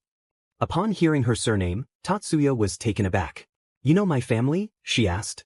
"Only Surzek and Rias. Surzek is the Mao Lucifer, and Rias is a student in the human world." Siko was surprised to learn she had 2 younger siblings. "Well, I should be going. You can go see your family," Tatsuya said. "Wait, I won't go with them," Siko replied. "Why not? Centuries have passed. I doubt my parents remember me. Besides, no one knows I exist, as I was born in secret to prevent the Maos from using me as a weapon." "I understand. Then come with me if you wish," Tatsuya offered. "That's fine. I'll stay with you for a while." Tatsuya smiled, and together they left the place. They walked through the streets of Ku, as Tatsuya decided to return to avoid drawing attention in the underworld.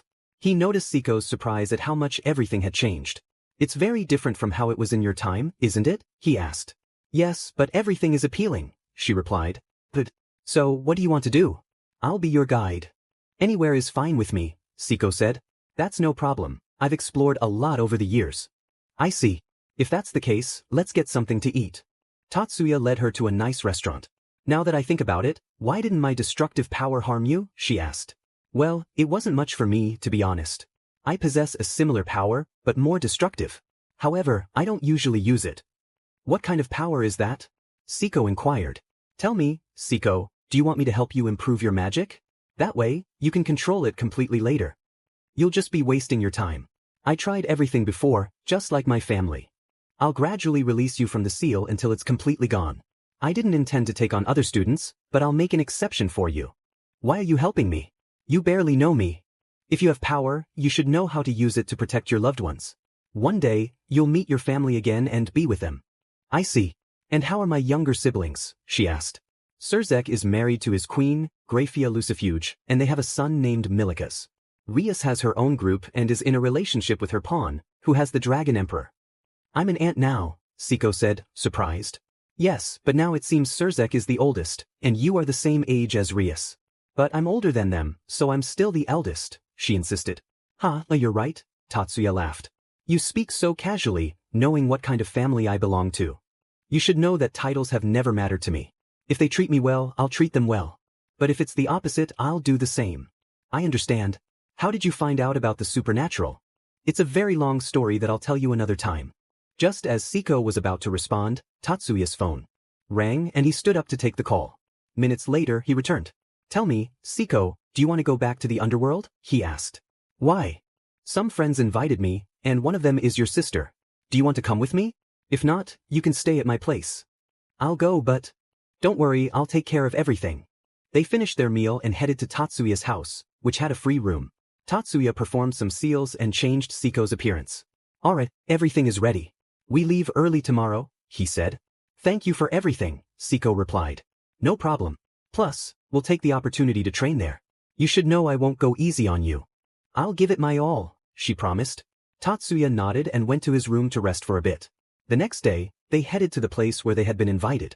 After a few minutes, they arrived and everyone was waiting for them. Upon seeing Siko, they were surprised that Tatsuya had brought someone. Igarashi-san, who is she? Rias asked. First, just call me Tatsuya, nothing has changed. Second, she's someone I'm training, he explained. Wait her, but not me? Issei protested. I'll be honest with you. You don't take things seriously, like right now, Tatsuya said, noticing Issei staring at Siko. Tatsuya approached and gave Issei a light tap on the head. Siko glanced at Rias for a moment, eager to meet her. Soon after, they all boarded the train that would take them to the Underworld. Tatsuya, how did you become immortal? It's rare for a human to live so long, Siko asked. I've had many journeys in my lifetime, and in some of them I killed a creature, gaining some of its abilities, Tatsuya explained. How is that possible? She asked. It's a form that's a bit difficult to explain, I won't lie. I see. Tell me, how strong are you? Siko pressed. Siko pondered the question, wondering if she could truly destroy planets with just a shout. What do you think? She asked. I can tell you've had many battles in your life, Tatsuya replied. But I don't think you've reached that level. Siko raised an eyebrow. What level do you think I have? Maybe a high-class demon, Tatsuya suggested. That could be true. Tell me, Siko, if you return to your family after controlling your power, what will happen? Given the situation you described, it would be obvious. The council elders would force me to marry another demon to preserve the bloodline. You'll have all the young ones at your feet since you're quite lovely, Tatsuya remarked. Don't say that, Siko replied, a slight blush creeping onto her cheeks. I'm just speaking the truth. If anything happens, I'll support you, he assured her. Thank you for helping me. What kind of training will we have? At that moment, Tatsuya recalled a technique and pulled out a piece of paper with ink from his wrist. He began to create a seal, which he placed on his hand before it vanished. Siko was about to ask what he was doing when she suddenly felt her body grow heavy. What's happening to me? She asked, confused. Thanks to your reminder about training, I created a seal to increase the gravity on your body. This will make you more resilient over time, and I will gradually increase its intensity, Tatsuya explained. I see you were right about not having compassion, Siko said, realizing the seriousness of the training ahead. Exactly. You will adapt over time.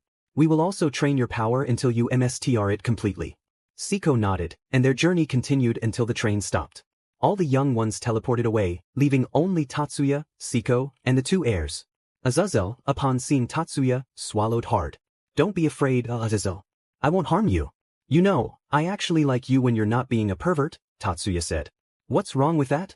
Azazel replied. Nothing, but there's no need to flaunt it. Save that for when you have a partner, Tatsuya advised. And you say that just to show off your girl beside you, Azazel teased. Not at all, she's my student, Tatsuya clarified. You said you wouldn't take on more students, Azazel pointed out. She's an exception. She has great power that needs to be controlled, Tatsuya explained. What kind of power? Azazel asked. One that doesn't concern you, Tatsuya replied, and Siko nearly laughed but managed to hold it in. Azazel felt a bit annoyed but chose to remain silent.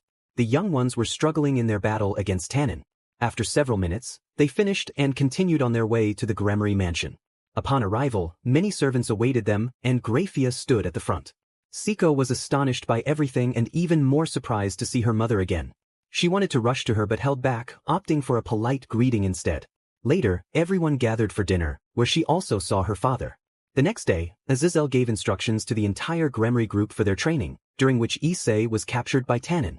Tatsuya took Siko to a more secluded area and created a barrier to avoid drawing attention. Come at me with everything you've got. You have released 10% of your power, so use it until you run out of magic, Tatsuya instructed. Siko nodded and launched an all-out attack, using her destruction power to unleash several strikes, but Tatsuya evaded them all. As he ran toward her, she threw more attacks, but it was impossible to land a hit on him. He noticed her hesitation, fearing she might hurt him, and without any other option, he closed the distance quickly and struck her abdomen with moderate force, leaving her breathless. Siko, stop hesitating and attack with everything. Right now, I am your enemy, Tatsuya said firmly. But, she started. No buts. I told you to take this seriously. I will also fight seriously with you. Your enemy won't show you mercy if you fight like this. Besides, you rely too much on your magic. I will teach you to fight without depending on it, he explained. But everyone who has magic fights like that, Siko protested. And what will you do when you run out of magical reserves? Do you think your enemy will let you rest? Tatsuya countered. What should we do then, she asked. Tatsuya knelt to her level and placed a hand on her shoulder. That's why we're here. I will help you not only to control your magic but also to fight in other styles, like with weapons and hand-to-hand combat. Don't rely solely on magic. I understand. I will give it my all, Siko promised. When you succeed, you will be capable of doing this, Tatsuya said, standing up alongside her. At that moment, Issei drew his sword from his wrist, infusing it with a bit of Hakai power, causing the blade to turn dark red. Siko gasped, surprised by the weapon's immense power. If you control your power well, you can achieve this too. You can also infuse your power into your punches, making them more lethal, Tatsuya encouraged. I see. This is all very interesting. Have you been a teacher before? Siko inquired. I had 2 students, but I trained them when they were young. Once they grew up, they followed their own paths as they wouldn't always depend on me. I will do the same with you. I will train you for a time, and then you will need to find your own way to fight, Tatsuya explained. All right, and I'm sorry for hesitating to attack you fully, Siko admitted. Well, now that we've cleared that up, let's start again, Tatsuya said. Siko nodded and charged at him, attempting to use her fists, but it was ineffective as she could barely move due to the seal. Tatsuya simply smiled and waited. Days passed as they trained tirelessly, leaving Siko without magical reserves, which was Tatsuya's goal to ensure she wouldn't rely on magic. Over time, he increased the weight of the seals and taught her taijutsu, as it would be easier for her. In her free time, she practiced infusing power into a sword Tatsuya had given her. He watched her progress from a distance, smiling at her rapid improvement. As more days went by, Siko improved in taijutsu, relying less on her magic, and when she did use it, she gave it her all. She could now infuse power into her punches, though they weren't lethal yet. All right, that's enough for today, Tatsuya announced. Hearing this, Siko collapsed to the ground, exhausted from the training. I thought you would complain about my training, Tatsuya said. I intended to, but I remembered this is for my own good, so I pushed myself harder, Siko replied. And thanks to that, you are making great progress, Tatsuya smiled. Siko was determined to unlock 10% more of her seal. We're on the right track. If you keep this up, you'll achieve it faster and maybe one day you'll be able to create armor with just that power, just like Surzek, Tatsuya encouraged her. I'll make it happen, Siko replied confidently. That's the spirit. Well, the training ends here. Now it depends on you if you want to improve or not, Tatsuya said. I'll follow your instructions, she assured him. Good. Then let's head home. Tatsuya knelt down and turned his back to her, inviting her to climb on. She hesitated but, exhausted from training, decided to get on his back. He started walking while she drifted off to sleep. After several minutes, they arrived at the mansion, where to their surprise, the others were just arriving. How did your training go? Issei asked. Not bad. And you seem to have done well, Tatsuya replied. That old man didn't even let me sleep, and when I did, he attacked me with fireballs, Issei complained. I see. It looks like everyone did well, Tatsuya noted. Your friend is fine, Rias said. Yes, she's just tired. She hadn't trained in years, so she had to push herself hard, Tatsuya explained. I understand. Do you want to join us for the youth meeting? That way, you won't be stuck here, Rias offered. I'm not sure. What do you think, Siko? Tatsuya asked. How did you know I was awake? Siko inquired. I noticed a while ago. So, what do you say? Tatsuya replied. I'm not a big fan of parties, but let's go. There's not much to do here, Siko decided. You heard her. Let's go, Tatsuya said. Amazing how you keep Tatsuya in line, Siko-san, Akino remarked. Not at all, Siko replied. Well, I'm going to take a shower and find something to wear, Tatsuya said, setting Siko down and heading to his room. Rias took Siko to her room to help her find an outfit. Minutes passed, and Tatsuya came down dressed casually, as he preferred not to wear formal clothes. The others joined him, and Tatsuya noticed Siko was also dressed casually, in a shirt and a short skirt. I thought you'd wear a fancy dress like the others, Tatsuya said. I don't like those things. Just because I'm from a wealthy family doesn't mean I have to dress like them, Siko replied. Exactly, Tatsuya agreed. Well, I did my best, but in the end, she refused the dress, Rias said. All right, let's go. I'm hungry, Siko announced. The others said nothing and left the house. After a short journey, they arrived at their destination, and Siko wasted no time heading to the food area. Tatsuya decided to follow her to keep an eye on things. Honestly, your food is better, Siko said. Thanks for the compliment. But this food is made by the best chefs, so don't say anything bad, or you'll get into trouble, Tatsuya warned. Is it just me, or do all those guys look at us with disdain? Siko asked. They're looking at me because I'm human, and they must be wondering what I'm doing here, Tatsuya explained. I see. No matter how much time passes, they never change, Siko remarked. You get used to it over time. So don't pay them any mind, Tatsuya advised. If it's fine for you, it's fine for me too. Here, have some, she said, handing him a plate full of food. He took it with a smile, and they ate while chatting about trivial things. The young demons watched Tatsuya with disdain, feeling he shouldn't be there. One of them couldn't hold back any longer and approached them. Excuse me, miss, but you shouldn't associate with someone like him, he said. Siko turned around, and many young demons gathered around to see what would happen. Surzek and Serafal were arriving and, seeing the crowd, headed over. Upon spotting Tatsuya, they felt uneasy. The only trash here is you. Just go away, you're ruining my appetite, Siko retorted, while Tatsuya continued eating, unfazed. Don't talk to me like that. My family is one of the pillars. You should be grateful I'm even speaking to you, the young demon said. No one called you, Siko shot back. Don't make me angry, or you'll regret it. I can have my family throw you in jail or make you mine, he threatened. Yours? You're crazy. I'd rather die than be with someone as weak as you, Siko laughed, infuriating the boy. You'll regret this if you keep it up. He started. You already told me you belong to one of the pillars. What does that matter? Siko interrupted. It means I'm superior to you. So step aside and I'll take care of that thing over there, he said, taking a step forward. Siko's expression darkened. Don't you dare talk to Tatsuya like that, she warned, glaring at him. The boy ignored her and began to create a magic circle, launching an attack toward Tatsuya. He didn't move, as it wasn't necessary. Siko, however, launched a small sphere of power, destroying the boy's spell. The others were shocked, especially Surzek and Rias, who had no idea of her abilities. Don't you dare touch him. The only person who can do that is me, Siko declared. Tatsuya, hearing her words, spat out his food in surprise and finally turned to look at Siko, who smiled brightly and winked at him. After that, she turned her gaze back to the boy, her expression filled with disdain for his earlier words. Chapter end. The boy was upset by what she had said, so he cast several spells and aimed them at Siko. She easily dodged them, as Tatsuya's training had been much more challenging. Then she started to run and struck him in the face with a bit of her destructive power, sending him flying from the impact. Siko smirked. You call yourself superior, but you can't even withstand a single blow. The boy lay unconscious, leaving everyone in shock at the display of power. Neither the two brothers nor Sarorg had known about her abilities. Surzek approached. Excuse me, but can we talk? Sure, but let's make it quick. I know you have things to do, Siko replied. He nodded, and they began walking to another room, along with Rias. Tatsuya, having no other option, was dragged along by Siko. Karashi-san, this is personal, Surzek said. He has every right to be here too. What will Mao Lucifer say? Siko countered. Who are you? Surzek asked. The answer is simple. Call your parents, and they will explain everything, she said, walking a little before sitting down near Tatsuya to wait. With no other choice, Surzek called his parents. Minutes passed as everyone spoke with their companions. Eventually, both parents arrived and saw their two children. But were surprised to find someone else there. Long time no see, Siko said, standing and walking towards them. They embraced warmly. How is this possible? Venelana asked. Someone helped me a while ago, and now I'm fine, Siko explained. Mom, what's going on? How do you know her? Rias asked. The parents exchanged glances and nodded, taking a seat at a table in the center. She is Siko Gremory, our daughter, Zeudicus revealed.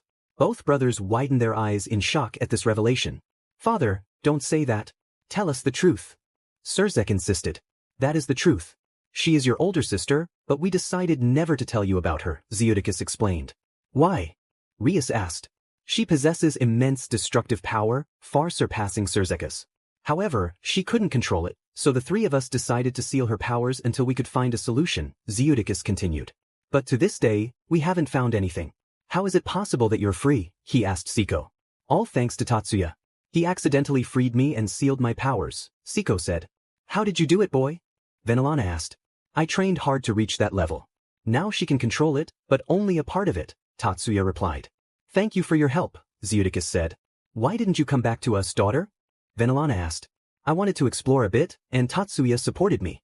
He has been training me all this time, Siko explained. Well, now that everything is settled I should be going, Tatsuya said. Siko, Enjoy the moment with your family. She was about to respond, but Tatsuya stood up and teleported away. Siko let out a sigh and decided to spend time with her family. Meanwhile, Tatsuya appeared in his home and picked up a photo of his family. Now that I think about it, Eri's birthday is in May. I should find a gift now that I have some free time. But what would she like? He wondered, closing his eyes to think of an idea. Suddenly, a magic circle appeared in his living room, and he was surprised to see Siko there. You shouldn't be with your family? Tatsuya asked. There will be time for that. I'm honestly surprised to see you back in the human world, Siko replied. I don't know many people there. Something will happen at that party soon, Tatsuya said. How do you know something will happen? Siko inquired. Whenever there's an important event, problems tend to arise, Tatsuya explained. I see. So what do you plan to do now? She asked. I'm just thinking, he replied. Siko raised an eyebrow and noticed Tatsuya holding a photo. She approached him and quickly took the picture. Seeing it, she was surprised to find many girls in it, including 2 young girls. Some of the girls were familiar to her. Tatsuya, who are they? I recognize some of them, but why are they in this picture? She asked. It's hard to explain, Tatsuya admitted. Tell me, I have plenty of time, Siko insisted. As you know, my real name is Igarashi Issei, he revealed. Really? Now that I think about it, why do you use another name? Also, Surzek told me a bit about you, about how you defeated the Maos and other things, Siko said. All the girls in this photo are my partners, Tatsuya continued. Siko was taken aback but listened as he spoke. I don't belong to this dimension, I come from another that is similar to this one. Don't tell me that boy, Hayudu Issei, is you, Siko said. That's right. I have 2 brothers, and one of them has the Welsh dragon. I was not born with powers like them, Tatsuya explained. So, what are you doing here? She asked. I just appeared here. During that war, I intended to return soon, but I lost track of time during the journey, he said. And did we know each other there? Siko asked. Honestly, I don't know. I never saw you. I was busy fighting, Tatsuya replied. I see. Do you get along with Rias? She asked. She hates me because I killed my brother, who took a very different path, Tatsuya explained. I understand. But I see you don't talk to Serafal-sama, Siko noted. I already have my magical girl. I didn't intend to interfere much here, but in the end, I had no choice, Tatsuya said. And when will you return to your dimension? Siko asked. In a few days. I need to find a gift for my daughter, he said, showing her a picture of the girl. Who is the mother? Siko asked.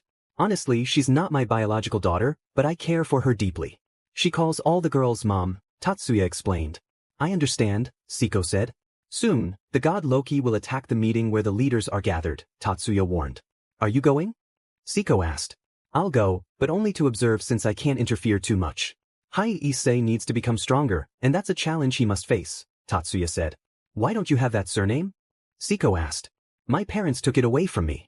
The girls gave me the one I have now, he replied. Siko began. Don't say anything. Think it over first, Tatsuya advised. We've known each other for a short time, but I just said that only I can touch you, and that will remain true.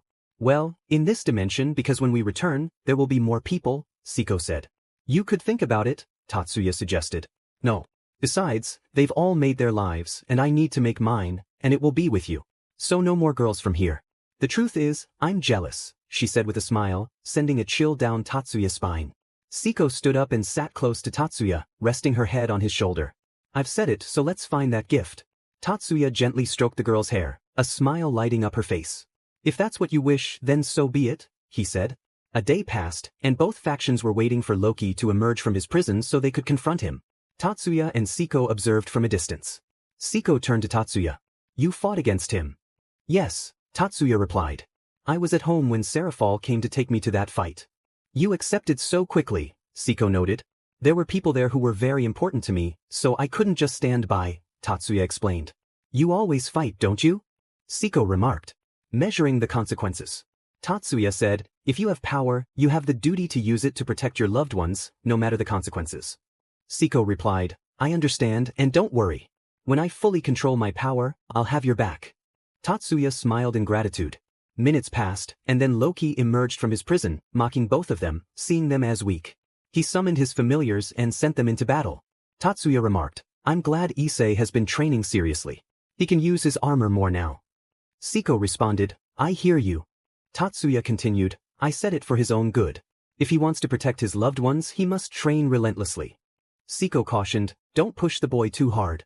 Tatsuya remained silent, sitting on the ground while Siko stood to get a better view of the battle. As time passed, they initially seemed to be doing well, but it didn't last long as Loki granted his familiars more power.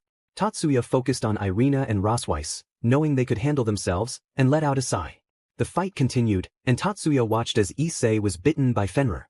Siko said, "You know that creature is dangerous, and you're still doing nothing." Tatsuya replied, "Just keep watching." Without taking his eyes off the battle, they both saw Rias unleash her power. Tatsuya commented, "Your sister is easily swayed. I can't blame her, I would act the same." "Wei." Siko said, "I hope I never see you angry." Tatsuya didn't respond, and they continued to watch the fight. Minutes later, Issei awakened and wielded Thor's hammer, sealing Loki away. Valet and his group arrived, and Tatsuya spotted Kuroka and Leifri after so many years. Tatsuya said, "Well, we should go." Siko asked, "I thought we were going to fight." Tatsuya replied, "I didn't stop you. You could have gone." Siko insisted, "It wouldn't be fun without you." Tatsuya explained, "We're leaving soon because I have something to do first." Siko inquired, "And what would that be?" Tatsuya answered, "A group will attack the yokai leader in a few days, and I don't want her daughter to suffer." Siko understood, "I see. When are we leaving?" Tatsuya replied, "Right now. I won't kill those guys since it's not my duty, but I'll take them out of the fight for a while." Siko agreed, "Got it? Let's go find that gift." Tatsuya suggested, "Kyoto is a lovely place, we might find something there. Besides, why not spend some time with your family?" Siko shrugged, "Nah, it's better this way. I already said hello and that's enough."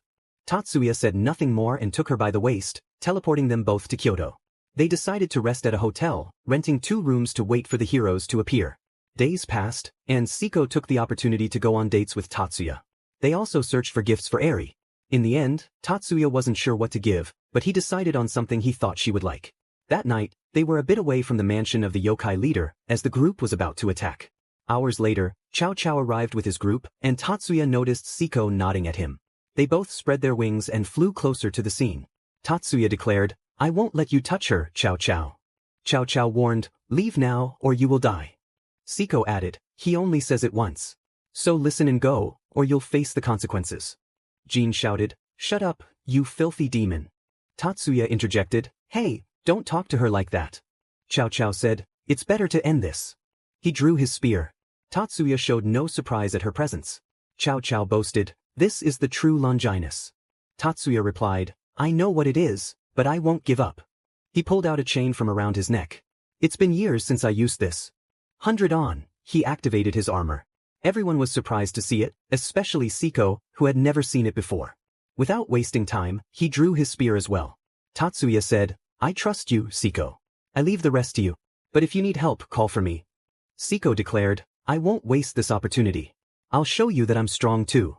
Taking an attack position, Tatsuya smiled. He charged forward, and their spears clashed. Siko wasted no time, channeling her power into her fists and launching her own attack. Heracles, confident, thought that her power wouldn't harm him much. Cao Cao exclaimed, "How can that spear compete with mine?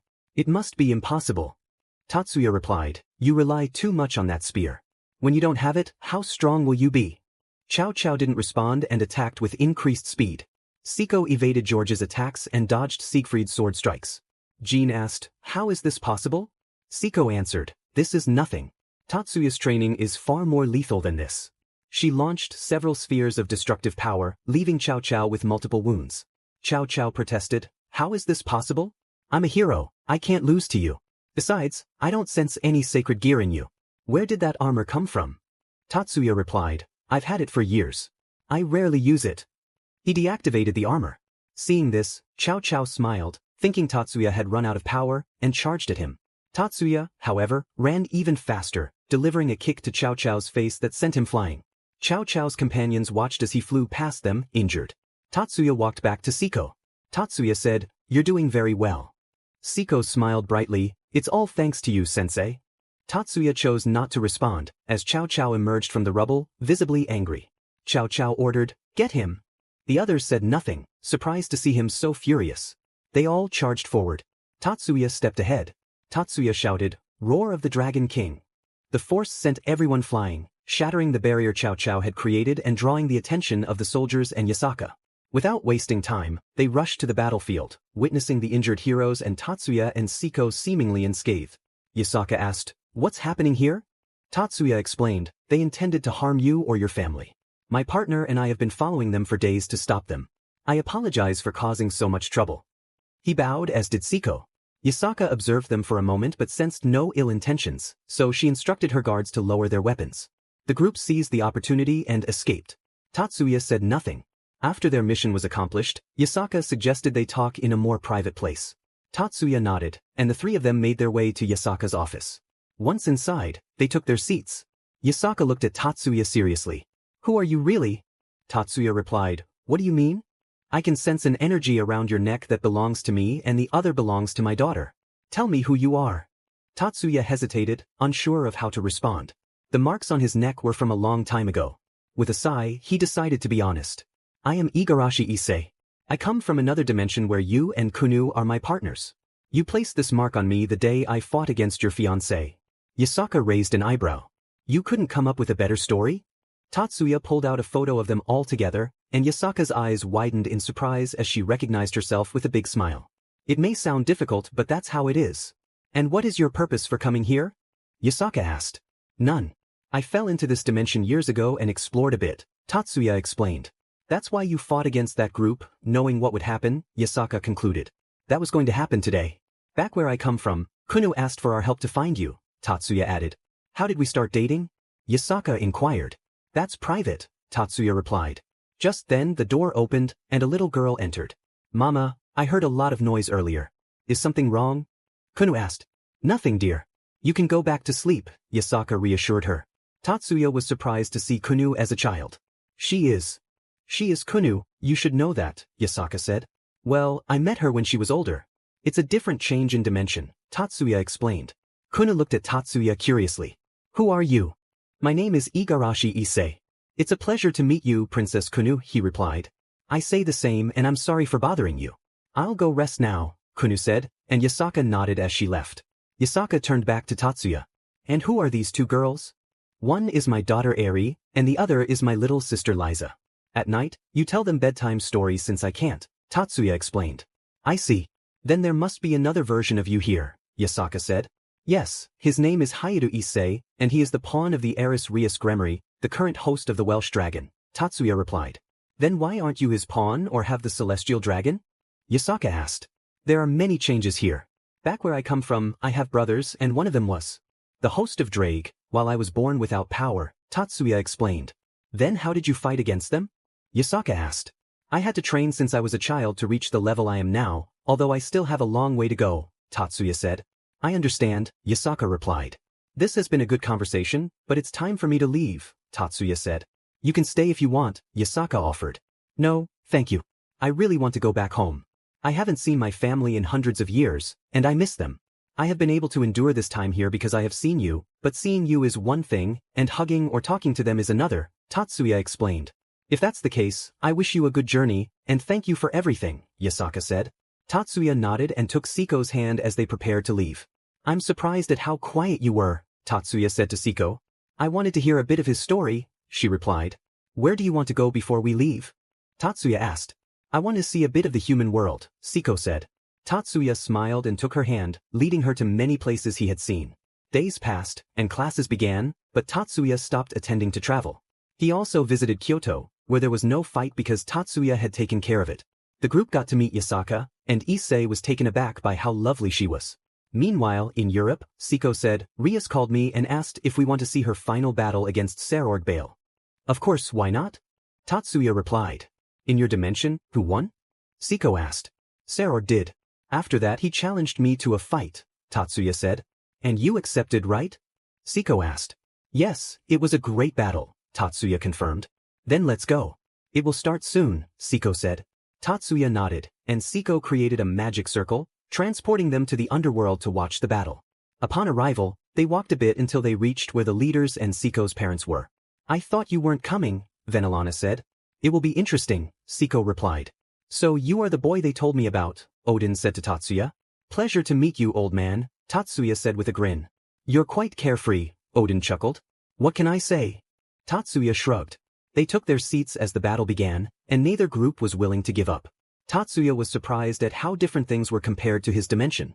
Minutes passed until the final battle, where both young fighters unleashed their full power. When Issei confessed his feelings for Rias, Tatsuya couldn't help but laugh at the timing. Hey, don't do that, Siko said. He will give it his all to win since he confessed to the woman he loves, Tatsuya replied. I see, Siko said. At that moment, Tatsuya stood up. It was a good battle, but it's time to go, Siko. I understand, she said. Where are you going? Surzik asked. I'm going home and she will come with me. I don't know if we'll meet again, Tatsuya said. It was a pleasure to see you again, parents, but there is still much I want to know. That's why I'm going with him, Siko said. Surzik, be a good younger brother and take care of the elders and Rias, Venelana added. Hey, don't call us that, Siko laughed as she hugged them. Afterward, she approached Tatsuya, and he teleported them to a forest. She was about to say something when Tatsuya shouted a name, and in that instant, a portal opened. It's been a while, Issei said as Shikigami hugged him. Yes, it has been some time. How did it go? Shikigami asked. Issei sighed and began to explain everything that had happened, while Shikigami listened in surprise. Later, they said their goodbyes and returned home. As soon as they entered, Issei was tackled to the ground by the two girls, who had been informed of his return and rushed to see him after a month apart. Once the girls calmed down, Issei greeted each of his partners. They were surprised to meet Siko, learning she was the older sister of Surzik and Rias. He shared everything he had experienced. I hope you tell me why you three were always fighting, Issei said. That's all in the past now, Penemu replied. Serafal felt a mix of nervousness and excitement as she spoke. Gabriel mentioned she had paperwork to finish in the office, and the three of them were about to leave when clones of Issei suddenly appeared to block their way. Now you all want to escape. It won't be that easy, one of the clones said, pulling out a stack of photos. Look at these. Konu squinted at one of the pictures. Wait, how did you take this one? I was quick about it, the clone replied with a laugh. Eri pointed at one of the photos. This is little Konu-gun. She's so cute. Yasaka chimed in, I have more at home. Liza added, can we see them? Konu hesitated. They're not too embarrassing, are they? Maybe later, Yasaka said, and both girls nodded in agreement. The atmosphere was filled with laughter until a knock at the door interrupted them. Laviana went to answer, and the group heard her raise her voice. Issei glanced at Gabriel, who took the girls aside while the rest of them went to see what was happening. What's going on, Laviana? Issei asked as he stepped outside to find a familiar figure. Asami, he exclaimed. Asami, hey, I need your help please. What's wrong? Issei asked, concern evident in his voice. Asami explained that they had been sent to gather information, but a group had cornered them. They fought back, but there were too many. She had been told to escape and find help. Asami dropped to her knees, placing her head on the ground. I know I hurt you before, but they are my friends, and I know you can help me. Please. Issei knelt beside her and placed a reassuring hand on her shoulder. When she looked up, he said, the truth is, you never really hurt me. You were just following what your parents said. I'll help you, don't worry. Thank you so much, and I'm sorry for the past, Asami replied, her voice trembling with gratitude. I forgave you a long time ago, Issei said, standing up and extending his hand. She accepted it and he asked, where are they? Our mission was in Wales. They should be there, Asami explained. I see. Konu, Leifri, Lucina, and Siko were going, Issei instructed. Great, I'm in too, Siko said. Of course, if I didn't take you, you would insist on coming anyway, just like Nijire or Qianrenshue, Issei replied with a smile. But they just returned, so it's best they rest. I've been there, so I'll guide you, Lucina offered. All right, Issei said, turning back to the girls with a smile. Amaterasu remarked, you just got back, and now you're leaving again. It's my duty to help if I can, Issei replied. Have a good trip, Grafia said. Tell the girls I'll be back soon, he said, and she nodded. With that, Issei turned, and the group teleported away, Asami joining them to help. Upon arriving at their destination, Asami led them to the last place her friends had been. After several minutes of searching, they paused. There are more than I expected, Leifri noted. They might have been waiting for us, Lucina added, as they found themselves surrounded by a large group. Suddenly, someone stepped forward from the crowd. Ah, so you went to seek help from the useless one, Rias said with a smirk. Siko replied, I didn't expect to see you so soon. Where is Sona? Asami asked urgently. She's a bit busy, Rias said, flashing a wide smile. But that doesn't matter right now. At that moment, others from Rias's group emerged. You all did whatever it took, didn't you? Lucina remarked. Better shut up. Thanks to Rise of Imsama, we're stronger now, and you won't stand a chance against us, Rias retorted. Just then, another figure emerged from the crowd. Nobody leaves here alive today, the figure declared ominously. Issei stood silent, contemplating their next move. End of Season 1.